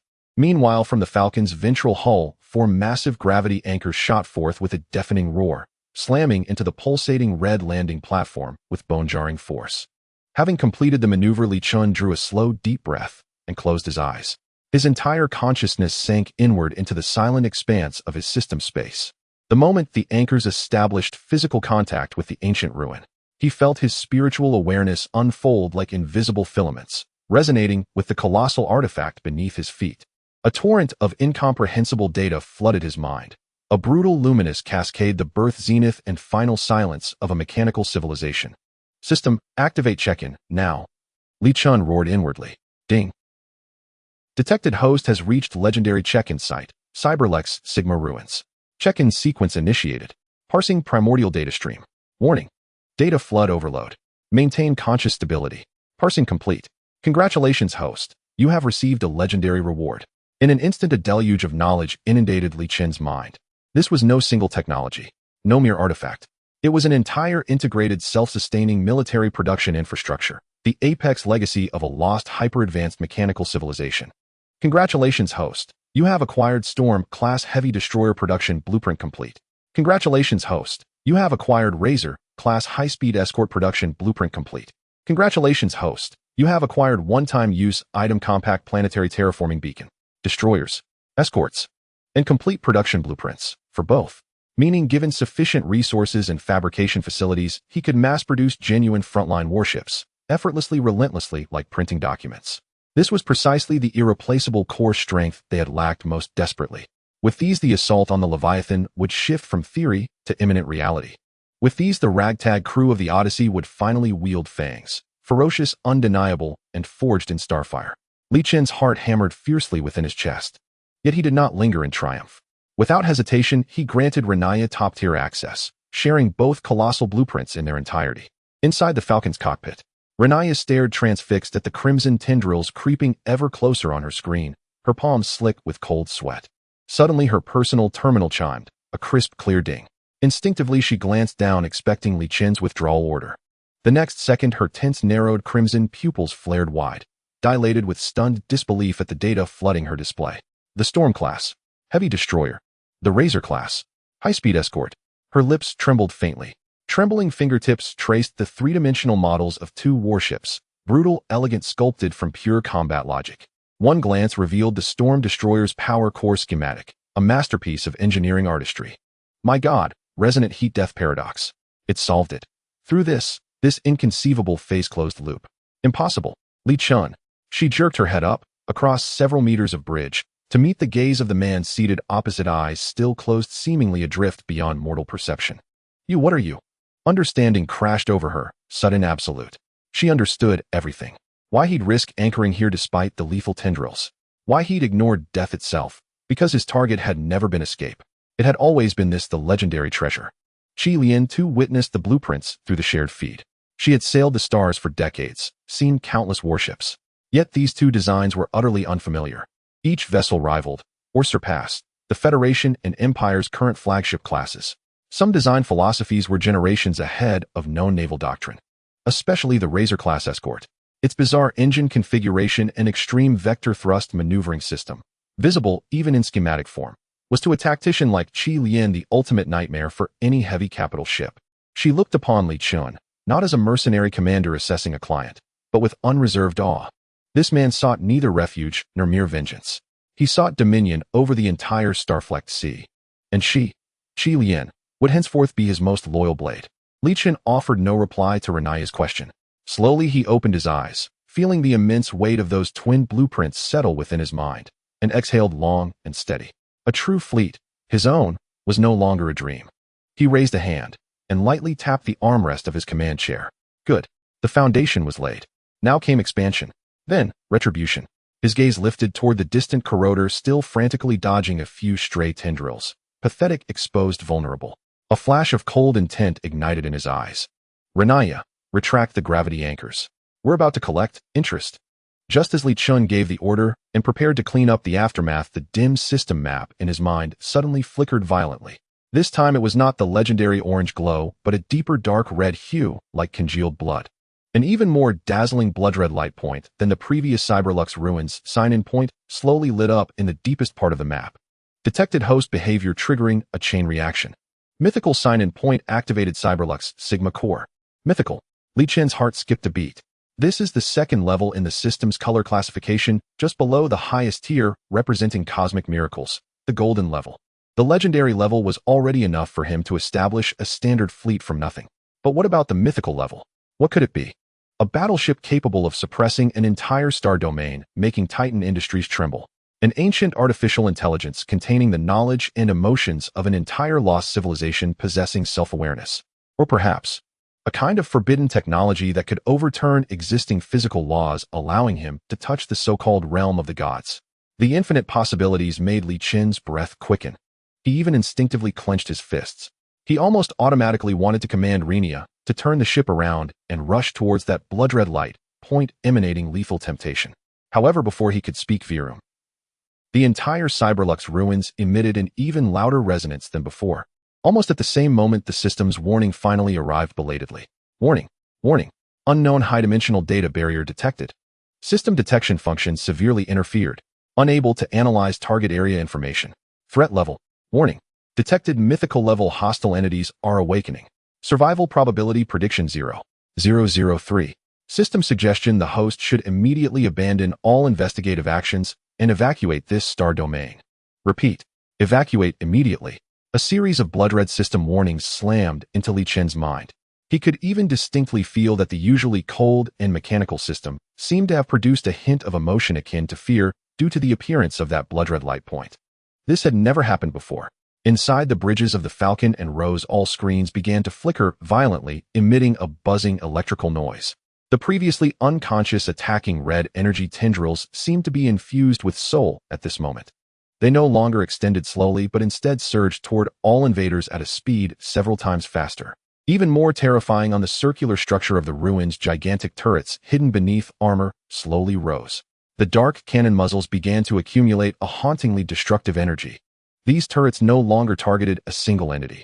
Instead, they indiscriminately locked onto all intruders within this airspace, including the Falcon closely tethered to the ruins, as well as the corruptor that was still struggling far away.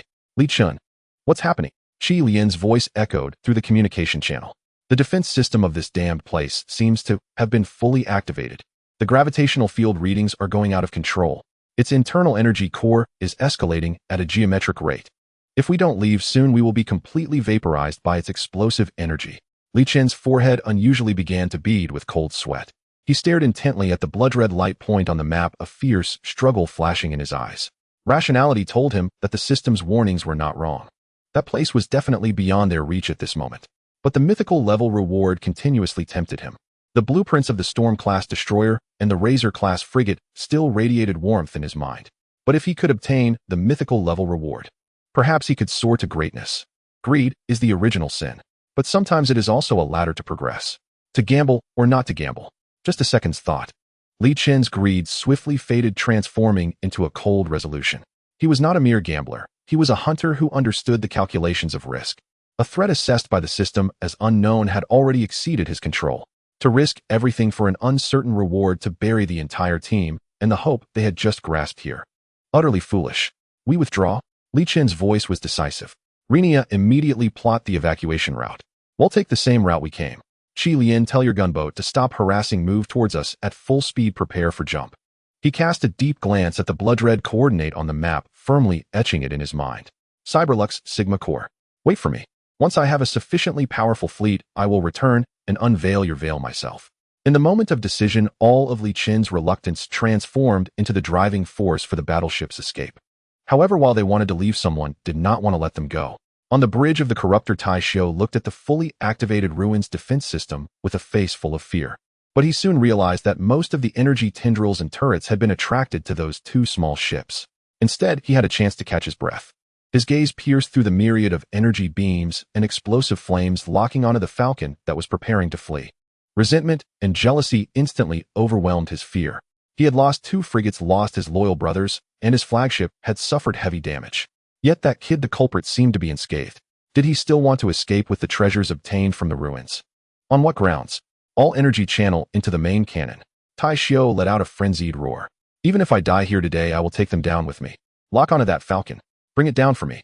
He had gone mad. He wanted to use his last attack to leave Li Chen completely in this grave of death. The menacing main cannon of the corruptor began to gather an orange-red glow. Boss, the corroder has locked onto us. Renya's sharp cry echoed across the bridge. On the control console, a glaring red targeting box clamped tightly around the 3-dimensional model of the Peregrine. Its main cannon is charging. Energy signature has breached safety thresholds. We can't evade. Chilean's voice crackled through the encrypted channel, tense, urgent. As a seasoned commander, she knew precisely what it meant to be locked by a flagship's main battery within effective range. Li Chen, think fast. A direct hit from that cannon will vaporize the Peregrine's current shield integrity as if it were parchment. Li Chen gazed at the holographic display, the crimson dot marking the corroder, and the blinding sun-like radiance blooming at its bow. His expression remained utterly unruffled. He even had the composure to pull up the enemy's main cannon specifications via system privileges and scan them with quiet precision. MKIV Heavy Particle Cannon, Titan Industries Military Export Variant. Impressive yield, but painfully slow recharge cycle. Like an elderly man straining in constipation. This untimely quip left both Renya and Chilean momentarily stunned on either end of the comms channel. What kind of time is this for jokes? Boss, this is no laughing matter. Renya was nearly in tears. Sweat traced paths down her temples as her hands clenched the flight controls. I'm not joking. Li Chen's gaze shifted back to his own tactical map. Their every activated ruin artillery emplacement glowed with crystalline clarity. Attack patterns, target acquisition logic, cooldown intervals, and fire coverage zones all rendered in precise, flowing data streams. A plan, audacious to the point of madness, coalesced in his mind. His eyes flickered with quiet pity as he regarded the corroder, arrogant self-fashion, believing itself the hunter. Poor thing. You don't even realize what you're truly facing. Renya. Li Chen's voice settled into calm certainty. Stop running. What? Renya wondered if her auditory implants had malfunctioned. I said stop running. Swing hard to port. Overload engines by 30%. We're staying put. A familiar razor-edged smile curled at the corners of Li Chen's mouth. We're not fleeing. We're returning. He extended a finger and tapped the star chart, pointing directly at the core zone, the most densely saturated sector of the ancient defense grid awash in pulsing crimson warnings.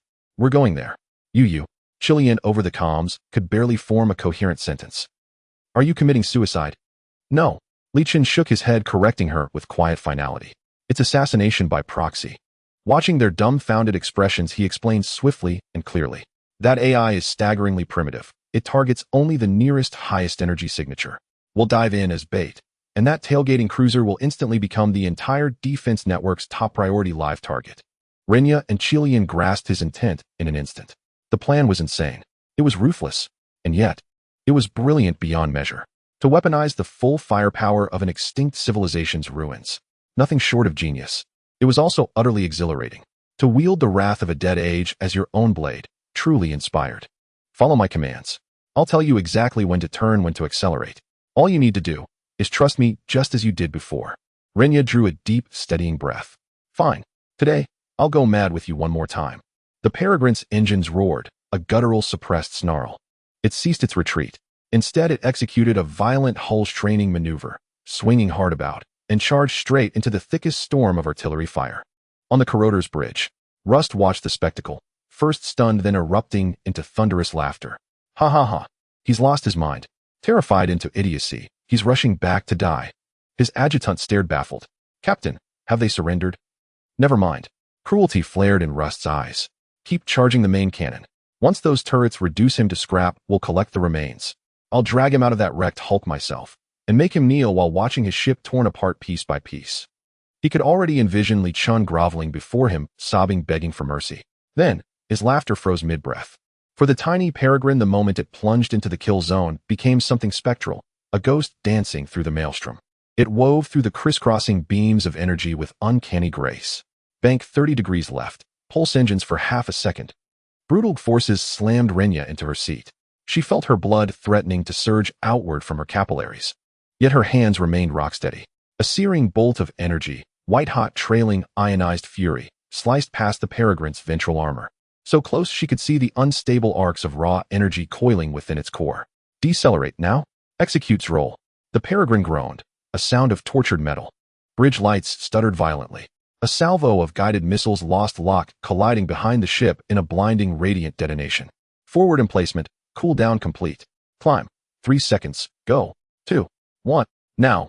The Peregrine's thrusters ignited in unison, lifting the vessel vertically with brutal, flawless precision.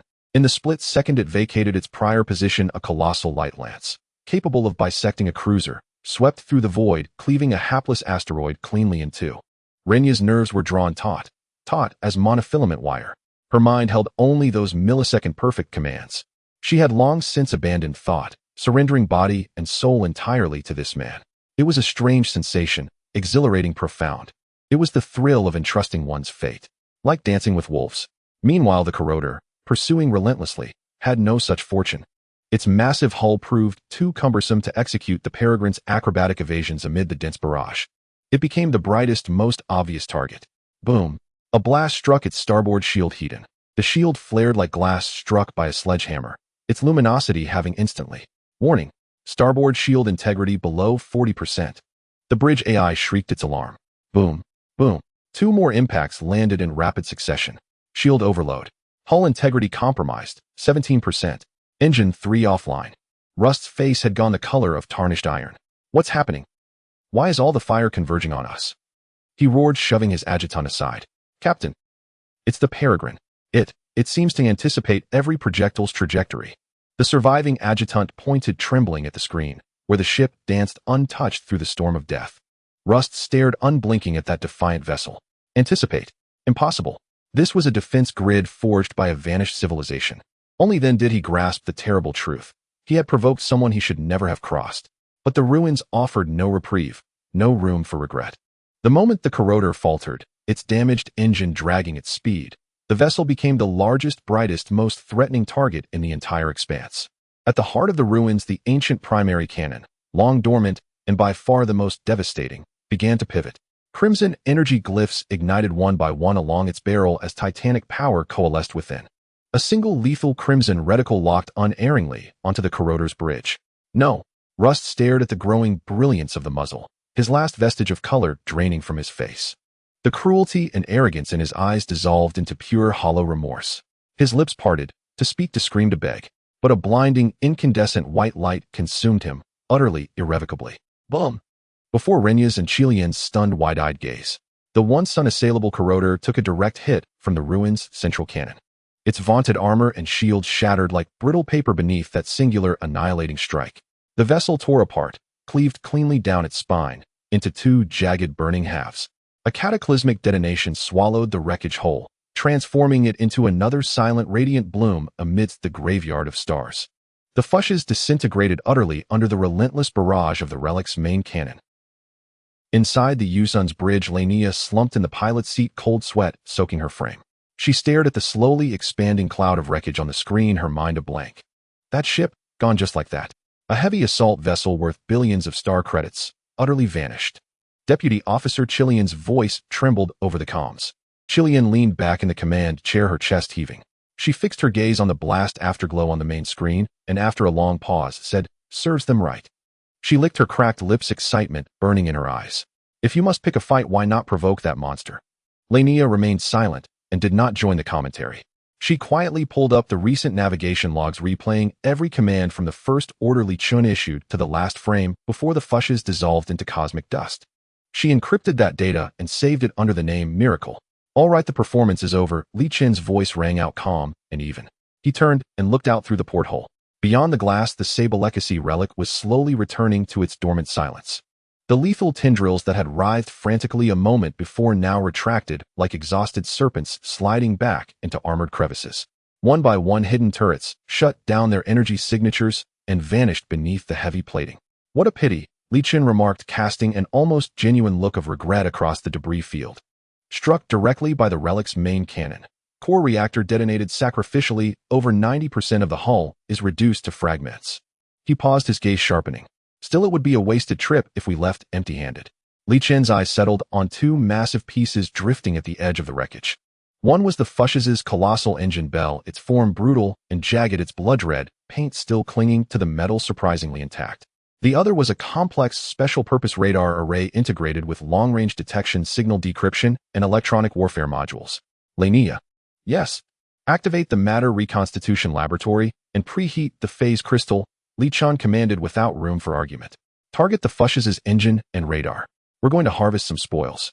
Lainia immediately brought up the debris field telemetry, her face paling. "Boss, we can't. That ship just sacrament. Its wreckage field is violently unstable. High-energy particle streams and spatial shrapnel are still tearing through the area. Our shields will only hold for at most 5 minutes once we enter." "It's fine." Li Chan waved a hand, calm and sure. "The owner of that relic is probably too busy to bother with small fry like us right now." He could clearly feel the oppressive gaze that had weighed on their minds receding rapidly since the Fush's annihilation. The awakened, mythic unit, having eliminated the greatest threat, had lost interest in such harmless targets. "Understood." Lainia ceased her objections and began working the controls at once. The Yusun's engines flared back to life. The hull shuddered as she pivoted and cautiously steered toward that burning death zone. On the Changwei, Chilean overheard the entire exchange via the comms. Without hesitation, she ordered, "Unlock all turrets. Increase shield output to 120%, form winged escort. Shoot down any fragments that dare approach the Yusun."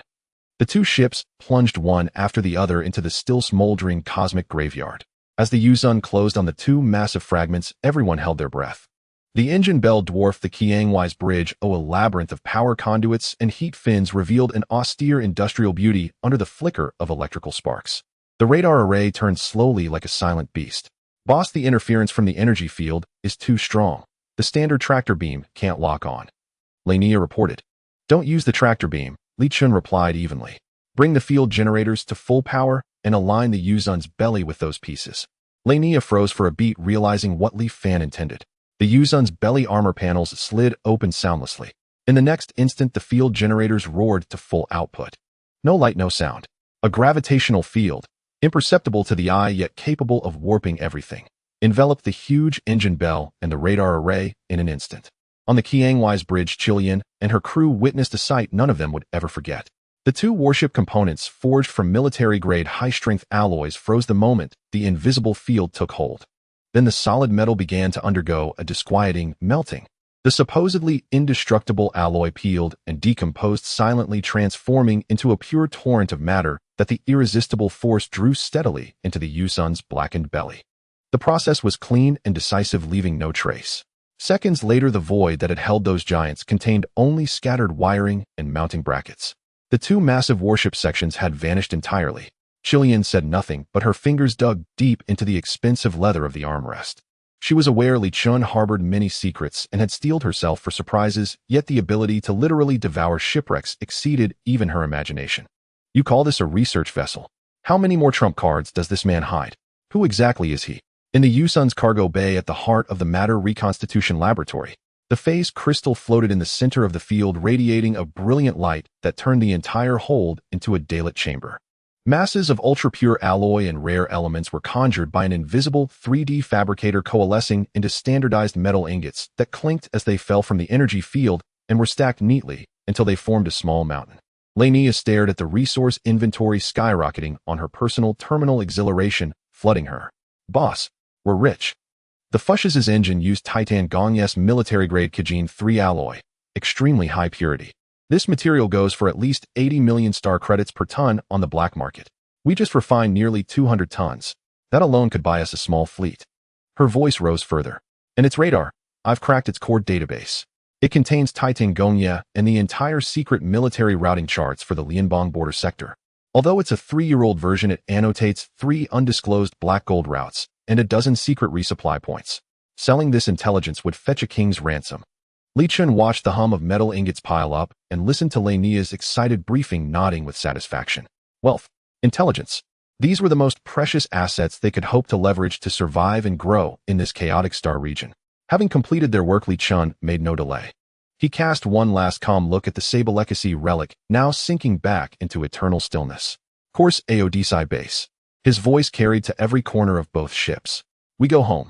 The Yusun and the Changwei flared their engines, spitting a ghostly blue light. Only that cold remnant, the heart of rust, was left behind at the scene. The leap of the Falcon and Rose has come to an end.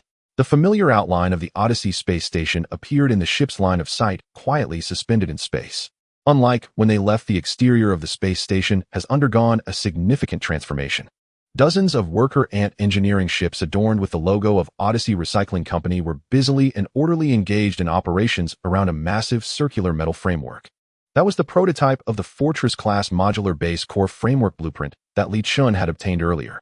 During their absence, Mouse and Baroque had not taken a day off. While madly running trade, they diligently supervised the preliminary construction of the base.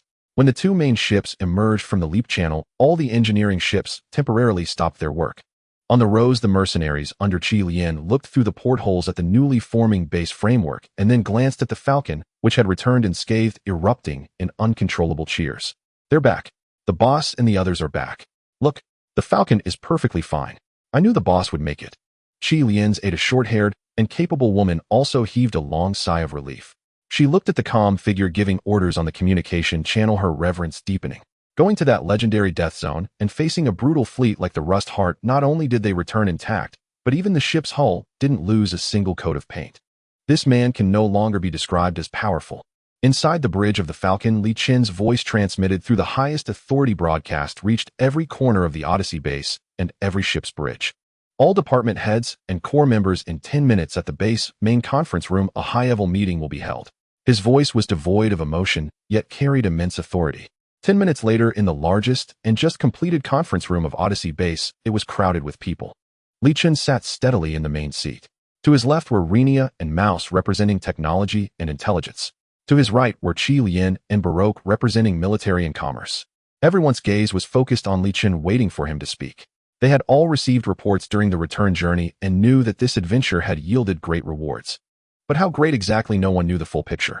Everyone is here. Li Chen scanned the room and spoke calmly. Before I announce the gains from this expedition, I would like to hear each of your reports first.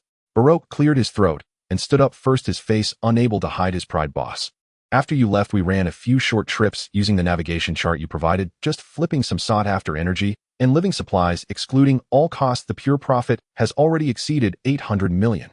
This does not even include the long-term or transport contracts we just secured. Mouse followed suit, standing up with his small eyes gleaming. Boss, the business in Zone G7 is already on track. Now all waste management and basic material recycling in the southern area of Anvil 4 depends on our Odyssey.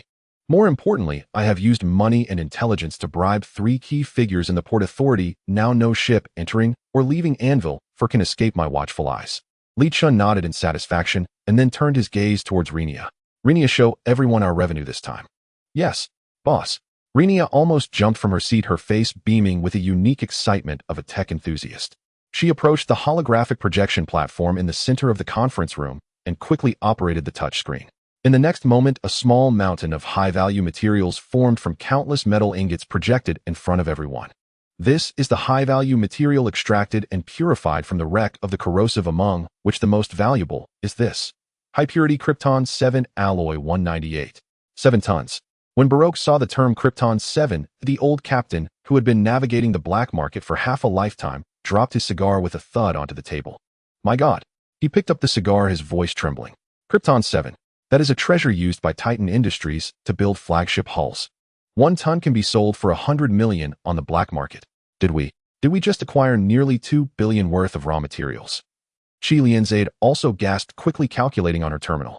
This money is enough for us to fully upgrade the Blood Rose to the highest standards of the Federation and still buy 3 more assault ships like the Rose.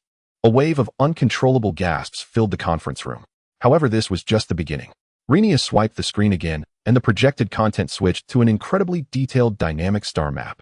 This was decrypted from the radar core database of the corrosive, a secret military navigation chart of Titan Industries and the Federation's border star area. Although it is a version from 3 years ago, it marks 3 previously undisclosed black gold routes and 17 secret supply points. The value of any one of these routes far exceeds the metals we just saw. Mouse's small eyes widened in shock. He stared intently at the 3 glowing black gold routes, as if he could see countless star coins beckoning to him. The Phantom Shortcut, Shattered Star Trade Route, and this one, the Pandora's Box, directly leading to the Federation's weapon black market. Boss. He spoke excitedly and incoherently. With this, not to mention a year, give me half a year. I can increase the trade volume of Odyssey by 100-fold. I can make the entire Achelon Star Domain's underground economy move according to our will. If the previous wealth and intelligence had already shocked everyone, then what Renia presented next completely overturned their understanding. 2 3-dimensional models of warships filled with violence and industrial aesthetics slowly appeared in the holographic projection. One was a heavily built, turret-laden heavy destroyer, exuding a sense of oppression. The other was a high-speed frigate with bizarre lines and an engine layout that could only be described as abnormal. Storm-class heavy destroyer production line blueprint. Razor-class high-speed frigate production line blueprint. Renia's voice was solemn. The conference room fell into silence.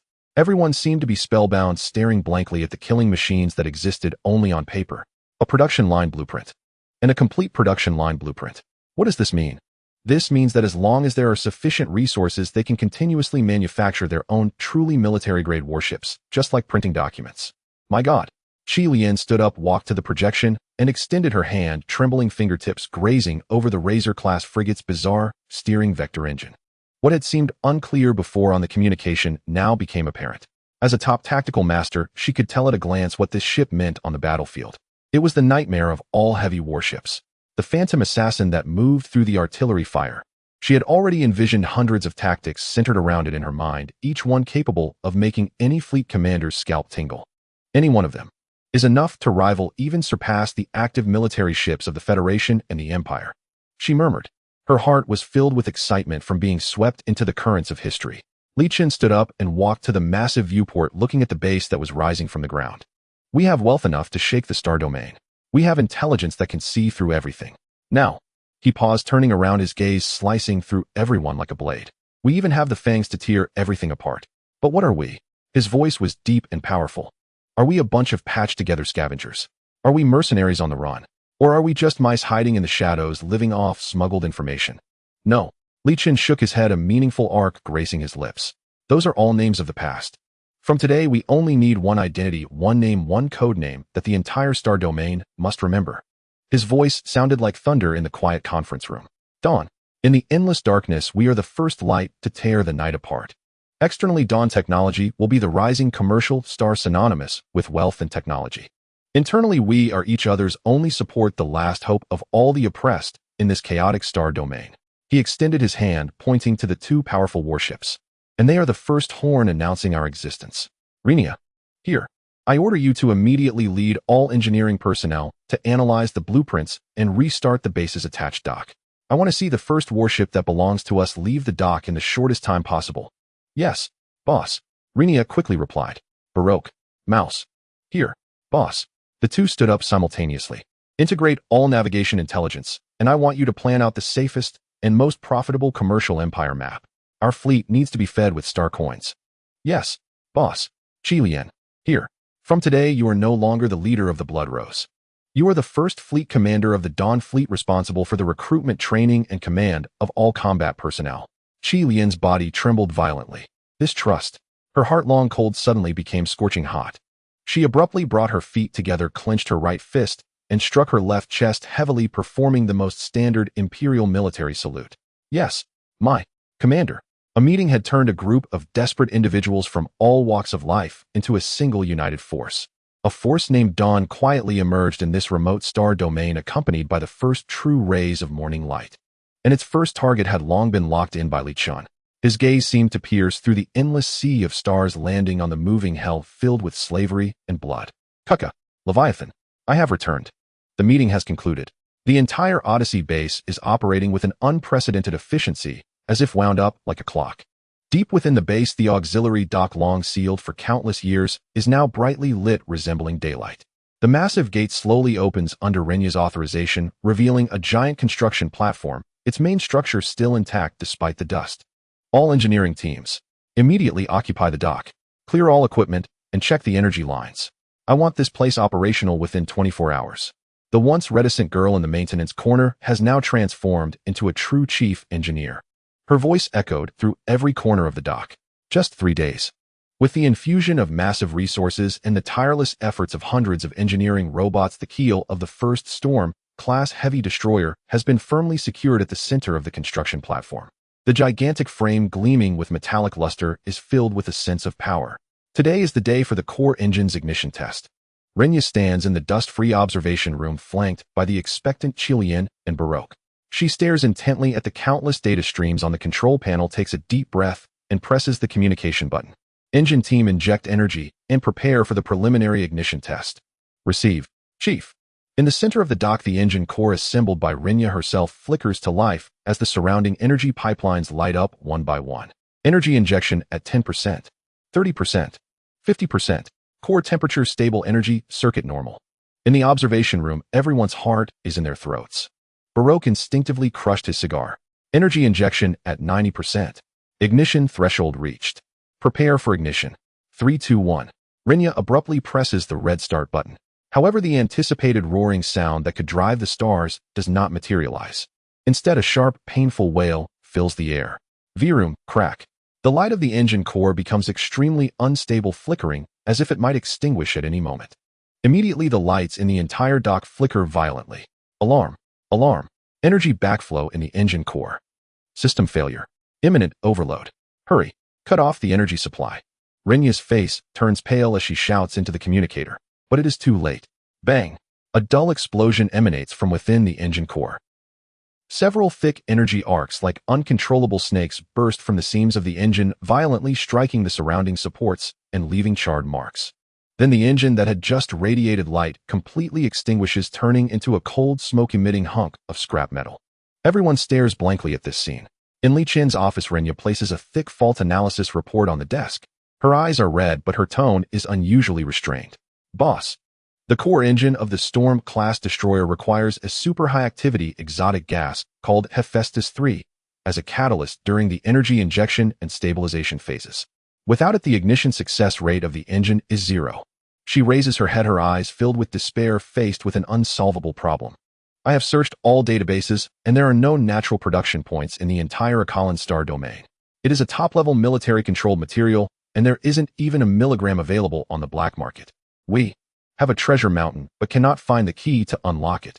Li Chen's brows furrow tightly. This is more troublesome than any difficulty anticipated. Is there really no solution? He asks in a deep voice. Renya remains silent for a moment, as if making a certain decision. There is. I checked the old equipment left by Albert Vaughn and found some residues in the cooling system of the high-dimensional particle collider. If I purify it regardless of cost, it should be enough for us to manufacture the engine cores of 1 Storm-class destroyer and 2 Razor-class frigates. She takes a deep breath and states the reality. But once these are used up, we will truly have nothing left. Then let's use it. Li Chen's response is decisive enough to take Renya by surprise.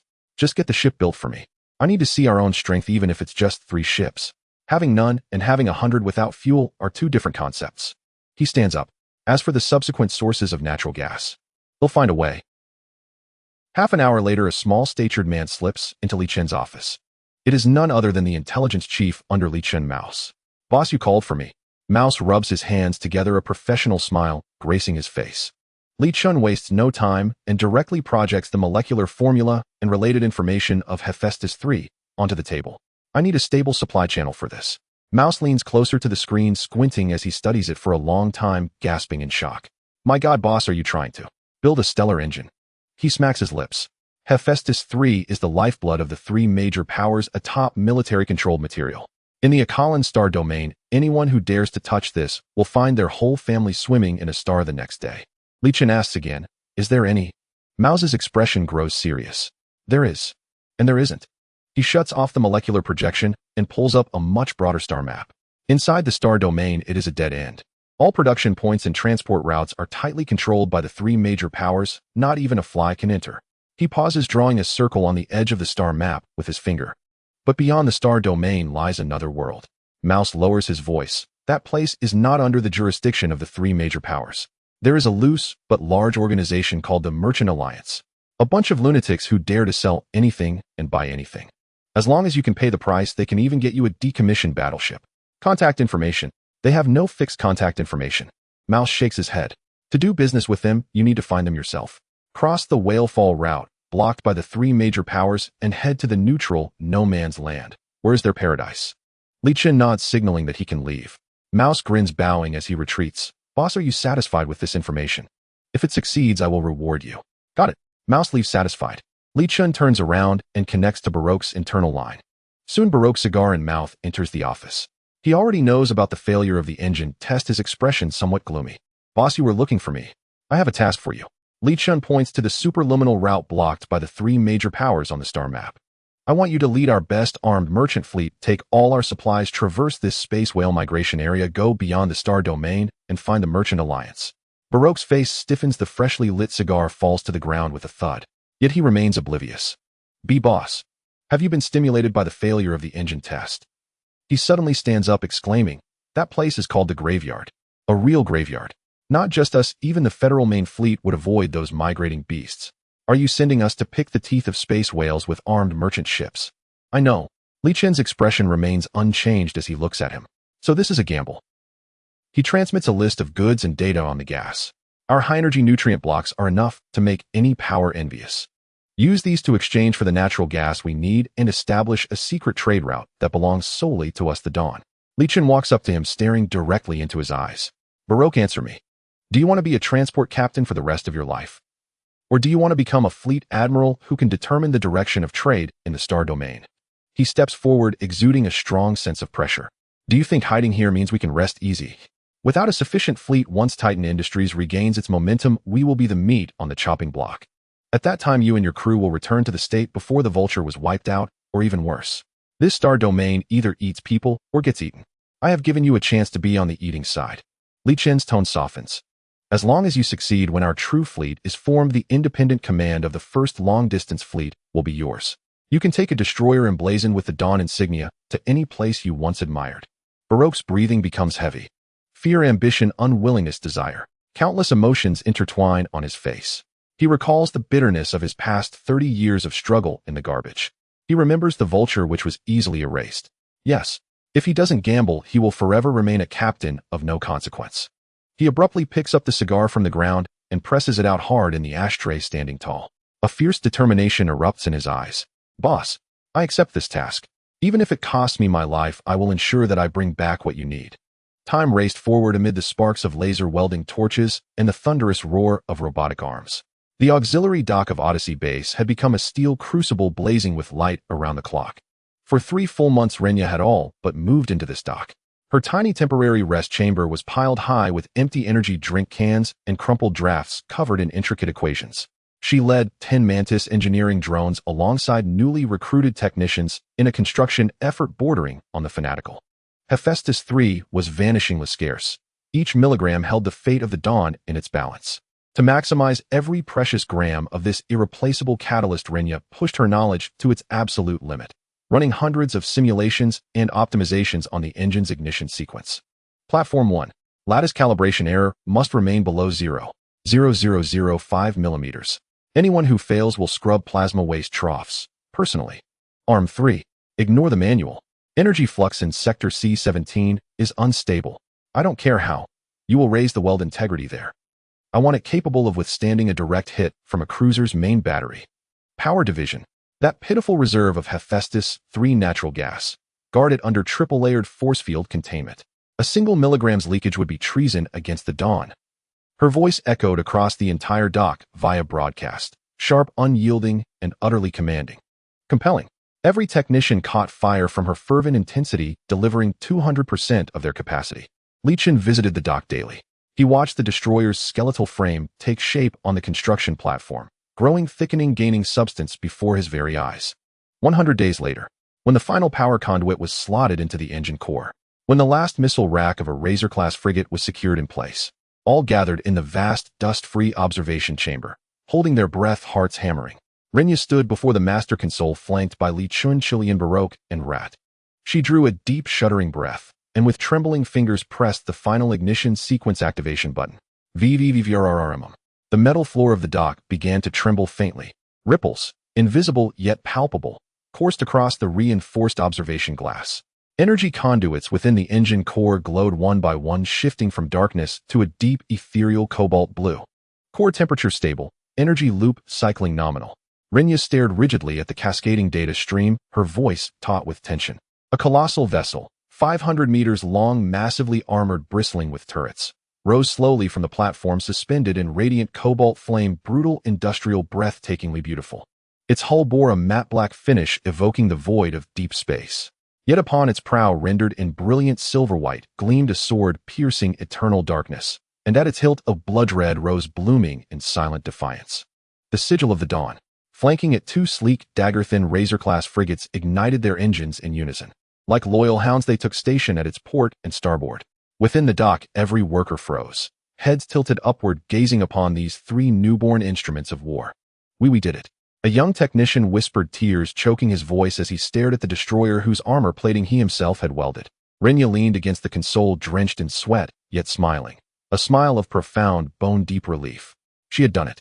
Against near impossible odds, she had wrought a miracle. At that moment, Li Chen summoned all core members aboard the newly completed destroyer. Inside the capacious bridge, the scent of fresh instrumentation hung crisp in the air. Beyond the massive holographic viewport stretched the star-flecked void, and Odyssey base ever expanding. Chilean, Rat, Baroque, and their respective deputies stood shoulder to shoulder on the bridge fingertips, tracing the cold metallic surfaces of control consoles, eyes alight with exhilaration. Chilean's fingers traced the weapon's interface. Its fire control system surpasses my former flagships by at least 2 generations.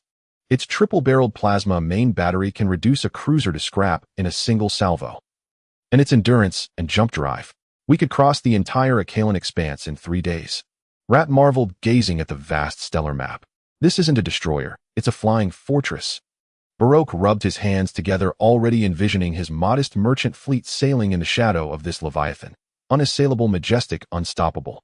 Li Chun strode to the bridge's foremost position, the commander's station.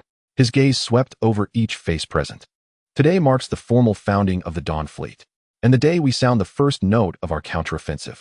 From this day forth, this fledgling fleet shall be our sword and our shield. And this vessel, he struck the armrest of the command chair beside him, shall be our flagship. I name her the Lucifer. Lucifer, herald of the coming dawn, and the first star to cleave the darkness of this starfield. Lucifer, an excellent name. Cheers erupted fierce and unified. Li Chen's gaze shifted once more to Baroque. Captain Baroque, your fleet stands ready. Baroque snapped, upright, voice booming, sir. 50 Ranger-class armed merchant vessels, 100 escort gunboats, full crews and cargo, all prepared, ready to deploy at your word. Excellent, Li Chen nodded. Your mission holds the future of the Dawn in its balance. I have only one demand. Return alive, and bring back what we require. Yes, sir. Mission guaranteed. Baroque delivered a salute, imperfect in form yet blazing with unwavering resolve. Li Chun then turned to Chilean. Commander Chilean, present. Is your fleet ready for its first taste of blood? A predatory fire burned in Chilean's eyes.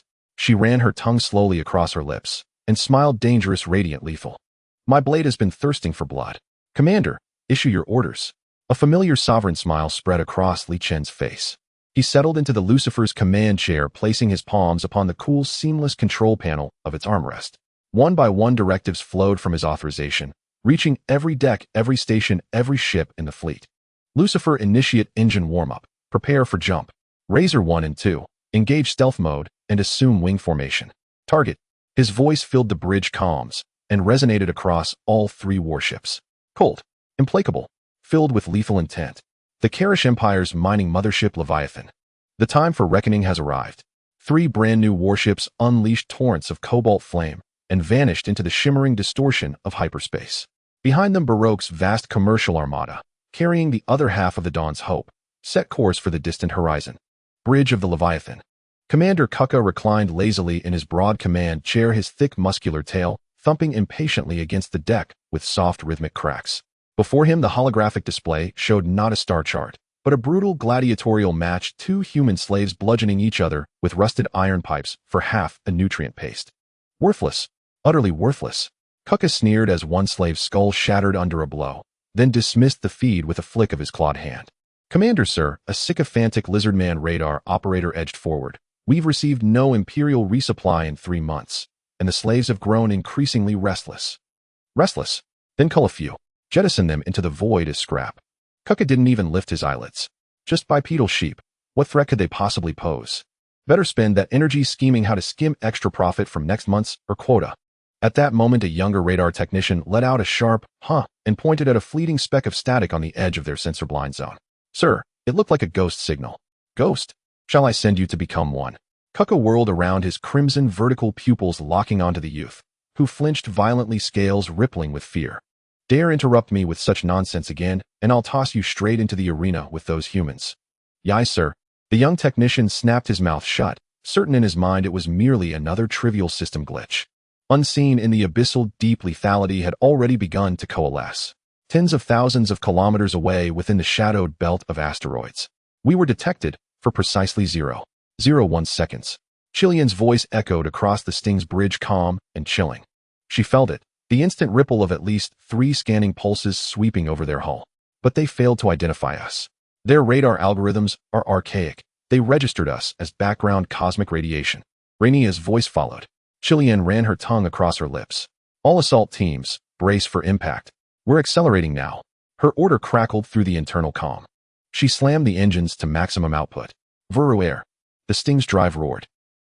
Its advanced structural frame held firm against the savage tidal forces, while crushing forces pinned every crew member to their seats, organs straining as if displaced. Yet all eyes remained locked on their tactical displays. Entering Leviathan's point-defense cannon range. Ignore them. Chilean stared unblinking at the Leviathan, its grotesque hulking silhouette swelling ever closer. Before their fire control computers can even calculate our trajectory, we'll have slipped past 100 times over. As she predicted, the Leviathan's automated turrets remained inert, blind, deaf, and utterly oblivious. 3 kilometers to designated deployment point. Prepare to deliver the gift. Chilean snarled. A custom-fitted hardpoint silently retracted beneath the Sting's ventral hull. There rested the KII wide-area electromagnetic pulse bomb, a device humming with silent apocalyptic potential. Deploy. The EMP bomb detached, gliding soundlessly toward the Leviathan's massive, unshielded thermal exhaust port. Reverse thrust, full power egress. Without hesitation, Chilean wrenched the control yoke. The Sting executed a flawless razor-sharp yaw, vanishing once more into the void along its inbound vector. When it reappeared beside the Dawnbringer, Chilean exhaled slowly, deeply. Her gaze met Li Chen's serene face on the comm screen, and a fierce, proud smile bloomed across her lips. Commander, the gift has been delivered, exactly as ordered. Outstanding work, Commander Chilean. Li Chen nodded approvingly, then shifted his gaze toward the oblivious Leviathan. Rainy IA, play them their requiem. Yes, boss. Rainy IA pressed the remote detonation trigger. In the next instant, the KII bomb detonated deep within the Leviathan's exhaust conduit. On the bridge, Kuka reached for another cigar. Suddenly, the entire bridge lurched violently. SSSSSSZZZZZTTTT. It felt as though an invisible titan had slapped the Leviathan across the face. Every glowing interface screen died instantly. Shrill alarms cut off mid-wail. Emergency red lights stuttered erratically, then surrendered to absolute darkness. What in the void is happening? Where's backup power? Kuka's panicked roar tore through the blackness. In 1 second, the Leviathan had transformed from a mobile fortress into a colossal drifting steel coffin adrift in the silent cosmos. System paralysis confirmed. All electronic systems offline. Estimated duration 3 minutes and 7 seconds. Rainy IA reported elation, sharpening her tone. Excellent. A cold glacial smile touched Li Chen's lips as he rose from his command chair, his voice resonating across the entire Dawnlight fleet. All vessels, disengage stealth. Main batteries, charge. The Dawnbringer, and its 2 Razor-class frigates simultaneously shed their optical camouflage. 3 matte black warships, sleek lethal radiating grim finality, materialized before the Leviathan like divine arbiters of judgment. Target Cargo Bay C, the Leviathan's weakest armor zone. Open fire. Let this first salvo herald our vengeance. At the Dawnbringer's bow, the 3 monstrous plasma cannons ignited, blinding white light blazing from their maws. Simultaneously, the Razor frigate's missile launchers flared open. Dozens of crimson-tailed ordnance streaked forth, trailing incandescent fury toward their paralyzed prey. 3 searing lances of vacuum-rending white light, and dozens of death-bound contrails engulfed the darkness ahead. Annihilation arrived. Boom. The triple-barreled plasma main cannon of the Chiming ship let out a silent roar. Inside the bridge, Chi Lien felt a painful metallic tremor vibrate through the deck beneath her feet. It was the terrifying recoil from the main cannon releasing its energy completely. 3 blinding columns of pure white light tore through the vacuum. Every tiny speck of dust along their path was disintegrated and annihilated by the sheer energy. They traveled tens of thousands of kilometers, striking mercilessly against the completely incapacitated Leviathan. The once formidable armor of the Leviathan, which had instilled despair in countless slaves, could not withstand even a second against such a weapon designed for destruction. The extreme temperature and overwhelming energy shock instantly melted, vaporized, and completely erased it. A massive hole over 100 meters in diameter grotesquely appeared at the waist of the Leviathan. Immediately afterward, dozens of Kiss of Death missiles from the Razor-class frigates, trailing long tails of fire, accurately drilled into the massive wound. Boom, boom, boom, boom. A series of violent chain explosions erupted from within the Leviathan. Raging flames and shock waves surged wildly from the wound, hurling countless twisted metal fragments, burning cargo, and the carbonized bodies of crew members into the air. Target hull integrity has decreased by 12%. Cargo Bay C is fully opened. A chain explosion is occurring inside. The officer continuously reported the situation from within the ship. Is this the true power of the Storm class? Chi Lien murmured as she gazed at the horrifying wound on the screen. This is the disparity. A technological gap that crushes all resistance without reason. Well done. Li Chun looked at the still burning wound with satisfaction in his eyes. Seesaw fire. Chi Lien, prepare for landing operations. We only have 2 minutes. Yes, Commander. Chi Lien immediately switched to combat mode, her bloodthirsty bandit aura returning. All assault team members, assemble in the landing bay immediately. Check power armor and weapon systems. Our target is the enemy ship's bridge. Today we are going to take that lizard's head as a trophy and twist it off with our own hands. A specialized assault boat for landing operations slowly detached from the side of the Chiming ship. Inside the boat, Li Chun, Chi Lien, and 20 elite mercenaries were fully armed. They wore brand new standard Dawn power armor, entirely dark gray, with bluish tactical data streams continuously scrolling across the helmet visor. Li Chun slowly raised his hand, looking at the clear emblem on the gauntlet of his power armor. Once upon a time, he was just an ant beneath the Leviathan. And now he would personally end the nightmare that had brought him humiliation. Let's go.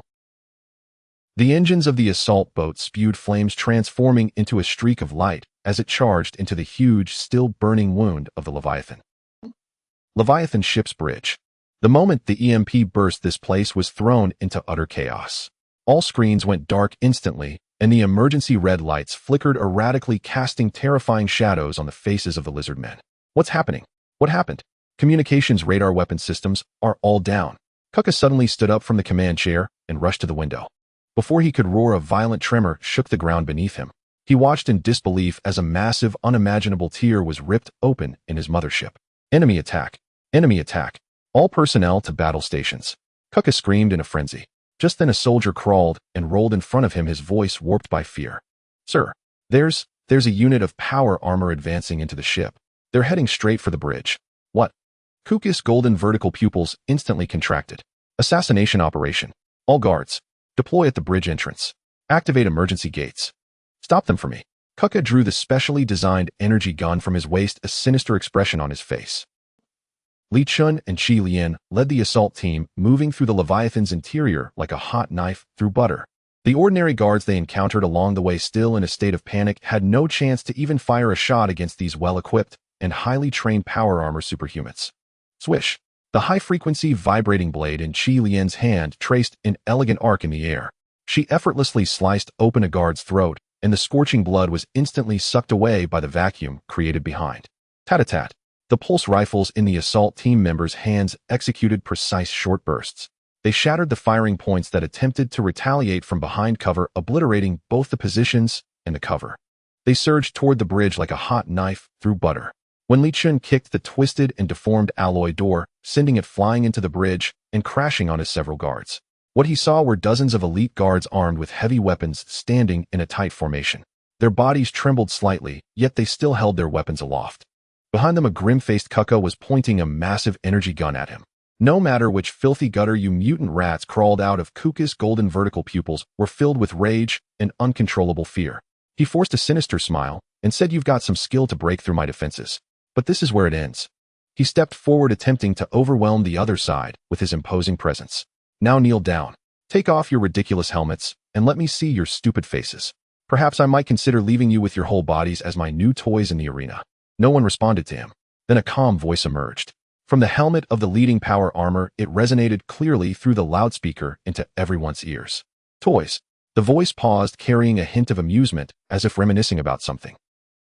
"Just like that nameless slave in the Alpha 7 mining area, whom you could only refer to as precious property." This familiar yet strange title froze the sinister smile on Kuka's face. His brain buzzed as if struck by a hammer. A figure reminiscent of a forgotten ant deep within his memory suddenly overlapped with the terrifying presence before him. Impossible. Absolutely impossible. As Kuka's pupils trembled, Li Chun slowly raised his hand. Click. The sound of the magnetic lock releasing was incredibly clear in the tense atmosphere of the bridge. He removed his helmet, revealing a handsome yet cold face. He looked at Kuka with the calmness one would reserve for an inanimate object. "Kuka." Li Chun's lips curled into a signature smile of absolute control. "I'm back. Back to take back what you owe me.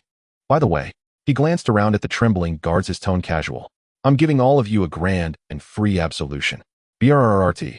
Dozens of elite guards simultaneously unleashed searing bursts of plasma fire from their pulse rifles, triggered by Kuka's roar. A torrent of high-energy projectiles swept down the corridor like a storm, instantly engulfing the assault team. Yet no gory carnage followed. WHUM. Chilian and every assault trooper activated their personal energy shields the instant weapons fired. Translucent hexagonal barriers shimmered into existence, before them cobalt blue and unwavering.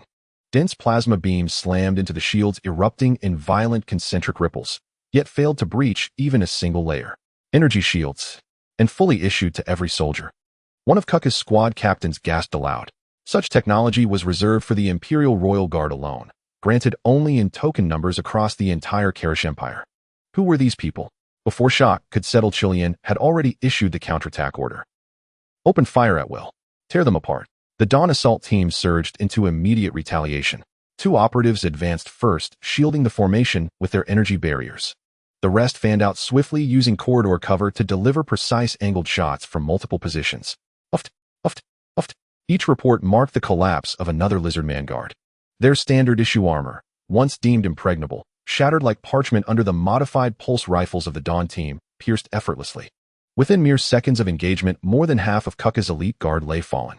The survivors were utterly suppressed, cowering behind cover, firing wildly in blind panic. "Worthless. All of you worthless." Kuka trembled with fury. His golden, vertically slit pupils locked unblinkingly onto Li Chun, the man standing motionless at the rear, weapon holstered, untouched by battle. He knew. This silent figure was the true commander, the heart of the storm. Strike the head to fell the serpent. With a snarl, Kuka cranked his blaster to maximum yield and aimed straight at Li Chun. A bolt of raw energy, thick as a man's arm, screamed toward Li Chun. Yet Li Chun remained perfectly still, not a flinch, not a step aside. At the very instant the bolt neared impact, Chilian materialized before him, a crimson wraith. Her high-frequency vibroblade carved a dazzling arc rising from below to cleave the incoming energy bolt with surgical precision. SSSS. The impossible unfolded. The bolt, capable of vaporizing hardened alloy, split cleanly down its center, severed by sheer blade force. The twin halves whistled past her body and detonated against the far wall, blasting two gaping craters into reinforced plating. What? A blade. Splitting an energy bolt. Is this even biological? This was no longer a matter of technological disparity. It was absolute, overwhelming superiority in individual combat prowess. In that split second of Kuka's disbelief, Chilian moved. Her legs coiled and released. She became a streak of scarlet, crossing dozens of meters in a heartbeat, breaching deep into the enemy line. Schlick, schlick. Blades flashed, Reaper's scythes made flesh. The remaining guards didn't even register her movement, only thin crimson lines bloomed across their throats. Then, several massive lizardman heads soared skyward. Scalding blood painted the bridge crimson. When Chilian sheathed her blade and stood still, every lizardman on the bridge, save Kuka, lay dead or dying. Kuka froze rigid as obsidian. He stared at Chilian drenched in gore, a goddess of war incarnate. Then at Li Chun advancing slowly, face impassive, eyes colder than void. A primal chill deeper than fear surged through his marrow. His scales bristled upright. "You, who are you?" His voice trembled. Li Chun did not answer. He strode to the main command console, ignoring Kuka's venomous glare. His finger tapped once upon the holographic interface, leveraging Renia's pre-cracked backdoor, and seized full control of the bridge broadcast system.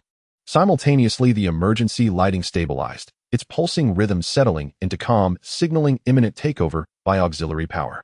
Li Chun cleared his throat, and his voice resonated across every deck of the Leviathan, clear, commanding, unbroken. To all who suffer aboard the Leviathan, enslaved, oppressed, stripped of dignity and freedom. I am Li Chun. Once I was slave designation 734, just as you were. I have returned. Those words ignited the vessel. In the lower mines, an old miner, hunched by decades of toil, lifted his clouded eyes, and light kindled within them. On the assembly line, a young woman raised her face, smudged with grease, but her smile broke through like dawn. Inside the arena, two slaves, locked in mortal combat, halted mid-strike. Their gazes met, and in each other's eyes burned the same fierce, sacred flame, hope. Li Chun's voice continued, unwavering, resonant. I was cast into the death exclusion zone. I was catalogued as disposable asset. But today, I stand here. Upon the bridge you once believed inviolable. I did not come for dominion, nor for wealth. I came to tell you one truth. He paused, then spoke, each word forged in iron, echoing across the ship like a gong of destiny. From this moment forward, you are free. Boom. The Leviathan erupted. Decades, centuries, of buried shame, fury, and despair burst forth like a superheated volcano. Free. We are free. Kill those lizard bastards. Charge. Seize their weapons. Slaves hurled down tools, eyes blazing with vengeance, surging forward like a crimson tide, toward the guards who had once ruled them with terror. Thus began the Great Uprising, a revolution sweeping the entirety of the Leviathan. Kuka heard it. The deafening roars over the intercom, the gunfire and screams drawing ever closer from beyond the bridge doors. The blood drained from his face. His worst nightmare had crystallized into reality. He, supreme enforcer, architect of chains, was now surrounded by those he'd called vermin. He whirled, locking eyes with Li Chun, fury and disbelief warring in his gaze. You madman. You've destroyed everything, and you won't walk away alive. Roaring, he raised his blaster, prepared to die, taking Li Chun with him. Li Chun only watched, calm, unmoved, then shook his head slowly. Your era is over, Kuka. He reached out and gripped Kuka's thick-scaled wrist. Then before Kuka's disbelieving eyes, Li Chun's fingers closed, effortlessly. Crack. Kuka's armored scales and dense bones shattered like brittle biscuit. The blaster clattered to the floor. In the next breath, Li Chun's other hand clamped around Kuka's thick, scaly throat and lifted him clean off the ground. Kuka's legs kicked wildly in air, a ragged, wheezing rasp tore from his crushed windpipe. Staring into Li Chun's glacial eyes, he finally understood. He had provoked not a man nor a soldier, but a true monster. Unthinkable, unstoppable. Li Chun tightened his grip. Crunch. A sickening snap echoed, the vertebrae snapping clean. The black-scale butcher's head lolled grotesquely to one side. His golden-slitted pupils dimmed, life extinguished. Li Chun dropped the corpse onto the obsidian command chair, the seat of Kuka's fallen sovereignty. He turned toward Chilian. Secure the bridge. Prepare to welcome our new citizens. The rebellion of the Leviathan quickly subsided after Kuka's death. Having lost their commander and most of the elite guards, the remaining ordinary soldiers were utterly powerless against the wave of millions of enraged slaves quickly being overwhelmed and torn apart. Li Chun did not participate in this frenzied act of revenge. He had Qi Lian lead the assault team of Morning Light to swiftly seize control of the Leviathan's armory, energy core, and supply warehouse. He turned this massive mothership into his own spoils of war. Then, using the privileges of the bridge, he fabricated an illusion of an energy core overload, imminent self-destruction. Through the public channel, he sent out a distress signal of the highest level to the entire Acheron star domain. After all, an accidental self-destruction of a mining mothership is far more acceptable to those big shots than it being taken over by an unknown force. Having completed all this, Li Chun commanded the Morning Light fleet to jump towards the direction of the Odyssey base along with the giant Leviathan. In the massive habitation module of the Leviathan, the former slaves huddled together, their faces filled with confusion and unease. As soldiers in morning light uniforms distributed clean drinking water and high-energy nutrient packs, many instinctively recoiled, their eyes full of vigilance and fear. An old miner who had lost a leg in the Alpha 7 mining area trembled as he received food, yet dared not eat it immediately. He held his 7-year-old granddaughter tightly. The little girl looked through the porthole at the rapidly passing stars and quietly asked, "Grandpa, where are we going?" "Will that man named Lichin sell us to a new mine?" The old miner's murky eyes flashed with fear. He touched his granddaughter's withered hair and hesitantly replied, "I don't know. But at least for now, we are free." As the massive fleet returned to the airspace of Odyssey base, the slaves temporarily housed in various compartments of the Leviathan swarmed to the portholes. They gazed at the industrially beautiful space base rising from the ground outside and the engineering ships that constantly traversed the area. Everyone's eyes were filled with astonishment. "Is this our new home? Oh my, I've never seen such magnificent architecture in my life." Just then Lichin's voice echoed through every ship via the broadcast. "Welcome to Morning Light, everyone. I know that many of you feel lost about the future and have doubts about us. This is very normal. So before you make your final decision, I would like to present you with a small welcome gift." On the bridge of the Qiming, Renia, Qi Lian, and Mouse exchanged glances. "A welcome gift?" Mouse rubbed his hands, muttering softly. "The boss isn't planning to give everyone a severance pay, is he? That's several million people. My God, how much would that cost?" Qi Lian frowned, not believing Lichin would do something so meaningless. Lichin stood at the very front of the bridge looking out at the desolate rocky planet located directly beneath the Odyssey space station. He retrieved a one-time use item from the system space that he had obtained during the signing at the Cyberlux ruins. Rapid planet transformation beacon small. Renia opened the largest launch channel at the bottom of the Odyssey space station. Received. Boss. A massive circular hatch over 100 meters in diameter at the bottom of the space station slowly opened. Lichin pressed the activation button for the beacon. The fist-sized beacon transformed into a silver-white streak of light and shot out from the launch channel. It fell straight towards the desolate planet. Everyone held their breath watching that small streak of light. The moment the beacon touched the planet's atmosphere, ding! A wave of indescribable, gentle, yet immense energy exploded outward from the beacon. It was not an explosion, but a creation. Everyone witnessed a miracle they would never forget in their lives. Silver-white energy rippled across the surface of the entire planet. Wherever the energy passed, the brown, cracked earth was covered with a layer of vibrant green vegetation at a visible speed. Dry riverbeds were once again filled with clear, flowing water. The atmosphere, filled with toxic gases, was instantaneously purified, transforming into a pristine blue sky. In just a few minutes, a barren, rocky planet was vividly transformed into a vibrant, life-filled world. A beautiful living planet with oceans, forests, and grasslands. The bridge of the Qiming was enveloped in an overwhelming silence. Impossible. This violates the conservation of energy. Mass generated from nothing. Renia stared blankly at the control panel in front of her, which was going haywire due to being unable to process the data, her lips trembling slightly. She rushed to the main console attempting to analyze the residual energy fluctuations, but the results returned countless unknowns. She stepped back 2 paces, murmuring, "This technology. Impossible to comprehend."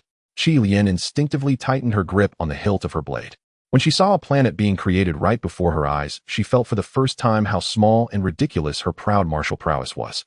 She slowly released her grip, her eyes filled only with pure awe of this higher dimensional power. Mouse, on the other hand, stared with eyes wide as saucers. He instinctively activated his personal terminal, attempting to estimate the value of this planet, muttering, "A standard habitable planet, undeveloped, primitive minerals, water resources, land ownership."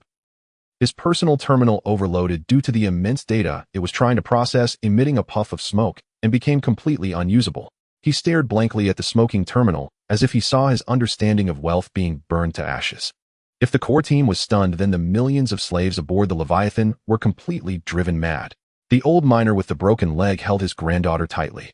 Tears as murky as old floodwaters surged forth uncontrollably. He pointed at the blue planet, his voice trembling uncontrollably. "Do you see it? Granddaughter, do you see it?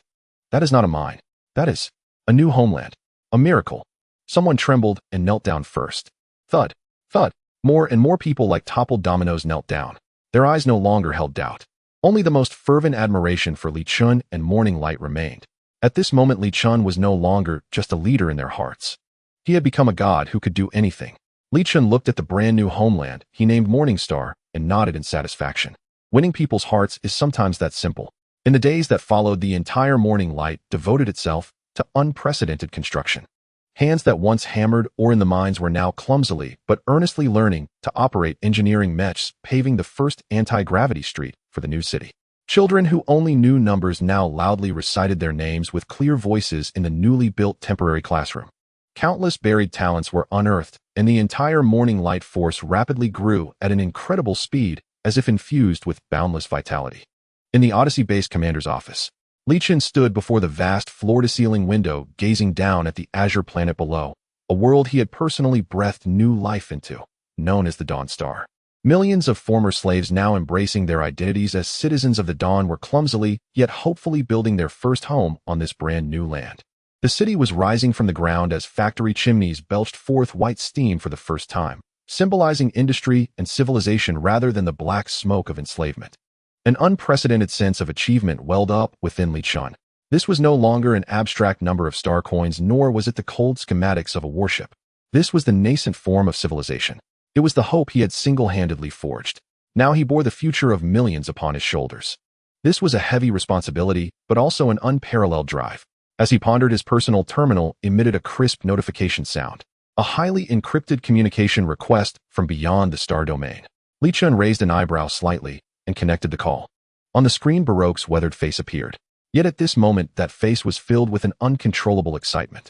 "Boss, we did it." His voice was somewhat hoarse from extreme excitement, and in the background the muffled cheers of crew members could be heard. "We passed through the Whale Fall Passage. That cursed place is unfit for humans. It nearly tore my ship apart." Baroque gulped down a mouthful of liquor and continued to shout. "But we found it. We found the Merchant Alliance. They are absolutely crazy about our high-energy nutrient blocks. Boss, you should have seen the looks on their faces. They looked like starving wolves who hadn't eaten enough for centuries. They just couldn't keep their mouths shut, nearly spilling all our secrets." He paused, deliberately lowering his voice, and his expression became mysterious. "The first batch of Hephaestus 3 natural gas has been loaded. A full 3 standard units. Enough to fully utilize all the production lines in the dock. 24 hours non-stop. We are on our way back." Upon hearing this news, a relaxed smile finally appeared on Lichin's face, the most at ease he had been in a long time. With their home established and supplies secured, everything was proceeding methodically according to the script in his mind. "Well done, Baroque." Lichin nodded approvingly. "The Merchant Alliance is a mixed bag. Stay safe. I'll be waiting for your triumphant return at the base." "Rest assured, boss. We've grown attached to this route. I could navigate it with my eyes closed." Before Baroque could finish, the communication screen was suddenly overwhelmed by a violent red light. An ear-piercing alarm blared out of nowhere, drowning out all other sounds. "Alert! High-intensity jump signal detected. A fleet is forcibly exiting the jump, locking onto our coordinates. There are at least 20. Boom. A tremendous explosion reverberated through Baroque's background sound. The entire communication screen shook violently, sparks flying. "Captain, our escort gunboat Sentinel-3 has been destroyed. It was a plasma torpedo. What's happening?" Baroque's smile froze instantly. The liquor bottle slipped from his hand. He lunged toward his command console, shouting into the communicator. "Which fleet?" It's the Vulture pirate crew's insignia." Another crew member added in fear. "Captain, they have flanked us and are driving us into the G78 debris belt. Our route information has been compromised. According to the latest intelligence analysis, there is an ambush in the debris belt. They have at least 7 modified smuggling frigates. We are surrounded." "Boss." Baroque spun around abruptly. The sounds of explosions and screams from the communicator left only terror on his face. "Their firepower is too overwhelming. We are doomed." The communication abruptly cut off in a chaos of electromagnetic interference. The atmosphere in Lichin's office plunged to freezing point. He immediately redirected the last communication video to the bridge of the Chiming. "Something's wrong." Chi Lian looked at the last segment of footage, her brows furrowing into a knot. She zoomed in on the fleeting enemy ship insignia, a vulture circling over a skull, and snorted coldly. "The Vulture pirate crew. I know these scoundrels, the most notorious hyenas of the Acheron Star domain, specializing in black-and-black operations and ambushing trade routes. This time it's probably not an accident. They're coming for us." "Coming for us?" Chi Lian suddenly stood up, her bloodthirsty bandit aura resurfacing. Excitement ignited in her beautiful phoenix-like eyes. "Perfect. Saves me the trouble of hunting them down." "Boss, order it. The engines of the Chiming have long been eager to go. Let's jump right over and reduce those scoundrels' ship and crew to cosmic dust." "No." Lichin's voice was calm. "What? Qi Lian was taken aback. She couldn't believe her ears. Baroque and the others are still waiting for us to rescue them. We're not going. We are going, but not with the Qiming. Li Chen's gaze fell on the holographic star map upon the two ghostly black daggers quietly hovering on either side of the Qiming. The Razor-class high-speed frigates. The Qiming is our trump card meant to overturn the game. Its debut must be at the most critical moment against the most worthy adversaries. We don't need it to deal with a few hyenas that can only feast on carrion. He lifted his head to look at Qi Lian and issued the command. Using a cannon to swat a mosquito makes too much noise and is prone to miss. This job requires a scalpel, precise and lethal. Commander Qi Lian, I order you to immediately lead Razor 1 and Razor 2 utilizing their stealth systems to infiltrate the ambush point in the debris belt. A familiar, all-controlling smile appeared on his lips. Those pirates think they are the hunters. Their ambush zone is their most confident hunting ground. Go teach them what true hunting is. Qi Lian was momentarily stunned, then quickly understood Li Chen's intentions. Her breathing became rapid, not from tension, but from excitement. Ambushing a fleet primarily composed of 7 frigates with 2 newly manufactured ships. This was the script she had always dreamed of. In the fragmented star belt, the graveyard of merchant ships. Bang! Baroque slammed his fist on the control panel, crushing the sweat-soaked cigar into dust. Captain, the pursuers are right on our tail. Ahead lies the ambush of the vulture. We are finished. The first mate's voice quivered with tears as he gripped the control panel tightly, his nails turning white from the strain. Shut up. Baroque's eyes were bloodshot. Follow orders. The boss said there would be reinforcements. There must be. Before he finished speaking, a mocking and cruel voice echoed over the public channel, shattering his last glimmer of hope. Oh, isn't this Baroque, my old brother? What did you bring your pile of scrap metal here to pick your own burial ground? In the distance, 7 pirate escort ships decorated with crossed scimitars slowly emerged from the shadows of the asteroids, completely sealing off all their escape routes. On the flagship's bridge, a one-eyed captain with a face full of flesh propped his feet up on the control panel. Using a mechanical arm, he contemptuously pointed at Baroque's fleet on the screen, as if admiring a group of lambs ready for slaughter. Are you waiting for reinforcements? Ha ha. The one-eyed captain seemed to see through Baroque's thoughts. Does your little ragtag company have that kind of strength? I see your boss sent you here to deliver your head to me. Old man, you can't even make use of the opportunity one give you. He sneered, reaching to press the red fire button. Now leave everything on your ship, including your life, to me. Baroque's face turned ashen. Reinforcements? Where? He despairingly closed his eyes. However, the anticipated cannon fire did not descend. Instead, it was the radar officer's ghostly scream that pierced the air. Captain, there's something behind us. His screen displayed no physical signals, but a mass of distorted gibberish, and a red warning of logical error instantly flooded the screen. In the rear and flanks of their fleet, which they thought was impregnable amidst 2 massive asteroid shadows. It was as if space was gripped by an invisible hand, then suddenly twisted. Immediately after, 2 pitch-black warships with lines so bizarre they defied any known principles of aerodynamics appeared, as if they had seeped from a higher dimension, silently materializing. They had no engine roar, no flash of transition, and simply appeared there abruptly. They were too fast. Before any pirate ship's fire control radar could complete its lock, the engines of the 2 warships unleashed a vector flame that could only be described as monstrous.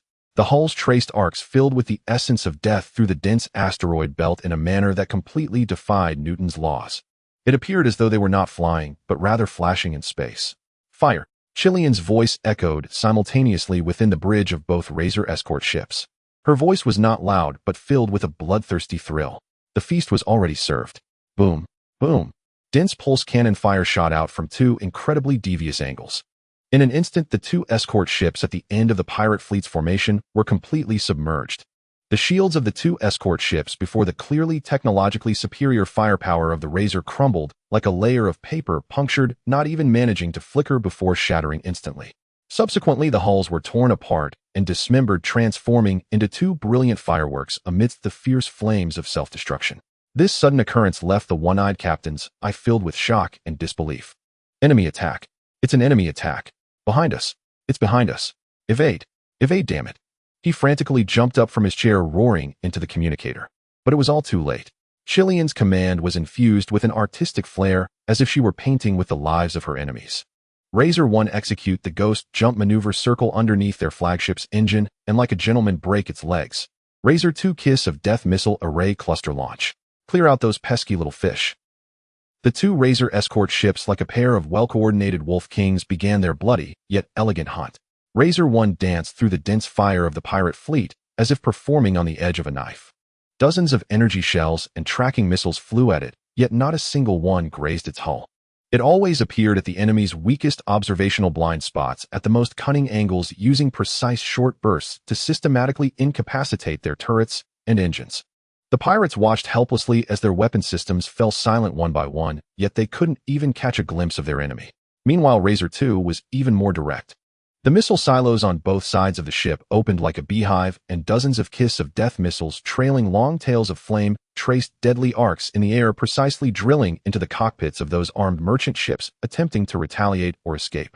The explosions rang out in a symphony like a grand orchestral performance.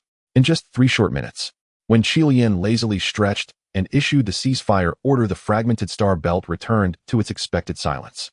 However, this silent backdrop was filled with 7 pirate escort ships billowing black smoke, torn apart and completely losing power, alongside the wreckage of over 20 armed merchant ships still ablaze. Baroque's fleet remained unscathed. Not a single paint chip had fallen off. In his bridge, silence reigned. Not even the sound of breathing could be heard. Baroque's cigar had fallen to the ground. He didn't even realize when.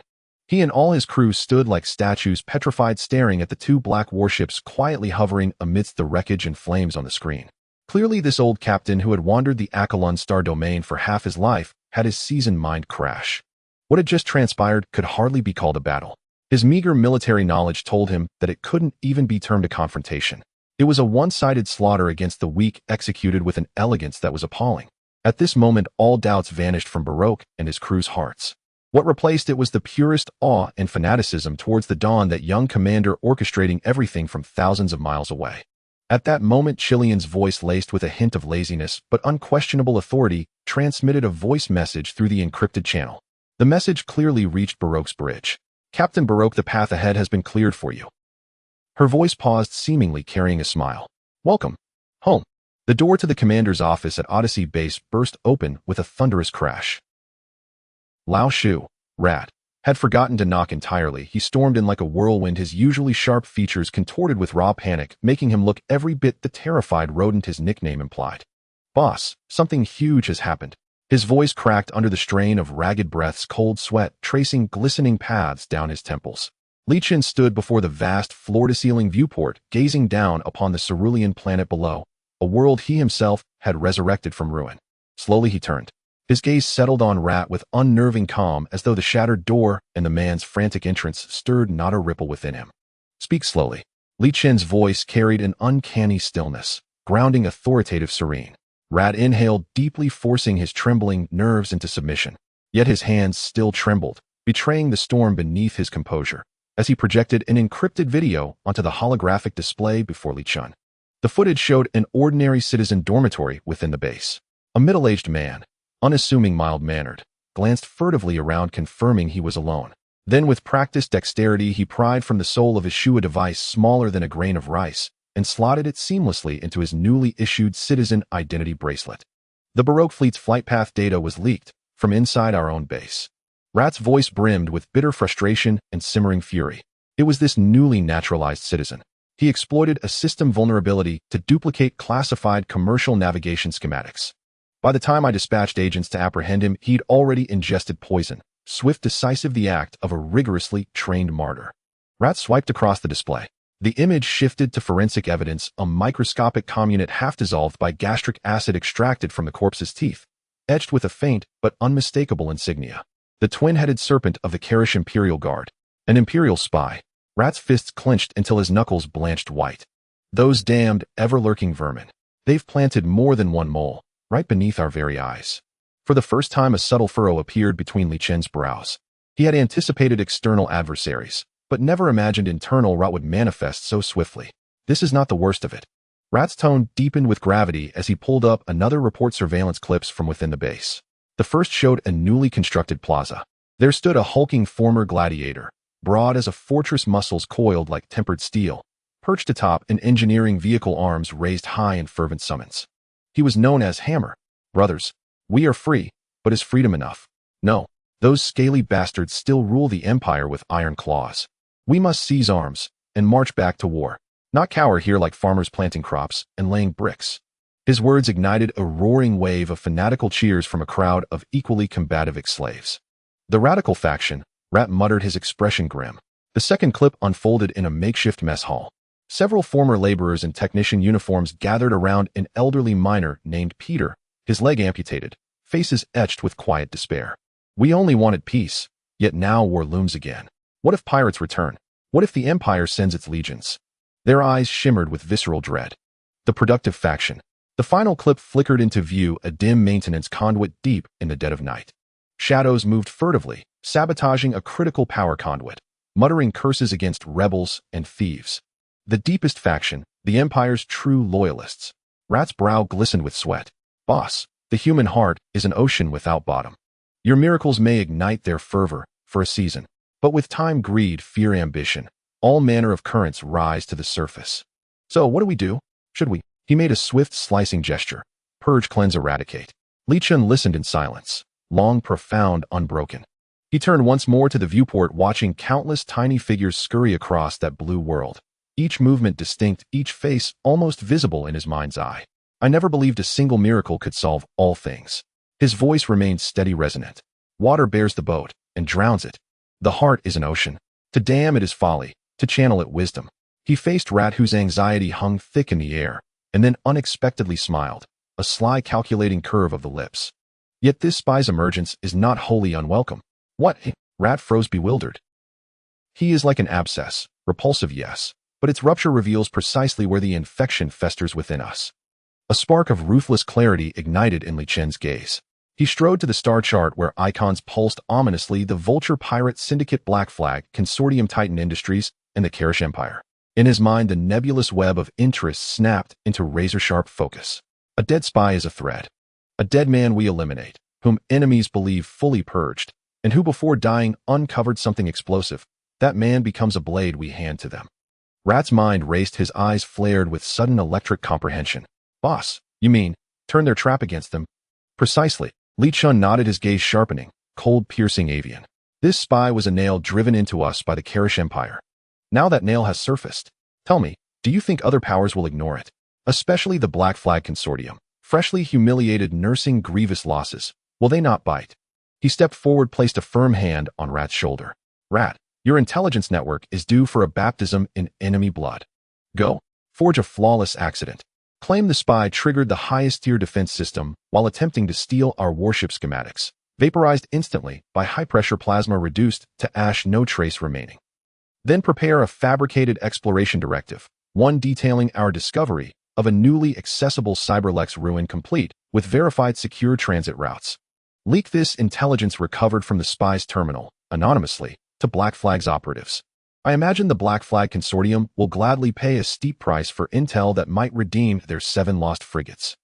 And incidentally, we'll test whether the Kaiman-class flagship's main cannon is truly as formidable as legend claims. Rat listened, chilled to the marrow, vertigo rising from his spine to his crown. He stared at his impossibly young commander, panic dissolving into awestruck terror. To navigate the treacherous currents between empires, to pivot feint strike, was to play a game of cosmic chess. To follow such a master strategist was both an honor beyond measure and a fate laced with exquisite dread. Yes, sir. He bowed sharply and strode out. No longer just Rat, but the Shadow King ready to hunt. Wail, wail. The shrill alarm pierced the entire base. Blue arcs of electricity exploded across the outer wall of the core database, accompanied by the image of a charred corpse. Rat had temporarily cowed every scheming soul with a flawless accident. But Li Chun knew well a spring suppressed by fear would recoil all the more violently. 3 days later, tensions erupted outright in the citizen cafeteria. Inside the cafeteria, the air hung thick and immovable as forged iron. The Hammer and the 100-odd former gladiators behind him, bristling with savage aura, stood like a living barricade, completely blocking the food distribution counter. Their eyes burned with raw hunger for blood and flesh. Peter, tell me why. The Hammer's voice was low yet heavier than any roar. He pointed to the grotesque scars crisscrossing his forearm. We bled real steel on the training grounds yesterday, facing combat drones blade, and broke 3 bones. For what? To defend this home. His gaze swept over the terrified faces of the production faction citizens opposite him, curling into a cold sneer. And you twist screws in safe factories, and now demand equal rations. Do you deserve it? Peter, the old miner with the shattered leg, struggled to breathe beneath that crushing presence, yet still shouted base construction is everyone's duty. Without our parts, what weapons will you wield against the machines? You're fracturing Dawn. Fracturing.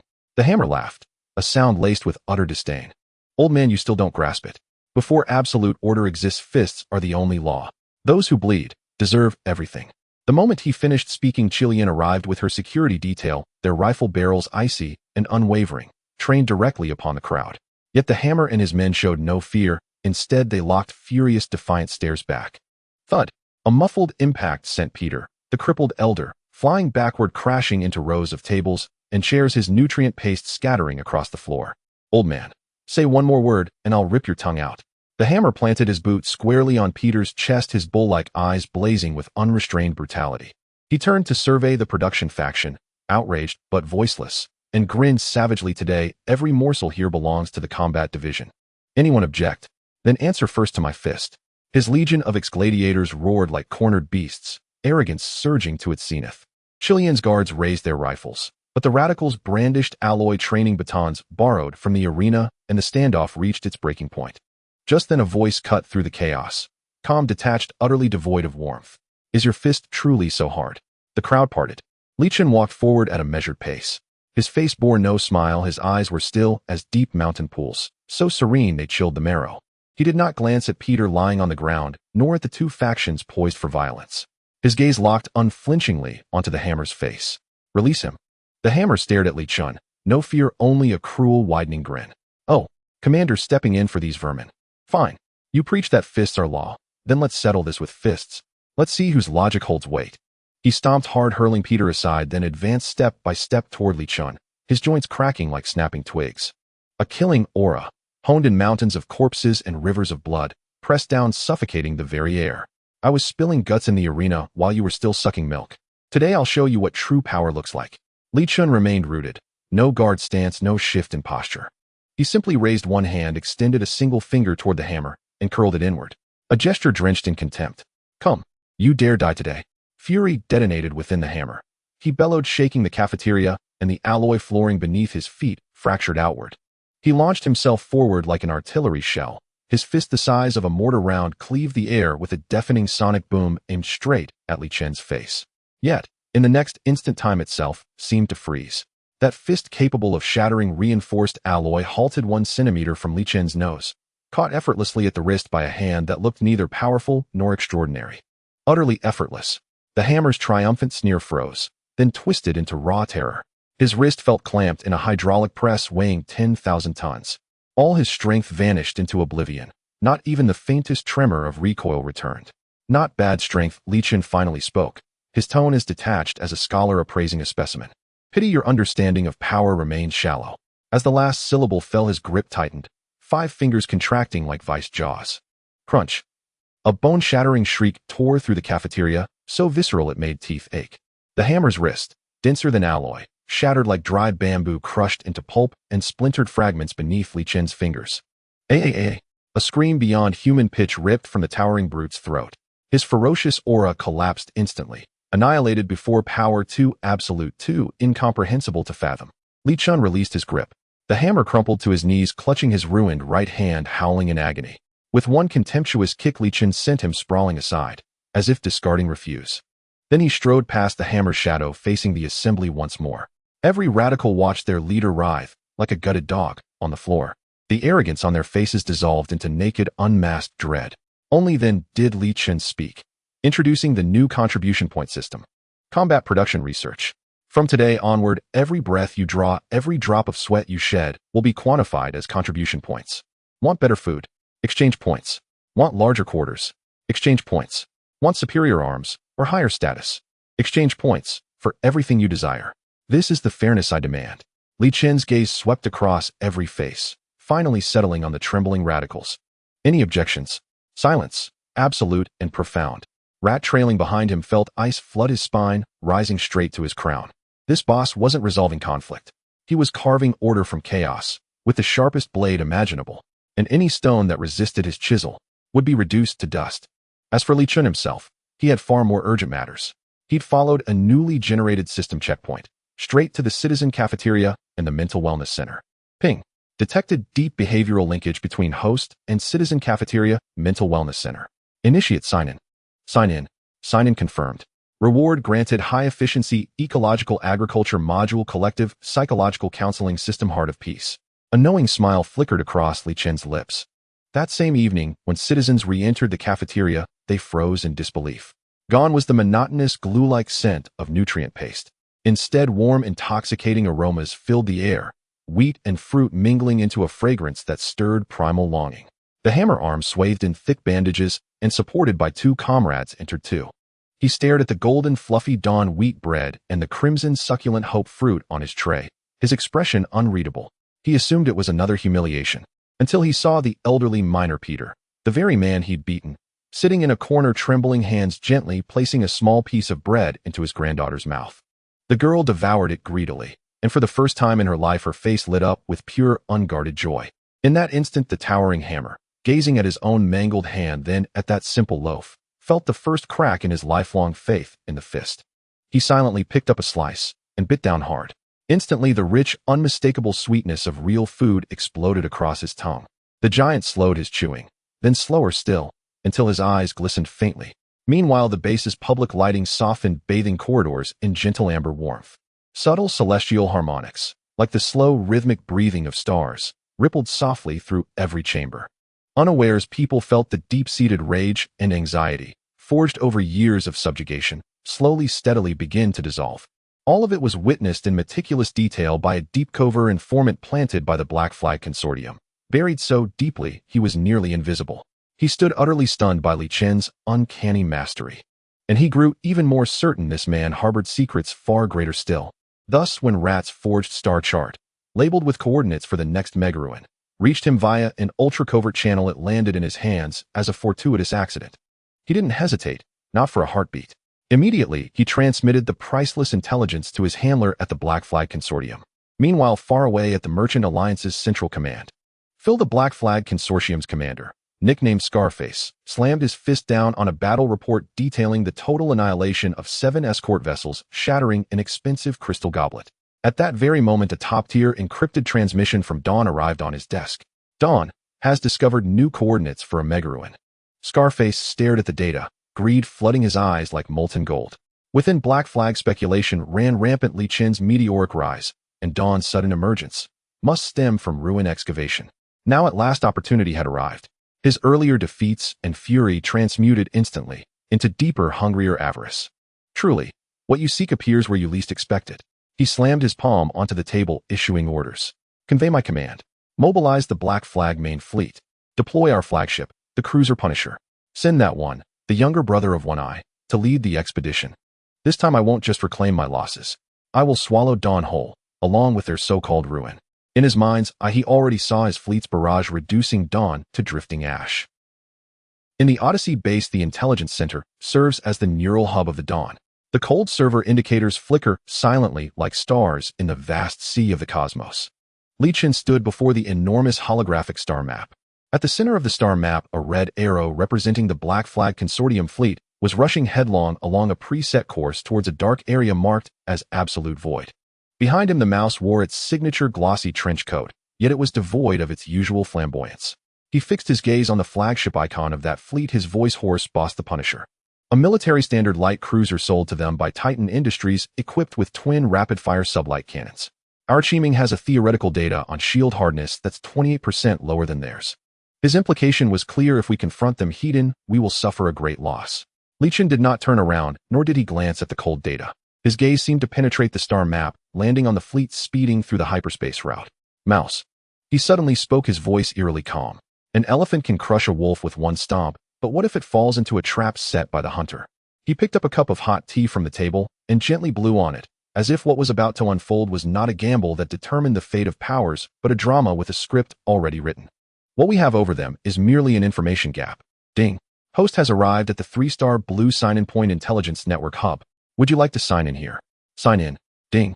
Successfully signed in at the Blue Sign-In Point Intelligence Network Hub. Congratulations, host has received special item electromagnetic ghost virus X1. Li Chen's lips curved slightly upwards.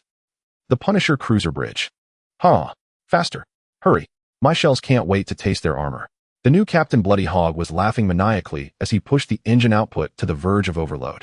His mechanical prosthetic gripped a deformed commander badge tightly, the only relic of his useless brother.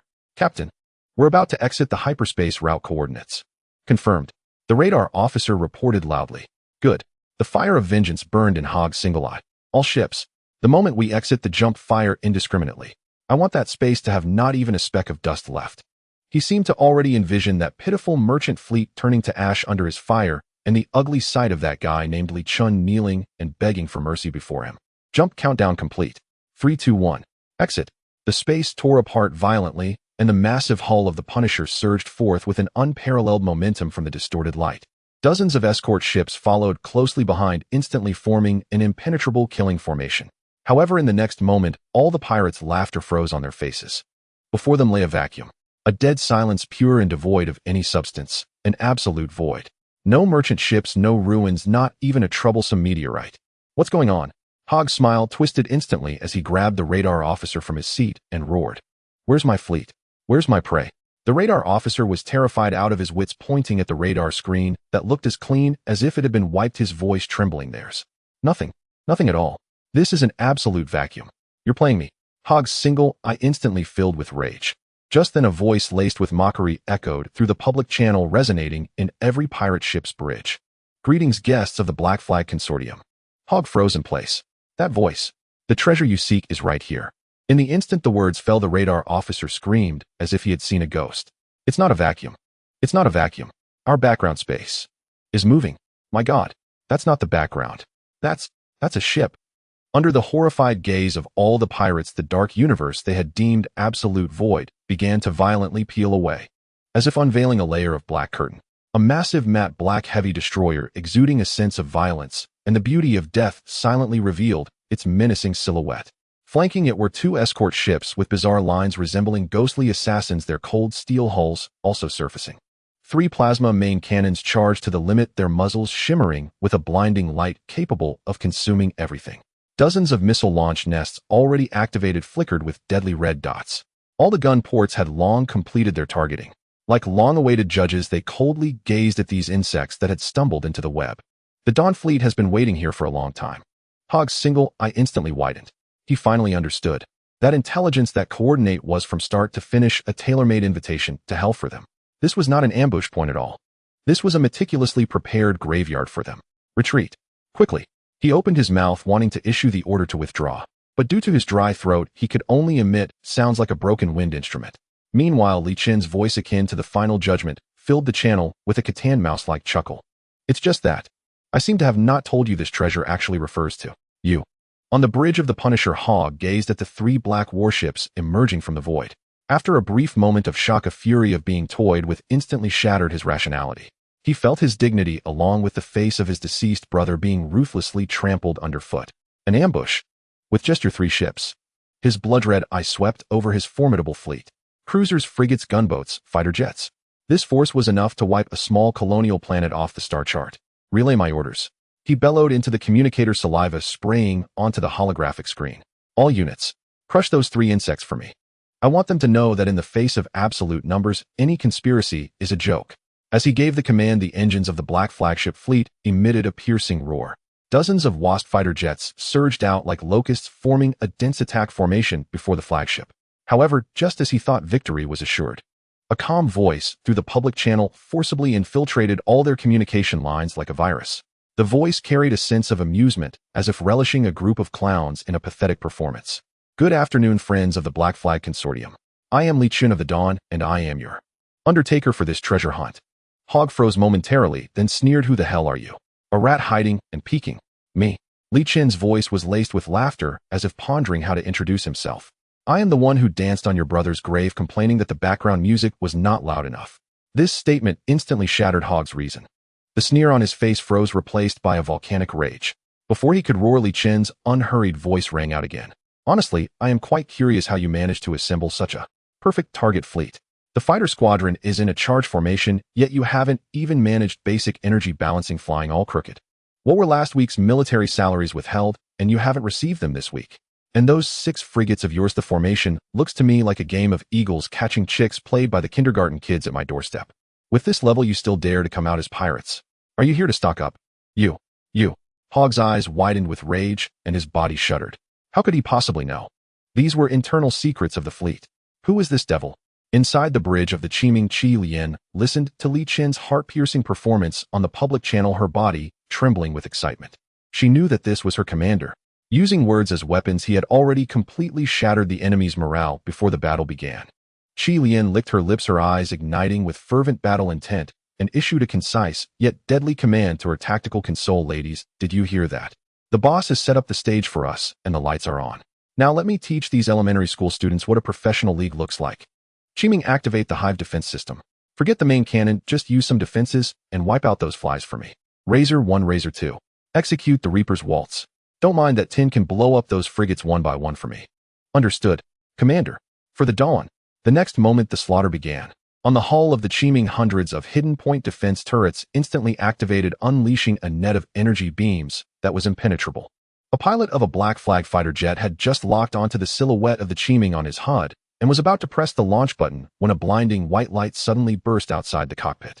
In the next second, his vision, along with his consciousness, was vaporized along with his aircraft. Not even an alarm had the chance to sound. The dense explosions were like a series of cheap firecrackers ignited simultaneously in the night sky.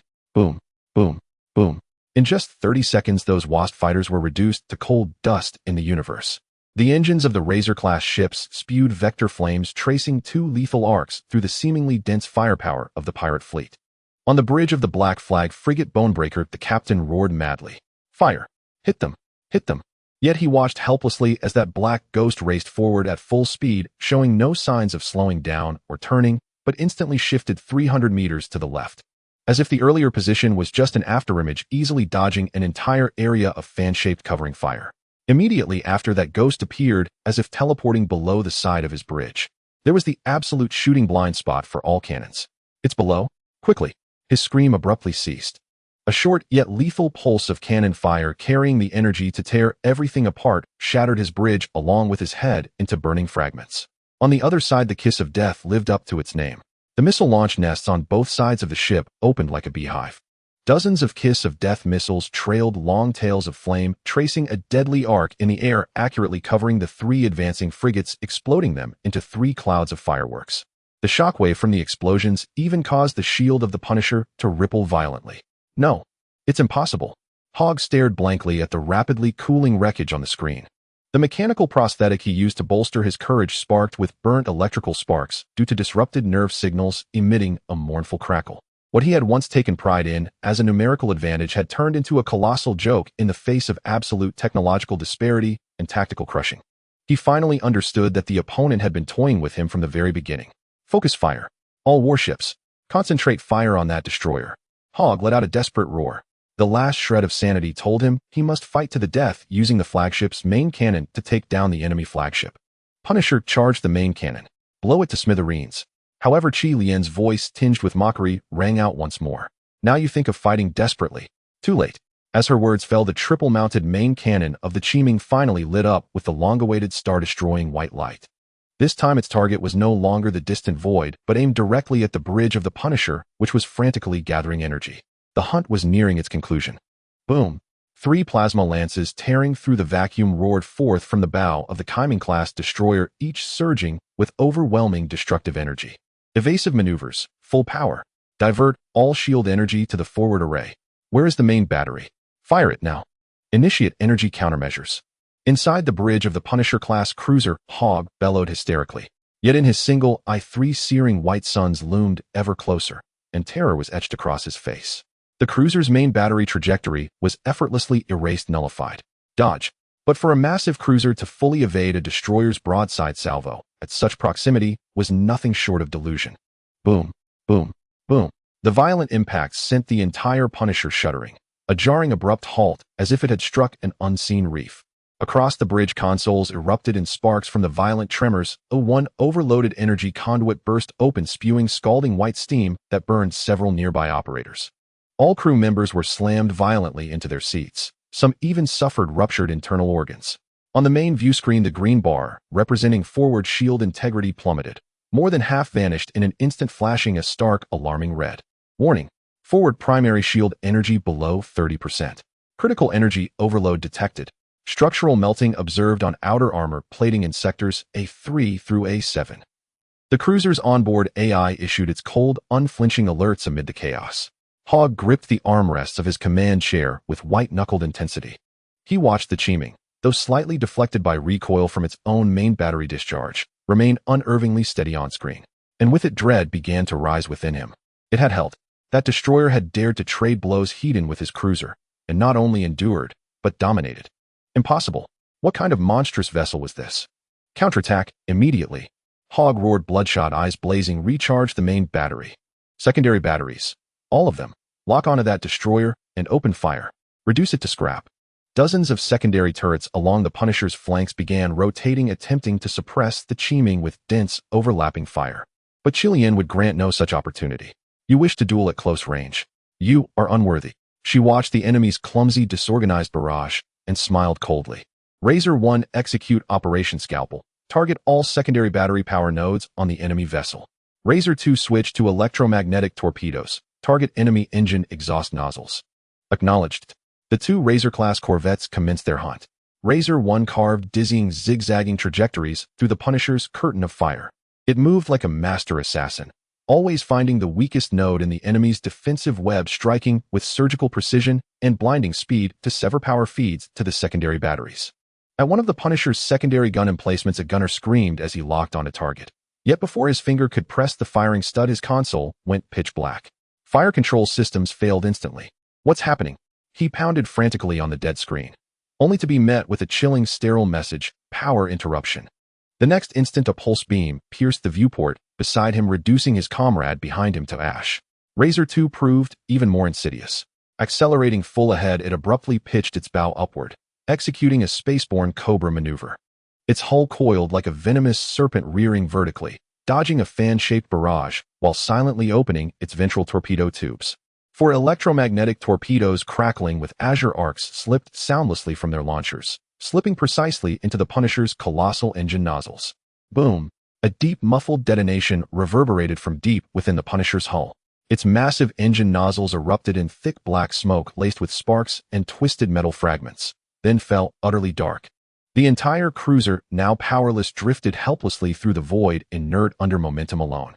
No! My engines! My ship! Hogg stared at the crimson warning flashing across his screen, propulsion systems offline, and let out a wail of utter despair. Every last card he held had been torn away, not just defeated but humiliated, methodically one by one. His fleet was gone. His fighters were gone. Now even his proud flagship had become a motionless steel coffin. Commander, Chilean observed the Punisher, now utterly defenseless, her eyes glinting with quiet amusement. The Iron Turtle's shell has been cracked. Shall we proceed? Li Chen watched calmly and nodded. The prey lies immobilized. It is time to close the net. He turned toward Chilean and issued his final order. Commander Chilean, this vessel is both a strategic asset and the Chiming's inaugural triumph. Go, take it. Yes, sir. A brilliant light ignited in Chilean's gaze. This was far more than a simple combat operation. It was also Li Chen's assessment of her command acumen and of the entire Dawn Fleet's combat readiness.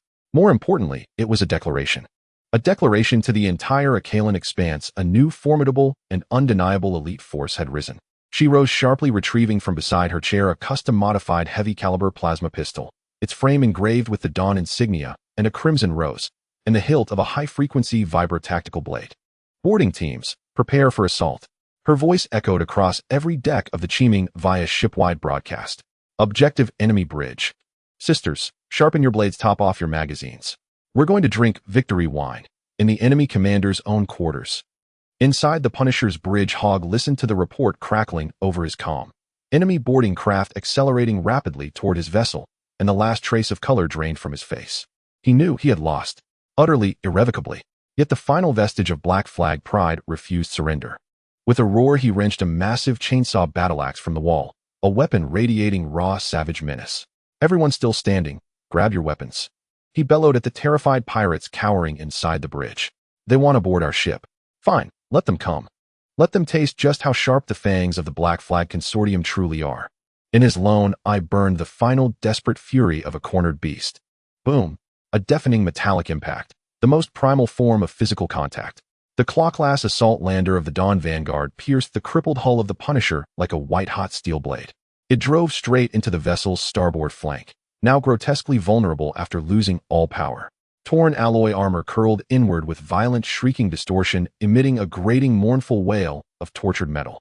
Within the ship's innards a jagged sparking wound, alive with arcing electricity and twisted girders, heralded the invasion's brutal commencement. HSSSSS. The airtight hatch slammed open. Qi Lian was the first to step out. Her crimson-powered armor gleamed with ominous luster beneath the ship's flickering emergency red lights. The muzzle of her custom-built plasma pistol still exhaled faint wisps of cerulean smoke.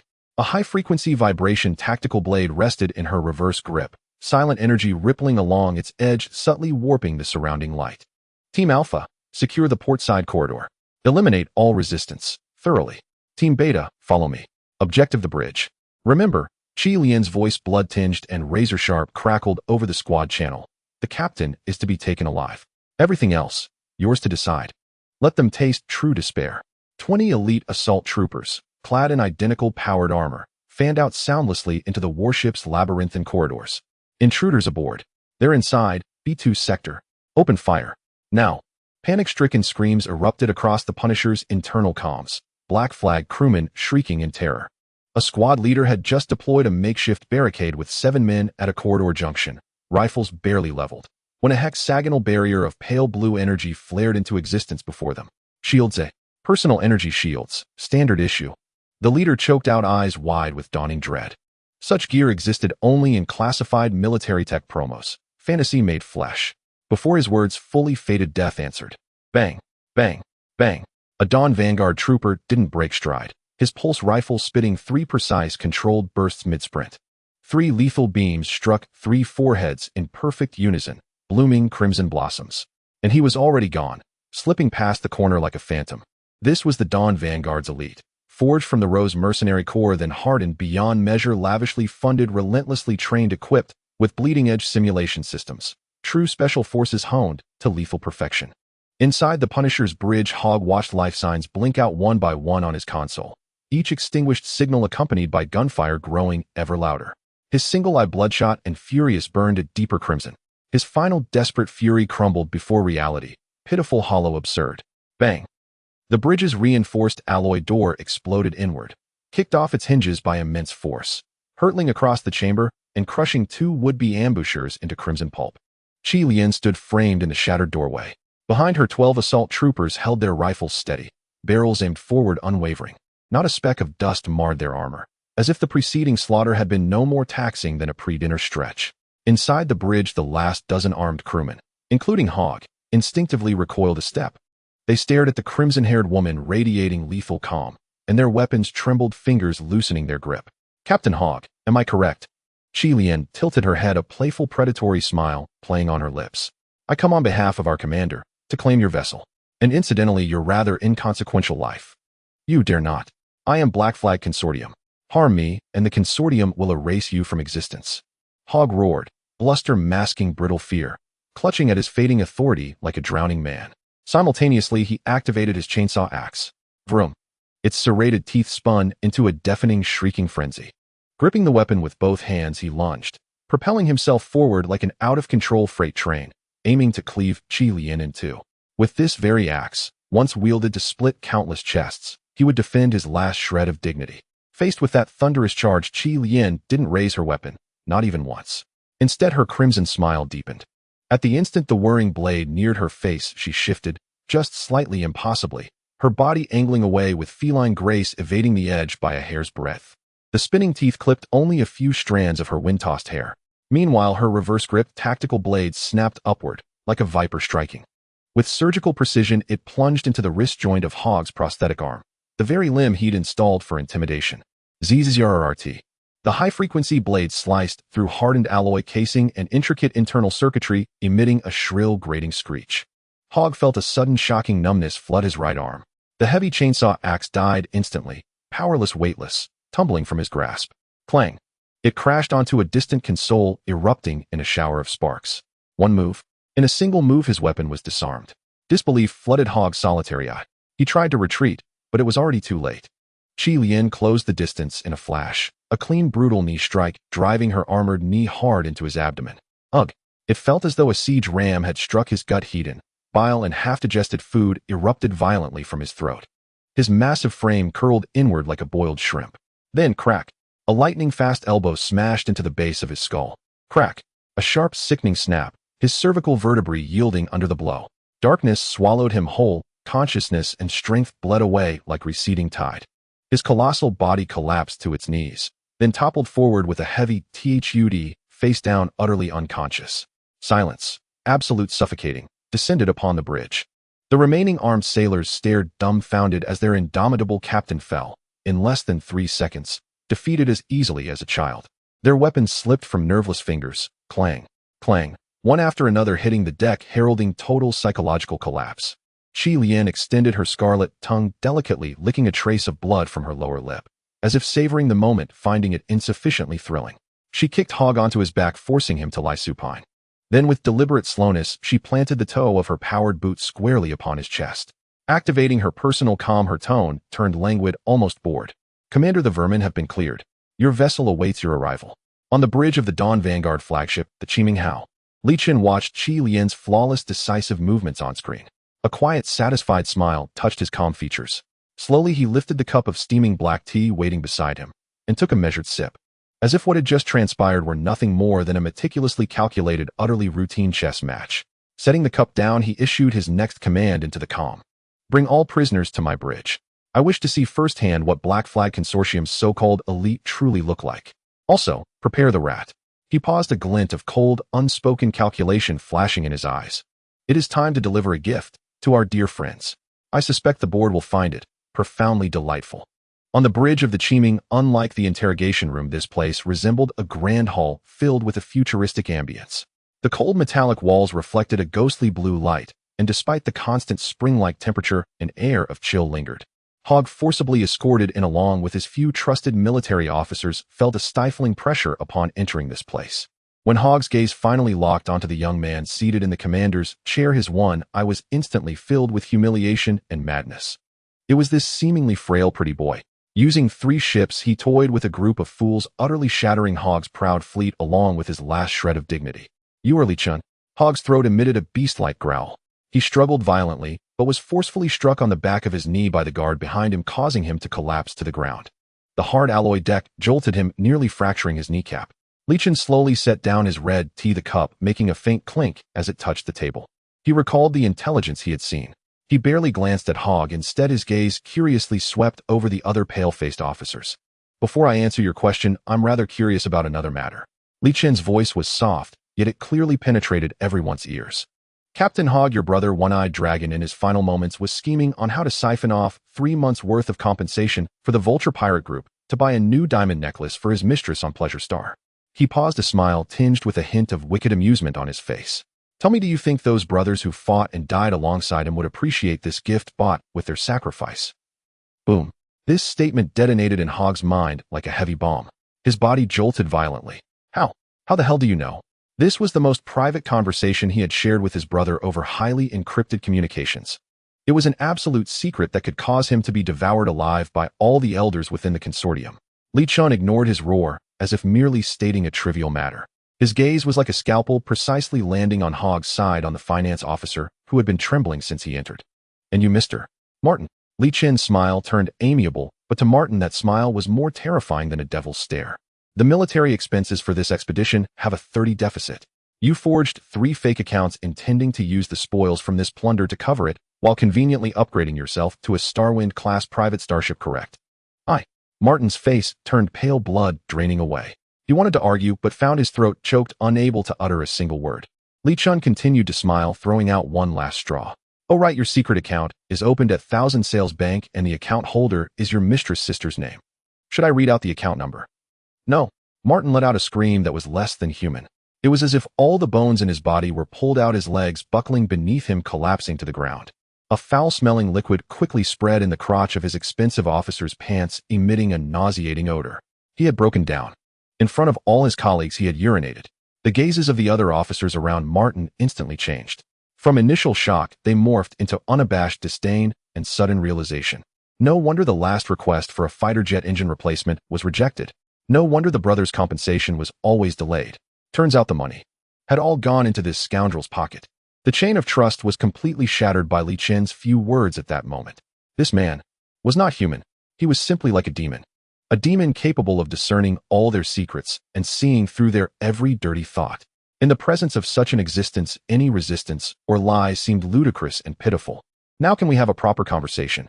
Li Chen sat down again, elegantly lifting his teacup as if all that had just occurred was merely a boring appetizer. What? What do you want? Hogg's voice finally carried an uncontrollable despair. His last dignity had been crushed to dust. I don't want anything. Li Chen stood up and walked slowly to Hogg, who was kneeling looking down on him. I simply want to impart a lesson to you. He extended a finger lightly and insultingly tapping Hogg's forehead. My possessions are not for just anyone to touch. After saying this, he turned around and nodded at the mouse in the corner. The mouse immediately understood, wearing a fawning smile as he waved at the two technicians behind him. Move quickly. Can't you see the boss is already losing patience? The two technicians promptly escorted a stunned system manager from the Punisher to an independent control console. Captain Hogg, to show my goodwill, I've decided to let you all go back. Li Chen's words left all the captives dumbfounded. Let them go back. What a joke. Was he not afraid of the Black Flag Consortium's revenge? As they were bewildered, the mouse had already guided the system manager to open the lower access port of the Punisher's main engine. Thanks to the earlier performance, the manager was very cooperative. As he operated, his hands shook like he had Parkinson's. Boss, the back door is now wide open for you. The mouse rubbed his hands together, reporting excitedly. Li Chen's gaze fell on the control console. He retrieved a data crystal flickering with ghostly blue light from the system space. The electromagnetic phantom virus. Li Chen slowly inserted the crystal into the console slot. There were no earth-shattering phenomena, no piercing alarms. Only that system manager stared at the screen, his eyes nearly popping out of their sockets, producing a huss sound from his throat. A shadow composed entirely of pure data silently merged into the system like ink dropping into clear water. Then it began to ravenously devour. It devoured firewalls, it devoured defensive codes, it devoured every data trap he had set. Then it stopped, perfectly merging into a meaningless background noise, disappearing without a trace. As if it had never existed. Ding! Electromagnetic phantom virus successfully implanted and currently in a dormant state. Awaiting host commands, can be activated at any time. Completing this, Li Chen withdrew the crystal and waved to the guards. All right, send our guests back to their own ship. Half an hour later, under the watchful gaze of the Dawn Fleet, the battered Punisher, having been nearly stripped bare, opened its jump engine in a disheveled manner, vanishing into the starry sea. Boss, just let them go like that. Chilean looked at the receding Punisher, still puzzled. Isn't that like letting a tiger return to the mountain? A tiger? Li Chen chuckled, returning to his command chair. A tiger that has lost its teeth, had its tendons pulled, and has a deadly virus planted in its heart is no longer a tiger. His gaze deepened. It is now merely a moving beacon, a storytelling megaphone. Prelude that can prepare us for our next plan. Meanwhile, on the Punisher, which had just entered the jump route, a frenzied Hogg was roaring madly. Check. I want every line of code in this ship checked. That devil. He must have tampered with our ship. Find it for me quickly. A technician rolled and scrambled to him, his face bearing a ghostly expression. Captain, we scan the mainframe with the highest authority. But what a... Speak quickly. Hogg grabbed him by the collar. The technician's voice trembled with fear. But the system is completely clean. It's too clean. Clean as if it just rolled out of the shipyard. All our navigation records, battle logs, confidential documents, including the records of the backdoor program we just implanted, have all vanished. By the end of his report, the technician's voice had turned to weeping. Hogg's body instantly stiffened. The unknown is the most terrifying. What kind of nightmare had that man left on his ship? Titan Industrial Homeworld Orbital Station.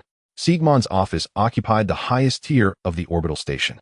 Beyond the vast one-way viewport, the entire planet, shrouded in steel cities and glittering lights, rotated steadily, gleaming like a diamond suspended in the void. Warning. Unresolvable physical drive model detected. Logic module overload. Warning. T3 holographic projection unit suffering physical scorching. The office's serene stillness shattered beneath the shrill blare of alarms. At the center of the chamber stood a colossal, three-dimensional tactical projector, its value exceeding that of an ultramassive freighter, now emitting a thin wisp of black smoke from its core due to catastrophic data overload. A pungent, acrid odor of burned electronics permeated the air. On the projection screen, a ghostly black Corvette maneuvered with impossible grace amid dense artillery fire, tracing an eerie zigzag path as it effortlessly toyed with a cruiser's main battery. locking, evading, and relocking with contemptuous precision. The assistant, clad in a razor-sharp suit, turned deathly pale and instinctively reached for the power cutoff, knowing full well that repairing this device would erase an entire year's salary. "Don't touch it." Siegmund's voice remained calm, unwavering. He raised a hand, halting the assistant mid-motion, his gaze locked unblinkingly upon the phantasmal Razor Corvette, as if witnessing an exquisite ballet of violence. "Don't you find it beautiful?" he murmured, his expression rapturous, almost feverish. The assistant felt every hair on his body bristle with primal dread. Beautiful. This was unilateral slaughter, a technological dimensional strike reducing advanced warfare to child's play. Siegmund rose slowly, approached the scorched projector, and extended a gloved finger to collect a speck of black ash from its surface, then brought it delicately to his nostrils, inhaling deeply. He burned down my flagship-grade projector, just to stage a fireworks display for me. A low predatory chuckle escaped him, charged with the exhilaration of a top-tier apex predator spotting a truly fascinating prey. That young man, namely Chun, grows ever more intriguing. He turned, just as the assistant reverently presented a battle report. "Director, the Black Flag Consortium's main fleet has been confirmed destroyed. Their flagship, the Avenger, was stripped bare, then released. Captain Hogg has suffered acute stress-induced psychosis and is now mentally incapacitated." "Released?" Siegmund accepted the report, glanced at it not once, and reduced it instantly to ash. No, that wasn't release. It was declaration. A declaration of war, and an invitation addressed solely to me. His fingers tapped lightly, thock, against the mirror-smooth obsidian desktop. I assumed he was merely a fortunate scavenger who'd stumbled upon an ancient civilization's treasure, a shrewd opportunist who exploited existing rules. It appears we were all mistaken. He isn't exploiting the rules, he is forging them. Siegmund's eyes sharpened, incisive as honed blades. An independent arms industrial complex. Warship designs never before documented. Drive technology, so alien it crashes our systems outright. This is no mere faction. This is a nascent hegemony, rising silently, inexorably. "Director, shall we initiate protocol eradication? A standard orbital strike fleet would suffice." The assistant lowered his voice, miming a swift, lethal slash across his throat. "No, that would be crude. Like smashing a jewel-encrusted Easter egg with a sledgehammer, destroying every wonder inside." Siegmund shook his head, eyes glinting with the amused patience of a cat toying with its prey. "Since he so enjoys playing the grand strategist, let us step willingly onto his board." He issued a rapid sequence of commands on his terminal. "Under the authority of our status as largest creditor, dispatch an asset security assessment team to Dawnbreak. Assemble an elite commercial advisory delegation, and bring every one of our most tenacious financial hounds. I intend to reside in his house, dine at his table, drink his water, and watch with quiet fascination how he conjures those extraordinary toys." His smile grew colder, sharper. "Let him understand, even a dragon crossing rivers must abide by my rules, on Titan's board. Go, tell Natalia, this is to be a friendly visit." Meanwhile, at Odyssey base, the core conference room. "Boss, General Chilian, you should have seen the Black Flag bastards scrambling like cockroaches. Pure catharsis." Baroque puffed a cigar, gesticulating wildly, spittle flying. Meanwhile, Rat clutched his personal terminal, watching his account balance and captured inventory lists surge upward in real time. His gaunt face crinkled into a sunburst of delight as he chanted over and over, "We're rich, we're rich, we're rich." Chilian reclined lazily in her chair, swirling amber liquor in her glass, her elegant phoenix eyes aglow with deep, quiet satisfaction. The conference room thrummed with jubilant energy, so thick with triumph it tasted sweet in the air. Then, without warning, an imperious electronic chime tore through the euphoria like a blade. Every victory report vanished from the main screen, replaced by a colossal glacial emblem, the Titan industrial sigil, a Titan embracing a planet. A palpable wave of industrial-scale oppression dropped the room's temperature by a dozen degrees. Then Natalia appeared, flawless, poised, breathtakingly beautiful, and utterly frigid. "Good day, Mr. Li Chun." Behind her loomed the Titan emblem, radiating suffocating dominance. "I am Natalia, Senior Commercial Advisor to Titan Industrial. By order of Director Siegmund, I am here to assist your company with financial optimization and asset valuation to ensure our long-term partnership proceeds with seamless efficiency." Silence crashed upon the room like a vacuum seal. Baroque's cigar tumbled from his lips with a soft plop, its ember searing his trousers, unfelt, unnoticed. Rat's grin froze mid-expression, his terminal clattered to the floor. Chilian's hand, reaching for her drink, instinctively closed around the hilt of her tactical knife, her gaze sharpening into that of a vigilant, coiled wolf. They all sensed it, the blood scent beneath the veneer of courtesy thick enough to drown in. Natalia's smile remained immaculate. She savored their collective paralysis, then continued in that same gentle, unyielding tone. Our delegation will dock at your station's berthing port in precisely 3 hours. We trust our arrival will not disturb you. Transmission severed. Every eye in the room instinctively converged upon the one figure who had not flinched, not once, throughout the entire exchange. Li Chun watched the Titan emblem fade from the screen, not with tension but with a faint, intrigued smile, as if welcoming a guest long awaited. Ignoring the group's mounting anxiety, he calmly tapped once, deliberate and unhurried, on his command console. An encrypted file surfaced, projected into the air before him. All present read its title clearly. Contingency Plan Friendly Visitors, S-Class. Its creation timestamped the day after they signed the trillion-credit debt agreement. Li Chun finally lifted his gaze, meeting Rat's wide, sweat-drenched eyes with quiet intensity. Rat. Yais. Boss. Rat snapped upright, trembling. Initiate protocol fishbowl. Li Chun's voice was tranquil, yet resonated with absolute, unshakable command. Polish the largest, most transparent fishbowl we prepared for our esteemed guests, until it gleams. Don't let dust soil their eyes. 3 hours later. Odyssey Space Station docking port M9. Unlike the usual noise and chaos of merchant ships docking the port, is eerily quiet, as if a pin could be heard falling. All unrelated personnel have long been cleared away, leaving only 2 rows of guards in brand new standard security uniforms from Dawn, standing like statues on either side of the corridor. Each guard stands tall with stern expressions, their pulse rifles polished to a gleaming shine. This is not a welcome, but a demonstration. It is a subtle display of muscle from the emerging power. Li Chun stands at the front of the line. He wears no military insignia or badges, just a simple black casual outfit. With his hands in his pockets, he appears relaxed, as if waiting for an old friend he hasn't seen in a long time. Behind him, Qi Lian, Mouse, and Baroque stand in a line, each with different expressions. Qi Lian has donned a dark red officer's uniform, the tight cut accentuating her breathtaking curves, yet the beautiful phoenix eyes reveal unmasked vigilance and battle intent. Mouse wears his most expensive outfit, a glossy trench coat, made from the skin of an alien creature, shining under the port's lights. He struggles to straighten his habitually hunched back, his face adorned with a commercial, seemingly sincere smile. Yet the small, rapidly moving eyes and slightly trembling fingertips betray his inner tension. As for Baroque, he simply stands there in silence, a cigar unlit in his mouth, his weathered face revealing no emotion. However, upon closer observation, one can see his hand resting at his side, instinctively rubbing. A low hum of engine resonance vibrates from the cosmos outside the starport. Soon after, a silver-white starship, sleek and elegant in design, embodying minimalist aesthetics, silently glides into the port. Its size is even less than that of a Razor-class frigate. There are no visible weapon systems on the hull, only the huge and cold Titan Industries emblem. This ship is named Probe. It is a special envoy ship used by Titan Industries for friendly visits to subordinate or partner enterprises. It may lack formidable firepower, but the will it represents is already sufficient to intimidate. The probe docks smoothly at the berth, with its boarding bridge precisely connecting to the port. With a soft hissing sound, the cabin door of the silver envoy ship Probe slowly opens. No pleasantries, no courtesies. 8 individuals dressed in pure black uniforms, their expressions standardized like templates, file out.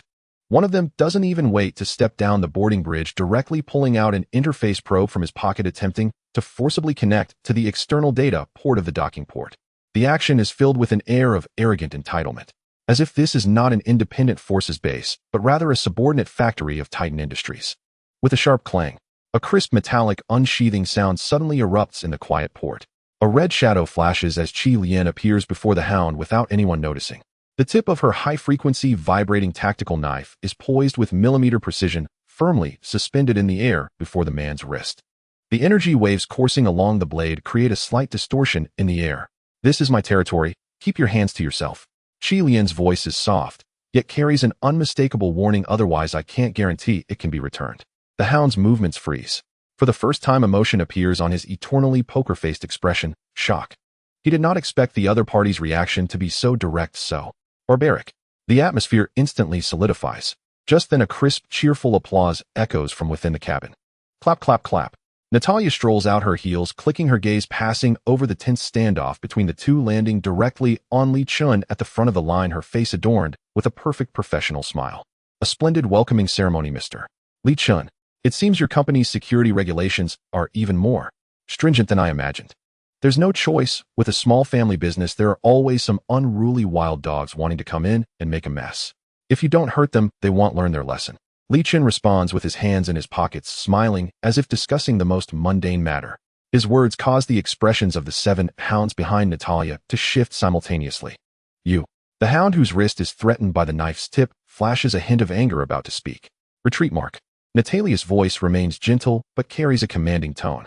Mark reluctantly withdraws his hand, passing by Qi Lian with a cold glare.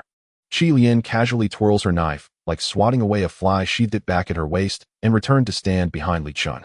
This brief, yet sharp confrontation comes to an end. Mr. Li Chen, it seems we have a small misunderstanding. Natalia steps in front of Li Chen, her sapphire-like eyes scrutinizing him without reservation. I am here representing the board of Sigmund to conduct a routine asset security assessment for our most important business partner. She deliberately emphasizes the words most important and routine. Assessment. Li Chen laughs, his smile radiant as if he has heard an amusing joke. He turns to face Natalia and the group of unfriendly hounds behind her, making an exquisitely graceful gesture, inviting them in. After all, it is our honor to have Titan Industries' Golden Liquidator personally leading the assessment. The mention of Golden Liquidator halts Natalia's perfect smile momentarily. This title was bestowed upon her when she handled bankruptcies and forced takeovers within Titan's internal affairs. Li Chen saying it in her presence is undoubtedly a polite provocation. It seems Mr. Li Chen knows more about us than we anticipated. Natalia quickly regains her composure, smiling as she speaks. Only by knowing oneself and one's opponent can we better cooperate, right? Li Chen's smile grows even more radiant. After all, we owe your company a massive debt of 10 trillion star coins. If I don't know a bit about the preferences of my creditor, I won't be able to sleep at night. His half-serious, half-joking remark slightly eases the tense atmosphere around them. Natalia does not respond, but shifts her gaze to Qi Lian and Mouse behind Li Chen. This must be the legendary commander Qi Lian who annihilated the Black Flag main fleet with just 3 ships, truly remarkable. Her tone is filled with admiration, yet her words carry the flavor of evaluating a weapon's value. Qi Lian merely snorts in response, showing no interest in pleasantries. Natalia is unfazed, turning her attention to Mouse, her smile becoming even friendlier, and this must be Mr. Zhao Cheng, who oversees the finances of Dawn. I reviewed your company's financial statements. They are quite healthy. I look forward to our discussions. No need to flatter, no need to flatter. I hope Advisor Natalia will guide us in the future. Mouse quickly nods and bows his merchant-like demeanor, making Natalia's eyes flash with a hint of barely perceptible disdain. All right, since we've made our introductions, let's not waste time at the port. Li Chen claps his hands, breaking the brief confrontation. He steps aside, making a graceful gesture of invitation, resembling a castle lord welcoming esteemed guests. Advisor Natalia and friends from Titan Industries. Welcome to Dawn. Our fishbowl may be small, but it is quite clean, and I hope it will provide you all with a satisfying view. Fishbowl. Natalia raises an eyebrow, slightly catching onto the interesting term. Indeed. Li Chen's smile is utterly sincere in the face of a giant like Titan Industries. Aren't we, Dawn? Just a small, transparent, ornamental fish living in a fishbowl. Everything about us is laid bare before you. After all, only by showing our healthy growth can we make you feel more at ease. To continue investing right. This statement is flawless, simultaneously presenting weakness while highlighting their own value and subtly one-upping the opponent. Of course, faced with Natalia's first and most direct probe, Li Chen's expression betrayed not the slightest trace of surprise. He maintained his unruffled, composed smile, as if she had stepped precisely where he intended her to. That is the heart of our Dawn Collective, and the genesis of all our miracles, he said, voice laced with quiet pride, then turned to lead the way. Please follow me. I assure you what lies ahead will astonish you. The group boarded an anti-gravity hover vehicle and glided along the base's immaculate, bustling central thoroughfare. On either side stretched neighborhoods and commercial hubs under construction.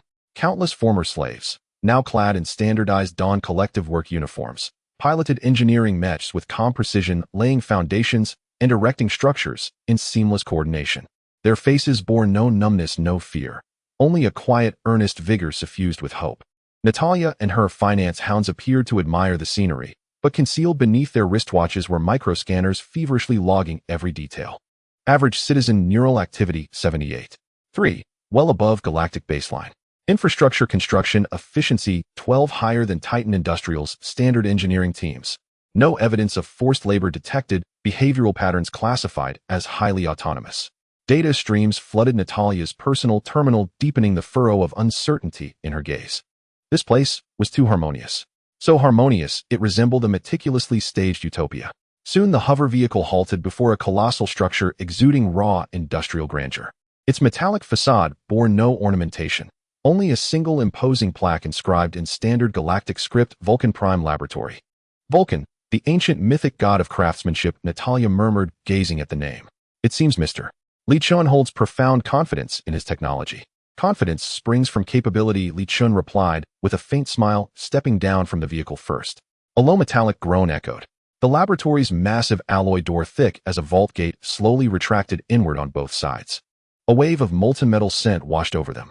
Before them unfurled an interior space so vast it defied immediate comprehension. Dozens of intricate robotic arms traversed ceiling-mounted rails, seizing irregular waste from conveyor belts. Twisted starship hull fragments, obsolete droid components, shattered interstellar cargo containers, refuse deemed worthless even by scavengers. Here, however, these scraps were treated not as refuse, but as precious raw material awaiting rebirth. At the factory's center stood a colossal energy core shaped like an inverted pyramid. Indeed, it was the very matter conversion lab core hastily salvaged from their research vessel. Cobalt blue arcs crackled across its surface, hissing softly. The moment waste entered the core, it dissolved instantly into its most fundamental atomic constituents. Meanwhile, at the core's opposite end, rows of ultra-precise 3D printing matrices reassembled those atoms, reweaving them into new forms with flawless fidelity. A sharp hiss. Steam vented as cooling systems engaged, and gleaming ingots of standardized alloy emerged from the production line, each perfectly cast, then neatly stacked by autonomous drones. The entire facility hummed with hyperautomation, a breathtaking symphony of industrial artistry. This is your core technology. One of the finance hounds blurted out, disbelief stark in his eyes. Matter recomposition, direct atomic disassembly and reconstruction. Even Titan's Supreme Academy has yet to move beyond theoretical slides. Yes, Li Chun affirmed, nodding with unfeigned pride. We call it the miracle. It was uncovered during an expedition into the ruins of the ancient Cyberrex civilization. He gestured toward the towering energy core.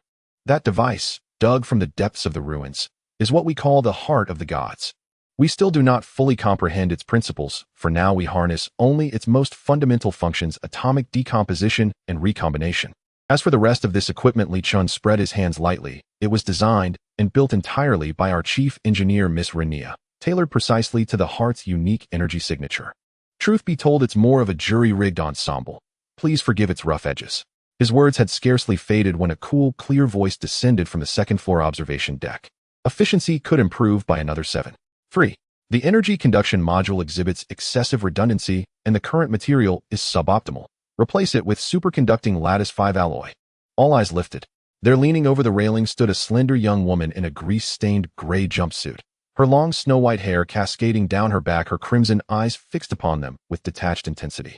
She was Renia. Her gaze held no curiosity, no wariness toward these unexpected guests, only absolute absorption in the machine before her. Those burning red eyes remained locked onto the energy core, as if communing with it in silence. Renia? Li Chun waved upward with an easy smile. Guests have arrived. Come down and greet them. Only then did Renia reluctantly tear her attention from the core and glance downward at the assembled group. Her gaze lingered less than half a second on Natalia's elegant suit, then narrowed as if deeming its design fundamentally impractical, even obstructive to movement. She descended swiftly via the spiral staircase and took her place beside Li Chun, still staring intently at the core, speaking rapidly in technical shorthand only he could decipher. The core's entropy reduction cycle fluctuated by 0.031 1 hour ago. I suspect a microleak in the coolant piping of Sector B2. Immediate shutdown and inspection required. She utterly ignored the Titan advisory delegation, as though they were little more than ambient air in motion. This extreme, unadulterated devotion to pure engineering, far more than any polished performance, lent her presence undeniable authenticity. Natalia watched Renia, and a flicker of genuine astonishment lit her sapphire blue eyes.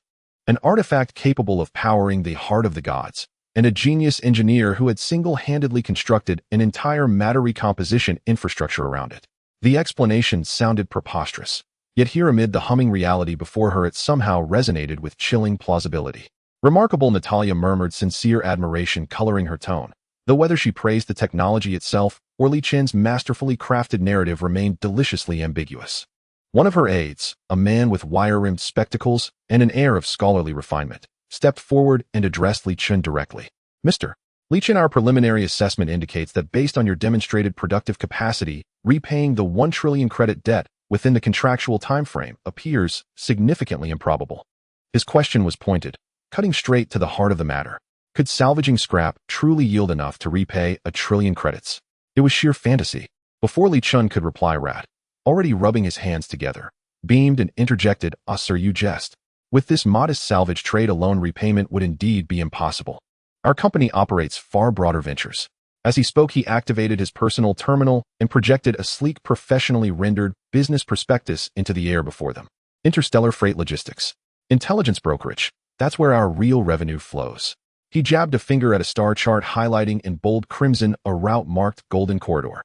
We possess exclusive, utterly secure passage routes, delivering cargo to lawless resource-rich zones at 30% below market cost. Round-trip profits triple, mere pocket change really. His greedy, boastful demeanor, eager to impress, was the perfect embodiment of a new Vorish faction's scheming steward. Natalia studied the prospectus, flawed in many respects yet undeniably seductive where it mattered most: route intelligence and risk mitigation metrics. Her smile unwavering.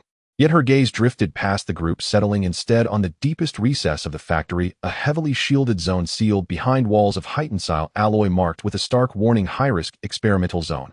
Authorized personnel only. Its energy signature was cloaked beneath a specialized dampening field. Even her finance hound's sensors drew blank.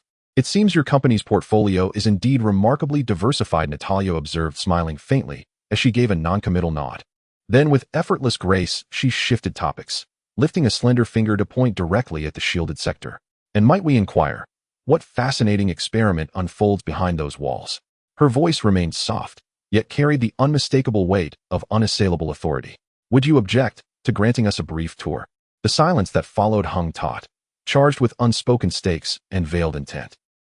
Faced with Natalia's probing question as precise as a scalpel and aimed directly at the heart, the air in the conference room seemed to be sucked dry. The commercial smile on the mouse-faced man froze. A Baroque instinctively reached for his empty waist, and even the fearless Chi Lien narrowed her beautiful phoenix eyes. That place was where the Chiming ship was built before the source of their courage to challenge Titan Industries. Once exposed, Li Chun smiled at that moment when the atmosphere solidified to freezing point. His expression showed no signs of panic. Instead, it was as if he had finally awaited the emergence of this question, radiating a calmness akin to a hunter witnessing prey stepping into a trap. "That place is the hope for the future of our Archensi. I was just thinking of showing consultant Natalia our true potential." This statement was flawless, satisfying the other party's request, while cleverly transforming the nature of the visit from being scrutinized to proactively showcasing.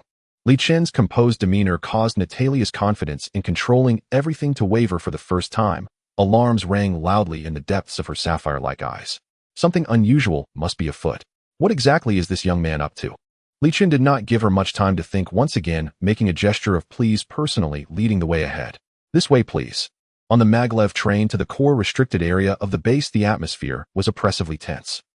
The group of financial hounds behind Natalia no longer maintained their previous stance as mere spectators.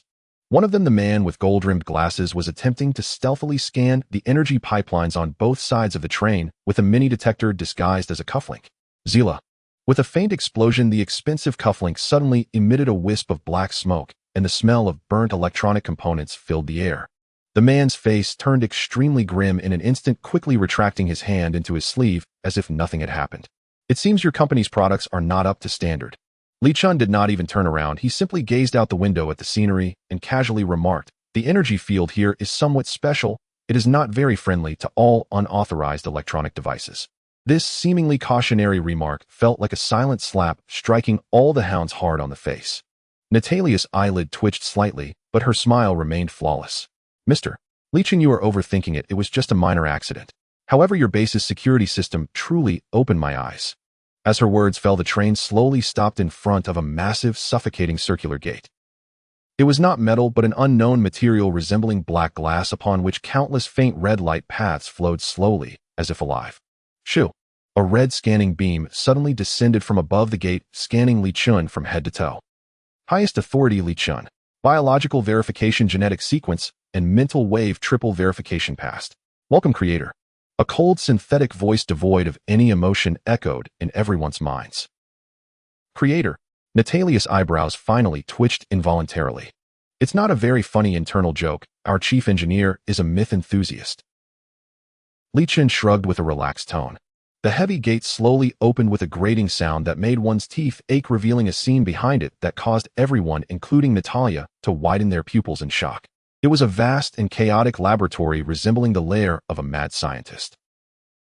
Countless thick energy-restraining rings and cooling pipes coiled around a gigantic spherical reactor in the center of the laboratory, like iron pythons. On the surface of the reactor, numerous blue and purple electric arcs leaped wildly, emitting crackling sounds. Dozens of scientists clad in heavy radiation suits frantically operated at their control panels, their voices filled with incomprehensible technical jargon and urgent shouts echoing throughout the laboratory. Warning: abnormal fluctuations in neutrino flux detected in Zone C5. Quick, increase the suppression field strength by 3%. Damn it, the quantum foam is overflowing again. The pressure in the second cooling pump has reached its limit. Who's going to turn on the backup pump? The air was filled with a dangerous scent of ozone and overheated metal. Here the atmosphere was thick with a sense of imminent loss of control. Natalia's gaze was instantly drawn to the enormous and unstable spherical reactor. With her professional eye, she could naturally tell that the energy contained within it, if completely out of control, could erase this space base along with her probe ship from this universe. At that moment, a cold yet urgent voice echoed from an independent control platform closest to the reactor. The phase amplitude has exceeded the limit again. I've said it 100 times, the theoretical limit of this model is only 132 standard units. Why is it exceeding? Renaya had somehow donned the same heavy radiation suit, her crimson eyes fixed intently on a red data line that was crazily climbing on the screen before her. Without looking up, she shouted at her assistant beside her, immediately increase the injection amount of the entropy suppressor by 3%. If this continues, the core is going to collapse. She was completely immersed in her own world, radiating an aura that screamed stay away or face the consequences due to her pure anxiety over technological failure. Li Chen looked at this perfect stage, a hint of a bitter smile subtly appearing on his face. He moved to Natalia's side and explained in a tone laced with a mix of helplessness and a touch of pride. As you can see, Consultant Natalia, this is our grand attempt to replicate the Heart of God. We named it the Jurong Project. He pointed at the reactor that seemed on the verge of explosion and sighed. We successfully replicated its unparalleled energy output pattern, but unfortunately we have never been able to resolve the inherent energy resonance paradox. It is like a giant beast of energy that we cannot tame, powerful yet filled with a desire for destruction. Natalia listened quietly, her sapphire-like eyes betraying no emotion. The man with gold-rimmed glasses behind her stepped forward again, adjusting his glasses, his gaze flickering with shrewdness and greed. Mr. Li Chen, with all due respect, to technology that cannot be controlled has no commercial value. It is more like a bomb waiting to explode at any moment. As soon as he finished speaking, Renaya seemed to be provoked, suddenly lifting her head from the control panel. Her crimson eyes locked onto him, as if she had touched a sensitive nerve. What do you know? Li Chen's words were like a stone cast into a lake, instantly stirring up enormous waves in Natalia's heart. Behind her, the group of well-trained, iron-hearted financial hounds displayed a look of shock for the first time. One of the hounds closest to the reactor even instinctively took half a step back, his hand subtly reaching for the emergency life support system switch on his combat suit. What did they hear? A threat to erase a diplomatic ship, along with the senior commercial advisor of Titan Industries. This man was not joking. He truly dared. Natalia fixed her gaze on Li Chen, trying to find even a hint of bluster on his eerily calm face. But she failed. In those calm, deep-set eyes there was only tranquility along with a sense of indifference. It was as if the moment she pressed the agree button, she and her team would transform from business partners into a string of cold data easily erased. She finally understood that the other party was not seeking her appraisal at all. This was a gamble. On one side of the table was him, and on the other Titan Industries. And her, Natalia, along with this elite team behind her, were the first chips Li Chen threw onto the table to compel Titan Industries to place their bet.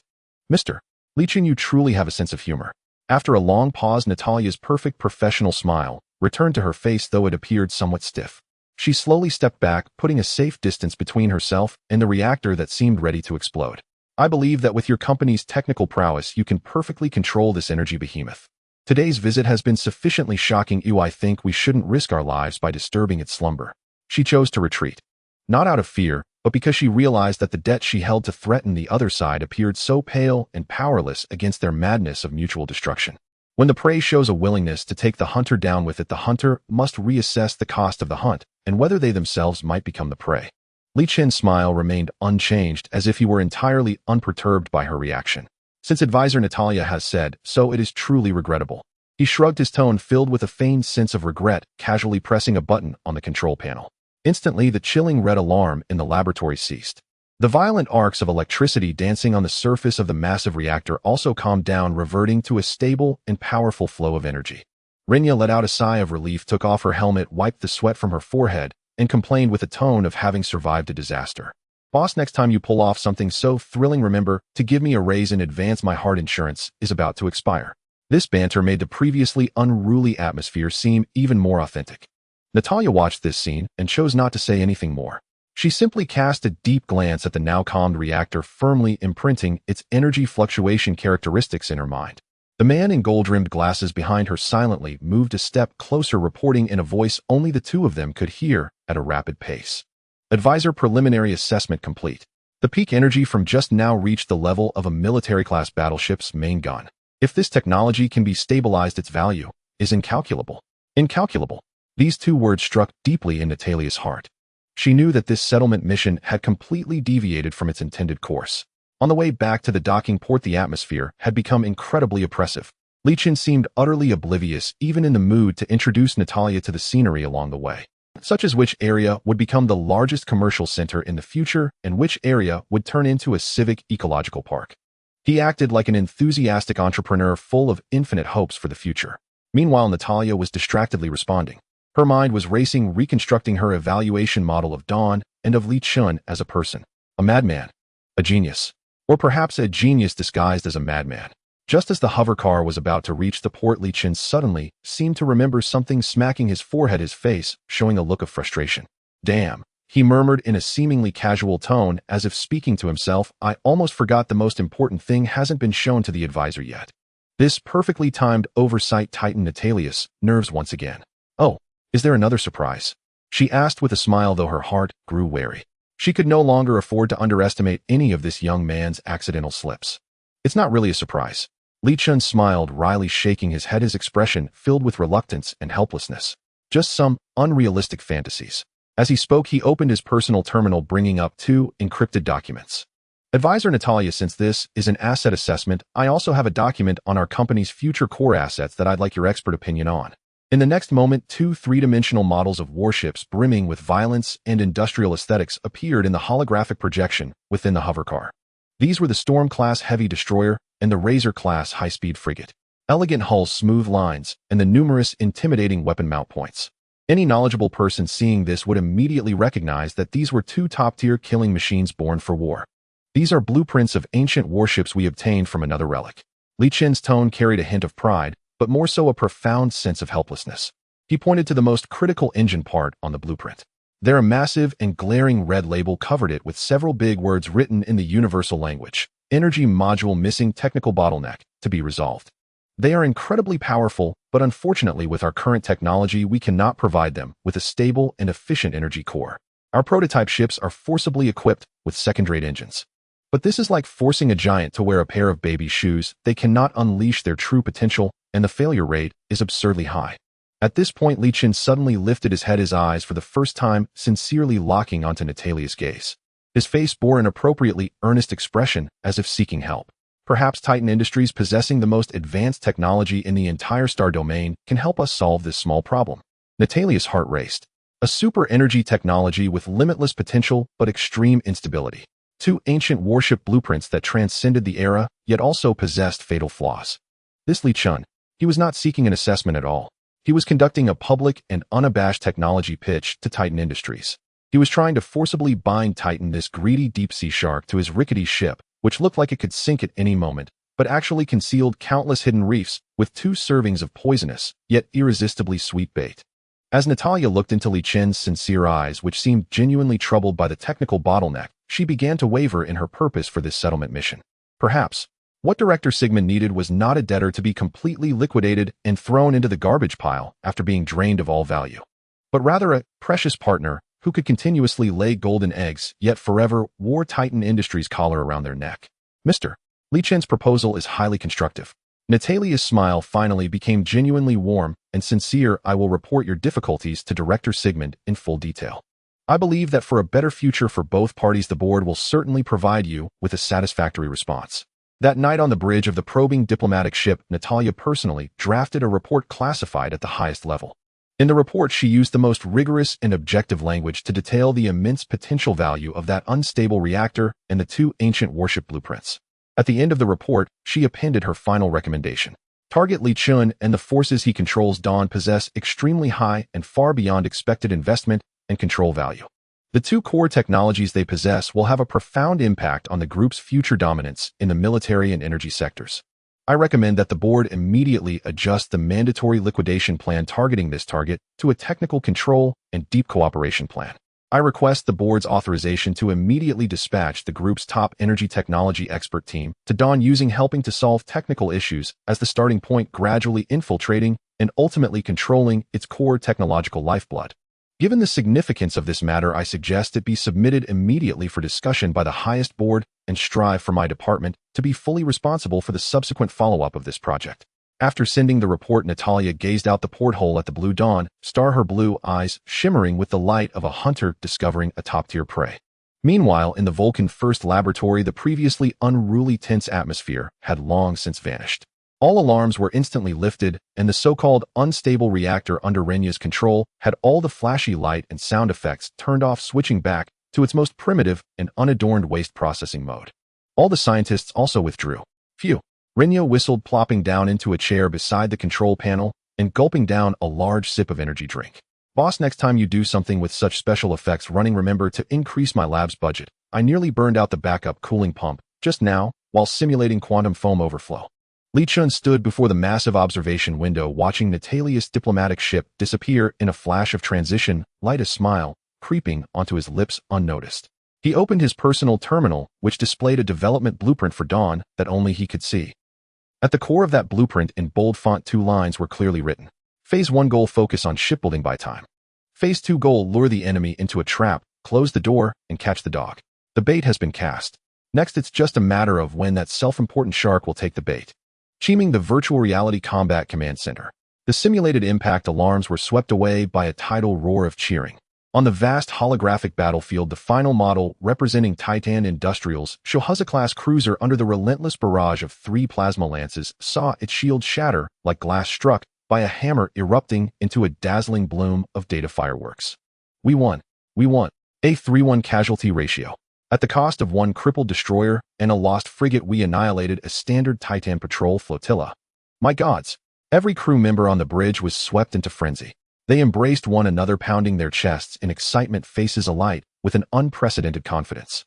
Qi Lian stood in the center of the bridge, arms folded, her form-fitting crimson combat suit sculpted every curve of her incendiary figure. She looked at the glowing readouts that heralded their triumph, a proud curve lifting her vivid red lips. Her gaze swept over the cheering subordinates, those sisters who had once followed her to the edges of death, now each refitted, piloting unheard-of machines of slaughter. A swell of unprecedented pride rose in her chest. The era seemed to have truly changed. Send this battle report to command immediately. Qi Lian's voice trembled with barely contained excitement. I want the boss. I want everyone to see how sharp Chinzi's fangs really are. Half an hour later, the Supreme Command conference room. The atmosphere boiled like an erupting volcano.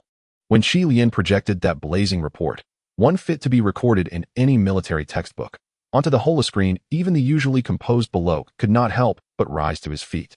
Commander, can we really fight a Titan flotilla to such a stand? This is not our limit. Qi Lian swept the room with a voice charged with contagious confidence. This is merely our present strength.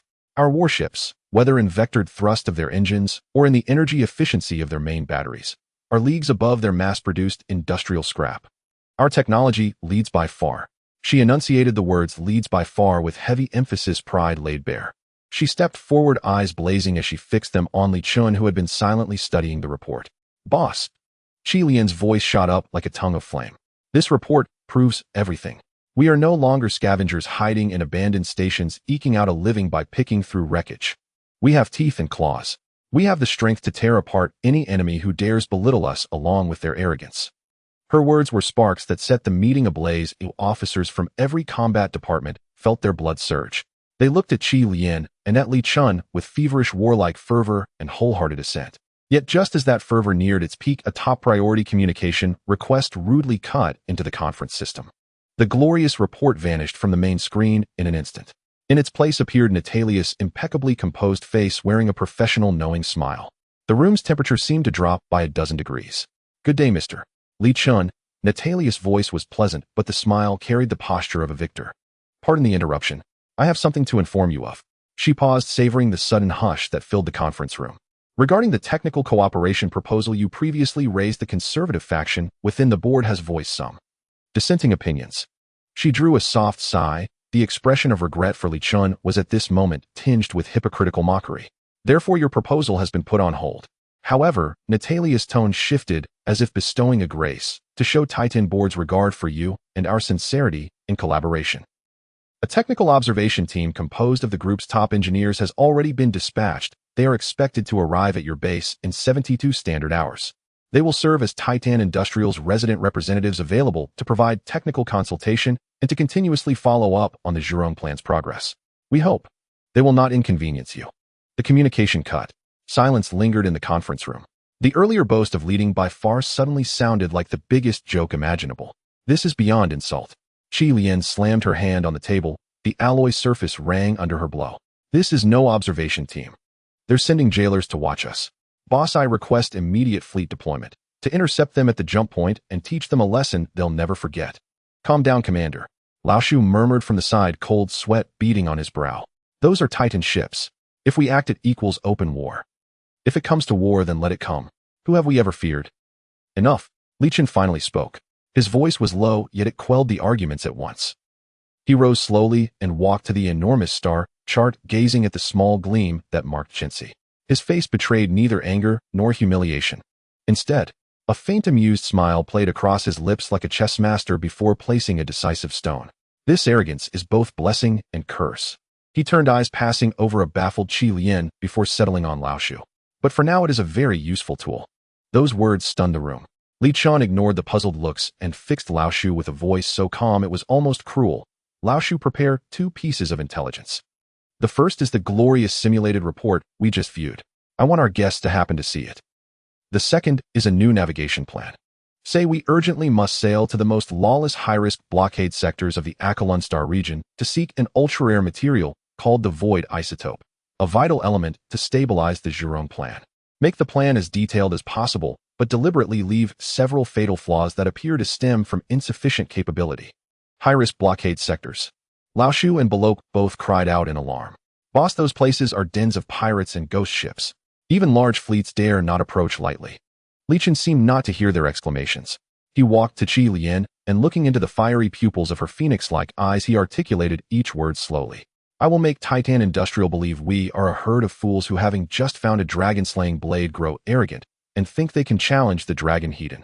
A perfect prey, possessing technology far beyond its age, yet so arrogant and impatient that it will rush its most precious assets straight into a death trap. Find a way to leak these 2 pieces of intelligence to our Titan observation team." On the 3rd day of the Titan Industries Technical Observation Group settling in Odyssey, a cargo research vessel named the Explorer led the way, accompanied by the personal escort of Mouse and Baroque, as 3 research ships laden with a plethora of research equipment slowly departed the space station, warping towards the high-risk areas of the Akalon Star region. In orbit, a dozen invisible eyes, the high-power long-range detectors of Titan Industries, satisfiedly recorded the navigation trajectory of the Explorer. In the temporary intelligence analysis room, Klaus watched the lone cargo ship on the screen, a hint of disdain curling at the corners of his mouth. The fish has taken the bait. He raised his coffee and spoke to his team beside him. "Let our shadow follow them. Remember, keep maximum distance. We are observers, not babysitters. I want to see how this group of nouveau riche meets their end." However, none of them noticed. Under the cover of the energy flash from the Explorer's warp, a nearly imperceptible weak spatial ripple flashed by on the other side of the space station. A special corvette covered with the latest optical camouflage coating silently slipped into hyperspace like a ghost merging with the darkness. This warship, which did not exist in any official records, was codenamed Ghost. It was personally modified by Renia from a Razor-class corvette. Inside the bridge, Chilean, dressed in a tight black pilot suit, had her fiery red hair neatly tied up behind her head. She licked her dry lips, her beautiful phoenix eyes sparkling with a bloodthirsty excitement and thrill. "Boss, do these fools really believe it?" She looked at the radar, the Titan reconnaissance ship signal trailing far behind the Explorer, and couldn't help but laugh. "Do they really think we are foolish enough to use 3 broken ships to charge into a high-risk area? It's not foolish. It's arrogance. Li Chun, seated calmly in the central command chair, gazed steadily at the star map ahead, as if observing a chess game that had already been set. In the perception of giants, ants have only two ways to die, either being crushed or being foolish enough to die themselves. They would never believe that ants could also dig traps. Chilean chuckled lightly at his words. With a sudden push of the vector control stick, the Ghost's engine expelled an invisible energy, departing hyperspace at an unfathomable angle ahead of time. In the next second, a scene that would send shivers down the spine of any seasoned captain collided into their view. Countless shattered celestial bodies and metallic wreckage formed an expansive sea of death. In a chaotic and high-speed manner, they collided and spun with one another in this space, creating a natural colossal meat grinder. This was the grinder corridor. Buzz. The hull of the Ghost groaned under the merciless pull of gravity, as if it were about to break under the strain. The lights in the bridge began to flicker unstable. Brace yourselves. Chilean's eyes suddenly sharpened like a blade, her hands moving so quickly on the console that they left traces were going to take a shortcut. The Ghost plunged into the field of debris like the most elite blade dancer. A piece of twisted alloy armor the size of an attack craft came hurtling towards them with a scream that could tear through shields. Hard to port. Chilean's pupils shrank sharply, almost instinctively roaring out, ready to take evasive action. Don't move. Li Chen's voice rang out calm and unwavering, as if he were simply commenting on the weather. What? Chilean thought she had misheard. Don't move. Isn't that just waiting to die? I said don't move. Li Chun repeated, his tone gaining a hint of authority. Just as Chilean's mind went blank for a moment, a larger piece of shipwreckage akin to a mountain sped by from the side, sealing off all routes she had intended to evade. If she had moved just now, she would have been crushed into a disk of iron. Left vector thruster power at 3.7 instant thrust. Li Chen's command echoed again. Chilean didn't even have time to think, her body instinctively executing the order. Swish. The hull of the Ghost shifted left, as if devoid of inertia, sliding several dozen meters. That deadly armor whizzed past the Ghost's shield, barely missing. The violent ripples on the shield caused the lights in the bridge to dim suddenly. Chilean's heart nearly leaped out of her throat. She stared intently at the screen, her back drenched in cold sweat. This was not mere piloting skill, it was prophecy. Not over yet. Li Chen's gaze remained fixed on the star map, countless data flowing before his eyes. 3 o'clock ahead, high-speed meteor stream contact in 30 seconds. Prepare to execute the falling leaf maneuver. The next 5 hours felt like hell and heaven for Chilean. She felt she was no longer the confident ace pilot, but a novice just stepping into driving school, taking her third driving test. The only difference was that her instructor sat beside her, and the cost of failing was being smashed to pieces. She went from initial confidence to doubt, then shock, and finally to complete numbness. She gave up thinking, surrendering her body and soul entirely to the voice of the man behind her. When the Ghost finally passed through the core area of the grinder corridor and scathed the abandoned outpost, long battered and punctured by debris, finally came into their view. Chilean then realized that due to her muscles being overly tense, her hands had begun to cramp. She looked at the man beside her, who had remained composed all along, her eyes filled with awe. At that moment, a red laser hidden in the shadows of the outpost's wreckage suddenly lit up, locking onto the Ghost. The out-of-control defense system was awakened. Alarm. High-intensity weapon lock detected. It's the Empire's Wraith-class orbital cannon. Chilean's face turned pale instantly. That level of weapon could vaporize their little corvette along with the surrounding wreckage with a single shot. She was about to take evasive action when Li Chun raised his hand to stop her. Don't move. Li Chun looked at the red laser representing death, not only unperturbed, but even smiling slightly. His consciousness had already sunk into the system. Ding. Detected that the host has arrived at a 3-star blue high-risk sign-in point, Karish Empire Gamma 9 out-of-control outpost. Would you like to sign in here? Sign in. Ding.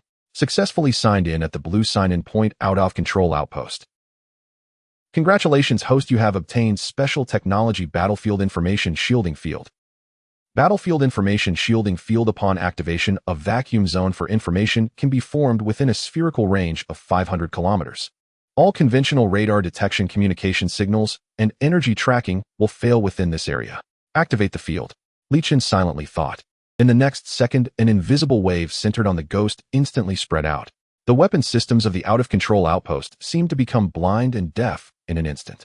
The red laser that had locked onto them flickered violently a few times before slowly extinguishing, returning to silence. Done.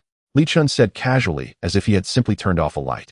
Chilean stared blankly at the extinguished cannon, then glanced at the unfathomable man beside her, finally squeezing out 2 words from between her teeth. Holy crap.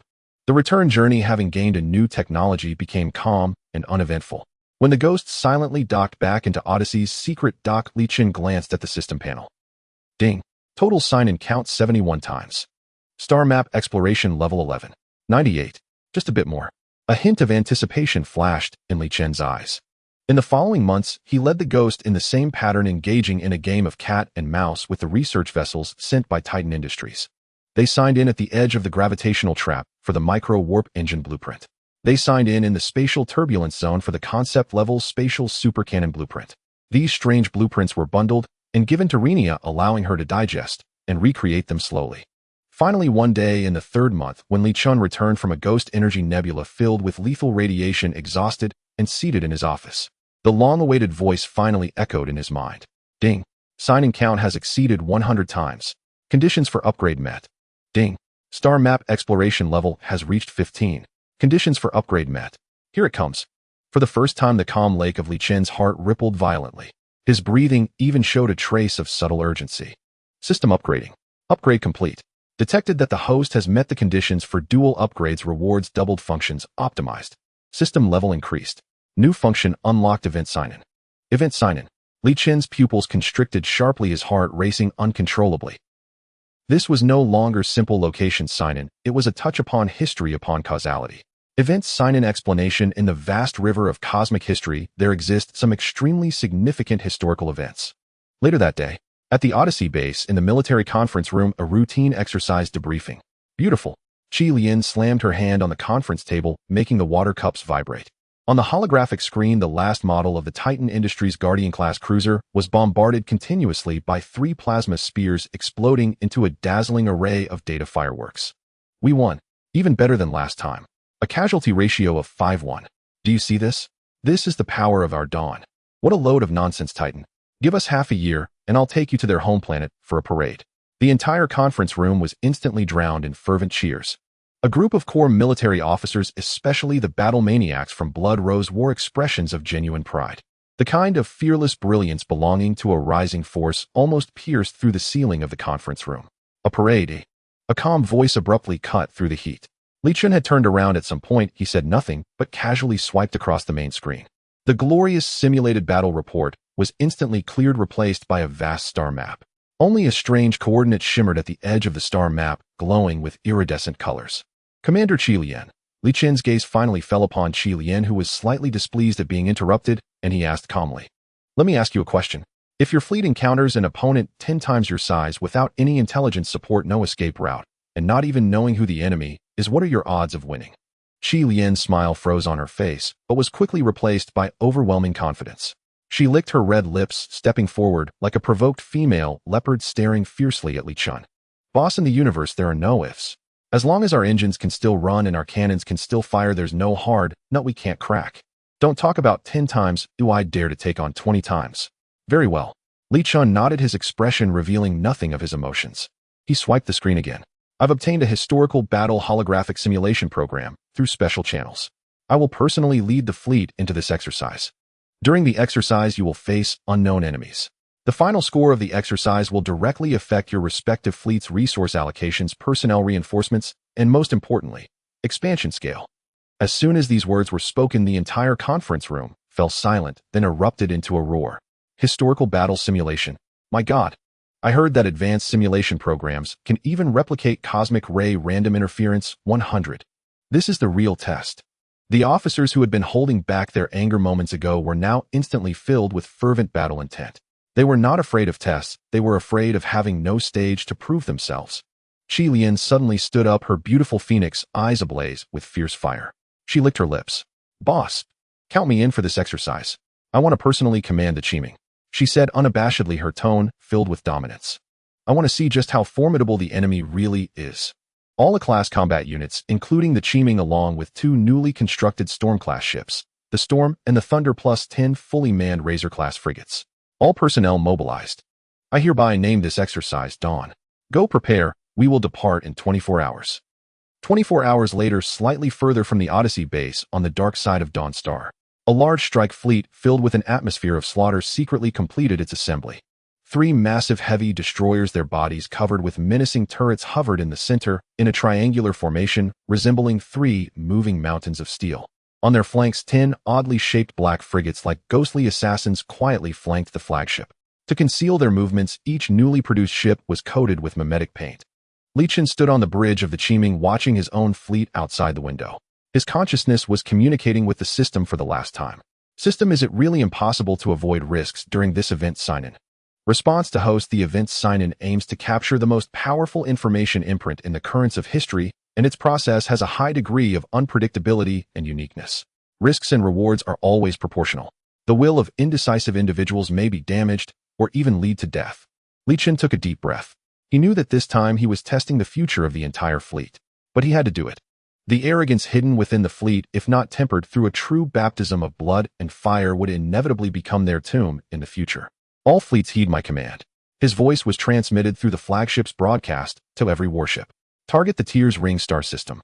Engage the jump engines. 13 warships' engines simultaneously emitted flames, but the trails were quickly hidden and vanished into the ripples of the jump. When the fleet emerged from hyperspace, everyone was speechless, shocked by the scene before them.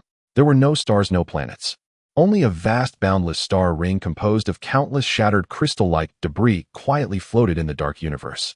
These remnants refracted light from distant galaxies, emitting a sorrowful, yet sacred glow, like a string of diamond tears left by the divine, hanging on the black velvet of the universe. This is the Tier's ring. So beautiful. Qi Lian gazed at the magnificent star ring, unable to help but murmur. Initiating exercise program now. Li Chen's voice shattered the tranquility. He did not give anyone much time to appreciate the scenery and internally issued a command to the system. Confirm sign-in. The next moment, an indescribable torrent of information, as if from a higher dimension, erupted violently from the center of the Tier's ring. It had no color, no form, yet it instantly enveloped the entire fleet. Ding. Event sign-in successful. Obtain unique reward glimpse of the past Tier's ring battle. Loading historical battlefield information. Loading complete. A series of system prompts accompanied by a flashing emblem appeared on each warship's main screen and resonated directly in the minds of every crew member. Mission objective: as the defense fleet of Galactic Guardian Station 7, withstand the first wave of the insect tide and survive until the Stargate closes. Warning: this is a fully immersive experience with a pain and sensory reality synchronization rate of 99. Fleet losses will be communicated to crew members as mental impacts. What is this? Galactic Guardian. Insect tide. Pain synchronization, 99. Mental impact. Boss, this is too big of a gamble. Qi Lian looked at the warning on the screen, initially stunned, then burst into excited laughter. Huh. Interesting. Now this is what an exercise should be. Everyone pay attention, this is not child's play, give it your all. Before her words finished, an unexpected change occurred.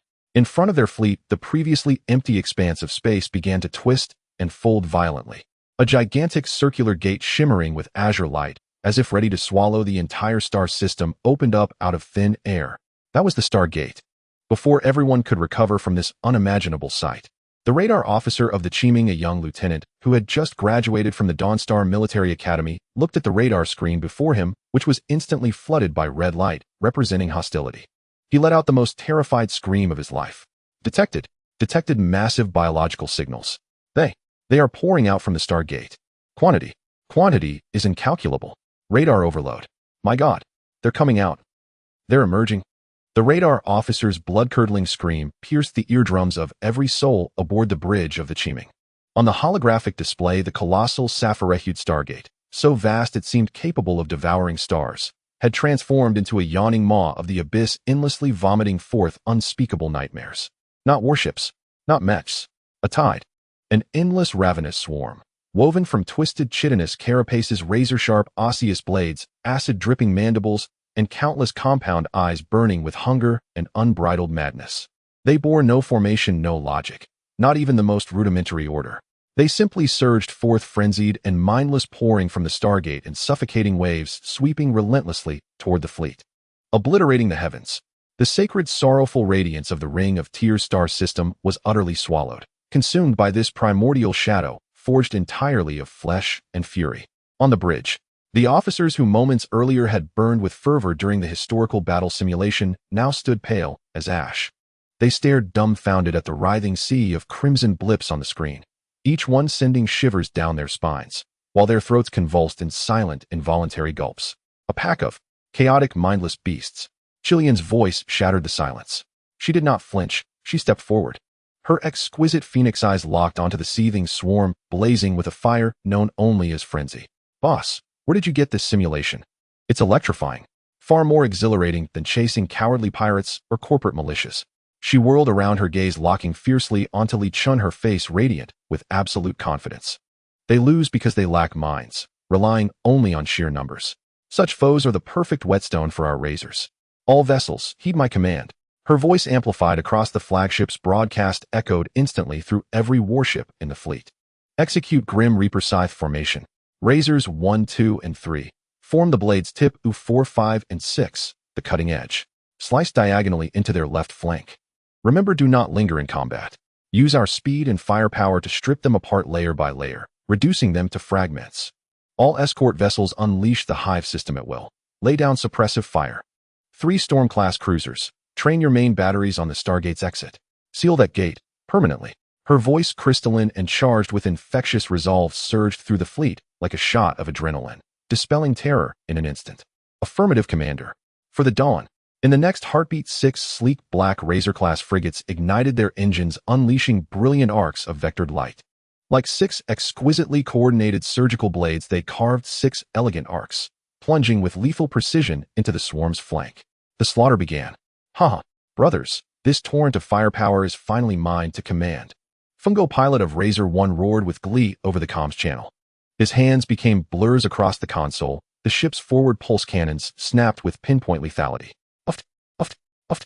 A manta-like insectoid vessel unfurled its acid-spewing maw, only to be simultaneously pierced by 3 beams from disparate angles, detonating mid-vacuum into a grotesque spray of viridian sludge. Fungo, stop hogging them. Leave some for me. The pilot of Razor 2 pouted playfully, then executed an impossible maneuver. Ducking beneath a hail of bony projectiles, she swept her portside rapid-fire cannons across the void, a line of incandescent death that reduced 8 smaller insectoid craft to cosmic dust. The Razor-class frigates' terrifying vector maneuverability shone in full glory. Within the swarm, they danced like 6 master performers, every evasive twist and lethal pivot executed with flawless artistry, always slipping past incoming strikes while delivering devastating fire directly into the enemy's vitals.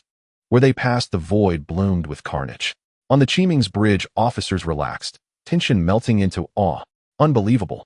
Our razors are unstoppable. See that? That's technological supremacy. These creatures can't even breach our shields. Commander Chilian's tactics are pure artistry. They cannot match our rhythm. Arms crossed, Chilian watched the 6 allied signals carve deeper and deeper into the enemy formation, her pride swelling unconsciously. She even found a moment to murmur to her adjutant, make a note. Upon return, award the entire Razor Squadron first-class merit, and double Fungo's bonus. Yet only Li Chun remained utterly still, calm, unmoved. His fingertip tapped once softly against the armrest of his command chair. That single tap, cataclysm erupted. Wait, something's wrong. Fungo's voice crackled over the channel, laced with sudden doubt. These things, they don't seem to fear death. The swarm possessed no concept of flank. The gap torn open by the Razor fleet was instantly sealed, swallowed whole by the endless tides surging from behind. They weren't counterattacking. They were collapsing their own formation, using sheer biomass to crush the Razor's maneuvering space. Shit! The pilot of Razor 3 cried out. They're charging straight at us. Smaller locust-like suicide drones abruptly abandoned ranged assault. With utter disregard for survival, they accelerated, hurling themselves headlong into the hulls of the frigates. Crunch, crunch, crunch. Razor 2's shield flickered violently, struck over a dozen times in under a second by these kamikaze impacts. Each impact was minor, but the relentless hammering barrage caused its shield energy bar to plummet at a visible, terrifying rate. Can't shake them off? Damn it. They're clinging to my engines like leeches, the pilot screamed in panic. Missiles.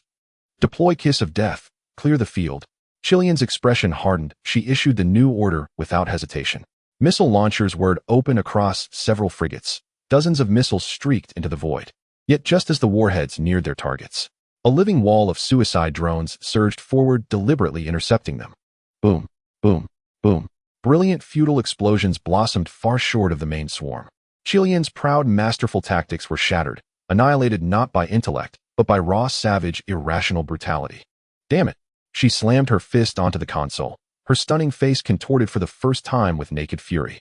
And this was merely the beginning of the nightmare. Fungo, watch your 6. Heavy contact above. A comrade's urgent shout crackled over the channel. Got it. It can't catch me. Fungo roared, executing a razor-thin lateral slide to evade a heavy cruiser-class insectoid's ramming charge, buying his wingmate precious seconds to breathe. But that split-second pause exposed him, utterly, to another looming shadow.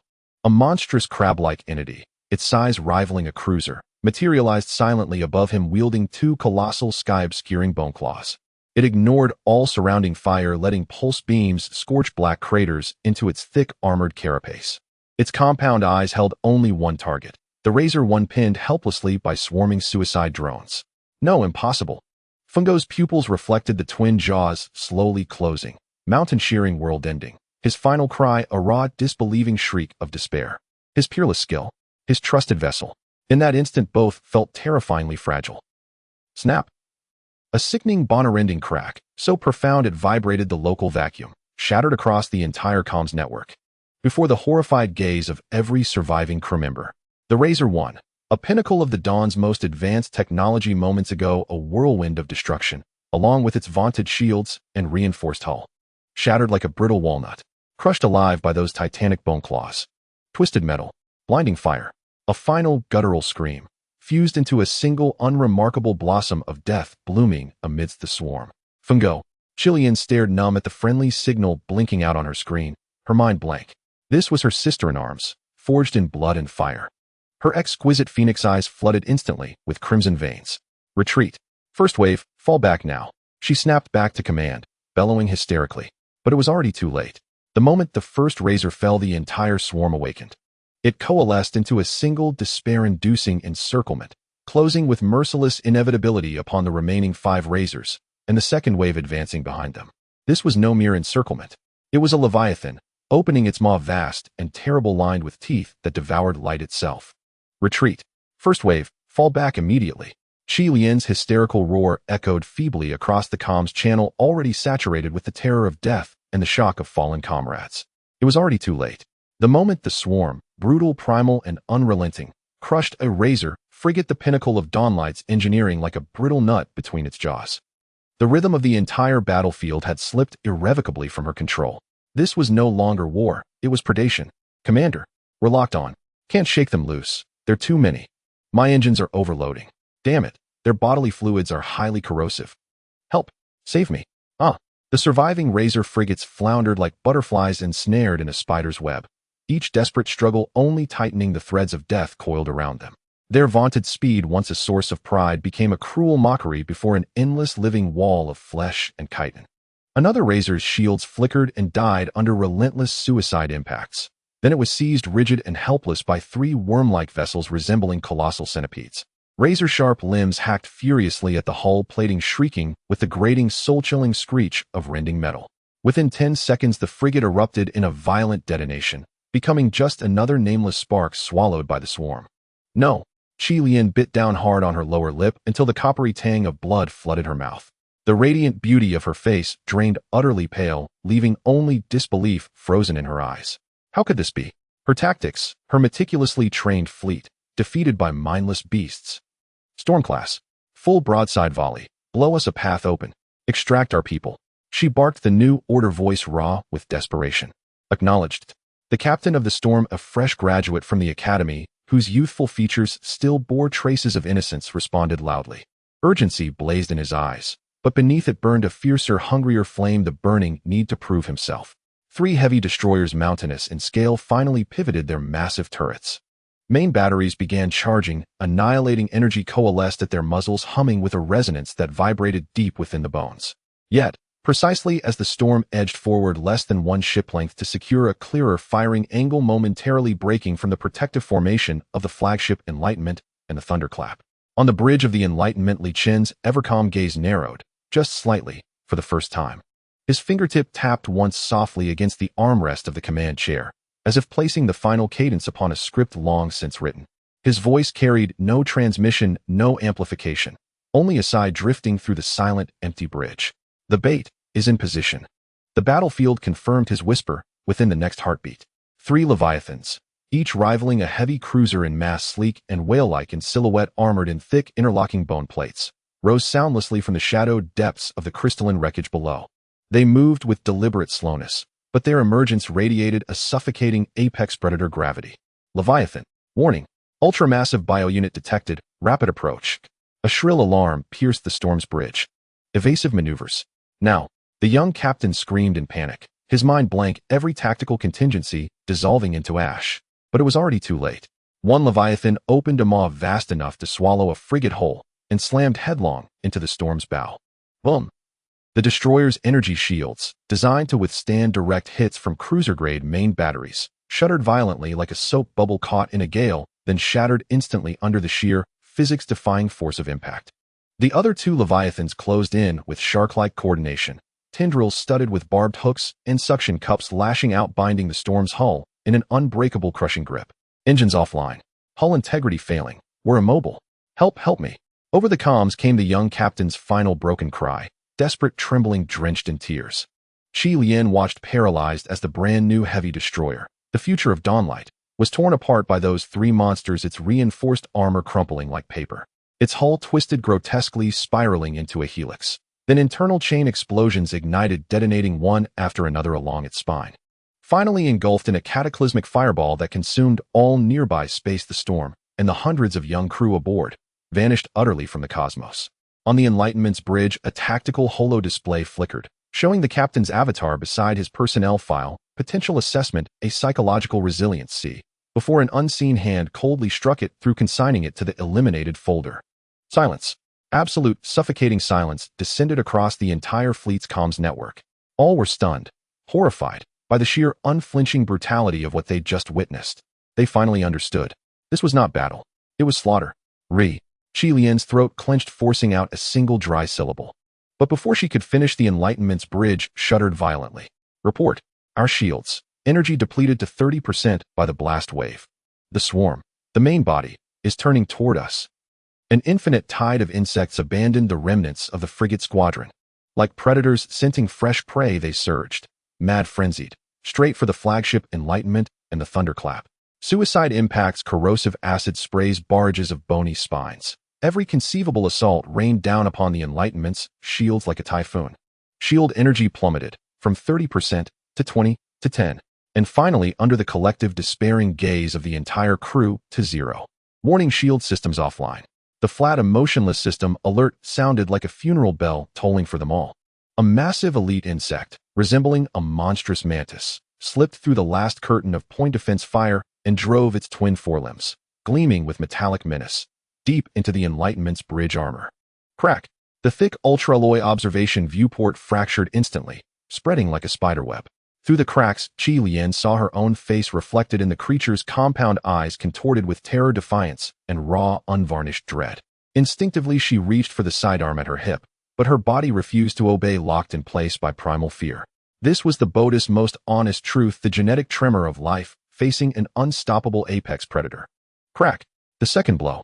The viewport exploded inward. The violent vacuum of space rushed in like a ravenous tide. Qi Lian felt weightlessness seize her. Then she was wrenched violently from the bridge. Disorientation, suffocation, eardrums tearing in agony. Every sense screamed, amplified beyond endurance. She tumbled, spinning through the frigid void, watching helpless as her proud flagship was overrun, torn limb from limb, and finally consumed in a silent, roaring inferno. She saw her loyal officers flailing uselessly in vacuum, then shredded into crimson mist by a passing swarm drone. The despair of imminent death, a crushing, incomprehensible psychic torrent, slammed into the core of her soul. In the final instant before consciousness dissolved, her gaze pierced through fire and twisted wreckage, landing unerringly upon him. Li Chen remained seated calmly in the command chair, unmoved as flames engulfed him. Vacuum and decompression held no dominion over him. He simply lifted his eyes across the gulf between life and death, and met her gaze serene and unblinking as she spun helplessly toward oblivion. His lips moved just once. She read them clearly. 2 silent words. Too weak. The fleet was annihilated. A shrill, piercing scream erupted abruptly across the bridge of the Qiming, a vessel anchored in stark reality. Qi Lian shot upright from the floor, her hands clenching her throat as she gasped for air like a drowning soul breaking the surface. Her combat suit was drenched in cold sweat. Upon that breathtakingly beautiful face now twisted every line of raw, trembling terror, the aftermath of near annihilation. Around her it was the same. The entire bridge was a landscape of despair.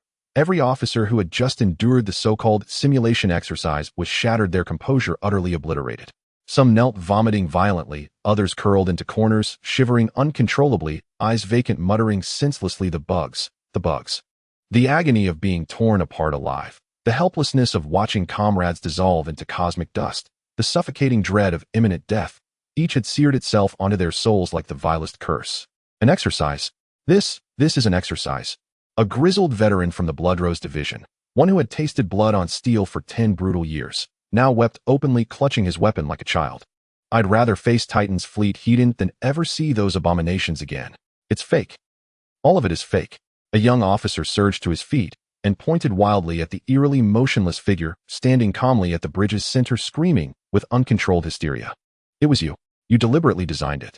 Such monsters cannot exist in this universe. You only meant to crush us, to mock our arrogance. But his shriek was cut short by a deafening clang, a violent collision of metal and alloy. With a thunderous crash, Qi Lian drove her fist into the control console before her, its reinforced alloy surface instantly caving inward, imprinting a perfect brutal fist mark. Silence. All of you. She rose slowly, her body still trembling uncontrollably, but her phoenix-shaped eyes bloodshot and blazing burned with a feverish, almost manic fire. Her gaze locked onto Li Chen's back, her voice raw, ragged, and thick with defiance. Why?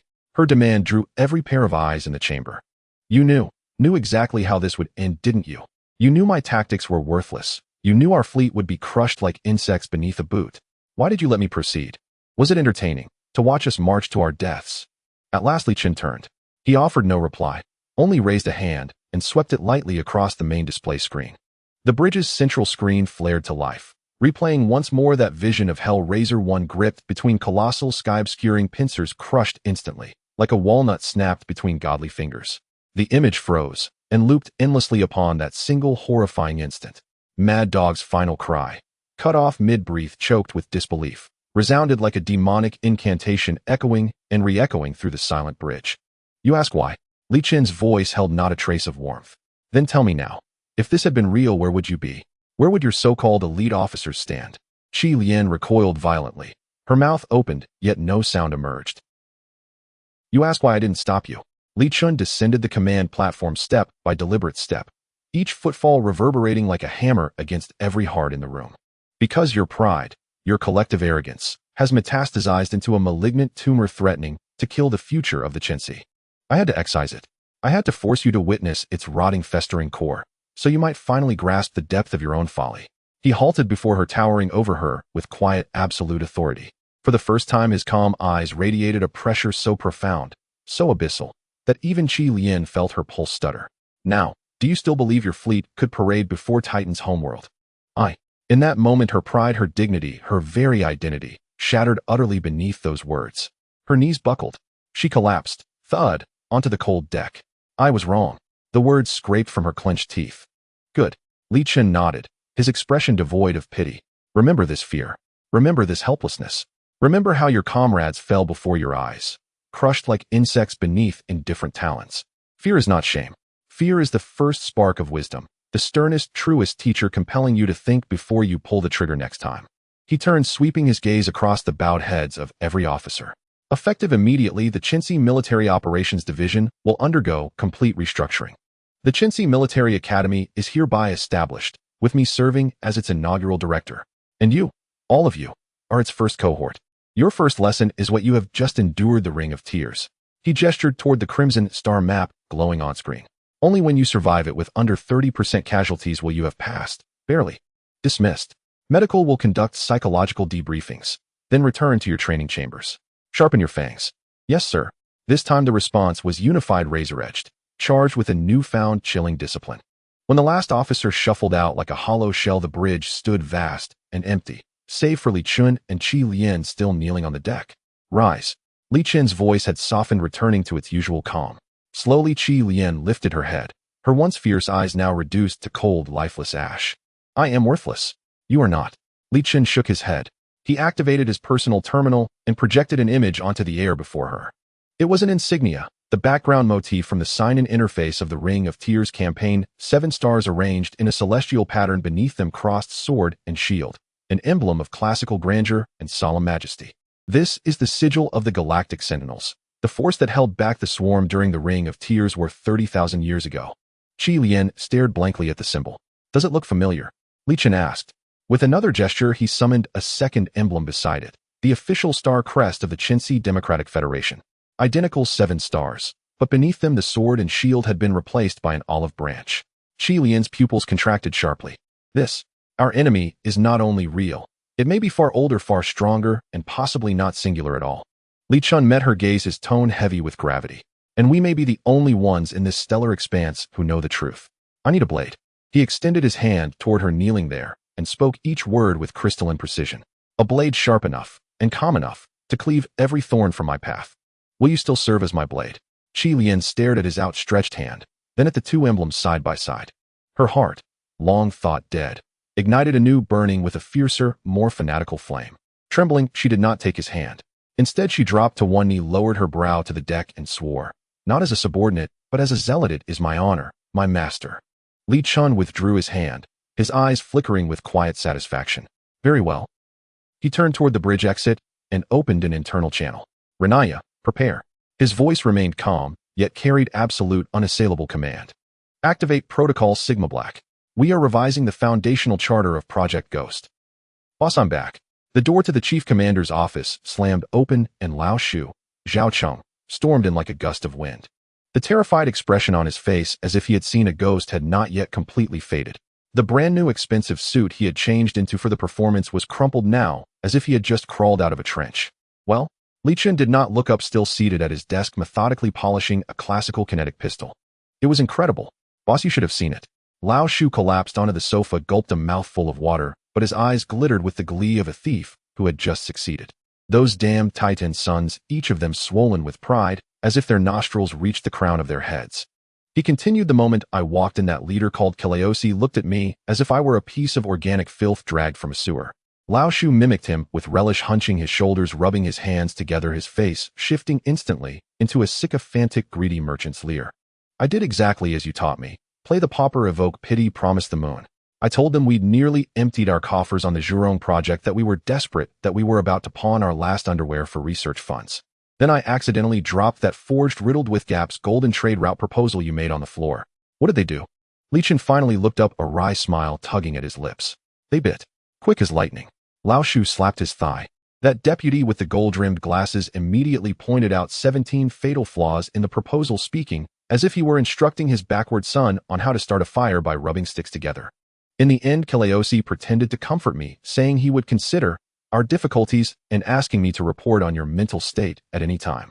Lao Shu imitated Kileosi's sanctimonious manner, coughing twice. They truly see us as bumpkins hoarding a gold mountain, but unable to dig, only squealing like wild boars. Now they're only waiting for us to make a mistake so they can march in and legitimately buy us out. People and technology packed up and taken away. Good. Li Chen set the pistol down on the desk with a clear metallic click. Arrogance is the finest smokescreen. Our actors have performed well. Now let us see if our props are ready. Signaling Lao Shu to wait, Li Chen activated another encrypted channel. On the holoscreen, Lania's face, smudged with a few streaks of engine oil, popped up. The background was still that laboratory of steel and humming energy. But now her eyes shone a deep crimson, bright as twin stars. Boss, it's done. Her voice trembled with excitement. That battlefield information shielding field you salvaged from that rotten outpost is brilliant. I integrated it with the energy mimicry module, and the Yuling project is in theory 100% feasible. She swiped the screen, and a vast three-dimensional model of an invisible field-enshrouded ghost shipyard emerged before Li Chen. Once the field is active, this place becomes an absolute information black hole. Even if a Titan scout pressed its forehead to the hull, it would hear nothing but us processing trash. Lania spoke at breakneck speed, the obsessive gleam of a technophile in her eyes. We can use that scrap to wildly print our main fleet inside this shell. A shadow fleet identical in all signatures except for weapons firing capability. I want to see that phantom appear in the starry sky. Li Chen's tone was commanding. 1 month. Lania extended a slender, steady finger and snapped the order. Materials will be abundant. In a month, I will give you a full complement squadron of foam bow destroyers. Let them have a proper surprise. After the call ended, Li Chen leaned back in his chair and considered. Deceiving the enemy was only the first step. Before Titan Industries' great shark could open its jaws, he needed a weighty pawn at the other end of the board to draw fire for him. He glanced at Lao Shu waiting nearby and opened the classified intelligence report Lao Shu had handed in 3 days earlier. When his eyes fell upon the emblem at the prow of that ramshackle fleet, Li Chen's pupils contracted ever so slightly. Inhashuas. 10,000 years ago, the pioneers who bled their last at the Ring of Tears to preserve civilization. So your ember has not yet been extinguished. On the screen, the fleet looked dilapidated, outdated models, hulls marked by clear blast scars and patched repairs. Yet on the bow of every ship, there was a painted emblem, slightly altered, but whose core resembled the Inhushu's star insignia in every essential way. Seeing this, Lao Shu hurried forward to explain. Using the information you provided, boss, I surveyed every surviving power in this sector and found only one group still flying that emblem, an insurgent faction inside the Lianbang. This rebel force, the Xian-Chinsi Alliance, operates at the far edge of the Federation in the Sandy Star sector. Lao Shu spoke so rapidly he seemed afraid of missing a detail. In recent years, the Lianbang has suffered defeat after defeat against Titan, and corruption and division have worsened within. Recently, the Lianbang leadership signed a humiliating armistice, ceding 17 resource systems in exchange for temporary peace. They call it stabilize the interior before confronting the exterior. Lao Shu sneered without hiding his contempt. They were called all elite fleets, not to strike back at Titan, but to brutally crush internal resistance like the Xian-Chinsi Alliance, those still shouting, fight for freedom and honor. According to my intel, their situation is dire. They are repeatedly defeated, but keep fighting. Their resolve is like a stone in a latrine, stinking and stubborn. Their leader is a young woman named Aelula, said to be a theoretical genius in tactics. Li Chun listened quietly, his gaze fixed on the photograph. A girl with dazzling golden twin tails and a gaze as cold as midwinter stood upon the bridge of a battered warship. Patch her through. Li Chun pointed to the young leader Aelula on the dossier. Now, Lao Shu froze. Boss, that's too risky. We know nothing about them now. Li Chun's voice brooked no argument. Using an encrypted intelligence network stretched across the sector, a ghostly communication request slipped through the Lianbang's layers of blockade and reached the battered flagship of the Xian-Chinsi Alliance. After a long silence, the line connected. No image came through. Only a girl's voice, threefold encrypted and devoid of warmth. Who are you? Those who share your name and your enemy. Li Chun's voice was disguised beyond tracing. Silence thickened on the other and alertness radiating. I can supply you with weapons, resources, and a safe haven. Li Chun cast the bait. Help. The voice on the other side rasped with scorn. There are no free lunches in this sector. Speak, what do you want? An ally. An ally. The girl's cold laugh grated. From a single promise. Then what must we see to believe you? Li Chun countered. Silence lasted a full minute. So long Lao Shu feared the line had been cut. At last that resolute voice returned, as if pronouncing final judgment. You want to prove your sincerity? Fine. Go to Haishi prison and bring him out. A photograph arrived, the face of a middle-aged man. The words Haishi prison struck Lao Shu like a thunderclap. His face drained of color in an instant. If you can pull him out of that hell, the Xian-Chinsi Alliance will recognize your credentials. The girl's voice was like a final verdict. Otherwise, consider this conversation never happened. The connection was severed unilaterally. Oh, boss. Lao Shu's voice trembled with horror, his teeth chattering. Haishi prison. That isn't a prison, it's a military fortress built in orbit around a decaying neutron star. It's the Lianbang's military prohibited zone. Don't talk about rescuing someone. Light itself can't escape. It's impossible. This is far more difficult than when we escaped that slave ship years ago. Li Chun paid no heed to his panicked cries. His gaze rested on his system interface. Just moments ago, a coordinate in the vast galactic chart, one that had never been lit, flared suddenly in the Lianbang's heart with a blinding golden light. Ding. System detected, host triggering an ultra-high-risk special check-in point. Check-in location, Lianbang Military Stronghold, Haishi Prison. Difficulty rating 5 stars, golden legend. Hint: this site contains major karmic information tied to the core fortune of the Chinsi Democratic Federation. Rewards are unique and strategic. Staring at the words golden legend, Li Chun felt no fear. Instead, a flame he had never known before ignited within him. Excitement. An impossible mission. For others, perhaps. For him, this was no impediment. It was plainly an invitation handed to him by fate itself. An invitation whose value could deepen the roots of Chinsi beyond measure. He rose slowly and walked to the viewport, gazing out across the sea of stars with a playful curl to his lips. Lao Shu. Oh. Boss, notify Chilean and Lania to prepare a meeting. Tell them we're going to hell, to fetch a treasure. Inside the Supreme Commander's office, the air hung thick and heavy. Lao Shu slumped on the sofa, his face pale. He gasped for breath as if he had just finished a marathon, muttering frantically, Blackstone. That's Blackstone. Boss, can't we reconsider? Reconsider what? A hoarse voice echoed from the doorway. Qi Lian strode in. Her figure clad in a freshly tailored, form-fitting crimson combat suit, her fiery red hair drawn back in a sharp, disciplined knot. Her gaze no longer held its former arrogance, instead it carried the tempered stillness of steel reborn in fire. Close behind her came Renaya. She wore her ever-unchanging gray work uniform, cradling a data terminal in her arms. Crimson eyes flickered with cascading streams of raw data, as though utterly oblivious to the suffocating tension in the room. "Boss, what is your command?" Shi Lian approached the desk and bowed, her head slightly respectful, yet poised like a blade waiting to leap from its scabbard. Li Chen remained silent. With a gesture he projected the intelligence dossier on Blackstone Prison, along with the photograph of the middle-aged man, into the center of the room. Target Blackstone Prison.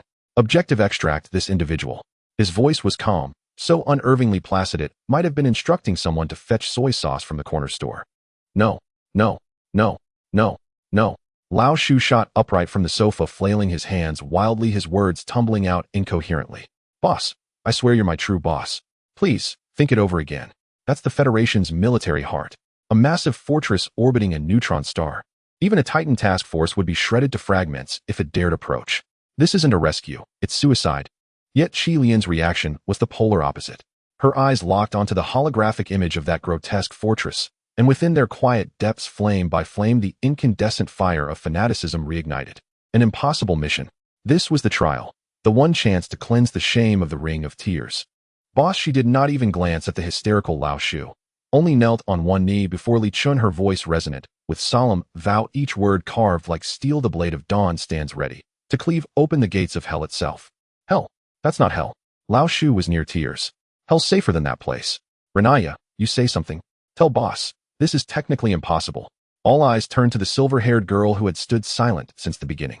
Renaya finally lifted her gaze, the crimson irises glowing with pure, unclouded analytical focus. Blackstone Prison orbits with a period of 3.7 standard hours. Its outer defense perimeter comprises 172 Cerberus-class automated turrets and 3 rotating patrol fleets composed of multiple Shepherd-class vessels, operating continuous, uninterrupted surveillance. Her voice was rapid, precise. The core sensor array employs the Federation's 7th-generation triphase quantum resonance detector. Any unauthorized energy fluctuation will be locked on within 0.01 seconds. Conventional stealth camouflage, even our current optical mimicry systems, are rendered utterly meaningless before it. In other words, detection is inevitable. At this, Lao Shu's face twisted into a grimace of "I told you so." But Renaya's tone shifted. Her crimson eyes flared alight with the fierce, brilliant glow of challenge. "What if we generate a sufficiently large information vacuum, a temporary blind spot in its quantum sensor array? Then deploy my newly refined phantom cloaking protocol to execute signal deception, temporarily reclassifying our vessel in its database as a friendly unit. In theory, we possess a 3.7 probability of inducing a critical misidentification within the fortress's recognition system. The larger the information vacuum, the higher the success rate. 3.7%. Lao Shu's eyes bulged. "That's no different from buying a lottery ticket." "There is a difference." Li Chen finally spoke, rising slowly to his feet and stepping before the three. "Lotteries rely on luck. We rely on this." He raised a finger and tapped lightly in midair. Instantly, a classified operational plan, marked top secret, materialized before them. Its title consisted of only 2 characters: Cicada Molt. Phase 1 accident. Li Chen's voice dripped with lethal allure. "Renaya, you are to stage a spectacular engine test failure for our Titan guests within 24 hours. I require the Giron Project reactor to undergo a controlled violent energy overload. This accident must be powerful enough to cripple Odyssey base's entire external power grid and sensor network for precisely 24 hours. Renaya's eyes ignited. Her lips parted in a faint, feverish smile. The thrill of a master engineer confronting an apex challenge made her glow from within. "Overload. Boss, are you aiming for controlled entropy ignition or inverse phase collapse? The former delivers greater visual spectacle, the latter delivers stronger energy shockwaves and far more plausible justification for frying our own sensors. I want them to watch us burn ourselves alive, then become blind and deaf." Li Chen said, his tone icy and detached. "Consider it done," Renaya declared without hesitation. "Give me 12 hours. I'll deliver a pyrotechnic spectacle worthy of the Titan front page." Li Chun nodded, satisfied, then turned his gaze to Lao Shu, whose expression remained dazed and bewildered. Phase 2 performance. Lao Shu, when the accident occurs, you will be stationed beside the Titan observation delegation. Your role is to embody to absolute perfection a flustered, incompetent base director, panicked, scrambling, desperate to conceal his own failures. I need them to believe, truly believe, in our incompetence. Act. Lao Shu froze. Then comprehension dawned. His ashen face instantly transformed, sharpening into the calculating visage of a seasoned merchant. He rubbed his palms together with a sly chuckle. Boss, this is my specialty. Just watch. I've got an Oscar waiting for me. Finally, Li Chen's gaze settled upon Qi Lian. Phase 3 Infiltration. During the 24-hour window of the base's paralysis, you and I, along with 3 elite operatives of your own choosing, will pilot the sole specialized vessel equipped with the Phantom cloaking protocol, the Ghost-class ship Phantom. This will not be a reckless charge, but a cold, precise, surgical strike, excising the enemy's heart with scalpel-like certainty. Li Chun held her blazing gaze and asked each word deliberate, resonant. Tell me now, has my blade been sharpened? The fear of the ring of tears still lingered, but now it was smothered beneath a fiercer, hotter flame battle fervor. She snapped upright, knee striking the floor with thunderous resolve, and roared 2 words with every fiber of her being. Affirmative. At that very moment, Li Chen's personal terminal emitted a sharp, urgent chime. He glanced at the display, his brow furrowing almost imperceptibly. What is it, boss? Lao Shu asked, instantly alert. Li Chen silenced the terminal, his expression shifting back to its familiar wry smile, though now edged with glacial cold. Nothing. He swept his gaze across his 3 core subordinates, each now burning with hardened resolve, and added with effortless nonchalance. Just our new ally has sent supplemental intelligence. Our target, the man named Aldrich. He has been scheduled for purification in 72 hours. In other words, execution. 22 hours later. At the Odyssey base in the temporary intelligence analysis room of Titan Industries, Klaus sat comfortably with his legs crossed, leisurely holding a cup of coffee, gazing at the enormous surveillance screen before him. On the screen, a live broadcast was showing the interior of the so-called Zhurong Project, laboratory of the Morning Dawn. A bunch of monkeys that have just learned to walk upright, thinking they can ascend to the heavens just because they've found a piece of divine iron. He took a sip of coffee, his tone filled with unabashed disdain. Look at them flailing about like headless flies. I really don't understand why Director Sigmund would take an interest in such trash. The officer is right. According to our assessment, their Zhurong reactor is nothing but a ticking time bomb. That chief engineer Renya is just a paranoid lunatic. I bet within a month they'll blow themselves to the sky. No sooner had he spoken, the scene on the surveillance screen changed dramatically. Inside the laboratory, piercing red alarm lights flashed furiously, and the alarm blared, creating an atmosphere of tension that could be felt even through the screen. Warning! Warning! The core energy resonance frequency is out of control. A reverse phase collapse is occurring. No. Quick! Activate the emergency suppression field. It's too late. In the footage, the enormous spherical reactor was instantly engulfed by a blinding white light. In the next second, all the surveillance screens before Klaus, along with the lights in the entire analysis room, went dark with a crackling sound of intense electrical discharge. It was pitch black. Emergency lights illuminated the analysis room, revealing faces filled with shock. What happened? At that moment, the door burst open and a frantic mouse rushed in, its face adorned with genuine terror and sweat. It's over. Officer Klaus. Something big has happened. He cried, snot and tears streaming down his face. Our reactor exploded. The entire energy core of the base is burned out. Now everything is paralyzed. Klaus looked at the mouse's theatrics reminiscent of someone who had just lost their parents, then glanced at the pitch-black screen, a flicker of comprehension and disdain flashing in his eyes. He slowly stood up, patted the mouse on the shoulder, and spoke in a tone of compassionate resignation. Don't worry, Mr. Zhao.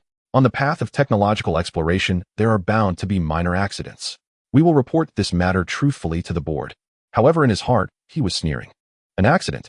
This is clearly a bunch of fools who have finally played themselves to death. Meanwhile, in the deepest secret dock of the Odyssey base, hidden from their sight, a completely black, sleek, and eerie special ship under the shroud of an information force field silently glided out of its berth. On the bridge of the Phantom, Qi Lian sat steadily in the pilot's seat, her hands seemingly welded to the vector control stick, her gaze sharp. Li Chen sat behind her, calmly observing the star map. Phantom camouflage system activate. Yes. The surface of the Phantom began to ripple like water. In the next second, its aggressive form began to twist and reassemble, ultimately transforming into an unremarkable, even somewhat bulky, standard Federal Shepherd class patrol vessel. Target Blackstone, star domain jump. The Phantom's engine emitted an invisible energy devoid of light and sound. Like a true ghost, it seamlessly merged into the dark cosmos. In the Blackstone star domain, a dying star emanating an ominous purple glow gazed upon this expanse. The massive iron fortress, Blackstone Prison, quietly orbited around it. Almost at the moment of its appearance, 3 red lasers representing a lock-in were firmly pinned on its hull from 3 different directions. An emotionless communication request forcibly cut into the bridge of the Phantom. This is the outer defense perimeter of Blackstone Prison BS-7 Tower. Unidentified federal vessel ahead. Immediately report your identification code and navigation purpose, or we will destroy you in 10 seconds. The communication channel was filled with the sound of a countdown. 10. 9. Inside the bridge, Qi Lian's back was instantly drenched in cold sweat, her fingers instinctively reaching for the emergency evasion button. However, Li Chun merely raised his hand and gently gestured for her to remain calm. His gaze fell upon his system interface. On that vast star map, the golden dot representing Blackstone Prison was flashing frantically with unprecedented brightness. Ding. Detected that the host has entered a super high-risk sign-in location. Sign-in guide triggered. Please dock at the waste disposal port of Blackstone Prison without triggering any combat alarms. Li Chun smiled slightly and began to get into the zone. He picked up the communicator and said in a tone mixed with fatigue, impatience, and arrogance, "Identification code Nightingale 734. Task batch number speaker order Abyss 03. Port sequence you have no right to inquire." The other side remained silent for a full 5 seconds. The 3 locking lasers remained steady as a mountain. Verification failed. The Nightingale sequence is classified as a top secret by the Ministry of Internal Affairs. Your authorization is insufficient. Repeat, report your departure port sequence number. This is your last chance. Qi Lian's heart leaped to her throat. Li Chun chuckled softly, his laughter filled with mockery. "Oh, my authorization is insufficient." He leaned back in his chair as if speaking to a group of unruly children. No wonder the database of Blackstone Prison hasn't been updated in half a year. It's no surprise that staying in such a desolate place for too long can dull one's wits. Are you provoking the defenses of Blackstone? The voice on the other side finally carried a hint of anger. "No, I'm teaching you how to do your job." Li Chen's voice suddenly turned cold, carrying an undeniable authority. "Now immediately connect me to your warden or the highest commander on duty today. Tell him on the orders of the federal speaker the Internal Review Department's Abyss team is here to interrogate target number 17 on the traitor list. Open the designated landing port immediately. If this delays the speaker's important matter, I won't hesitate to have this prison change its guard dogs from the inside out." The communication fell silent again. Qi Lian nervously watched the radar, feeling the energy readings of the 12 orbital cannons rising. Just when she thought death was imminent, the cold synthetic voice rang out again, but this time with a hint of barely perceptible. "All identity verification passed. Abyss team, welcome to Blackstone." The 3 locking lasers slowly extinguished. A green channel composed of navigation lights slowly lit up in the dark cosmos, pointing toward an inconspicuous port in the belly of that steel behemoth. "Done," Li Chun said nonchalantly, as if he had merely turned off a light. Qi Lian stared blankly at the channel, then glanced at the inscrutable man beside her. After a while she managed to squeeze out 2 words, "This." Li Chun, however, showed no sign of relaxation, his eyes glinting with seriousness as he gazed at the approaching port. His consciousness had long since submerged into the system. Phase 1 of the sign-in guide has been completed. Phase 2 of the sign-in guide has been triggered. Please infiltrate the silent abyss located at the bottom of the prison undetected and make contact with the target, traitor Aldrich. The ghost ship glided silently into the waste processing port. Hiss! A low metallic groan echoed as the docking clamps locked the hull firmly into place. No welcoming lights, no ground crew, only silence, and a hollow penetrating cold seeping from the depths of the port. Qi Lian sat rigid in the pilot's seat, hands still clenched tightly around the control yoke, her spine unbending as a steel rod. Through the viewport, she saw dark dried stains on the port's inner walls. Whether leaked coolant or long desiccated blood, no one could say. "Boss, we're inside." Her voice was hushed, edged with sharp vigilance. Li Chun replied, calm and uninflected. He rose to his feet, his handsome face utterly expressionless. "System redeemed temporary spirit link data infiltration, 3 miniature stasis field generators, and 5 Ki, wide area, electromagnetic pulse bombs. Redemption successful. Remaining sign-in points, 137500. That familiar transcendent sensation, the ability to see data streams, flooded back. A faint, imperceptible blue shimmer flickered across Li Chen's eyes. He turned toward Qi Lian, and behind her the 3 elite operatives she had handpicked, silent as stone statues bearing the code names Ghost Hand, Phantom, and Boulder. Operation commences. The hatch slid open without a whisper. 5 black-clad figures melted into the shadows, stepping soundlessly onto the frigid alloy floor of Blackstone Prison. The air here carried a nauseating blend of oxidized metal and antiseptic, A scent that once drawn into the lungs seemed to corrode the very soul. Click, click. A synchronized mechanical cadence echoed down the corridor. Qi Lian's body snapped taut. Her right hand flew to the high-frequency vibroblade at her waist. Behind her, the three operatives simultaneously raised their suppressed pulse rifles, fanning out into flawless combat formation, fluid, precise, seamless. For humanoid combat drones, sleek silver-white, rounded the corridor's bend. Their single crimson optical sensors glowed with icy precision, sweeping the area in methodical fan-shaped scans. Boss, their passive alarm system is active, Qi Lian murmured over the tactical channel, her tone grave. Any force decryption will trigger a silent alert. We'll be surrounded within 60 seconds. Li Chen said nothing. He simply strode to a maintenance panel embedded in the wall, extended his hand, and from his fingertips living threads of Azure data surged forth, probing the system. Yet Blackstone's defenses proved far sturdier than anticipated. The data stream advanced with visible agonizing slowness. Warning: infiltration progress at 12. Firewall initiating counter-trace. As one drone's scanning beam crept perilously close to their hiding spot, Qi Lian's pupils contracted sharply. Ghost Hand. She barked the order, almost a snarl. Without hesitation, Ghost Hand flipped his wrist. A silvery disc launched from his palm, adhering noiselessly to the wall at the corridor's edge. Hum. An infinitesimal field of information stasis bloomed instantly. The drone's mechanical frame jerked violently, then froze mid-stride, its movements stuttering like a broken automaton. Its crimson sensor halted less than 10 centimeters from the corner, straining forward inch by tortuous inch. Data flow stasis emitter duration, 10 seconds. Infiltration progress, 68. Damn it, triple-layered nested encryption. Beads of sweat glistened along Li Chen's temples. 3-2. Qi Lian counted down coolly, yet her heart hammered against her ribs. Just as her lips parted to utter 1. Done. Li Chen yanked his hand back. All four drones' crimson sensors blinked once, then shifted instantly from vigilant red to placid green. They passed the squad without pause, stiff and oblivious, as if the five figures were mere wisps of harmless air. Phew. Phantom exhaled, then muttered under her breath, damn. This is peak tension wrangling, isn't it? Nearly gave me a cardiac arrest. Move out. Li Chen's voice cut through their relief, snapping them back to focus. What followed was pure, flawless teamwork. 3 thermal scan doors ahead. Each must remain open no longer than 5 seconds, or pressure alarms will activate. Li Chen analyzed the data with detached calm. Boulder, cry a grenade. Qi Lian commanded. Boulder, broad-shouldered and immovable, nodded. From his tactical vest, he drew a sapphire-hued sphere and launched it with pinpoint accuracy onto the first door's sensor. A soft hiss escaped as frost instantly crystallized over the lens. Li Chen seized the moment, cracking the lock. The heavy alloy door retracted in absolute silence. The 5 slipped through like wraiths, the door sealed behind them without a whisper. Passing a heavily fortified energy nexus, Li Chen affixed an electromagnetic pulse bomb to a concealed heat vent. Just insurance, he remarked, voice light, before striding onward. Further along, he planted identical insurance devices on ventilation junctions, backup power cores, even beside the access control terminal of an armory, each deployed with ghostly precision. They descended in an unmanned cargo elevator. The air grew colder with every level, frost blooming like lace across the walls. At last the elevator halted. Beyond its doors lay only darkness and bone-deep cold. This was the prison's deepest tier, the silent abyss. Through her green-tinted night vision, Qi Lian saw narrow, interwoven metal catwalks, delicate as spider silk. Beneath them yawned an abyss so profound it seemed to swallow hope itself. Target 7th cell, deepest chamber. Li Chen's voice drifted spectral and quiet.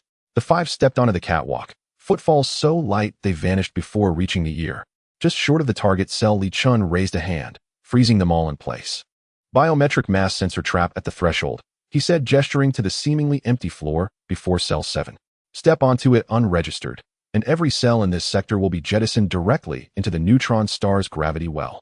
Brutal. Qi Lian ground the word between her teeth. Li Chen tapped lightly on his tactical glove. A filamenthin probe, glowing faintly cobalt, extended from his fingertip. He did not attempt direct override. Instead, he linked the probe to the temporary database of a patrol drone he'd earlier hijacked.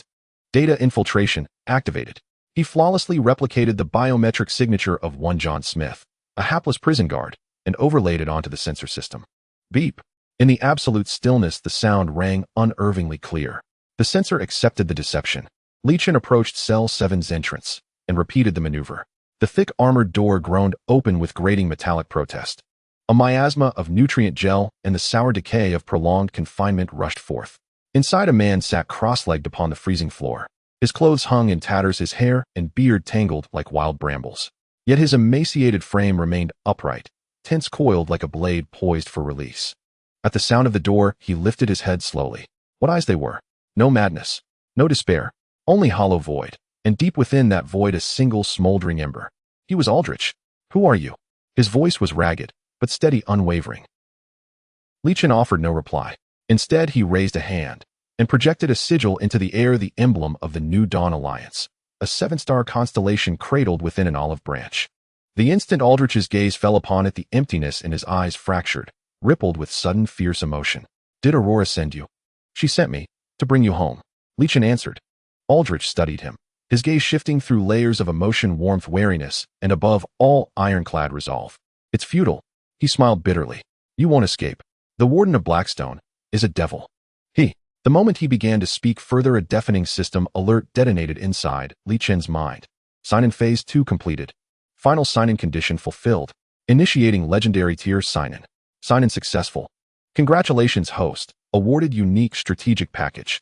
Blackstone Prison Supreme Authority Key Temporary. Partial access to Federal Financial Database. Encrypted fragments of Federal Foundational Archives. The Warden's Key. Lichen's pupils flared. It was as if the entire prison's master key had been thrust into his palm. Yet before he could fully absorb the magnitude of this gift, every light in the silent abyss blazed to life. Blinding white, searing absolute, erasing all shadow and exposing the 5 figures in merciless clarity. A cold, amused chuckle erupted from the cell's speaker, echoing resonant, chilling every nerve.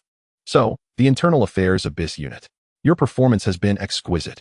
I confess, I have not seen a team reach this depth alive in 30 years. Skill, technique, courage, all flawless. Now, welcome to True Hell. Directly opposite the cell, the wall dissolved, becoming transparent. Behind it lay a lavishly appointed office. A man in a crisply tailored warden's uniform sat behind a massive obsidian desk, holding a glass of red wine. His smile was warm, his gaze keenly, unblinkingly fixed upon them, as though watching a masterful stage play. Directly opposite the prison cell, the section that was once a wall slowly became transparent. Behind the wall was a luxuriously decorated office. A man dressed in a sharply tailored warden's uniform, wearing a friendly smile, sat behind a huge obsidian desk, holding a glass of red wine, watching them in the cell with great interest. It felt like watching a thrilling show of torture. Devil. Aldrich looked at the man, his teeth chattering, his eyes filled with deep hatred. In that moment, Qi Lian's heart sank to the depths. A trap. From the very first second they stepped into Blackstone Prison, they had been living in the trap woven by this man. What they thought was a flawless infiltration was merely an amusing game of cat and mouse in the eyes of the other party. Her expression was somewhat out of control. Don't be nervous, ma'am. Warden Wade shook the crimson liquid in his glass, his smiling eyes scanning Qi Lian and the 3 team members behind her who had already assumed combat stances. Finally, his gaze landed on Li Chun. Let me introduce myself, Wade.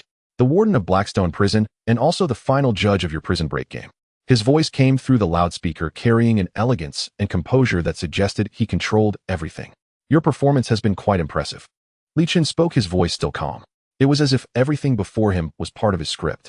Wade raised an eyebrow with interest. Oh, it seems our protagonist has a better psychological quality than I imagined. He set down his wine glass, hands crossed, resting his chin, adopting a leisurely posture. So, Mr. Protagonist, can you guess what my first surprise for you is?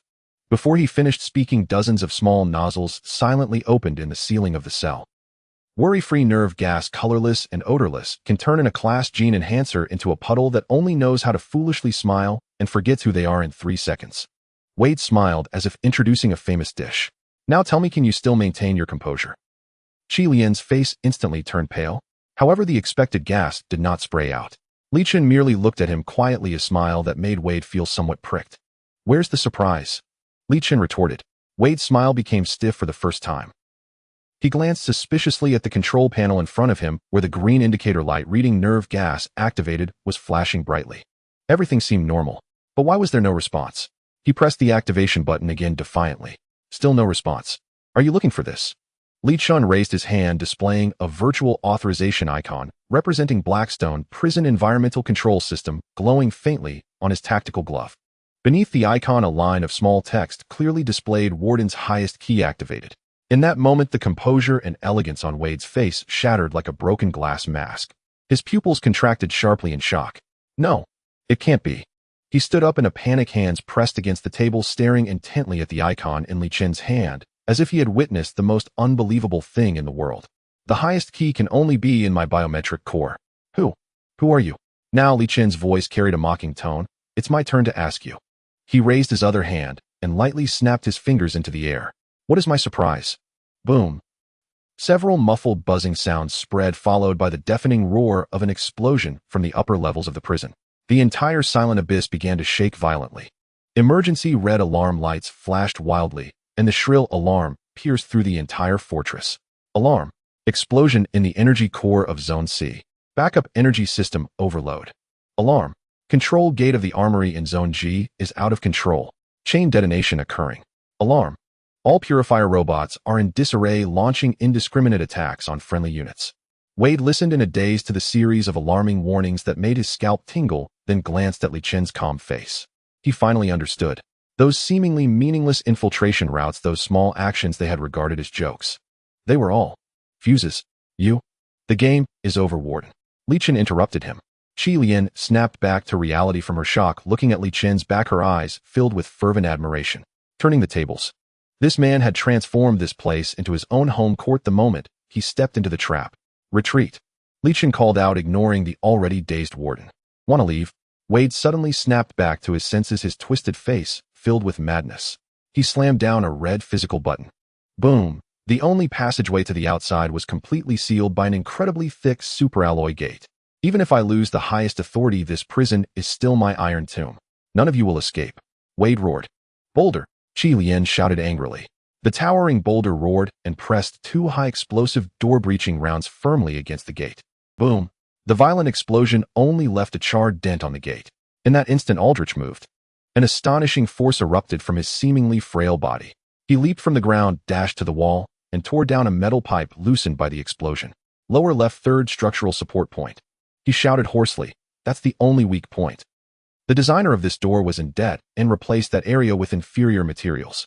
Bang. He used all his strength to thrust the metal pipe in his hand into that inconspicuous structural gap, like a spear. A sound of metal distortion that made teeth ache rang out, and the indestructible gate let out a tortured groan under the strain. Qi Lian's eyes lit up. Everyone concentrate fire there. In the next second, all firepower poured onto that small point. Boom. The massive gate was finally blasted open, creating a gap wide enough for one person to pass through. Go. Li Chen grabbed Aldrich's arm, and the five quickly dashed out of the cell. Behind them, Wade watched the empty cell and the gate violently broken open. His twisted face gradually calmed down, revealing a strange cold smile. He leisurely adjusted his collar and issued new orders through the communicator. Activate Hellhound cleanup mode. Since you like to play, I'll play with you to the end. As they charged out of the passage, they were met with a blockade formed by 2 Punisher heavy robots and 10 fully armed prison guards. The crossfire net instantly pinned them in the corner. Bullets grazed the walls, sparking dazzling flashes. Phantom report. Qi Lian growled calmly. 2 heavy machine guns, 1 sniper positioned high up in the rear, were pinned down. Damn, now that's more like it. Qi Lian was not surprised, but delighted, her phoenix eyes igniting with a bloodthirsty flame. She suddenly slid out from cover, her dual pistols erupting with astonishing firing speed, drawing 2 lines of fire on the ground, accurately suppressing the opponent's fire. Ghost Hand, provide interference. Boulder, prepare to break the formation. Li Chen's command followed closely behind. Received. Ghost Hand flicked his wrist, and an electromagnetic pulse grenade traced a tricky arc, accurately landing beside the heavy machine gun position. Buzz. The 2 heavy machine guns instantly fell silent. Now's the time. Boulder roared, charging forward with a composite alloy door panel he had apparently ripped off from somewhere, braving the sporadic fire. Aldrich pulled Li Chen, pointing at a fire hose on the ceiling. Shoot there. The warden is a neat freak. The fire system uses high-pressure corrosive foam. Without hesitation, Li Chen raised his gun. Puff. The pipe burst, and foul-smelling yellow foam cascaded down like a waterfall, instantly engulfing the entire prison guard squad, cries of anguish erupting. The others seized the opportunity to break through the blockade, and when they finally returned safely to the waste disposal port, the dark hull of the Phantom was right before them. Board the ship. The 5 entered in single file. Qi Lian directly lunged for the pilot's seat, her hands frantically pressing the controls. Engine preheat. Hurry. I can feel the big guy stirring. However, just as the Phantom was about to leave the dock, at the exit of the port, 3 massive Federal Justice-class defense destroyers had already blocked the only exit. Their cannon muzzles gleamed with deadly cold light. Boss, we're blocked. Despair flashed in Qi Lian's eyes. Li Chen showed no fear on his face. He walked to Qi Lian's side, lightly tapping the weapon control panel with his finger. 3 icons were selected. Microstasis field generator. The target is not them. Li Chen's voice was like a cold blade. It's the port gate control arms above them. Qi Lian was taken aback for a moment, then quickly understood Li Chen's intention. Launch. 3 invisible waves instantly detached from the ship's body, accurately hitting 3 different gate structure nodes above the 3 patrol vessels. The next second, Li Chen connected to the prison's public broadcast channel, using Wade's elegant and cold voice to clearly issue a command. All units be advised the target has escaped to port A7, immediately shut down the port and enforce a lockdown. The commander of the 3 destroyers changed his expression upon hearing this command and immediately ordered a retreat.